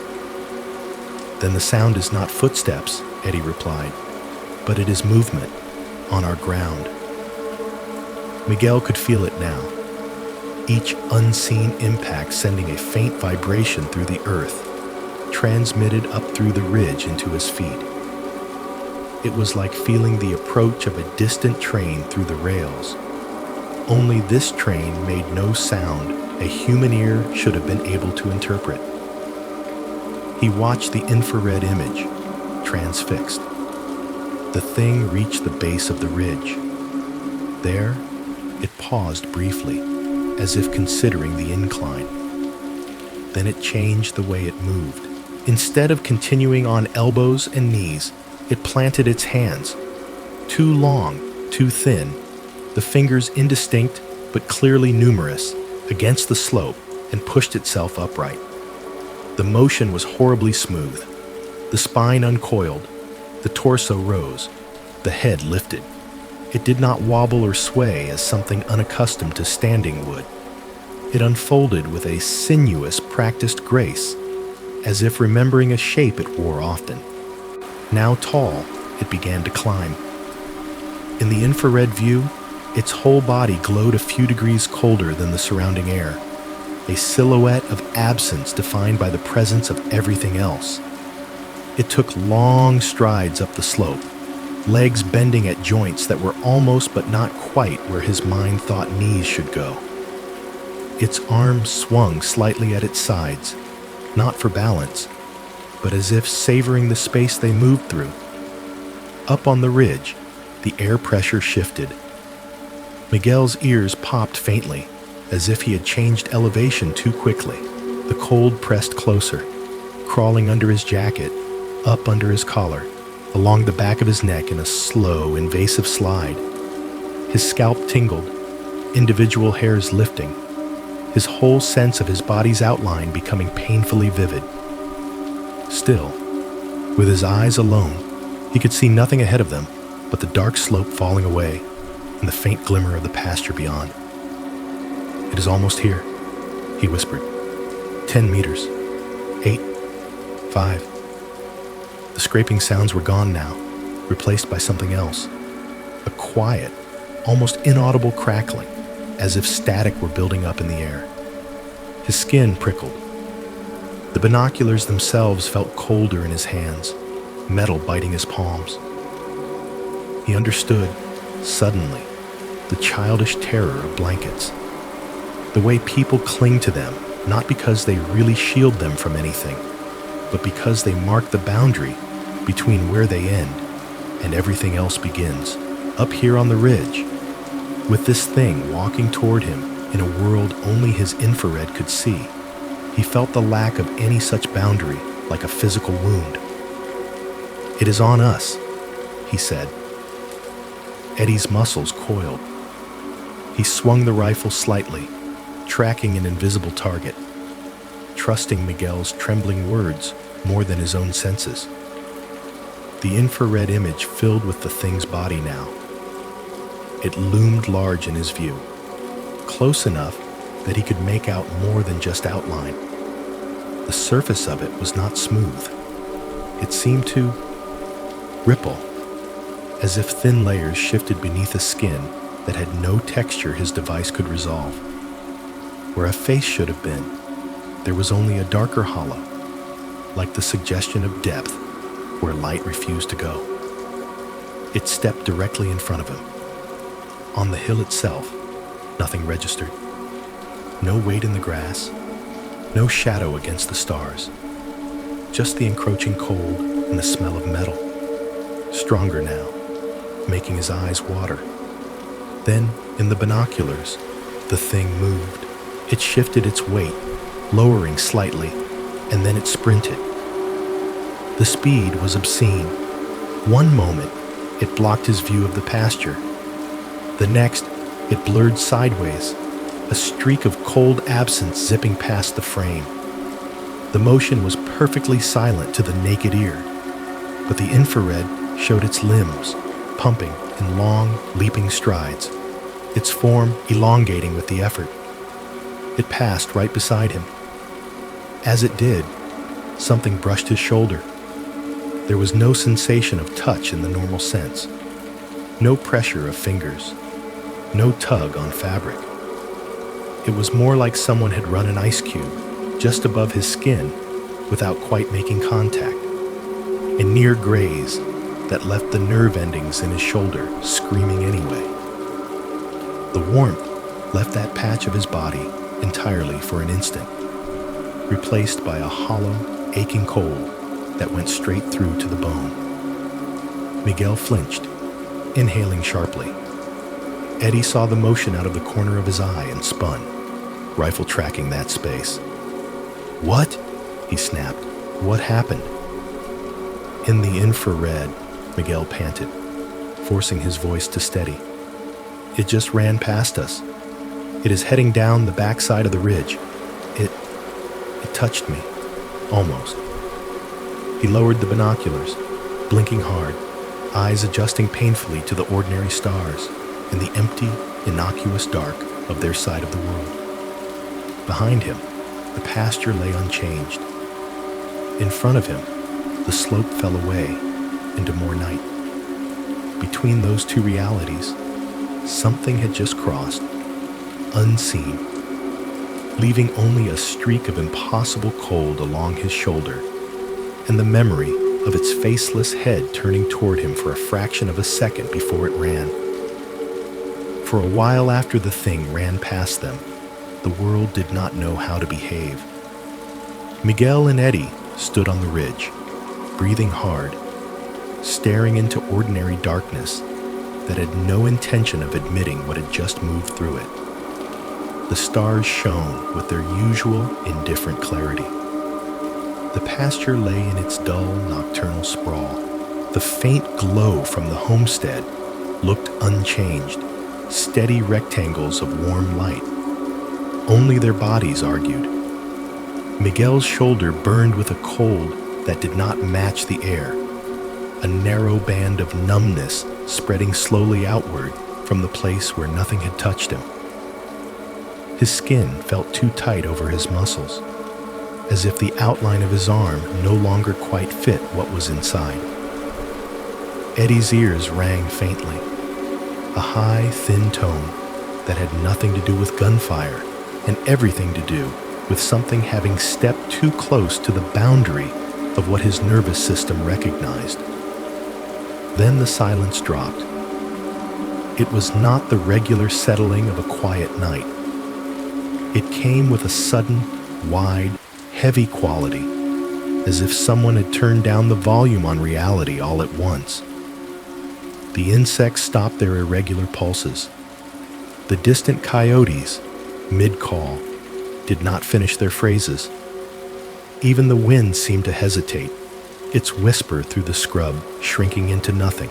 The ranch had gone silent before, in moments that made everyone's skin crawl. This was worse. This was silence with intent. Miguel felt the urge to whisper, but there was nowhere for the words to go. They would have fallen out of his mouth and dropped like stones. "Time to go," Eddie said quietly. The fact that he could hear his own voice, clean and sharp in the hush, made it feel like a trespass. Still, the practical part of him asserted itself. They had to get off the ridge, back to the others, back to instruments and records and some illusion of control. They made their way down by habit, boots finding familiar footholds in the dark. Each rock they kicked, each scuff against dirt, sounded strangely contained, like noise made inside a padded room. The cold clung to Miguel's shoulder, following him down, a ghost hand that refused to let go. The silence followed. No distant lowing from the cattle, no creak from the windmill. The ranch, normally a web of small sounds, had become a photograph of itself. By the time they reached the yard, Eddie's jaw ached from clenching. Miguel's breath came shallow, not because he was out of shape, but because some animal part of him was holding back, afraid that drawing too much air might invite something else inside. The trailer door opened before they reached it. Ashcroft stood there, one hand on the frame, eyes wide behind his glasses. The light from inside washed over him, turning his face pale, erasing age lines and leaving only the rawness underneath. "You felt that?" he asked, skipping any form of greeting. "Yes," Eddie said. "What did you see?" "Mostly what we did not see," Lena said from inside, her voice tight. "Get in here." They stepped into the cramped, familiar space. The hum of electronics, normally a comforting background buzz, now sounded ragged, hiccuping. Several monitors displayed frozen frames.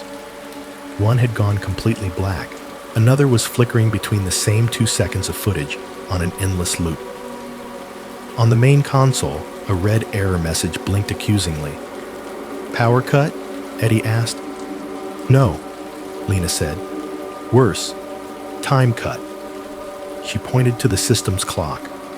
The logs showed neat, orderly entries, events tagged to 00 put 12, 00 13, 00 14, and then nothing. A gap of nearly 8 minutes.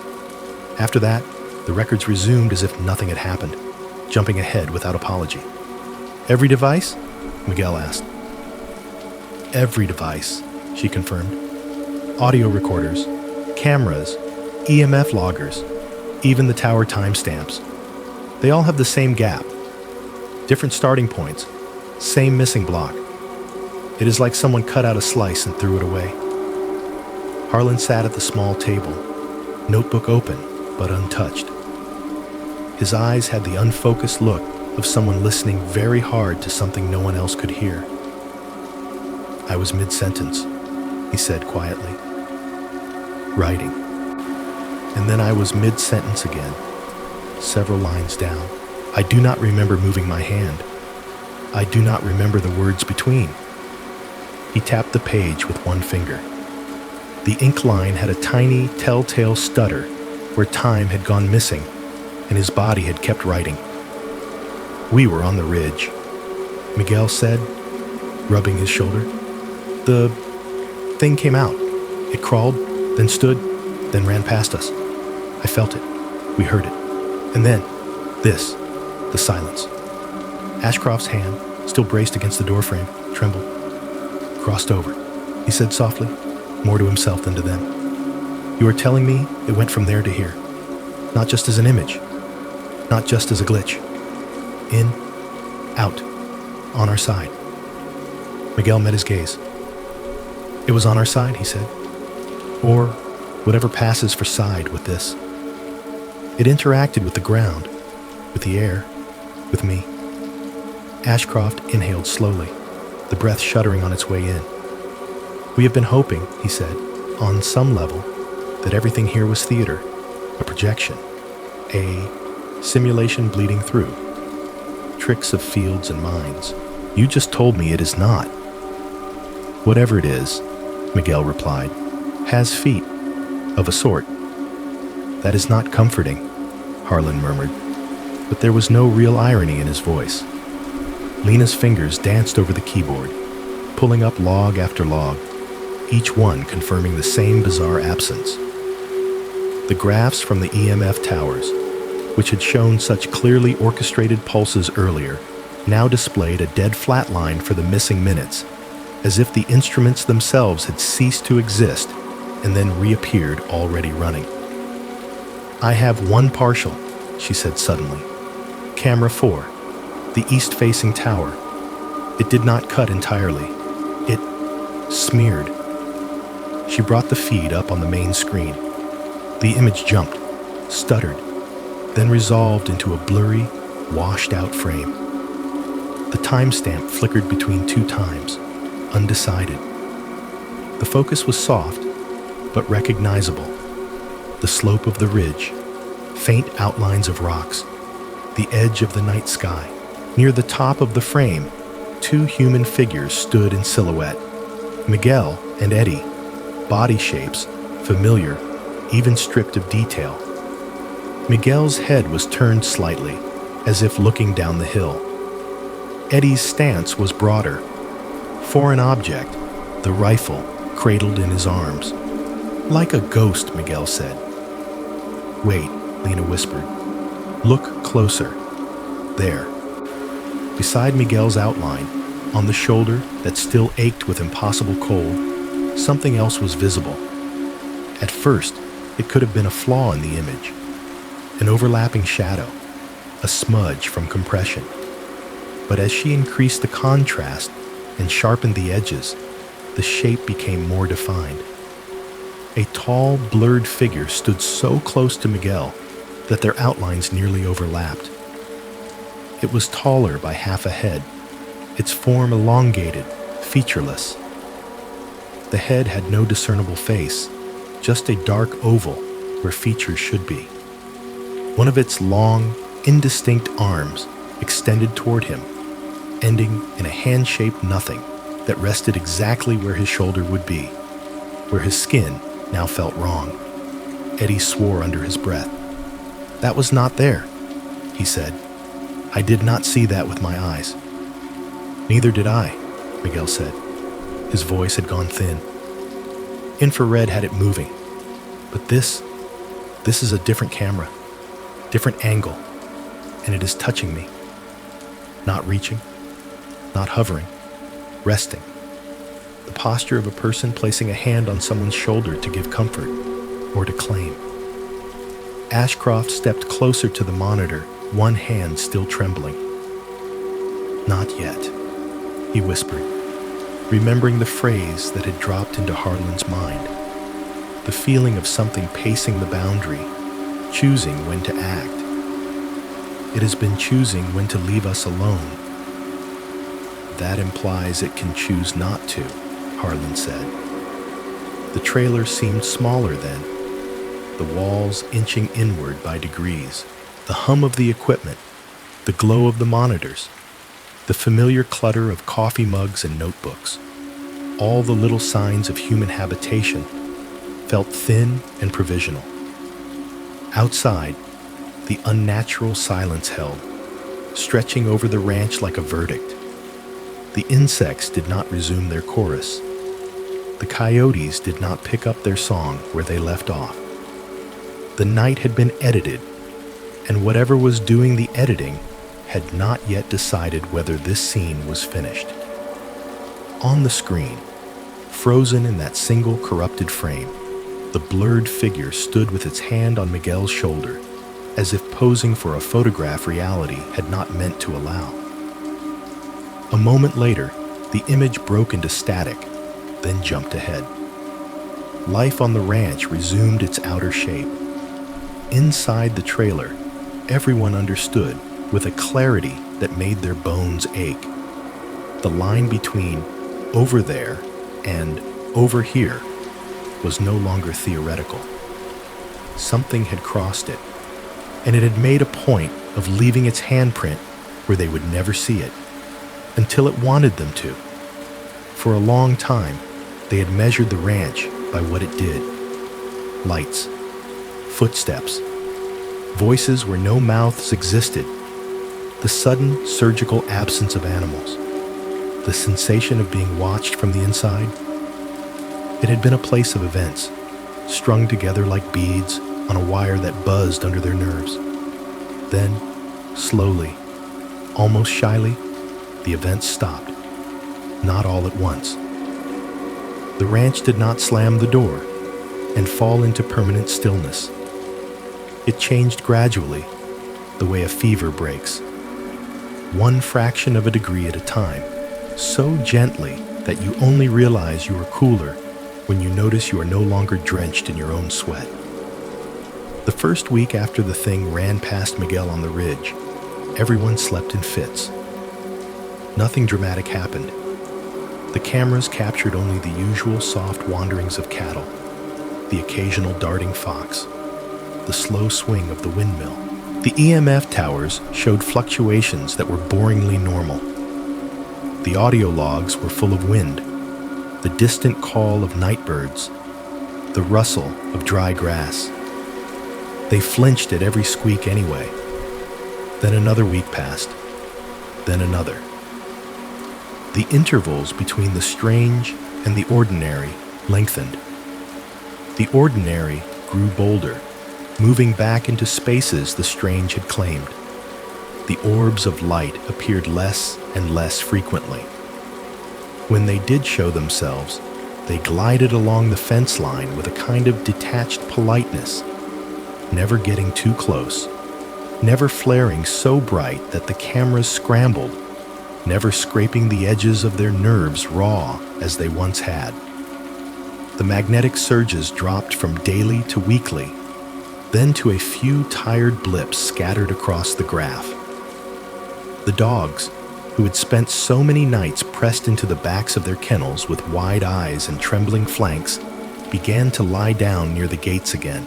They still stared into certain corners of the property with careful suspicion, but their bodies no longer shook with every flicker of movement in the dark. Outside, the desert did what deserts do when no one asks it to be more than itself. The sun rose, the wind blew, the creek shrank and swelled. Dust settled on everything. Inside the trailers, lives compacted themselves into boxes. Packing should have been a simple thing. Fold clothes, roll cables, wrap fragile equipment in old newspaper. Instead, it felt strangely ceremonial, like dismantling an altar. Every object they lifted had a story attached now. This camera had refused to record an entire mutilation. That recorder had captured a breath that was not theirs. A particular EMF meter had hummed in Lena's hands the first time the corral bars pulled like sideways magnets. They handled them with a quiet reverence, even as they unplugged and labeled and coiled. "Feels wrong," Miguel said one afternoon, carefully folding a worn, ringed notebook and slipping it into his duffel. "Just gathering it all up. Leaving." "Feels necessary," Eddie replied, taping shut a cardboard box. "Places like this do not let you live in them forever. They either keep you or spit you out. I prefer the second option." Lena sat at the table, dismantling a portable console piece by piece. The small screws rolled like beads between her fingers. She placed each panel in a padded case, with the precision of someone dismantling a delicate machine that might still be listening. Ashcroft spent more time outside, walking the property in slow, looping paths. He had made a show of anger, at first, when they discussed scaling back.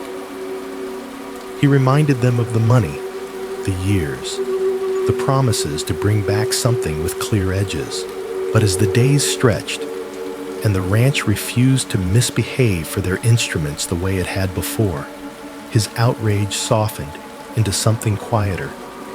He walked the fence lines, hands in his pockets, head slightly bowed, like a man saying a drawn-out goodbye to someone he had never really gotten to know. Fear had carved channels in all of them, but other things had flowed into those channels too. One night, as they sat on the steps outside the trailer, Miguel tried to explain it. "When I first came here," he said, watching the sky bruise into evening, "my fear was small, local, physical. I was afraid of getting hurt, of losing animals, of being the one who missed something important." "And now?" Harlan asked, sitting beside him, coffee cooling between his hands. Miguel tilted his head back, looking at the constellations his father had once shown him from a very different patch of ground. "Now, I am afraid of bigger things," he said. "And oddly, it is not entirely bad. This place stretched me. It made the world larger. It also made my own problems feel smaller. My rent, my old regrets, the argument I had with my brother 6 years ago. They feel like pebbles next to this canyon." He laughed softly, and the sound was surprisingly gentle. "I do not forgive it for what it did to the animals," he added, "but I am grateful a little. It showed me something bigger than what I was built for. That changes a person." Lena had her own changes. Sleep came to her in fragments, as it always had, but now when she drifted off, her dreams bent. She would find herself standing under a sky that was not quite the one she knew. Stars arcing in slow, impossible curves. Constellations she recognized warped by some unseen hand. Lines she drew between them, bending into shapes that did not exist in her old maps. Sometimes, in those dreams, she watched light travel along paths that twisted and folded, not in straight trajectories, but in loops that fed back into themselves. She woke with equations half-formed in her mind, ideas that felt like they belonged to fields she had not formally studied. For a few seconds before waking fully, she felt like the universe was more elastic than she'd ever been taught. The ranch, in its retreat, seemed to be leaving them parting gifts. Harlan found himself less certain, in a way that was oddly freeing. His authority over the boundaries between mind and world had been punctured. Instead of hollowing him out, it made him softer. He listened even more closely when people spoke. He found himself saying, "I do not know," with less shame and more honesty. "Fear made cracks," he said one evening, tapping his temple lightly. but the cracks let in some light too.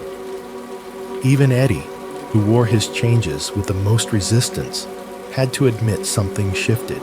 He still checked locks twice, still walked with his habitual caution. But the ridge had taught him that not everything could be guarded against with a rifle and good instincts. There was a strange relief in that. Permission to let go of some of the constant vigilance, knowing it had never been as powerful as he'd believed. As for Ashcroft, he stood one morning at the southern property line and watched the sun rise over a place that had eaten his money, his sleep, and his certainty. "I came to dissect it," he said, not bothering to hide that he knew he had failed. To pin it down like a specimen. Instead, it walked straight through our instruments, our categories, our theories, and kept walking. It did not care about being solved. He smiled then, a small, exhausted curve of the mouth. "I used to think understanding was the only way to live with something," he added. "Now, I am starting to suspect that sometimes coexistence is the only practical option." On their last evening, the sky went bruised and gold. They had loaded most of the equipment. The trailers felt hollow, echoing slightly when they moved inside. The steers had been trucked away after a long and careful process, their heavy bodies reluctant to leave but ultimately coaxed. The towers were down. The EMF ring had been dismantled. The middle homestead stood alone again, its windows blank. The dogs milled in the yard, restless with the change in rhythm. They had known something was ending before any human said so out loud. Animals are like that, especially here. Miguel knelt to scratch the neck of one of the older dogs, fingers slipping into familiar fur. The dog leaned in, weight warm and steady, eyes half-lidded. For a moment, it was just an ordinary scene. A man, a dog, an evening. Then, all at once, the dog tensed.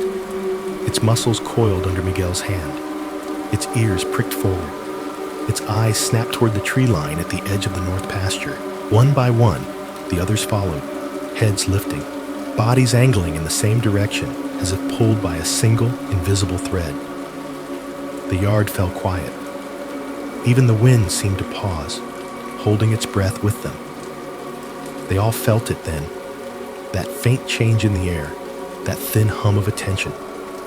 Not aggressive, not cold, just focused, like the sensation of being seen by someone in a crowded room who has no intention of approaching, only observing. Lena turned slowly, following the dog's gaze. At the edge of the trees, where the cottonwoods clustered and the shadows deepened early, something tall stood between the trunks. It was nothing more than an outline at first, a subtle thickening of darkness. As their eyes adjusted, it took on a clearer shape. Taller than a man, narrower in the shoulders, its head slightly bent as if studying them. No glint of eyes, no glimmer of teeth. Just a vertical presence, occupying that space with gentle certainty. No one reached for a camera.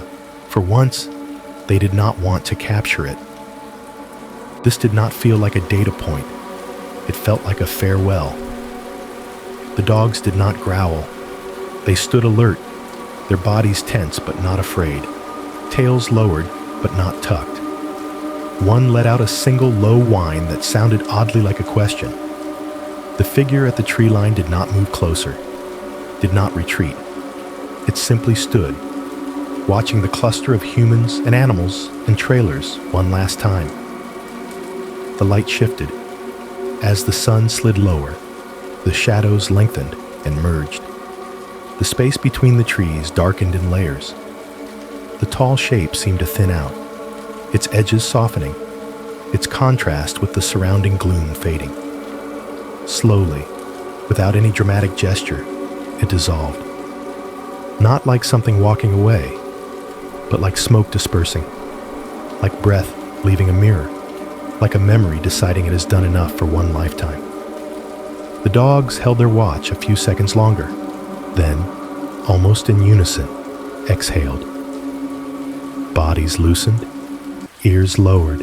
One turned in a circle and lay down on the packed earth, head on its paws, as if settling into an answer it could live with. Miguel let out a breath he had not realized he was holding. So, it was watching, Harlan said quietly. It always was, Lena replied. We just finally saw it doing so, without the tricks. Ashcroft looked at the place where the shape had been, his expression unreadable. Maybe, he said, voice soft. It never intended to hurt us. We were just interesting. There was comfort in that, and an ache. To be so carefully watched, so thoroughly unsettled, and then allowed to leave. The evening deepened around them, the first stars emerging in the sky. The ranch, having made its point, settled back into its own rhythms. Dust floated in the last beams of sunlight, turning the air into gold. For the first time since they arrived, the land felt less like an adversary and more like a vast, unknowable neighbor. One that had chosen, after a long and unnerving conversation, to let them go. The studio had been built to make people forget about the weather. Inside, the air was warm, still, padded by layers of acoustic foam and thick curtains. Outside, the city was having its own conversation. Tires hissing on wet asphalt, distant horns, the soft, steady patter of rain against brick and glass. In here, it was all reduced to a faint, distant hush, like the memory of a storm. Lena sat at the small table in the center of the recording room, hands wrapped around a ceramic mug. The tea inside had cooled from hot to pleasantly warm, a gentle heat pressed into her palms. A low lamp glowed at her elbow, its shade turning the light amber. The microphone in front of her was wrapped in soft foam, an oddly tender-looking piece of technology. She was older now. The years had drawn fine lines around her eyes, softened the sharp angles of her face. Her hair, once a uniform dark, now carried threads of silver that caught the lamplight whenever she moved. The way she held herself had changed too, less rigid, less tightly coiled. She seemed to inhabit the chair fully, her spine straight, but her shoulders relaxed, as if the weight she carried had redistributed itself into something she could live with. Across the glass, in the control room, the audio engineer sat at his console, headphones on, eyes alert. Faders glowed in soft colors beneath his hands. A red light outside the recording booth door told the hallway that they were live. Whenever you are ready, he said into the talkback mic, his voice gentle and neutral. Lena nodded once. She set the mug down on its coaster with care, as if not to disturb the air more than necessary. Her fingers lingered around its curve for a moment, drawing up that last bit of warmth. Then she leaned toward the microphone slightly, not too close, finding the distance she had been coached into. Her voice, when she spoke, was soft but steady. People always ask, she said, why we stayed as long as we did. She paused, letting the words settle in the room. The microphone caught the silence between them, the faint hum of the studio equipment, the distant, softened rain. They assumed curiosity was stronger than fear, she continued, or that we were reckless, that we did not understand the danger. A small smile touched the corner of her mouth, not quite amused, not quite bitter. The truth is simpler, she said. It did not kill anyone. Her fingers tapped once, lightly, on the mug. We lost animals, she went on. We lost sleep. We lost some of our confidence in how the world is supposed to behave. But no one died. Not one of us. not on that land. The engineer adjusted a dial, focusing on the intimate texture of her voice, the slight roughness on certain consonants, the breath that hovered just behind her words, the way she let certain phrases fall softer at the end. It was the kind of tone listeners leaned into, unconsciously, whether they were awake or half asleep. In the years since, Lena said, I have thought about that more than anything. It had so many chances. On the ridge, in the house, in the corral. It could have dropped a tower on us, or made a vehicle fail at the wrong moment, or simply kept pulling us further and further over the edge of our own sanity. She drew in a slow breath, held it, released it. It did not. Outside the glass, rain thickened, a louder pattering for a few seconds before settling again. In the studio, the microphones translated it into barely audible texture, a soft brush behind her voice. The interviewer had chosen not to appear on camera or on mic. This episode was framed as a monologue, an older scientist reflecting. The questions had been given in advance, the prompts built into the outline. Lena followed them in her own way.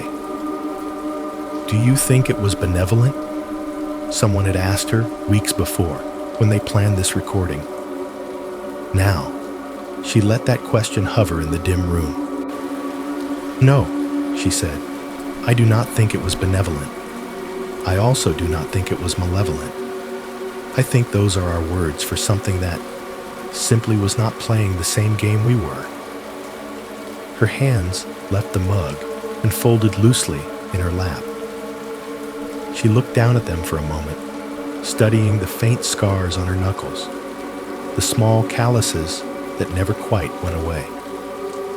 When we arrived, she said, we treated it like a subject, an anomaly to be studied. We set up our towers and our cameras and our traps of measurement. We wanted to understand it, to put it in boxes, name it, describe it. That is what science does. That is what I still believe in. She looked up again, eyes catching the lamplight. What I did not understand then, she said, was that it wanted the same thing. The engineer, listening, felt a thin line of cold move along his spine. It watched us, Lena went on. At first, from a distance, through lights, through noise, through rearrangements of animals and objects, like a child shaking a cage to see what will rattle. Then, she hesitated, choosing her words. Then it moved closer, into the cameras, into our instruments, into our thoughts. She did not look at the glass.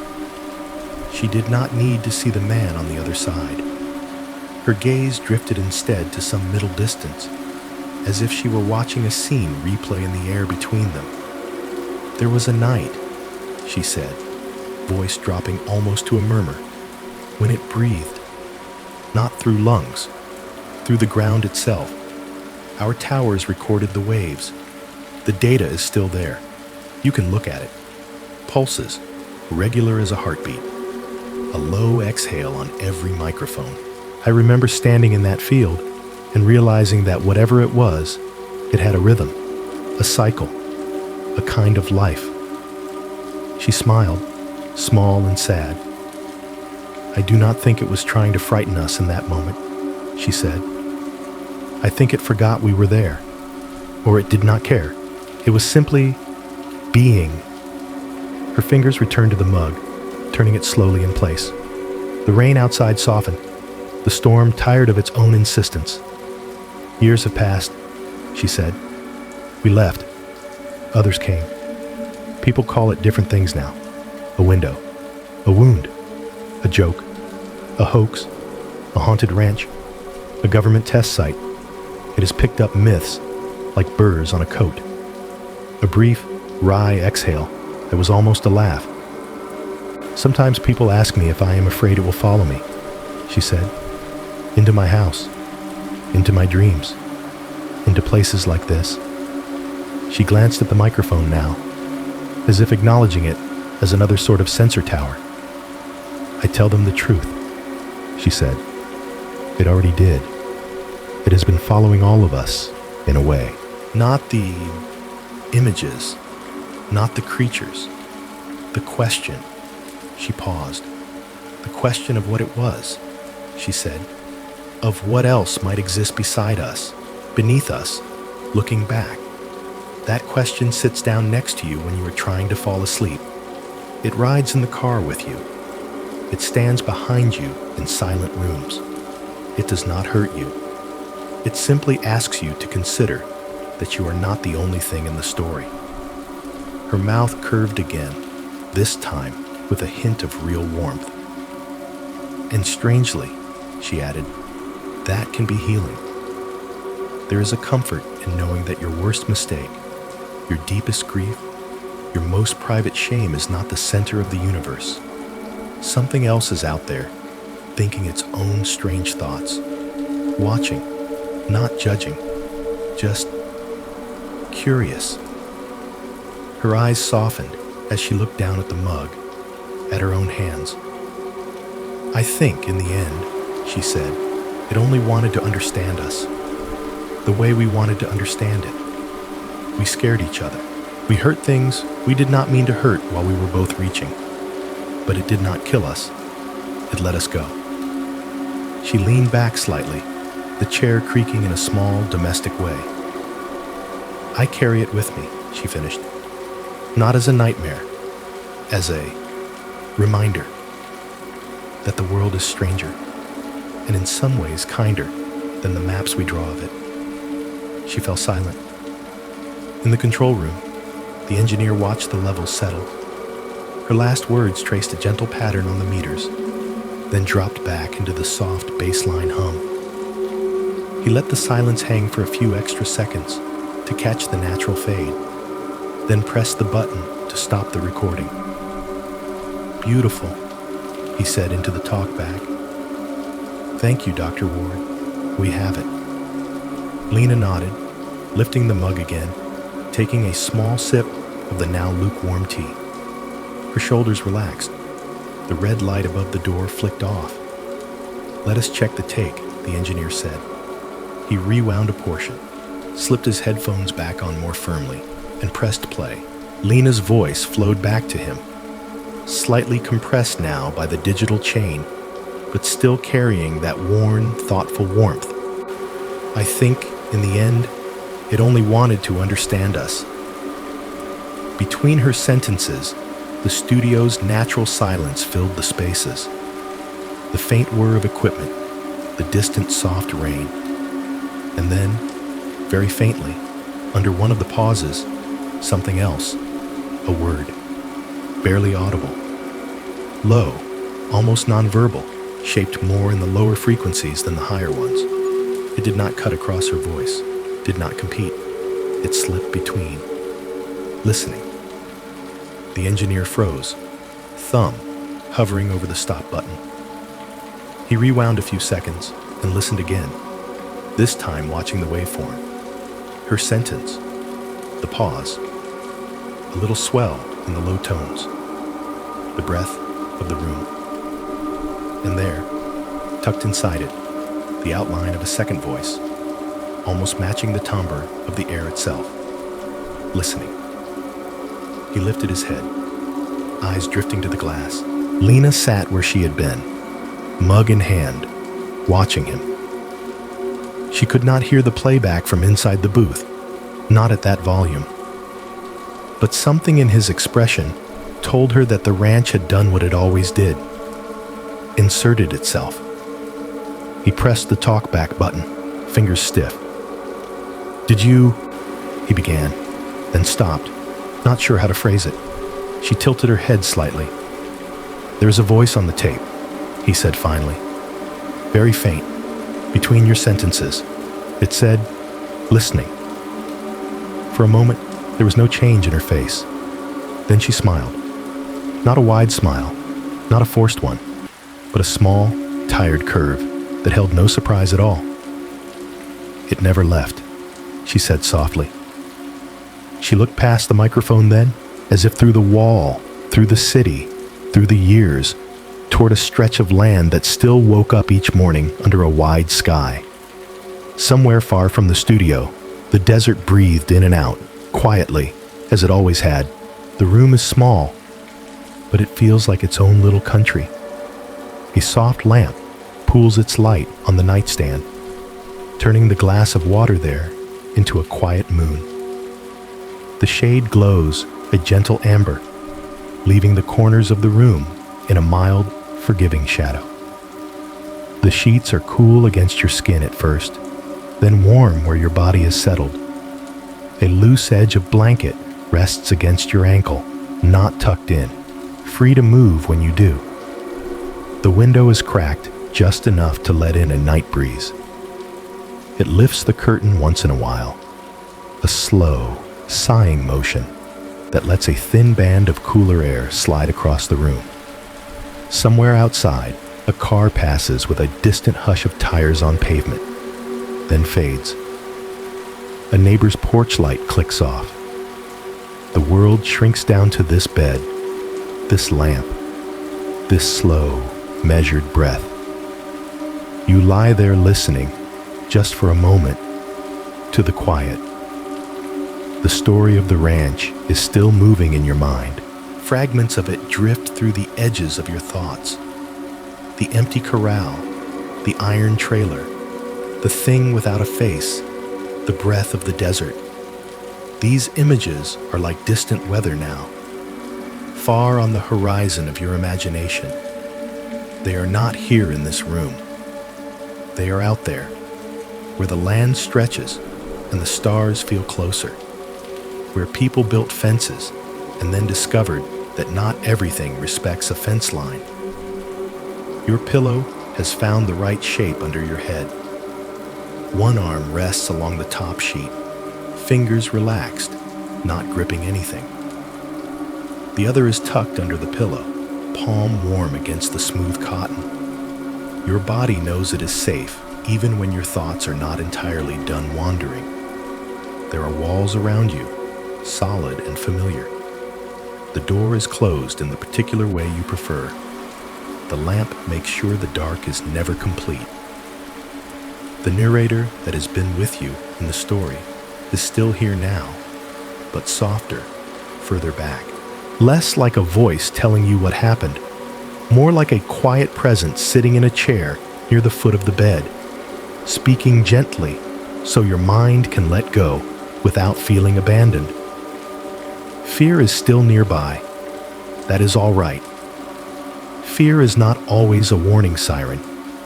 Sometimes it is just a sensitive instrument, reacting to the fact that something does not fit the usual pattern, a knock that does not match any rhythm you know, a light in a place that should be empty, a thought in your head that does not sound entirely like your own.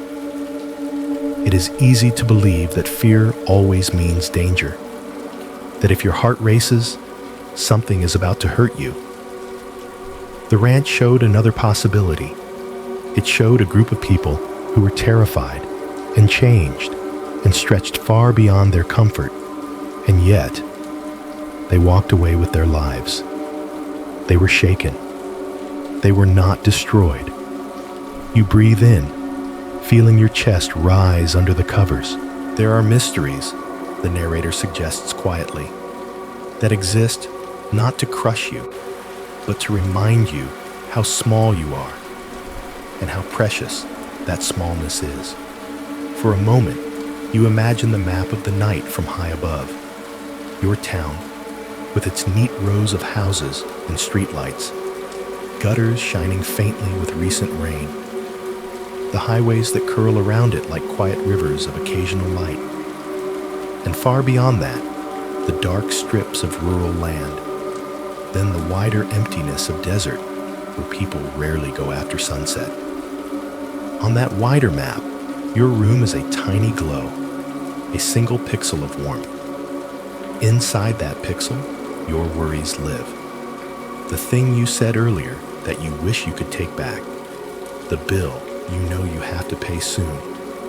the ache that sits in your chest when you think of someone you miss. They loom large from this close vantage point. They are the monsters under your own bed. Out on the ranch, the monsters were different. They walked without faces. They stepped out of starless skies. They left footprints where no animal should be able to stand.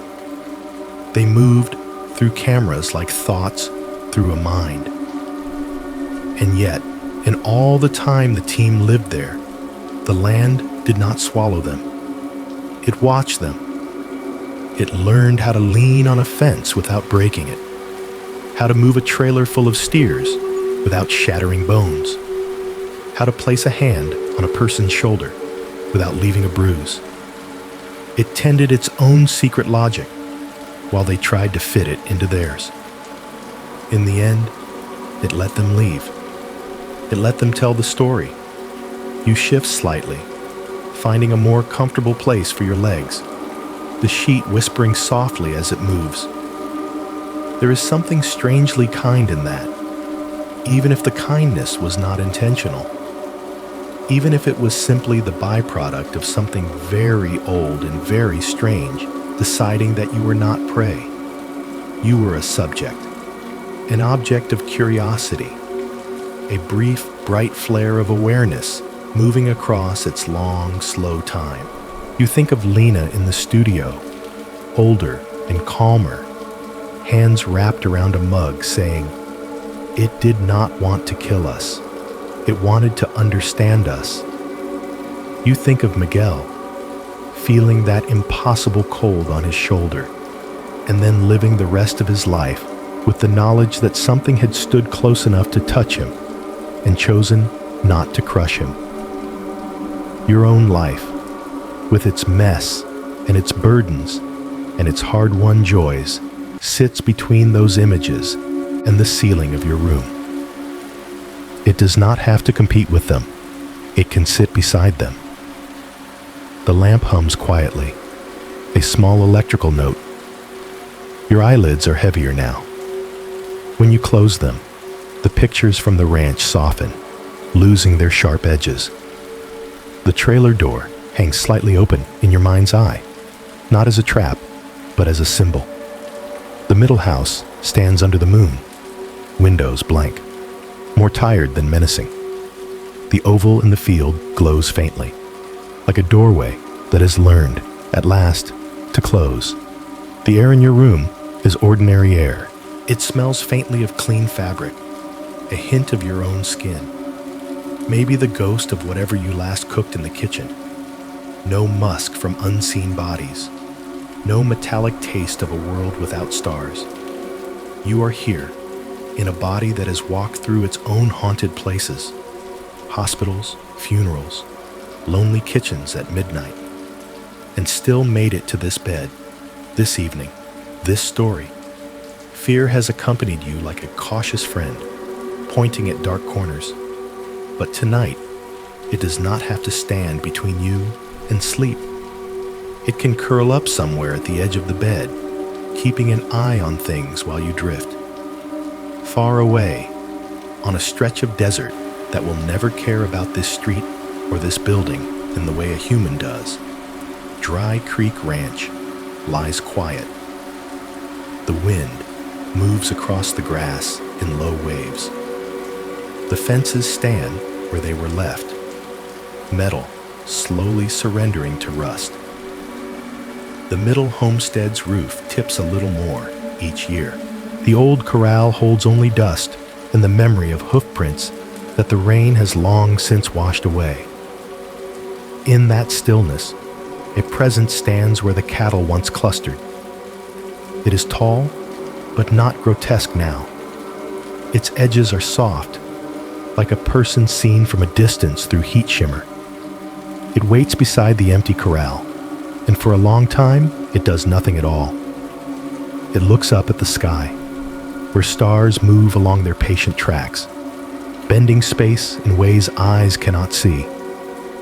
Then slowly, it turns its attention, not sharply, not like a spotlight, more like the way someone might glance from a window out toward the hint of a town on the horizon, seeing the faint dome of light above it, and knowing that somewhere under that glow, 100,000 small stories are ending and beginning at once. It faces, in its own strange way, the direction of your town, your building, your small, lamplit room. There is no malice in that turn, no hunger, no reaching hand. It is simply curious. It has learned enough not to push through, not to lean too hard on the fence between worlds. It stays where it is, by the old corral, with the stars above it and the dry earth under its feet. And it wonders about you the way you have wondered about it. You breathe out slowly, your body loosening by degrees, muscles unwinding from the inside. Between one heartbeat and the next, the distance between ranch and bedroom becomes something invisible but deep. Two very different quiets, existing at the same time. In one, desert wind. In the other, the hush of a small room cooled by a night breeze. The narrator's voice settles even further back now, ready to leave you alone with your own rhythm, your own slow turn toward sleep. And maybe, as you drift into sleep, something ancient drifts too. Not toward you, but toward understanding.